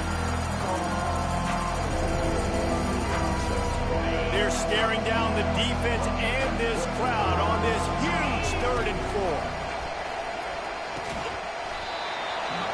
Oh, they really could have used that catch there. Physical pass defense. It brings up a 4th down. With that incompletion, it now sets up a very interesting decision for the head coach, right? You've got a narrow lead. You kick the field goal now, you force the opponent to have to at least score a touchdown to retake the lead. But you can also seize a lot of momentum if you get it here on 4th and short. If you're able to score a touchdown, this is a completely different game. Mississippi State will roll out the punt unit. He ought to be able to use this first punt to pin him deep. Here comes the Bulldog offense back onto the field. They took it down the field for a touchdown the last time they had it, and now an opportunity to take the lead in this football game. So they got to be feeling good. They did their part, score, your defense does your part. Jesse, this offense, keep that momentum. I would say stay aggressive here. And just keep doing what you were doing on that last drive, right? Well, whatever was working for you, just go back. Keep using those same playmakers to allow you to go down. Brings it in down the left side. And he's running in the open.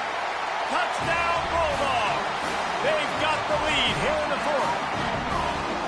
And they're able to score on a drive where they had to have it this late in the game, and they look to their playmaker on the outside to win that one-on-one matchup. Big-time moments. Who do you trust as a quarterback? You can tell this was a big moment. He threw it to his big play wide receiver. He knew he would come down to it, and now the big play in the 4th quarter for the touchdown. Here he comes from inside his own 5. And the return man is stopped, and that'll leave it up to the offense on the next drive. The Gators sending the offense back to work. Comes out throwing on 1st down. With the catch, it's Daniels. They make the stop, trying to pick up just a little bit at a time to get to that 1st down marker. On 2nd down, he'll let it fly. Fires to the middle. He had that one slip to the ground, and if he had held on, that might have been a wrap. Instead, it'll be 3rd down. Well, I know it hasn't been a tremendous day statistically for this quarterback, but his decision-making has been good enough to win this game. Hasn't thrown a lot of TDs so far, but when things aren't open, he throws it away like on that play right there. He's not putting his team... Oh, look out! Great job in this 2-minute drill as he gets out of bounds, keeping the clock on their side as they're trying to pull it out. And the Gators will have it 1st and 10. He wants to throw. Fired that thing out in a heartbeat, but it's incomplete. After the quarterback and receiver failed to hook up, they'll try it again on 2nd down. Looking to throw, it's Mertz. He uncorks one deep. And they can't hook up. Going for the big play on 2nd down. Now it's 3rd down. How nice is it as a defense when you've got a corner that can play on an island and be as dominant as this guy has been all game long? You just saw another great example of it right there. Breaking on the ball and knocking. And he is finding wide open defenders all over the field. His 3rd interception of the day. Going the other way, and he's got room. Oh, he was hoping for the pick 6. Instead, he got it down to the 16-yard line. 1st down here for the offense. From the gun, the running back tries to hit the hole. And the defense holds firm. No pickup at all on that play. If you're going to stop the run game, you better be physical up front on the defensive line. They've got some maulers. They've got some dudes with bad intentions. Nice play there.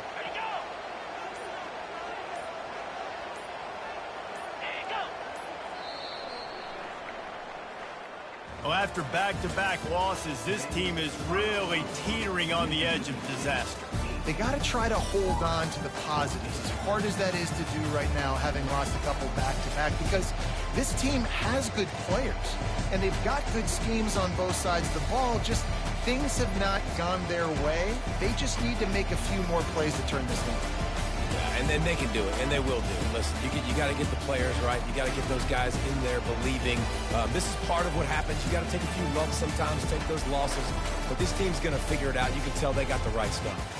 That's going to do it for us. For Jesse Palmer, David Pollack, our entire broadcast team, I'm Reese Davis. This has been another presentation.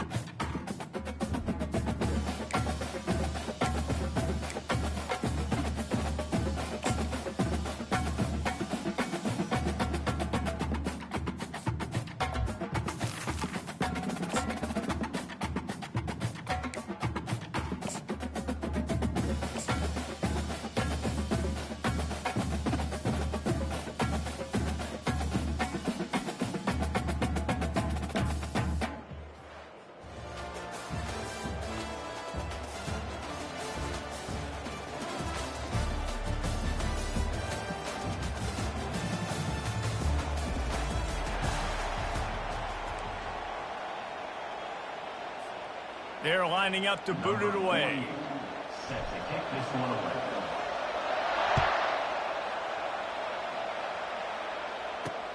From inside the 10-yard line, he'll bring it back.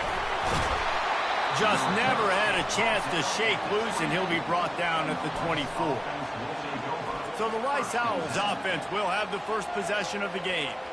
And here he comes, the guy who pulls all the strings in this attack. I think what makes him so unique, he has such a good understanding of this offense, always seems to know what the answer is to the test. Always in control. The receivers know they're going to get the football. Everybody believes in this dude. First down here for the offense.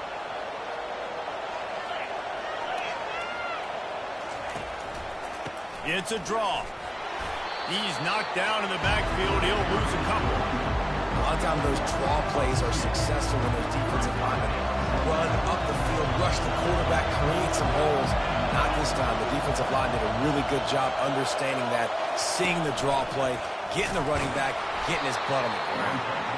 Nowhere to run on that one. He loses 4 on the carry. Well, he couldn't find any running room at all, and he'll end up taking a loss on the play. Yeah, great discipline on defense, too, because if you're going to stop the option, you have to play assignment football. Everybody doing their job. There was just... And the pressure gets him back at the 8-yard line. Pretty nice as a defense, right? When you can go nickel, put 5 DBs on the field and not have to blitz anyone, trusting your front 4 to get the job done on 3rd down, and they do it right there, getting the sack.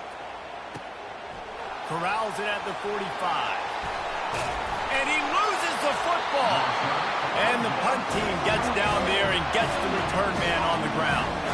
Rice has the ball back, and they're ready to send the offense back to the field. Off the play fake on first down. The throw. This defense, they are tenacious, and they've got guys up front that are athletic and that are so strong that you can collapse the pocket. You saw it right there in that play action. Looking for space. It's Sanders. And after the tackle, we are headed to the end of the first quarter.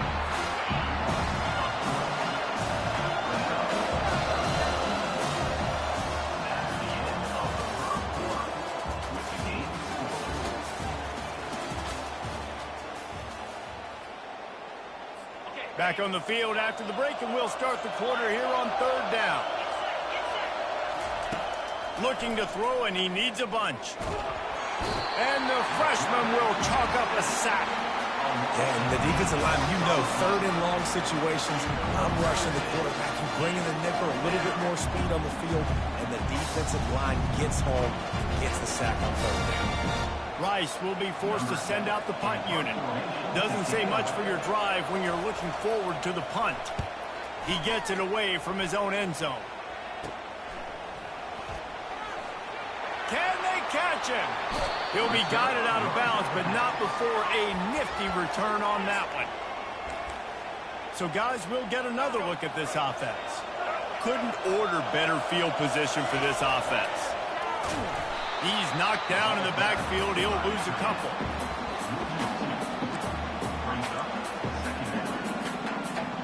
After getting knocked back to open this drive, it's 2nd and 12. Off the play fake. Rolling to the right, trying to make something happen.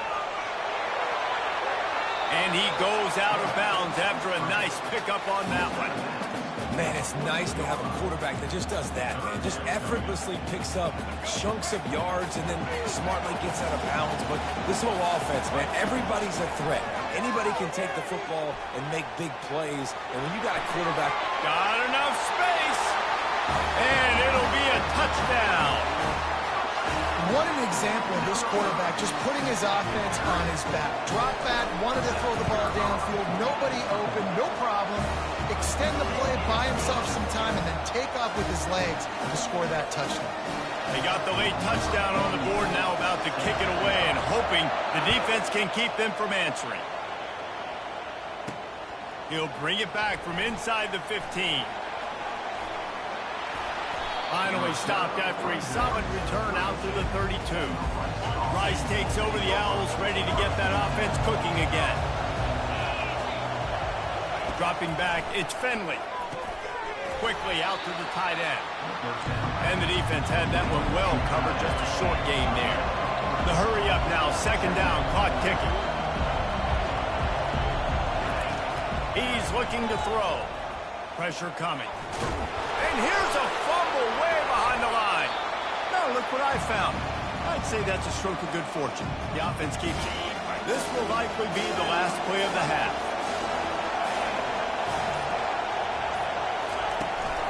From the gun. Give on the inside. They stop him after a short game. Probably just wanted to mitigate the losses with 4th down coming. Rice ready to kick off and get things started here in the second half. From inside the 10, here he comes. And he'll be brought down after a solid effort on that return. All right, guys, so here's the offense back on the field again. Off play action on 1st down. All kinds of room to throw that one in there. He's loose. Past the 20. Strolls into the end zone for a touchdown. And the defense lets the big tight end get behind him, and you can see it. When he saw his tight end streaking down the field, he knew he had to throw it up in the air, let him go make a play. He does it. Big play for this offense. About to kick it off after punching it in for the touchdown. And as the ball makes its way into the end zone, it'll be a touchback. They'll bring it out to the 25. Rice has the ball back, and they're ready to send the offense back to the field. Now we'll get a chance to see if they can answer that last score, trailing by 14, Jesse. Yeah, and at this point in the game, I feel like offensively, you should go back to what's been working for you in this game. Don't be afraid to dial up plays that you've already had success with. running it and throwing it. It's okay to repeat plays down 14 at this point. And I would also say, Palmer, kind of understanding that my defense is not playing great. So I know offensively I got to put some good possessions together here, make something happen on this side of the football. And this offense just can't afford not to get the first down here. Already trailing big, and the clock is not their friend. They're going to keep this drive going. They'll have to make a play on 3rd and long from the 26. Looking for a man. It's Finley. Getting some heat. The freshman able to get home with the sack. And there's no mystery as to why this team's losing today. They've given up 5 sacks. They cannot keep their quarterback upright. You just saw another example of it right there. He has never been able to get into rhythm throwing the football. Fields the punt and looking for daylight. He's brought down, but a really solid effort to pick up every bit of yardage he could on the punt return. The offense lining up for a first down play. Use the play fake, now to throw. They'll wrap him up, and he didn't find the same kind of running room this time as he did on the previous play. Offense gets set for second down. He's looking to throw. Gets it out quickly. They get him down, and that'll be the final play of the 3rd period.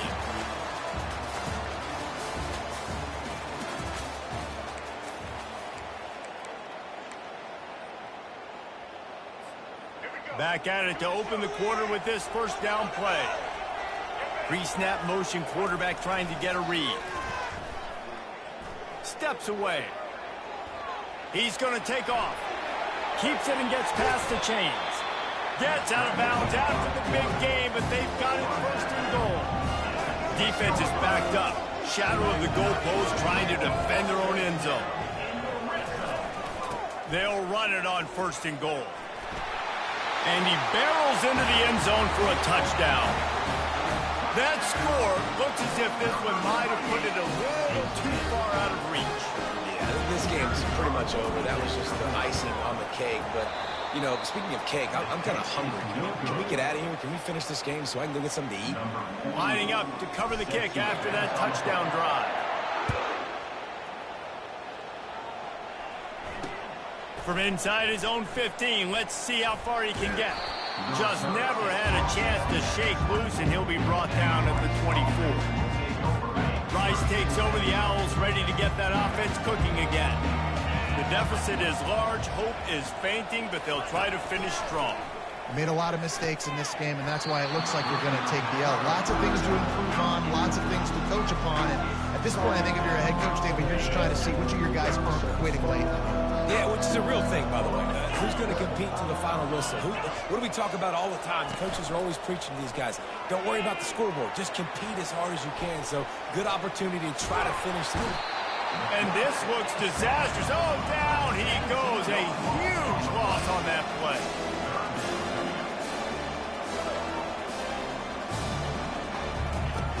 On 3rd and long, he'll have to turn it loose deep. And it falls incomplete, but that could have been disastrous. A defender was right there. Rice will be forced to send out the punt unit.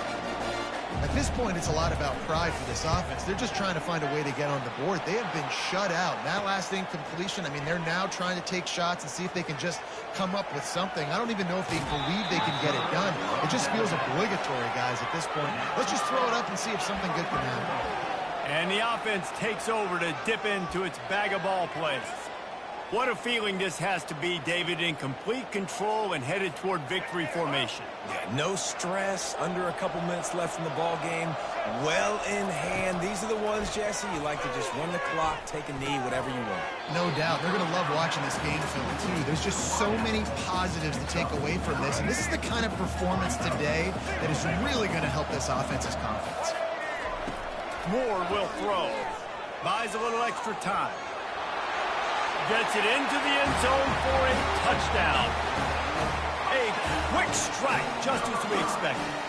And quick strikes are easy when you got such great field position. Obviously, when the offense starts in such a good spot, puts the defense in a bad position, and the offense takes advantage.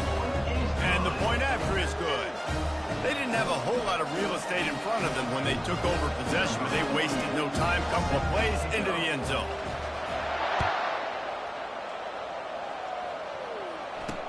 Here's the return from inside his 10.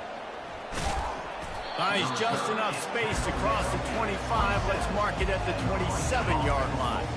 Rice has the ball back, and they're ready to send the offense back to the field. This one has pretty much been a bludgeoning, but they'll try to finish with something positive. And he will get home, and the quarterback goes down at the 17. Man, I've been there before as a quarterback. Sometimes you just wish the game would already be over, right? You've had nothing go your way all game long. You're trailing late. They're still getting sacks. And you just want to go back to the locker room. You want to get in the ice tub and start healing for next week. And that's a really good decision by the quarterback. Don't take the sack, throw the ball away. Now, listen, we can debate whether that was intentional grounding or not because he's still in the pocket. I'm not sure that that's not classified as grounding, but they didn't call it. So, you know what? Nice throwaway, QB. He got a hand in there, knocks it away, incomplete. Rice will be forced to send out the punt unit. And now such a tough situation. Late in this game, you're trailing, but now it's 4th and long. Like, it's one thing if it's 4th and short. This makes it even more difficult. You got to have something dialed up you feel really great about. Drills him with the stiff arm. Really explosive when he gets his hands on the ball, and he found a couple of crevices and made a nice game before being run out of bounds. One more play to pad the stats. Red 70 black saw.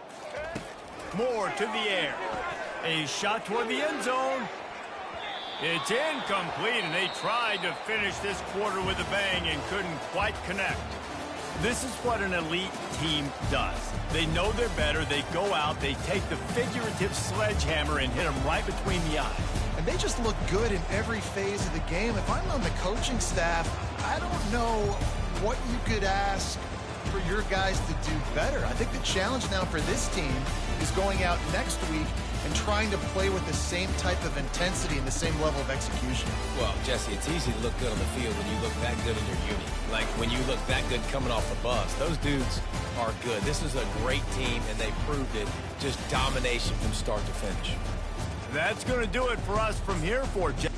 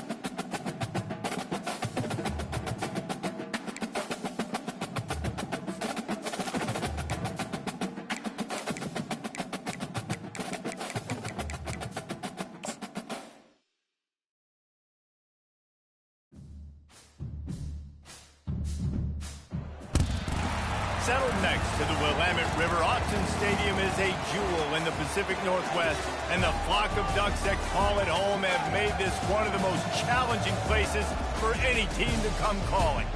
But this isn't any regular matchup. It's a battle of top tens, a couple of forces meeting head-to-head where one team will try to make a resonating statement. As we'll see the number 2 team in the country, the Ohio State Buckeyes, taking on the 4th-ranked team in the land, the Oregon Ducks. For EA Sports College Football, Reese Davis with you alongside David Pollack and Jesse Palmer. And guys, can't wait to get this one started.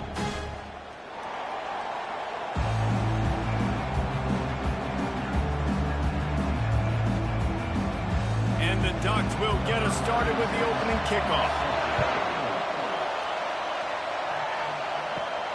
On the run from inside his own 5. Not a lot of space to be found. Good hustle by the coverage team, and they stop him at the 21. So the Ohio State Buckeyes offense will take the first swing of the game. And these guys involve everybody in the passing game, and none more prominent than this big fella. And the quarterback knows he's going to be under duress in this game. So who do you look for? The tight end. And there aren't many better than this guy. No, and just big bodies that you can miss a little bit high, and it really doesn't matter. But over the middle of the field, closer throws, so nice to have a security blanket with a great tight end.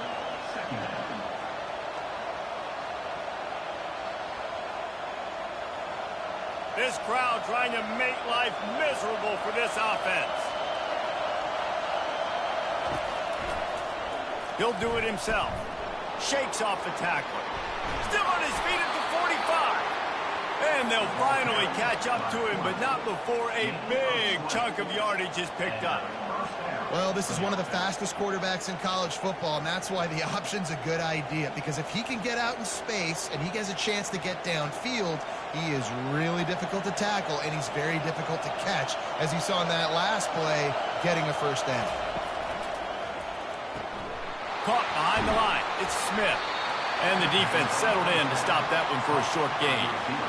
This is no surprise to defenses anymore. Everybody throws wide receiver screens, and you could tell they were ready for it. They saw the quick game. They pounced on it, got the wide receiver on the ground. That's not the first time they've seen that one. After trying the running game, let's see if they do it again on 2nd down. From the gun, they'll give it on the inside. He is tackled, but it'll be a fresh set of downs. Man, that was a good run, but it was almost even better. Great job by the offense. Keep the running game going. You get big chunks like this. Not only was that a big chunk, it also looked like it could have gone for more. The Buckeyes are rolling down the field.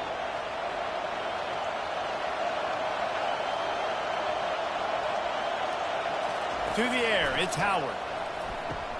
He's right on target.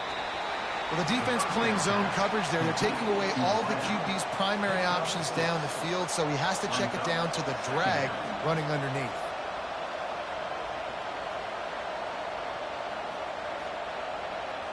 That completion leaves us with 2nd and medium.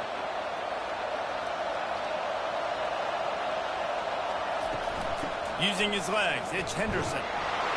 They make the stop as he gets it inside the 30 to the 28, a gain of 4. I think you run that play so you stay out of 3rd and long. 3rd and long is not where an offense ever wants to thrive. 3rd and medium, hey, I'm good with that. So you run that play to make sure you're set up for a good 3rd down. 3rd and short from the 28. Let's see if this is 4-down territory or if they just pick up the first here. Spins away from the defense. And the Buckeyes get enough for the first down. You know, this is a running back who wants the ball, and he wants the offense to run through him. Really nice job there on the 3rd down of this opening drive for his offense. I can't wait to see what kind of game this guy's going to have. Ball marked at the 26. It's 1st and 10. Give to the running back. Pass to Sticks and still on his feet. And they'll finally get him down after a terrific pickup. You've got to be loving what you're seeing from your offense here on the opening drive of this game. They're in a really nice rhythm. They've got real good balance going on right now, and they've got the defense on their heels. It is getting loud as this crowd tries to help its defense. Reading the option, it's Howard. And a decent gain there before the defense makes the stop. These read option plays are very hard to stop because you got to have enough guys in the box to play that immediate run, but also always be ready for that quarterback to take the ball and scoot out wide. And when the quarterback operates this like a magician, it makes it even tougher. When he can see it, read it, and just flat go, those easy plays right there. I mean, he just picks up a little bit of yard. And the quarterback is knocked down back at the 13. Though there are some notable exceptions, typically great pass rushers aren't nose tackles, but that was a great pass rush. They're not nose tackles usually, those great pass rushers, but they are grown men. I mean, those are some adults in there. Those are the 300-plus pounders that will just destroy you in the run game. A nice job using his hands, using some power to shrink that pocket and get the sack. They'd love to pick up this third down and get a fresh set with first and goal. On third and long, he has to throw for it. He's got it in the end zone. Touchdown, Ohio State. And that's what I love about empty sets and formations on offense is that when you spread the defense out, you create bigger lanes to throw into. You saw it right there.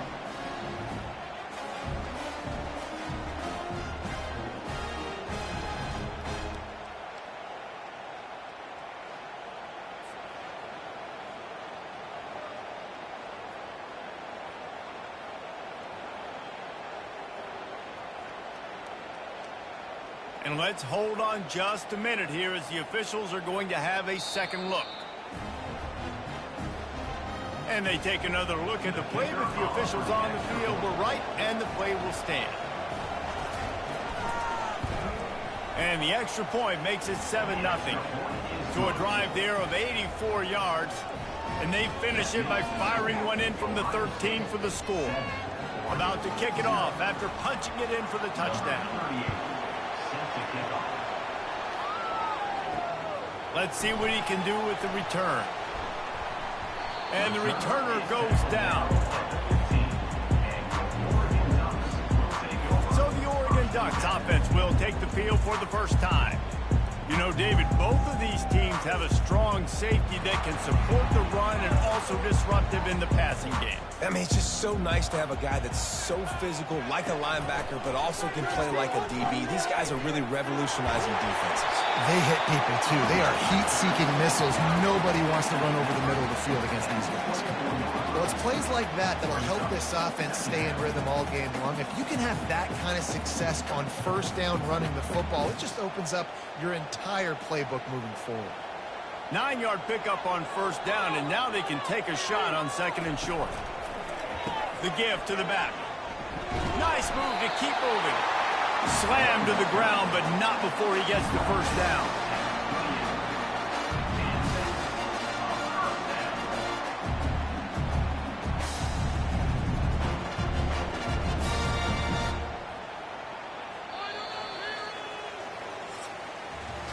Well, guys, Ohio State has the lead here. And after that first quarter, let's see if these guys can get back in the game in the second.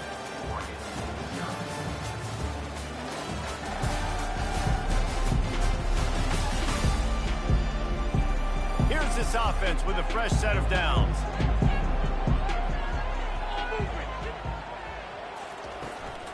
The give to the back. Just ran him over. Defense not budging. He's still able to get 2 to the 29. Now that's what you're trying to do as a defense. Limit those damages when they run the football. Get them on the ground, short gains to set your defense for positive situations down the road. Picked up 2 yards on that last one. They need 8 on second down. Looking to throw, it's Gabriel. He's going for it all. Incomplete thanks to the great defensive pressure there that sort of threw them out of rhythm. And I tell you what, when you got a guy that is that good at dissecting your defense, you better get pressure. Nice job by the defense, hurrying him up, speeding up the thought process.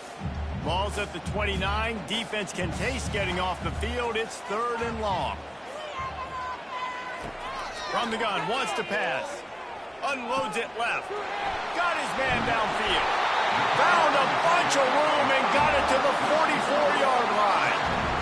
They flexed out that tight end a little bit, and you know the tight end's always open. Always open. Quarterback's best friend. And this guy's a problem, Reese. He's a matchup problem because he's too big for DBs to cover, and he's too fast for linebackers to cover. He's showing you his athleticism there.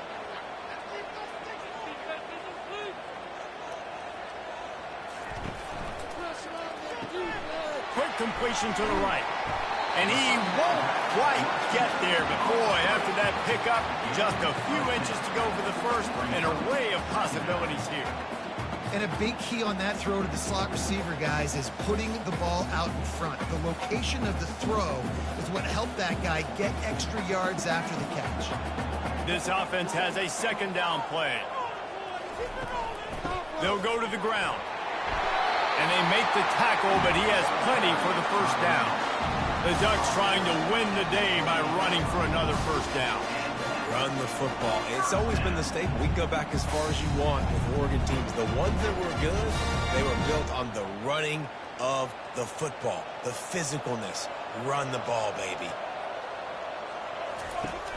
Off the play fake on first down, wants to throw. Makes the grab. It's Ferguson. Really confident throw and catch there. Big pickup, and they have a first down. There's not a lot more beautiful in football than the play action and the open tight end. Because it freezes those linebackers, it freezes those safeties because they have to come up for a second and play the run, and then the big tight ends, big targets on the back end can catch the football and make big plays.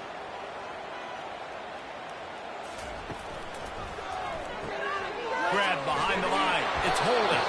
They go up top to get it down to the 5-yard line as they try to pay off this drive. And those slot receivers nowadays, they're little water bugs, man. You can play touch football in an elevator to lose to these guys because they're so quick and so dynamic. Get open and catch the football. Going to work in the red zone, they can't pick up the first down without getting it into the end zone. Out of the shotgun, they go to the ground. Nowhere to run on that one. He loses 4 on the carry. We've reached the 2-minute warning, and we have ourselves a ball game, and they have a chance to take the lead here before the half. 3rd and long, and they'll need to get it close to the goal line to convert. Looking to pass. It's Gabriel trying to get to it. And he was drilled just as he released the pass. It's incomplete. QBs and receivers on 3rd down, everything has to happen just a split second sooner. You're expecting pressure. The quarterback gets hit. Just not on the same page with his target. And they decide to trot out the kicker. He'll boot it from the left side, and from this distance, that angle ought to be fairly easy. It is true as he puts 3 on the board.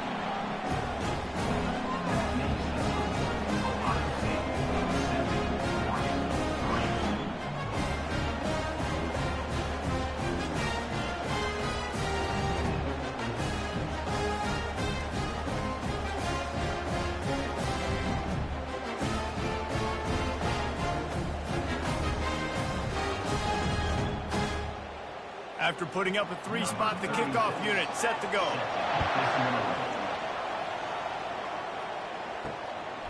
He'll bring it out. It's Flowers. Rolling the dice to bring it out of the end zone did not work out as he stopped at the 13. Here comes the Ohio State offense onto the field. You want to talk about a drive where you impose your will? That's what they did, running it down for a touchdown, David. There is nothing more demoralizing than that for a defense, to be physically pounded. The run is coming. You know it's coming, and you can't stop it. Nothing the defense can do. That is mano-a-mano up front, and your guys getting a push. They know you're running it, and they still can't stop it.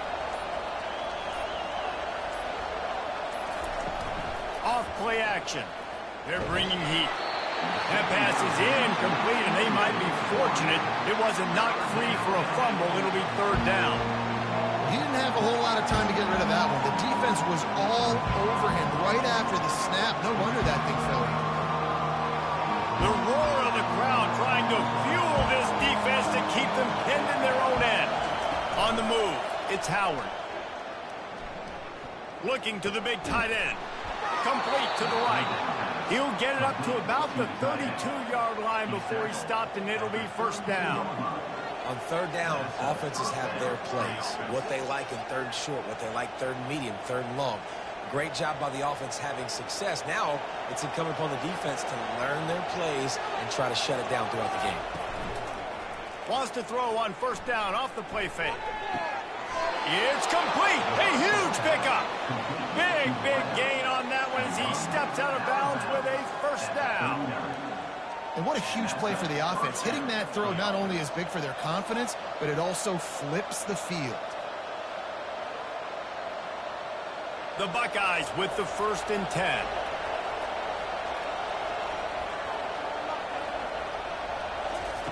Looking to move it through the air. They make the stop after the catch and still some work to do to pick up that first down. Quick timeout call by the offense after the play. Line getting set on 2nd down. Trying play action. Fires to the wideout. A strike downfield. Touchdown Buckeyes! That is the ultimate grab and go for the score. Backed up in the shadow of their own goalpost, no problem.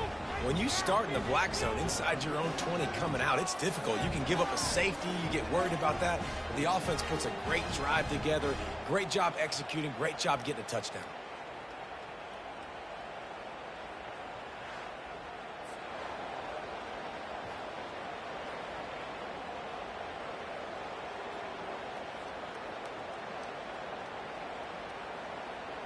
Lining up to tack one more onto that lead. And the extra point is good, and they have an 11-point lead. So that scoring drive took only 6 plays. And they top it off with a 31-yard toss for 6. So they got the touchdown, and as they kick off, really important for the defense to shut them down here. He'll start the return inside his 5. Didn't find any crease in that kickoff coverage, and he'll be stopped at the 17. And Oregon has it back, and here comes the offense. This late in the half, you're behind. You'd love to create something before the break to build momentum, Jesse. You've also had some miscues on offense, a big part of why you're losing the game right now. I'd take it into halftime, make my adjustments, and come out ready in the second half. Yeah, I'm going to take it into halftime too, Paul. But I'm trying to put some points up right here. Be aggressive, set the tone, be like, hey, listen, this is what you're going to get in the second half, so find something really quickly you can go to. On the run, it's Gabriel. Pass is incomplete, and that's going to do it for the first half. That's the end of the second quarter. That means it's time to join Kevin in our halftime update. Thanks, guys. Looks like you've had an enjoyable day there today in Eugene. And we have to start this halftime breakdown by addressing the play of this elite wide receiver. This is clearly a young man who, once he's finished playing on Saturdays, he's going to be playing on Sundays. The kid has different gears. He has a knack for finding gaps in the defense. And I can't remember a college player with that kind of catch radius. With that said, let's send it back to the guys at Autzen Stadium.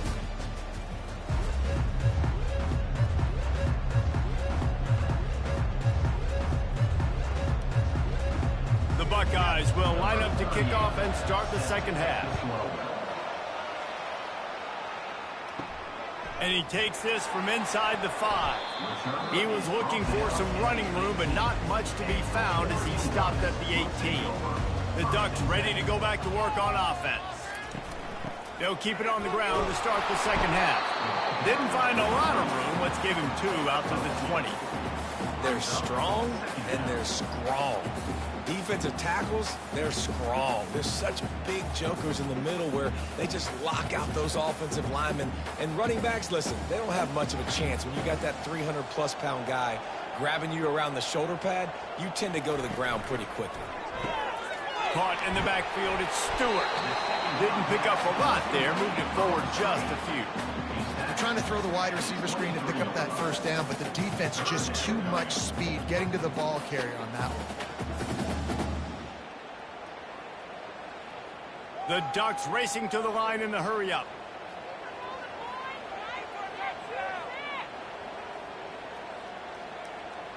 Motion trying to get the defense to show his hand.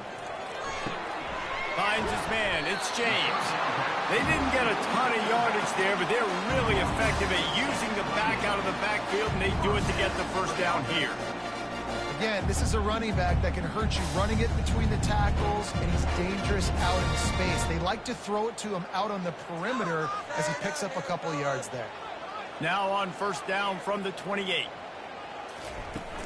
Use the play fake, now to throw. Makes the grab, it's Johnson. He's brought down quickly. Minimal gain there, still a bit short of the first down. I like the decision by the quarterback here. Just get the ball out of your hands, get it to your playmaker. A lot of times he'll dance and make even bigger plays than he did here, but it was still a positive game. And now on second down for this offense.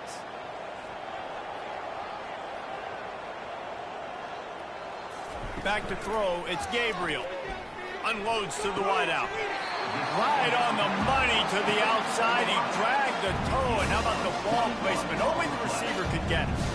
Ooh, that's a nice throw. Great accuracy there. And you think about Oregon quarterbacks, I know we think about guys running around a little bit, but think back to guys like Dan Fouts, A.J. Feely. How about that name? Joey Harrington, of course, Justin Herbert. These guys could thread the needle from the pocket, make all the throws. This guy here reminds me a little bit of them.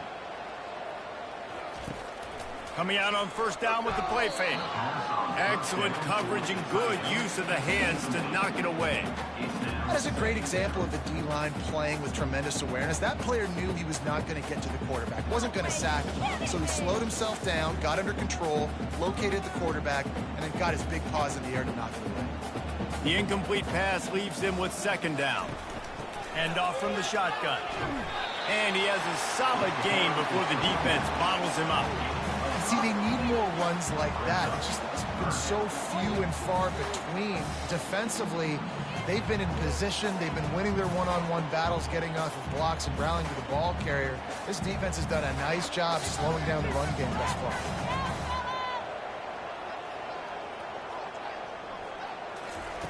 Shotgun snap on third down. That pass not close as he got drilled trying to deliver it, and it'll bring up fourth down. And the defense at this point understands that the offense is going to have to try to throw the football, all right? They already got a lead, so they're now pinning their ears back and getting after this guy, trying to get him to the ground. The Ducks send out the punt unit. First punt of the day, and he'd love to lock them up close to their goal line. And the punt will hit at the one, just a little too far for them to be able to down it. It'll be a touchback and come out to the 20. The run to the right. Crosses the 30, he's got away. They finally make the stop, but the big run is plenty to move those sticks for the first down. You don't always have to run the sexy plays, right? It doesn't have to always be up-tempo and fast and spread and doing all this stuff. Sometimes you just lower your shoulder. Sometimes you just run powerfully. You get the first down, and that's all that matters. They're going to ride this running back. You'll take this every time. 5 yards on the first down play. I know that wasn't a huge, sexy gain. I know not everybody's jumping up and down, but what it does do is put you in a great position to succeed on second down. 2nd and 10, really hard. 3rd and 10, really hard. Now you're in a manageable situation. It really gives you the whole playbook. Halfway there on first down, it's 2nd and 5. To the air, it's Howard. He makes the connection. He goes down at the 47 after a 5-yard pickup. To the wideout. He makes the tackle at the 47-yard line. And that's good enough for a first down.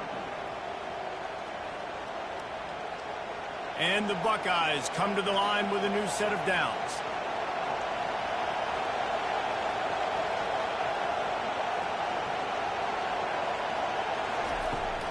On the ground, it's Judkins. Nowhere to run on that one. He loses 4 on the carry. Most offensive schemes are predicated on first down productivity. That will not go down as a productive first down play. No, it will not, Reese. Give this defensive line credit because they were able to get penetration right off the snap and force a negative play. On second down, he's looking downfield. Got a man, it's Tate. And as they get him to the ground, clock running, looks as if time will expire here in the 3rd. Well, guys, Ohio State has the lead here. They're sitting in a strong position here with the lead. Let's take a look at our game summary. When you're dealing with a deficit like this, it's all about somebody stepping up to make a play, and you might as well start here in the fourth quarter. On 3rd and long, trying to have a big completion here. Catch in the middle, it's Judkins. Just what they were looking for, and he's got him set up in business at the 35 with a first down. Boy, the defense really needed to get off the field there, and they just couldn't do it, and it's a fresh set of downs. Man, that hurts. When you're trailing late in the ball game, you need those stops, and you get them to 3rd down. You get them to those critical points. Now they get the first down. You don't have many left. You better get aggressive. A solid pickup there before the defense is able to make the stop. Well, good decision there by the QB. A little zone read action. He reads the defensive end crashing down, keeps it himself, gets a nice chunk of yards. And when you do that, you just sort of get the drive going or keep it going, as the case may be.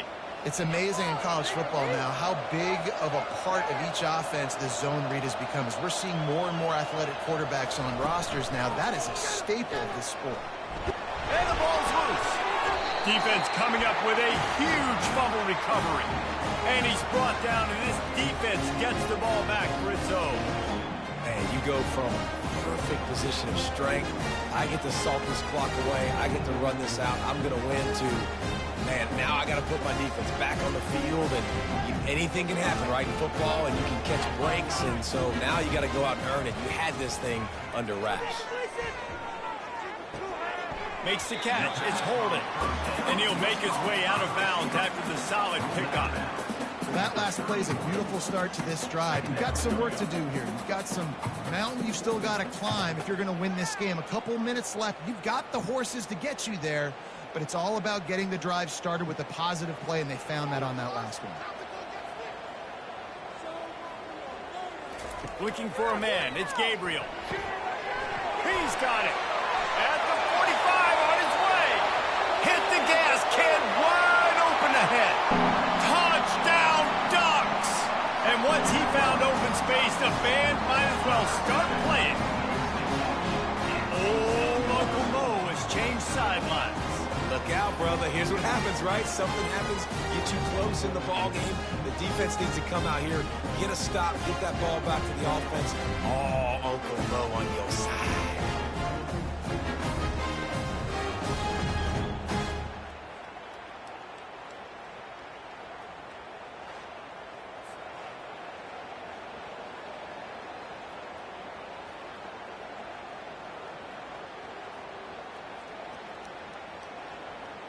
They'll go for 2 here and try to climb within a field goal late.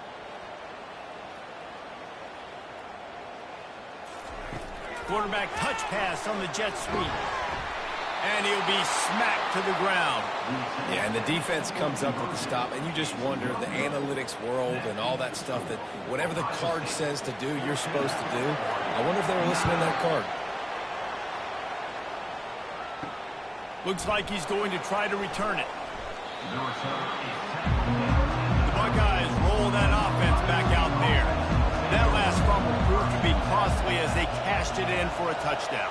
Yeah, and so this defense now is juiced. They're excited and ready to go. So this offense, David, they've got to get something going. Yeah, those turnovers can be contagious, man. It gets you excited, and then when your offense takes it down the field and does something with it, this offense better be ready to play against a motivated defense.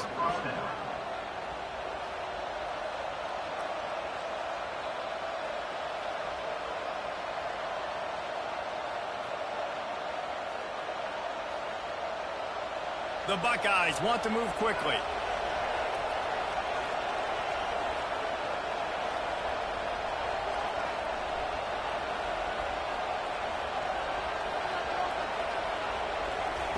They'll throw it on first down.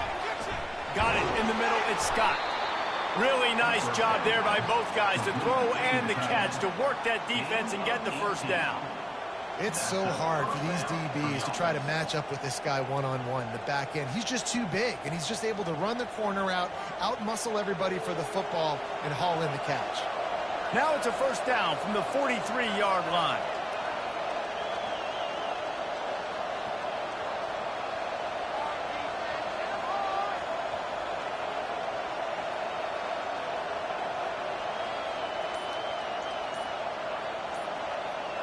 Fast motion from the offense. He'll come out throwing on first down. Grabbed over the middle. It's Smith. They make the stop, but this passing game does some damage, and they move the sticks with the first down. This is so interesting right now watching this offense stay aggressive. They've got the lead in the fourth quarter, and you're thinking at home, we got to just run the ball and try to bleed the clock. They found something on defense they're taking advantage of. 2 straight completions. I won't be surprised if they throw it again. The Buckeyes will snap it on 1st and 10.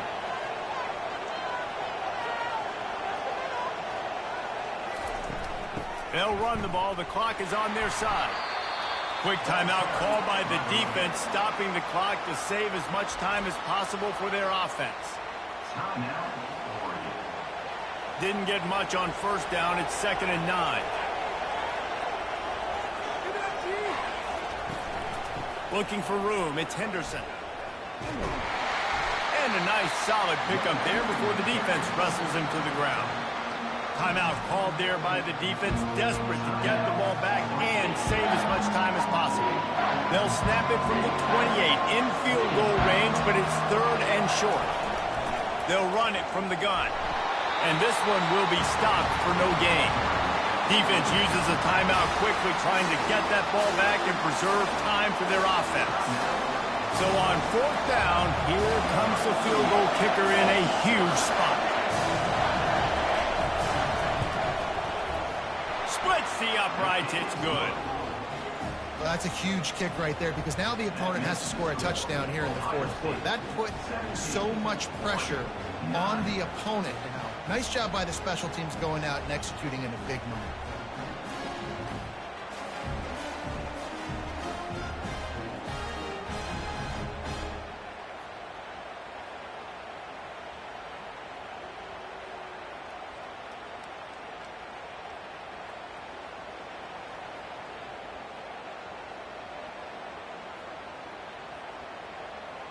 So after putting 3 on the board, the kickoff team is out there ready to boot it away.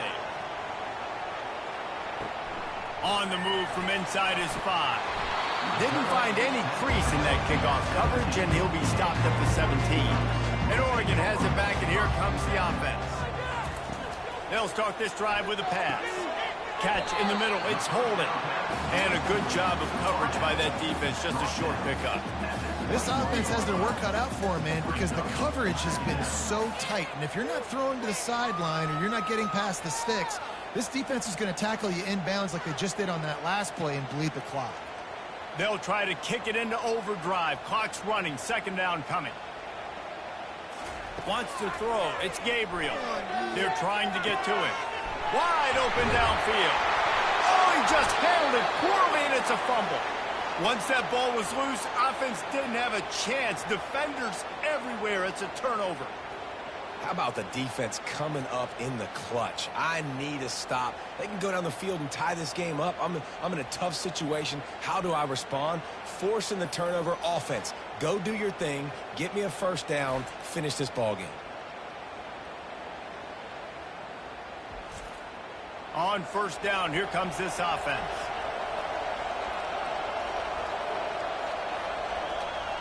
And they'll take a knee. And there's nothing better than victory formation on another person's field when it's really quiet. They've been loud, screaming all game, and now you know and they know. This one's over, and there's nothing they can do about it.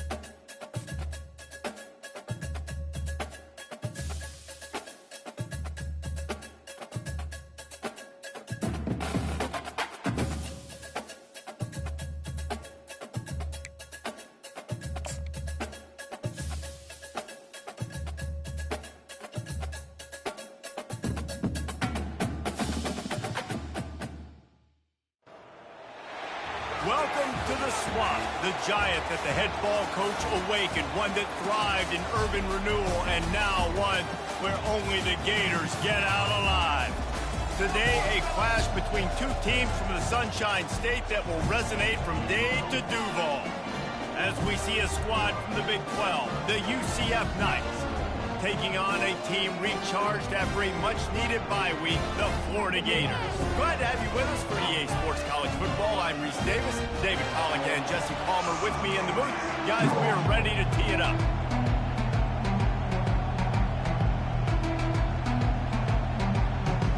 The Knights will get us underway with the opening kickoff.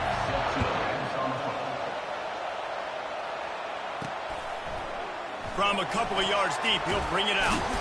Stopped at the 17, and he's probably second-guessing that return. So the Florida Gators offense takes the field for the first time today. And here's the man they rally around, and he has earned that type of respect, David. You dang right. You earn it by doing it, and he's done it at such a high level. Everyone believes in this young man, and Palmer, there's a reason why. You're right, David. He's been in the big moments, and he's won the big games. This guy delivers when the game is on the line. Toss to the outside. Discards a man. And he's brought down after a nice gain. Mr. Two-Bits would be proud. The Gators standing up and hollering for a first down. How does that cheer go? Well, first you have to have the yellow shirt and the striped tie and go 2 bits, 4 bits, 6 bits, $1, all for the Gators. Stand up and holler. They'll put it in play from the 27, first down. Back to pass, it's Mertz. Throws to the wideout. It's caught downfield. They've got it to the 49-yard line, and they'll move the chains. We knew coming in that they wanted to push the ball down the field, and they waste no time getting at it. And I love that, man. I love being aggressive early, setting a tone, sending a message to my team. Listen, we're going to attack down the field. You better be ready for it. This offense comes out, gets the big completion way down the middle of the field. They've come out with answers on this possession, and now another first down.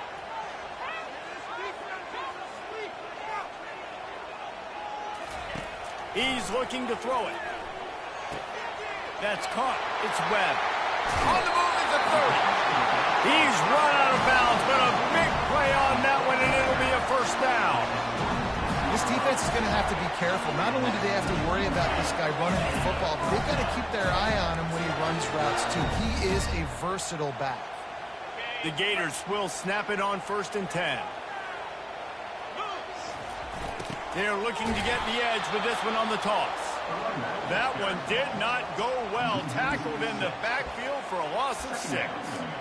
Well, the offensive line had everybody blocked except the defensive end. He was able to sneak into the backfield and get the tackle for loss. Here comes the offense on 2nd down. They'll run play action. And he got smacked just as he released the pass. It's incomplete. These two conferences have been tied together for years through the Sugar Bowl, a little testiness with the whole Texas-Oklahoma thing, and now the rivalry on the field between the Big 12 and the SEC. Yeah, and conference realignments played a big factor, too, between these two conferences. Think back to when Texas A&M and Missouri joined the SEC. So this is always a fun one to watch, David. Wide open offense from the Big 12, and then you get the physicality and the speed from the SEC. I think you nailed it right there. Two totally different worlds. They live in different worlds all the time. One is pitchy. Hey, he strides his way into the end zone. Touchdown, Gator! I love the aggressive nature and the play calling there. In the opening drive of the game, you have an opportunity on 4th down, obviously, to just kick a field goal, take the lead early, establish some momentum. Instead, they get aggressive. They go for it, and not just get it. They score a touchdown. And he splits the uprights on the extra point. About to kick it away after scoring the touchdown.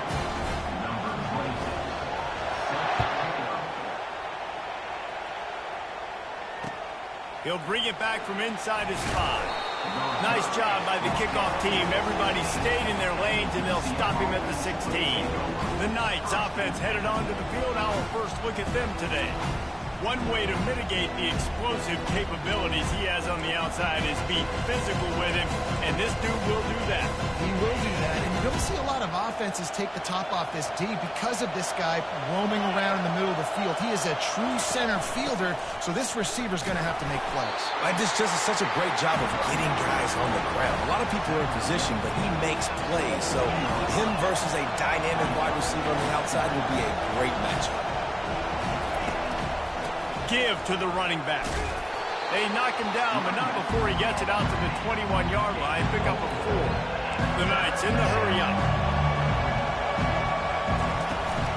Give to the back. They'll move those chains, getting it out to the 29-yard line and trying to get this drive rolling. This crowd, full throat, splitting the eardrums and letting them know it's going to be a long day. That one did not go well. Tackled in the backfield for a loss of 6. Not a lot of productivity on that last play. They'll try it again on 2nd and long from the 23. Looking for a gap. It's Richardson. Just enough there to get it to the 25. A pickup of 2. All right, well, the offense here, they're trying to get this run game established. They obviously don't break off a long run there, but they're just trying to find their footing at this point.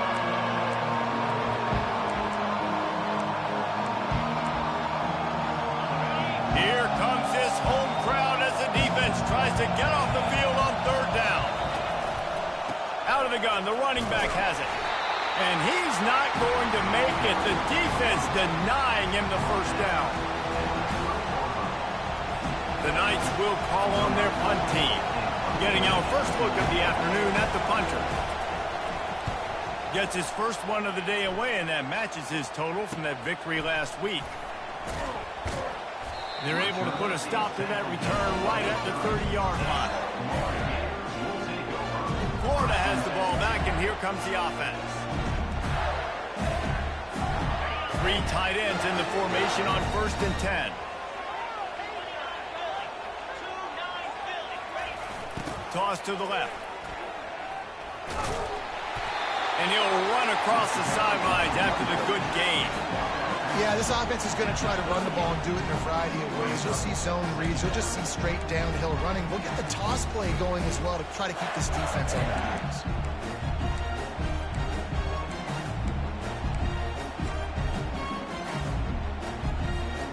Good spot after that 7-yard pickup on 1st down. It's 2nd and 3.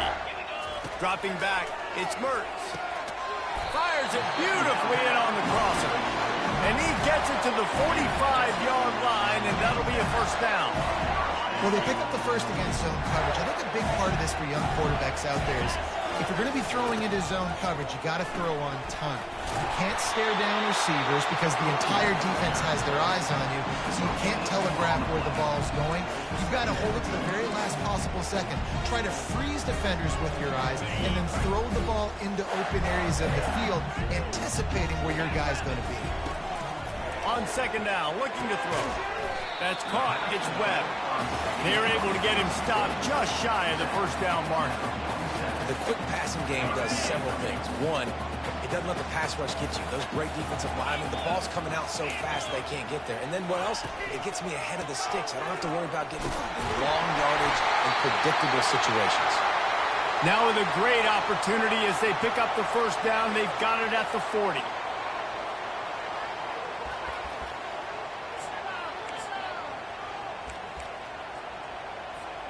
The Gators are moving quickly down the field.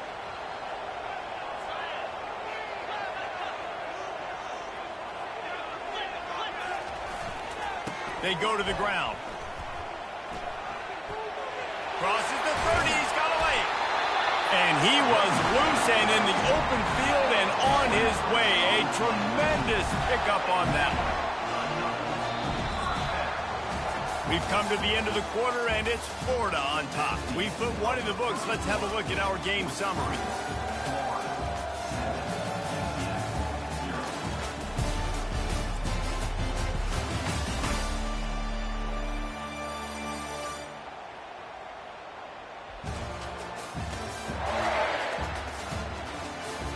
They are lined up and ready to go and get things started here in the 2nd.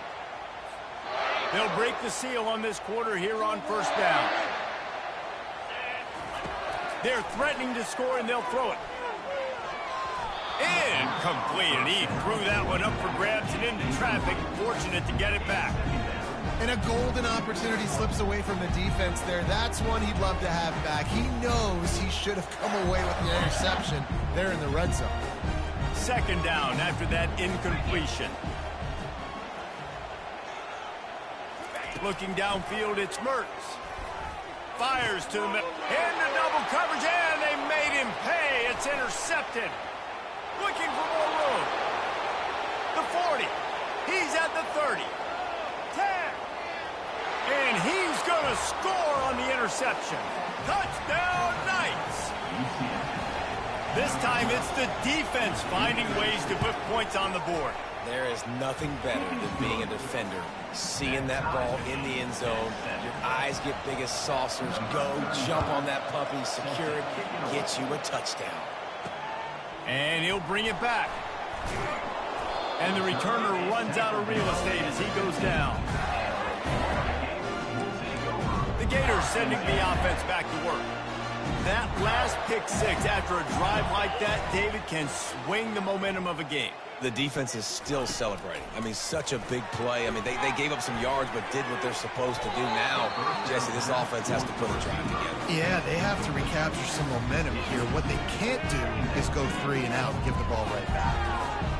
He's being a little reckless with that football. Threw the interception last time and almost threw another one here. Golly, that's back-to-back drives. You got to have your quarterback making smart decisions. You can't turn the football over. He's got to get those cobwebs out of his head, start dialing it in. Now on 3rd and 10, if they can move the chains here, maybe they can get this drive started. He wants to go deep. And the ball is caught. He's inside the 35. And he takes it all the way. They couldn't stop him. Touchdown, Florida! And, man, is that perfect timing. You can tell quarterback drops back. He sees his guy, and he knows he's open. But watch the throw. Deep down the field, Palmer, right in the breadbasket. Nice play, nice pitch and catch. He did a nice job of getting it up in the air early and allowing his guy to run under the football, locate it, and then make a tough grab. That is the definition of an explosive play. And the ball will make it into the end zone. No return on that one for a touchback. The UCF offense back on the field, ready to go to work. Looking for a productive play on 1st down.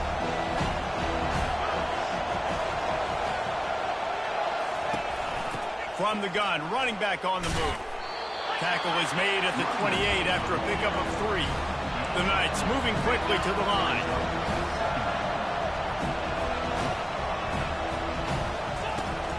From the shotgun, the handoff to the back. He's got a yard out to the 30-yard line. Decibels rising as the crowd gets behind this defense on 3rd down. Out of the gun, they'll run it inside. They bring him down, and he's going to lose a yard on that one. The Knights will punt it away on 4th down. They tried to run the counter, but absolutely nothing doing. And those counter plays take a little longer to develop. Sometimes you're usually pulling 1 or 2 guys, and that penetration in the backfield can kill you. You get to the running back before it gets started. Florida has the ball back, and here comes the offense. They'll try to get the edge with the toss play here. That one did not go well. Tackled in the backfield for a loss of 6. Boy, it was like the defender heard the play call. He was ready for that one. And one of the things is diagnose and go get it. They saw it and they went and got it. They were not letting that ball go to the wide side of the field. Now the play fake. Takes a hit as he fires. He's got an open man. They've got the defense reeling right now with that big play to the 29. I know it's early in the game, but defensively after that play, you know you have to tackle the catch. When this guy gets the ball in his hands, he is so dangerous after the fact. So it's okay for him to make catches. Just got to get him to the ground quickly. They'll give him 1 to the 28-yard line.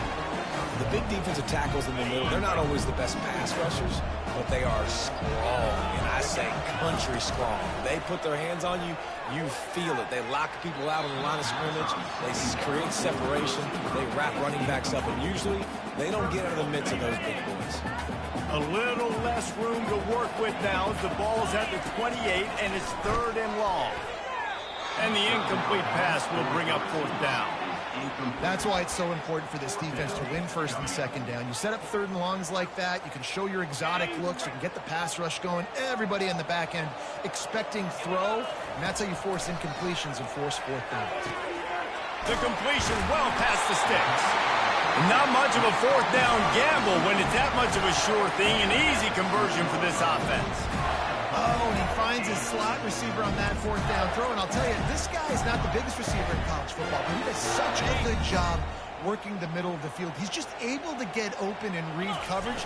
Every quarterback loves having a slot receiver like that. Gets it into the end zone, but wait a minute. We'll have to check out the laundry on the field. We'll repeat the previous down, but this time the offense has 10 more yards it has to cover. And the Gators are on the move. They try to get it outside on the left. And the defense able to corral him out of bounds and stop him at the 2. 2nd down here, and maybe they've got time to get 1 more snap off before the 2-minute warning.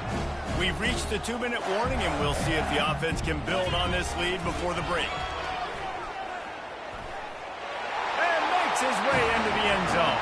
Touchdown, Gators! And there's no secret about me. Line up in goal line formation. I'm going to run the ball down your throat. My guys are more physical than you. 6 points on the play. Winding up to add another. And the extra point puts them on top 21-7. We check in with Kevin Connors. What's going on, Kevin? Boys, if it's happening in college football, we've got eyes on it. Check this out. Virginia is ahead right now in Charlottesville, but that's not exactly Sean Moore out there dominating this one. We are a long way from being over.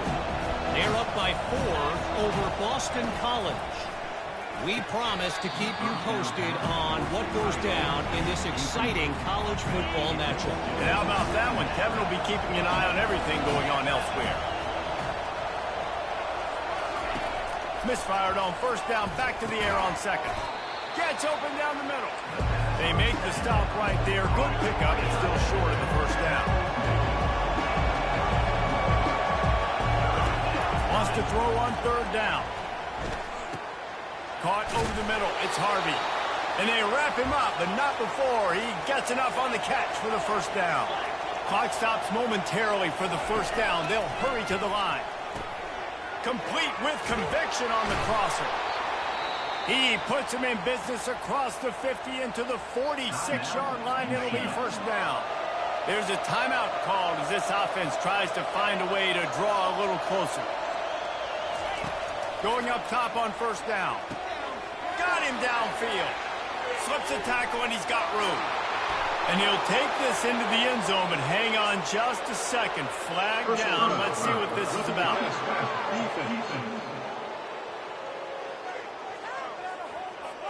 The officials throw the flag, but the offense won't need it. They'll decline that and keep the big play. And with the extra point, they're down a touchdown, 21-14. They put together a 5-play, 75-yard drive. And they finish with a big play, a touchdown strike from the 46. And he'll bring it out of the end zone. I know he thinks he can house every return, but sometimes you just have to take a knee as he stopped at the 14. The Gators sending the offense back to work. The way this game started, you feel as if you have to score a touchdown every time you have it, and now we'll see if they can respond. Yeah, and I wonder how much pressure that puts on the offense. Jesse, like, you know this is back and forth. I got to score, and every possession matters so much. What does that do to you as a quarterback? Well, it puts a lot more pressure on you for sure to feel like I got to make every third down throw. If guys are open vertically down the field, I got to hit them too. We can't let our serve get broken. Never break stride. Got a little space.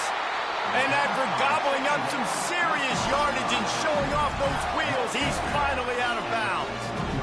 And you just could not allow that to happen defensively, giving up a big play like that. You're going to need to now play with some sense of urgency if they're not going to give up any points here before the end of the half. And they won't make the connection going for the big play. Man, and that's one he probably wants back. Again, sometimes you underestimate the speed of your guy or how fast he gets out there, and you could tell just threw that a little bit too far. His receiver didn't have the jets to go catch up with that. He will step out of bounds, but not before the big pickup and a first down for this offense. And with that pass right there, over 300 yards. That's a good day at the office. Being able to execute, doing a good... Touchdown, Florida! What a catch and run for 6. The field position was bad. The finish was great. Great way to answer that poor field position. Poor field position, no problem. How about it? Great job by the offensive coordinator. This offense getting in a good rhythm early, even backed up, even in a predictable situation. Great job coming out. So they got the touchdown, now going to put it in the hands of their defense to finish off this half. That ball scoots through the back of the end zone, and it'll be a touchback. UCF has it once again. What do you think about that? Running out of time here in the first half, and they do have a chance to make this a one-possession game. And so you got to locate your best players and get them the football on this drive. You're down in the game. There's obviously a lot of football left, David, but on this drive, in this 2-minute situation, best players got to touch the ball. And this could get into pressing mode, right? Like you go into the half down a couple of scores, it starts to... And the quarterback is snowed under. We got a timeout here late in the first half, and they'll try to get more points on the board before the break. That sack gets this offense behind the chains. It's second down. Trying to get behind the defense. And they wanted it all on that incomplete pass. Instead, they're looking at third down. I'm not positive, but that first down marker might be in the next county. Out of the gun, the inside give. He is going nowhere. Stop at the line of scrimmage. Referee signals timeout. It's the defense wanting to make sure that they have everything just right with a big play coming. The Knights will try to pin them back with the punt. On the return, it's Abrams. He only needs a sliver of daylight. This guy is a daring punt return man. He's not going to settle for the fair catch. A solid return gets a little bit of ground for the offense.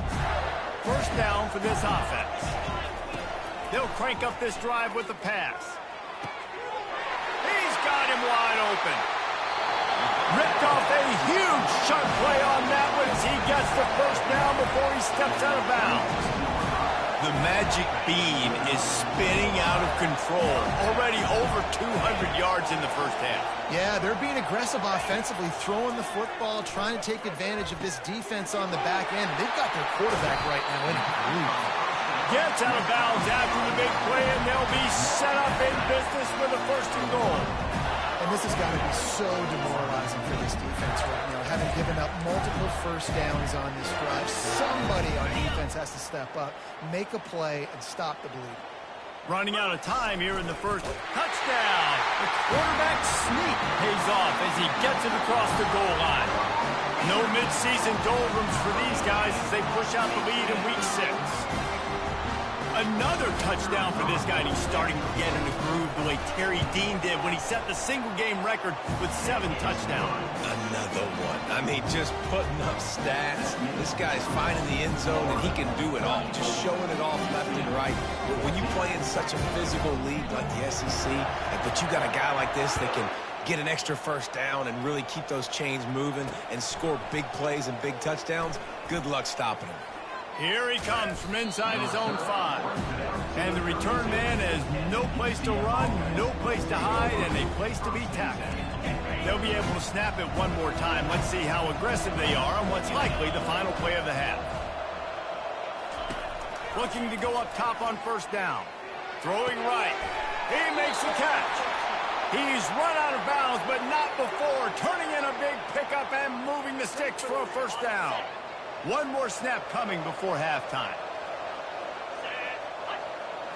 To the air, it's Jefferson.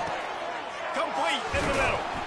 A little excitement there to wrap up the first half, and that'll pad the stats as we go to the break. We've played 2 quarters here. Time to go to Kevin Connors in our halftime update. Thanks, guys. What a scene there in Gainesville. What a fine college football game we've got. And there is no better place to start this halftime than by reviewing how this wideout has been a one-man wrecking crew. The kid's been everywhere. And I love how he's willing to go across the middle, but that he also has the jets to burn these DBs on the deep ball. If this defense wants to actually come back in this one, they better hide his cleats. And with that, let's send it back to our men in the swamp. Thanks for that breakdown, Kevin. The Gators will kick it off to start the second half.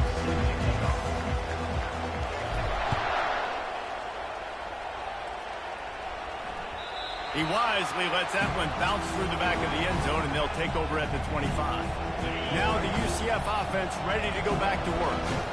When you're facing a deficit like this one to start the second half, you really can't afford to waste a single possession. Fresh start here in the second half. That's the only way you can look at this if you're on offense. Things did not go your way there in the first half. It starts with one play. To get our confidence going, we just got to get something going early here on this drive.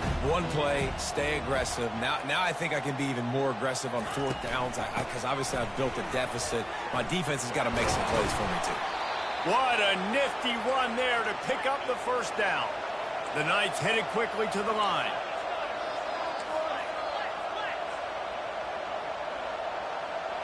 Wide receiver coming across in motion. They want to run this quarterback. He's knocked down in the backfield. He'll lose a couple. After losing a couple on that last play, here's 2nd and 12. I got to be honest, I am shocked at just how well the defense has played in this game, especially stopping the run. We talked about statistically how they've struggled this season, but they have put the clamps down in this one, and they're just playing with a ton of intensity. Hold it. Open.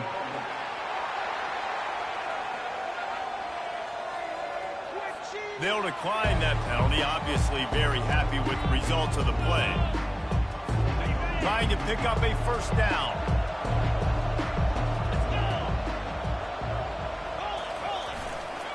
Leaves it with the back. He's dropped behind the line of scrimmage. That'll be a loss of 3. All season long, we've been watching this defense dominate against the run. They're the #1 rush defense in the entire country. With a big lead in this game, you cannot run the ball and expect to win and get back in it. Personal foul. Roughing the kicker. Defense. So the decision has been made, and the coach will take the penalty. Man, oh man, those types of penalties just drive defensive coordinators crazy. Was 4th down, now 1st down. Got enough for the 1st, and he's still going. And excellent vision to find running room there and make a really good pickup before the defense put a stop to it.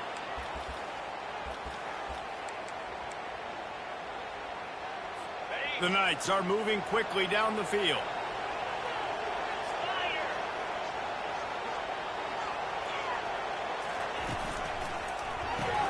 Quick strike complete. 2nd down coming up.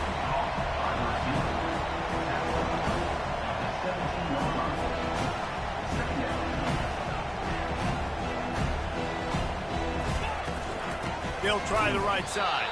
Nowhere to run on that one. He loses 4 on the carry. Guys, this offense is already reeling down multiple possessions. Really need to cash in on this drive. Feeling some heat. And the defense gets to the quarterback. And how about the defense getting home with the pass rush? Playing man coverage in the back end. Need to win up front. Those guys got to get to the quarterback. Do a great job rushing the passer. I can play man when I got a pass rush like that. No good. And that mountain is still 20 points high. Florida has the ball back, and here comes the offense. Trying to find his man on 1st down. Finds his man. It's Webb. And another big game for this offense. They are putting explosive pass after explosive pass up in this one. If you like the stats, and I know you do, he's over 400 yards passing now. Yeah, if they win this game, he's getting a game ball. There's no doubt about it. This guy has been on fire from the very start of this football game. He's just been throwing bullets all over the field. Able to pick his way forward for a decent game before the defense gets him down. Hey, how about it? How about the old toss play, right? QB catches the ball, tosses it to the running back. Listen, it's got to be thrown out in front of him so he can continue to run, and then the offensive line has to do a really good job of getting the edge so we can get north and south. You used to see that play a ton back in the day. You just don't see much of it anymore. Looks as if we have an injury on that last play, and we'll take a break to check him out. The Gators getting set on 1st and 10. To the air, it's Mertz. Dumps it to the back. Fired in there, but incomplete. Missed opportunity on offense. QB and receiver just not on the same page there. Now on 2nd down after the incompletion. He's looking to throw. Hubs it downfield. Just missed his man, gave him just a little too much.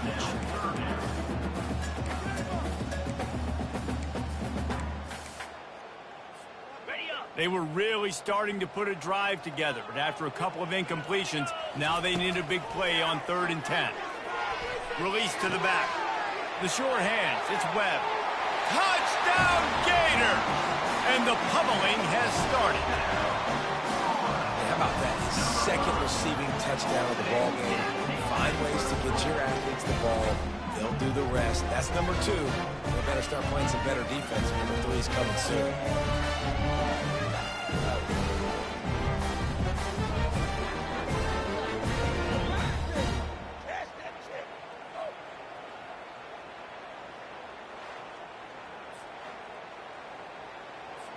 They'll try to add another to their lead. And with the extra point, they push the lead out a little further. And let's check in with Kevin Connors in the studio. Kevin? A lot of eyeballs on your game, guys, and a few on this interesting matchup as well. Ball State is down, but they are not out of it. Not inside Schumann Stadium, one of the more fun places to watch a game in all of college football. They're trailing by 10 to Western Michigan. We'll circle back if anything big happens you should know about. Oh, and how about that? I know Kevin and those guys will be keeping an eye on it for us. Got enough for the first down. Still on his feet. And he almost ran away from everybody on that one. A huge pickup on that play. That's quite a start to a drive, and now they'll snap it from midfield. Motion from the offense. Quick touch pass to the receiver. And he got enough for the first down, but somebody put the hit stick upside his head. They've got it at the 37. It's 1st and 10. They'll try the run. And that's a very productive first down play and bringing up 2nd and 3. Yeah, this coaching staff, they're getting this offensive line lathered up and into a rhythm. Now they're letting them drive off the ball on first down on these running plays, and they're getting chunks of yardage. They bring him down, and he's going to lose a yard on that one. And that seemed a little off at the start, didn't it? That was a big-time play, and it was off from the start because of the play he made. And I don't think it would have mattered who was playing running back. There was absolutely nowhere to go. Back to pass, it's Jefferson. Nifty little dance step. There to make the tackle, but the big throw is good enough to give them a first down. Here's this offense with a fresh set of downs. They'll ride the running back and leave it with him. He's dropped behind the line of scrimmage. That'll be a loss of 3. And how about the timing of the linebacker on the blitz to get in the backfield and get the tackle for loss? Is there anything better for a linebacker than to run on a blitz and nobody's home except the back? Such a great feeling when the Moses parts the Red Sea and the hole opens up and you go fill it. Now, they missed a field goal on the last drive, but you need to get points here, so they need to pick up some yardage to at least get in range for their kicker. And sure, tackling there to keep him from getting to the first down marker. Now on 4th down, they'll try to come away with 3. And he'll need a little distance and to bend it just right. A 41-yarder from the left hash. It is perfect. That makes the score Florida 41, UCF 17. So they are lining up to kick it off after that last drive. Put a 3 spot on the board, and now the defense will try to shut them down. He'll bring it out. It's Abrams. Rolling the dice to bring it out of the end zone did not work out as he stopped at the 13.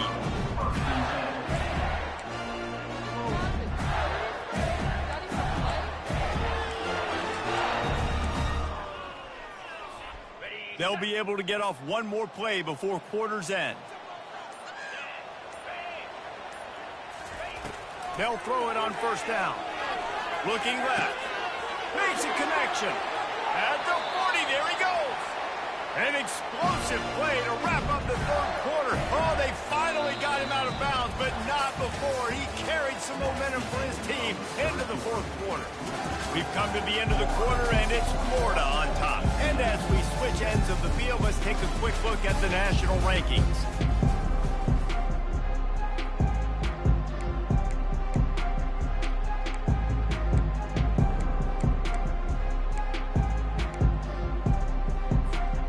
Back at it to open the quarter with this first down play.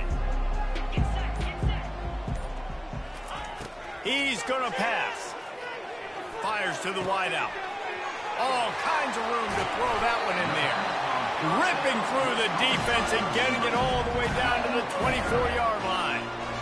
They showed great trust in their quarterback right there, and why not? He's had an outstanding game. An outstanding game. He's taking care of the football. Now, late in the game, you got the lead. That first down now tells me now it's time to start running the football, run the clock, get out of here with the gun.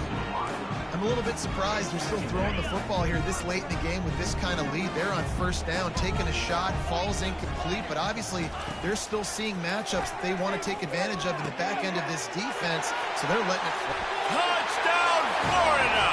And the punishment has been extended. Boy, do they need that score. Gave them a little cushion as they try to put a stop to this two-game slide. When you've got a losing skid, there's nothing like some good old home cooking. They came back home, and they have played an outstanding game. And let's give this crowd a helmet sticker. They've been so loud. You know they've impacted this game, and that's the beauty of college football, helping their team get back in the win column. From inside his own 10, let's see what he gets. He was hoping for something a little more dynamic, but they get him on the ground at the 20. The UCF offense back on the field, ready to go to work. David, they had to settle for a field goal last time. Yeah, they moved the ball down the field, Jesse. Just couldn't put it in the end zone in that red area where they needed to be a little bit more efficient. I think they just got to do a little better job of executing on this drive, and let's see if they can punch it in for 6 this time. You look to be backed up, and then suddenly you're not. Big play has them across the 50, and they'll have it 1st and 10. Pocket starts to collapse. And they got him. They'll get him down for the sack. And this defense came to play. They know about the high-profile QB. They rose to the challenge and dominated the competition today. They took care of business, and they made no doubt about who's the better football team. Push down for the tackle. Great job by the offense. Listen, if the defense is going to sit back in zone, you know what you got to do. Run those crossers across the formation. Those guys that are looking at the quarterback, they're not trying to pick up receivers all the time. Make those precise throws, right in those holes, get those first downs, get those big chunks. Grabbed in the middle. It's Johnson.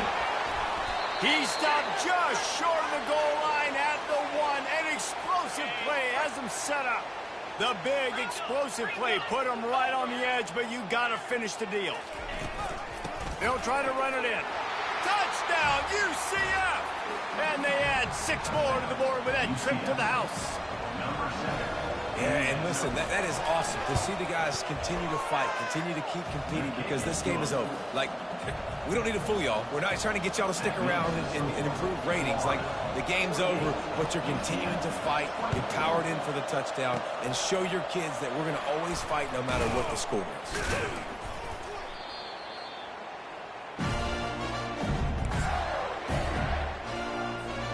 The Gators sending the offense back to work.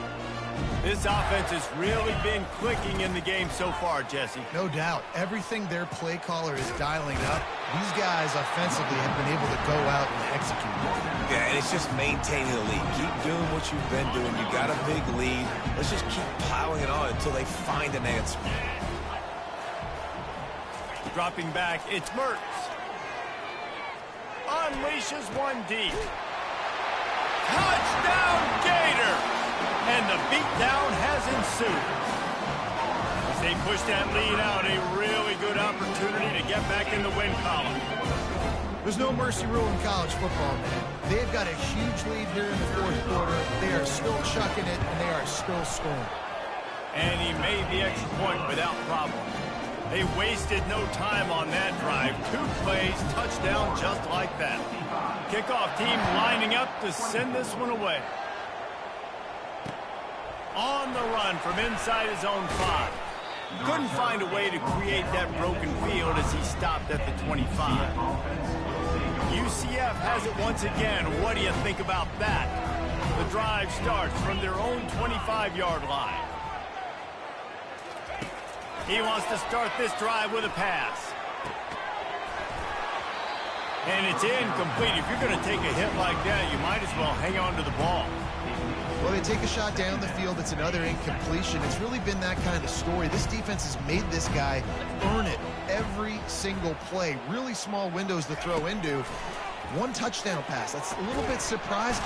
And the Heat will get home, and the quarterback goes down at the 17. And this has been one of those days you want to forget. I mean, you're getting drunk. There's no other way to put it. It's been a bad day. I'm trying to put a drive together here, maybe to just get some kind of momentum, something positive, maybe something in the locker room we can talk about that didn't go wrong. He's got his man. Well, that time on 3rd and long, they just took what the defense gave him. Nothing down the field. They were hoping maybe he could make somebody miss after the catch. Wasn't able to do it, so now it sets up 4th. On 4th down, they'll pass for it. Got it past the marker. And they reacted well to the completion, but it was too late to keep them from getting the 1st down. The Knights have it with a 1st and 10. Looking to throw, it's Jefferson. Fires complete on the crosser. Defense on skates that time. They finally drag him down at the 42. This offense absolutely humming as they come to the line again. Looking to throw it again. With the catch, it's Johnson. Knocked down immediately, but they couldn't stop him from getting the big gainer to the 30. It's a 1st and 10. This quarterback has been really good today. Has been on top of it, seeing things really, really well. That pass right there put him over the 300-yard mark. That's a pretty good day. Caught in the backfield, it's Harvey. Oh, what a move! Finally run out of bounds, but he has this offense rolling with a 1st down. The Knights are in the red zone. They've built this offense around finding mismatches and just get the ball to the back and let him do his thing. Yeah, it didn't have to be long down the field. Like it threw right near the line of scrimmage, but you know I got a guy when he gets in space, he can make big plays happen. Nice decision by the QB. On 2nd down, looking again to throw. Coming after him. And the defense makes a play, and they get the quarterback down at the 26. When I got a stud quarterback like they do, I'm going to protect him. I'm going to make sure that I keep him upright because he can do some serious damage. But this defense applying pressure and applying the hammer in this football game. Didn't have much of a choice, just had to throw that one away. It'll be 4th down. They're happy enough to try to take the points as the field goal unit heads out. He'll try to put up the 3 ball from 43 yards away. Good, right down the boulevard.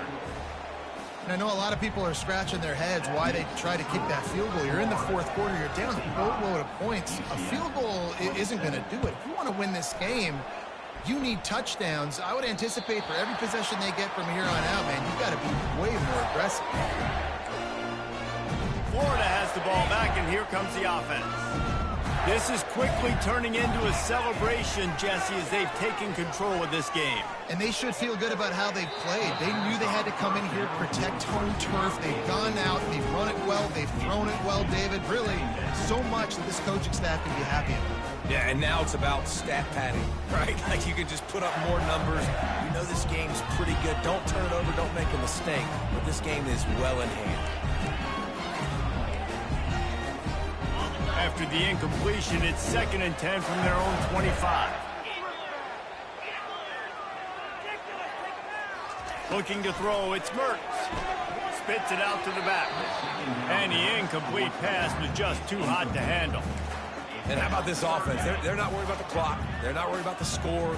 They're not worried about early and down. Still trying to execute their offense. Still trying to make big plays. And the Heat will get home, and the quarterback goes down at the 17. 3rd and long situation, we're bringing an extra DB on the field, and we're telling our front guys to pin your ears back and go get the QB, and they get the job done. Boy, if they don't convert this 4th down, there will be questions to be answered. He lets it fly. And it's batted away, and the 4th down play doesn't convert. They'll give up the football. A great spot to start this drive for the offense. They'll come out on this drive and let it rip. And his throw is incomplete. And sometimes you see great shooters, and they get on fire, and they just can't miss. And that's what this QB looks like the last couple of weeks, man. Just completion percentage through the roof, running the offense at an elite level. You can tell in complete control of this offense. Nowhere to go, and the ball is loose. They recover their own fumble. Somehow, Who knows how they got that thing back? And guys, they really need to make something happen on this 3rd and long.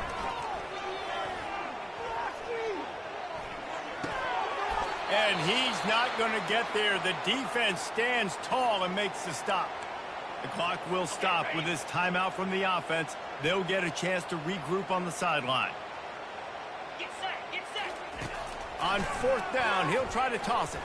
Unloads to the wide. And it's picked off at the goal line. Taking it the other way. He's at the 40. He's at the 20. Touchdown, Florida! The defense puts 6 on the board with a big-time interception return. Boy, do they need that score. Gave them a little cushion as they try to put a stop to this 2-game slide.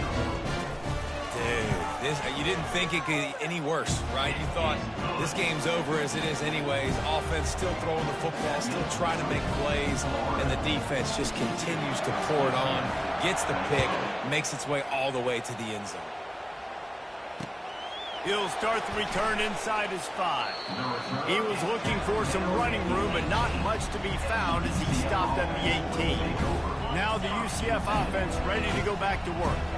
Well, this has pretty much been an evisceration, an old-fashioned stomping, Jesse.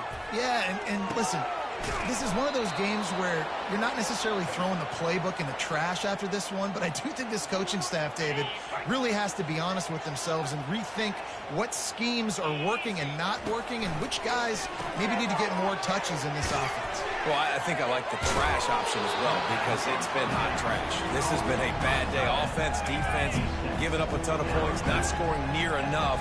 So it's been a bad day you're going to want to forget. To throw, it's Jefferson. Pass falls incomplete, and there are still 3 seconds left. This defense has just been all over this guy all game long, under pressure. They're finding a way to get to him and affect his rhythm. Of course, they have an interception in this game. That's why they've got a big lead here in the 4th quarter. This guy... And they got him. Didn't have much of a chance on that one, and a fitting way to put a capper on this game.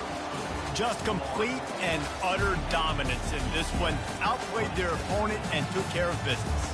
Yeah, total domination in all 3 phases of the game. Offense, defense, and special teams. This team came ready to play, and man, it was pedal to the metal right from the opening kickoff. And that's how you like it.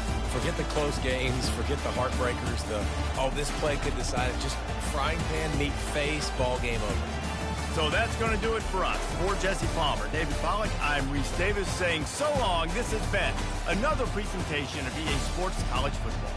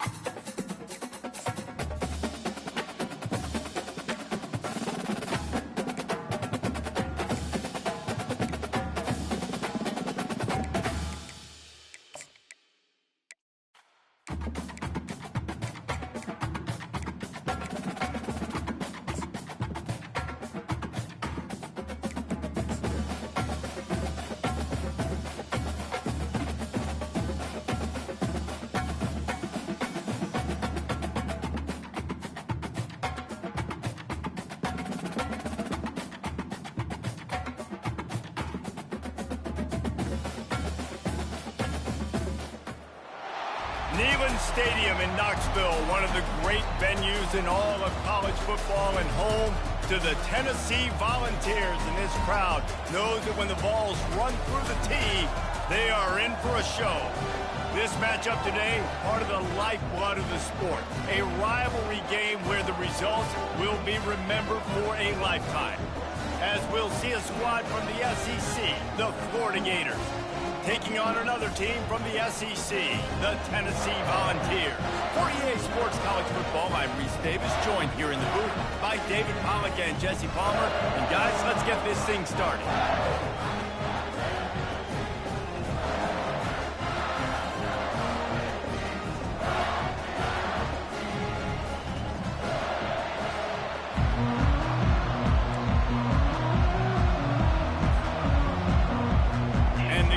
Will put total leather and we'll get started.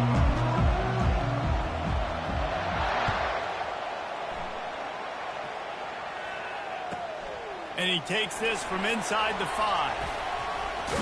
Couldn't find a way to create that broken field as he stopped at the 25.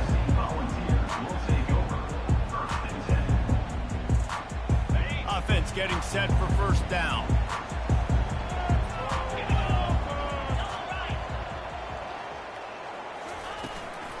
On the run, it's Sampson. Works ahead for a couple. They'll stop him at the 27. You know, runs like this oftentimes are like a boxer in a boxing match. Obviously, it's not a knockout punch, but these are body blows. And as the game goes on, these small gains are going to turn into longer runs. The play action fake. Throws to the wideout. Got his man downfield. Open runway ahead. Inside the 10. And he just kept running, and he ran away from the crowd, and he'll take it in. Touchdown, Tennessee! Lining up to tack one more onto that lead. Oh, do you just hate to see it? Blew the extra point. They wasted no time on that drive. Got it on their 25, and 2 plays later, they're in the end zone. He's going to bring it out from deep. Nice job by the kickoff team. Everybody stayed in their lanes, and they'll stop him at the 16.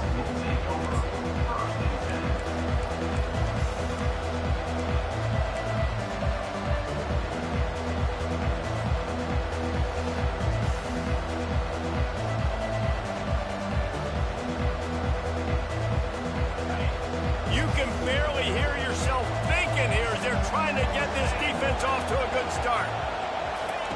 He wants to throw. Dumps it to the back. And that incomplete pass caused by the big hit on first down, second down coming. There's no getting around the fact that they have really scuffled in the first half of SEC play. And now the task is to try to turn it around. Well, and a lot of times it requires shifting your goals, and this is not how you want it to start, but how can we win this week and take advantage of every opportunity we get, Jesse? So it hasn't been ideal, but there's still some talent, and you can still salvage some wins on the schedule. Yeah, it's all about finishing the season strong, right? I think this team believes that in this last week, they were able to sort of reset their focus on doing exactly that. They believe they have the horses in the locker room to win games like this. This could be the momentum shift they need. Better find the earplugs. Here comes the noise, backing this defense on third down. They'll try to pick up the first through the air. Grab near the marker. It's Webb. Bringing the heat. And he's still on his feet, but finally out of bounds after the big run for this offense. Hard work pays off, guys. These offenses work so hard week in, week out, working on those critical down distances, third downs, and having that conversion this early in the game, that's got to feel good for this offense. Barely time to catch our breath after that one, and they've got it first and 10, threatening just outside the red zone. One back in the backfield, and they'll give it to it. I like this guy as a running back because he can run between the tackles and he can also go outside. He can really do it all.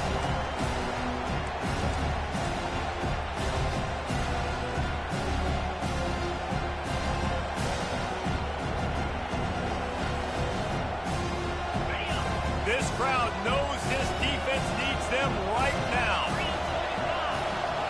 Scanning the field, it's Mertz. Throws to the back. Got it. He gets it in. Touchdown, Gators. Well, they started with horrible field position, but ended with perfect field position in the middle of the end zone. It all comes down to execution, Reese. You've got to have guys going out and doing their jobs. You saw the offensive line up front. They were physical. Skill players made it happen with the ball in their hands, and the quarterback really showed command on that last drive. And he tacked on the extra point. Almost ready to kick it away after scoring the touchdown. He'll bring it out from inside his own 10. He was looking for some running room, but not much to be found as he stopped at the 18.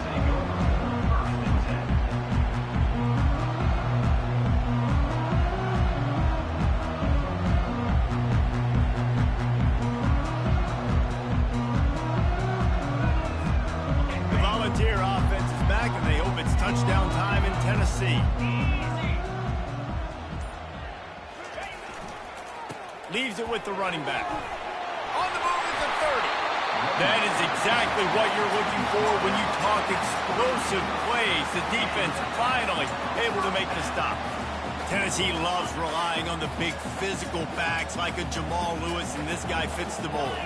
Guys you just didn't want to tackle. I mean, guys that run angry all the time, and it's a mindset. When Tennessee has that mindset, the fans go crazy, and their teams are usually their best squads.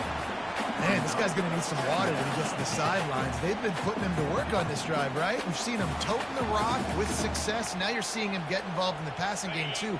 They are highlighting his versatility here on this drive. Looking to throw on second down. He just missed the target on that one. Got to put it on his body. Well, the good news is he did a nice job reading the coverage. He knew exactly where to go with the football that time. Just a little bit too much on that pass. You wonder if that's just nerves. He's got to settle himself down a little bit. Going to the running game. Tackle is made after the first down. Well, I know this is an offensive line that has a ton of pride. They want to come out each and every game and really impose their will on the D-line. They got just enough push there on that run play to pick up the first. Unleashes it. And the ball is intercepted. Got room on the return. At the 30. He is finally out of bounds, but he was smelling that end zone on that return. When you get interceptions as a safety, It's anticipation. You can see it. They see the route. They break on it. They go make big hits and big plays. This time, he gets the big INT. Toss sweep to the left. He's dropped behind the line of scrimmage. That'll be a loss of 3. It seems so inviting to try to get the ball outside, but this defense is so fast, you just end up running sideways. And when you don't have any misdirection or something else to look at before you place that ball on the perimeter, a lot of times those guys can play even faster. They can see it right now. Those safeties fly up, those corners fly up, outside backers fly up, and get in the play immediately. Got some room entered to the goal line. And he'll take it in and house it. Touchdown, Florida. The offense did exactly what it needed to do, getting the ball in field position like that. It's that killer mentality. You step on their throat, you keep your foot down. When you get opportunities like that, they are golden chances to put touchdowns on the board. The offense took care of business. They got the ball in great field position, and bam, bam, 2 plays and into the end zone. Lining up to cover the kick after that touchdown drive. From inside his own 15, looking for a crevice. He was hoping for something a little more dynamic, but they get him on the ground at the 20.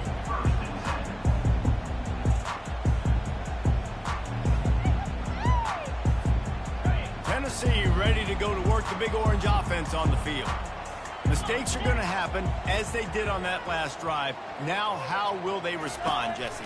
And this is the kind of guy who's going to take full accountability. That was my bad. That's on me. I'm about to lead this offense now down the field to score some points. Dang, Palmer, I wish I would have played with you. I didn't play with many quarterbacks that were just like, yeah, my bad. Hey, guys, I got this. Sorry about that. It was more, you should have ran a better route. They move the tight end all over. Dropping back, it's Iamaleava. Quickly to the tight end. He almost picked up the first down on that one, but he'll be just a little bit short. Really good job working through his progression. You get it to him quickly, and the big tight end has a chance to run a little. And a really good job by the QB throwing an accurate throw. I got to hit those guys on the move, on the run, so they can do this. They can catch the football, get upfield, and chew up some extra yards.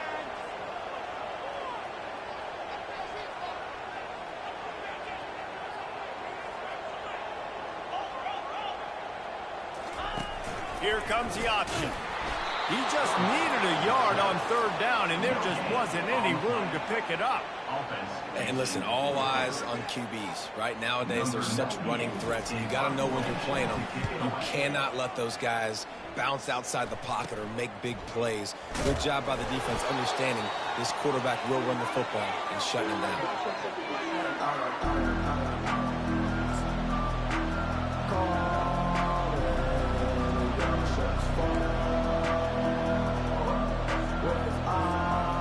Gators sending the offense back to work.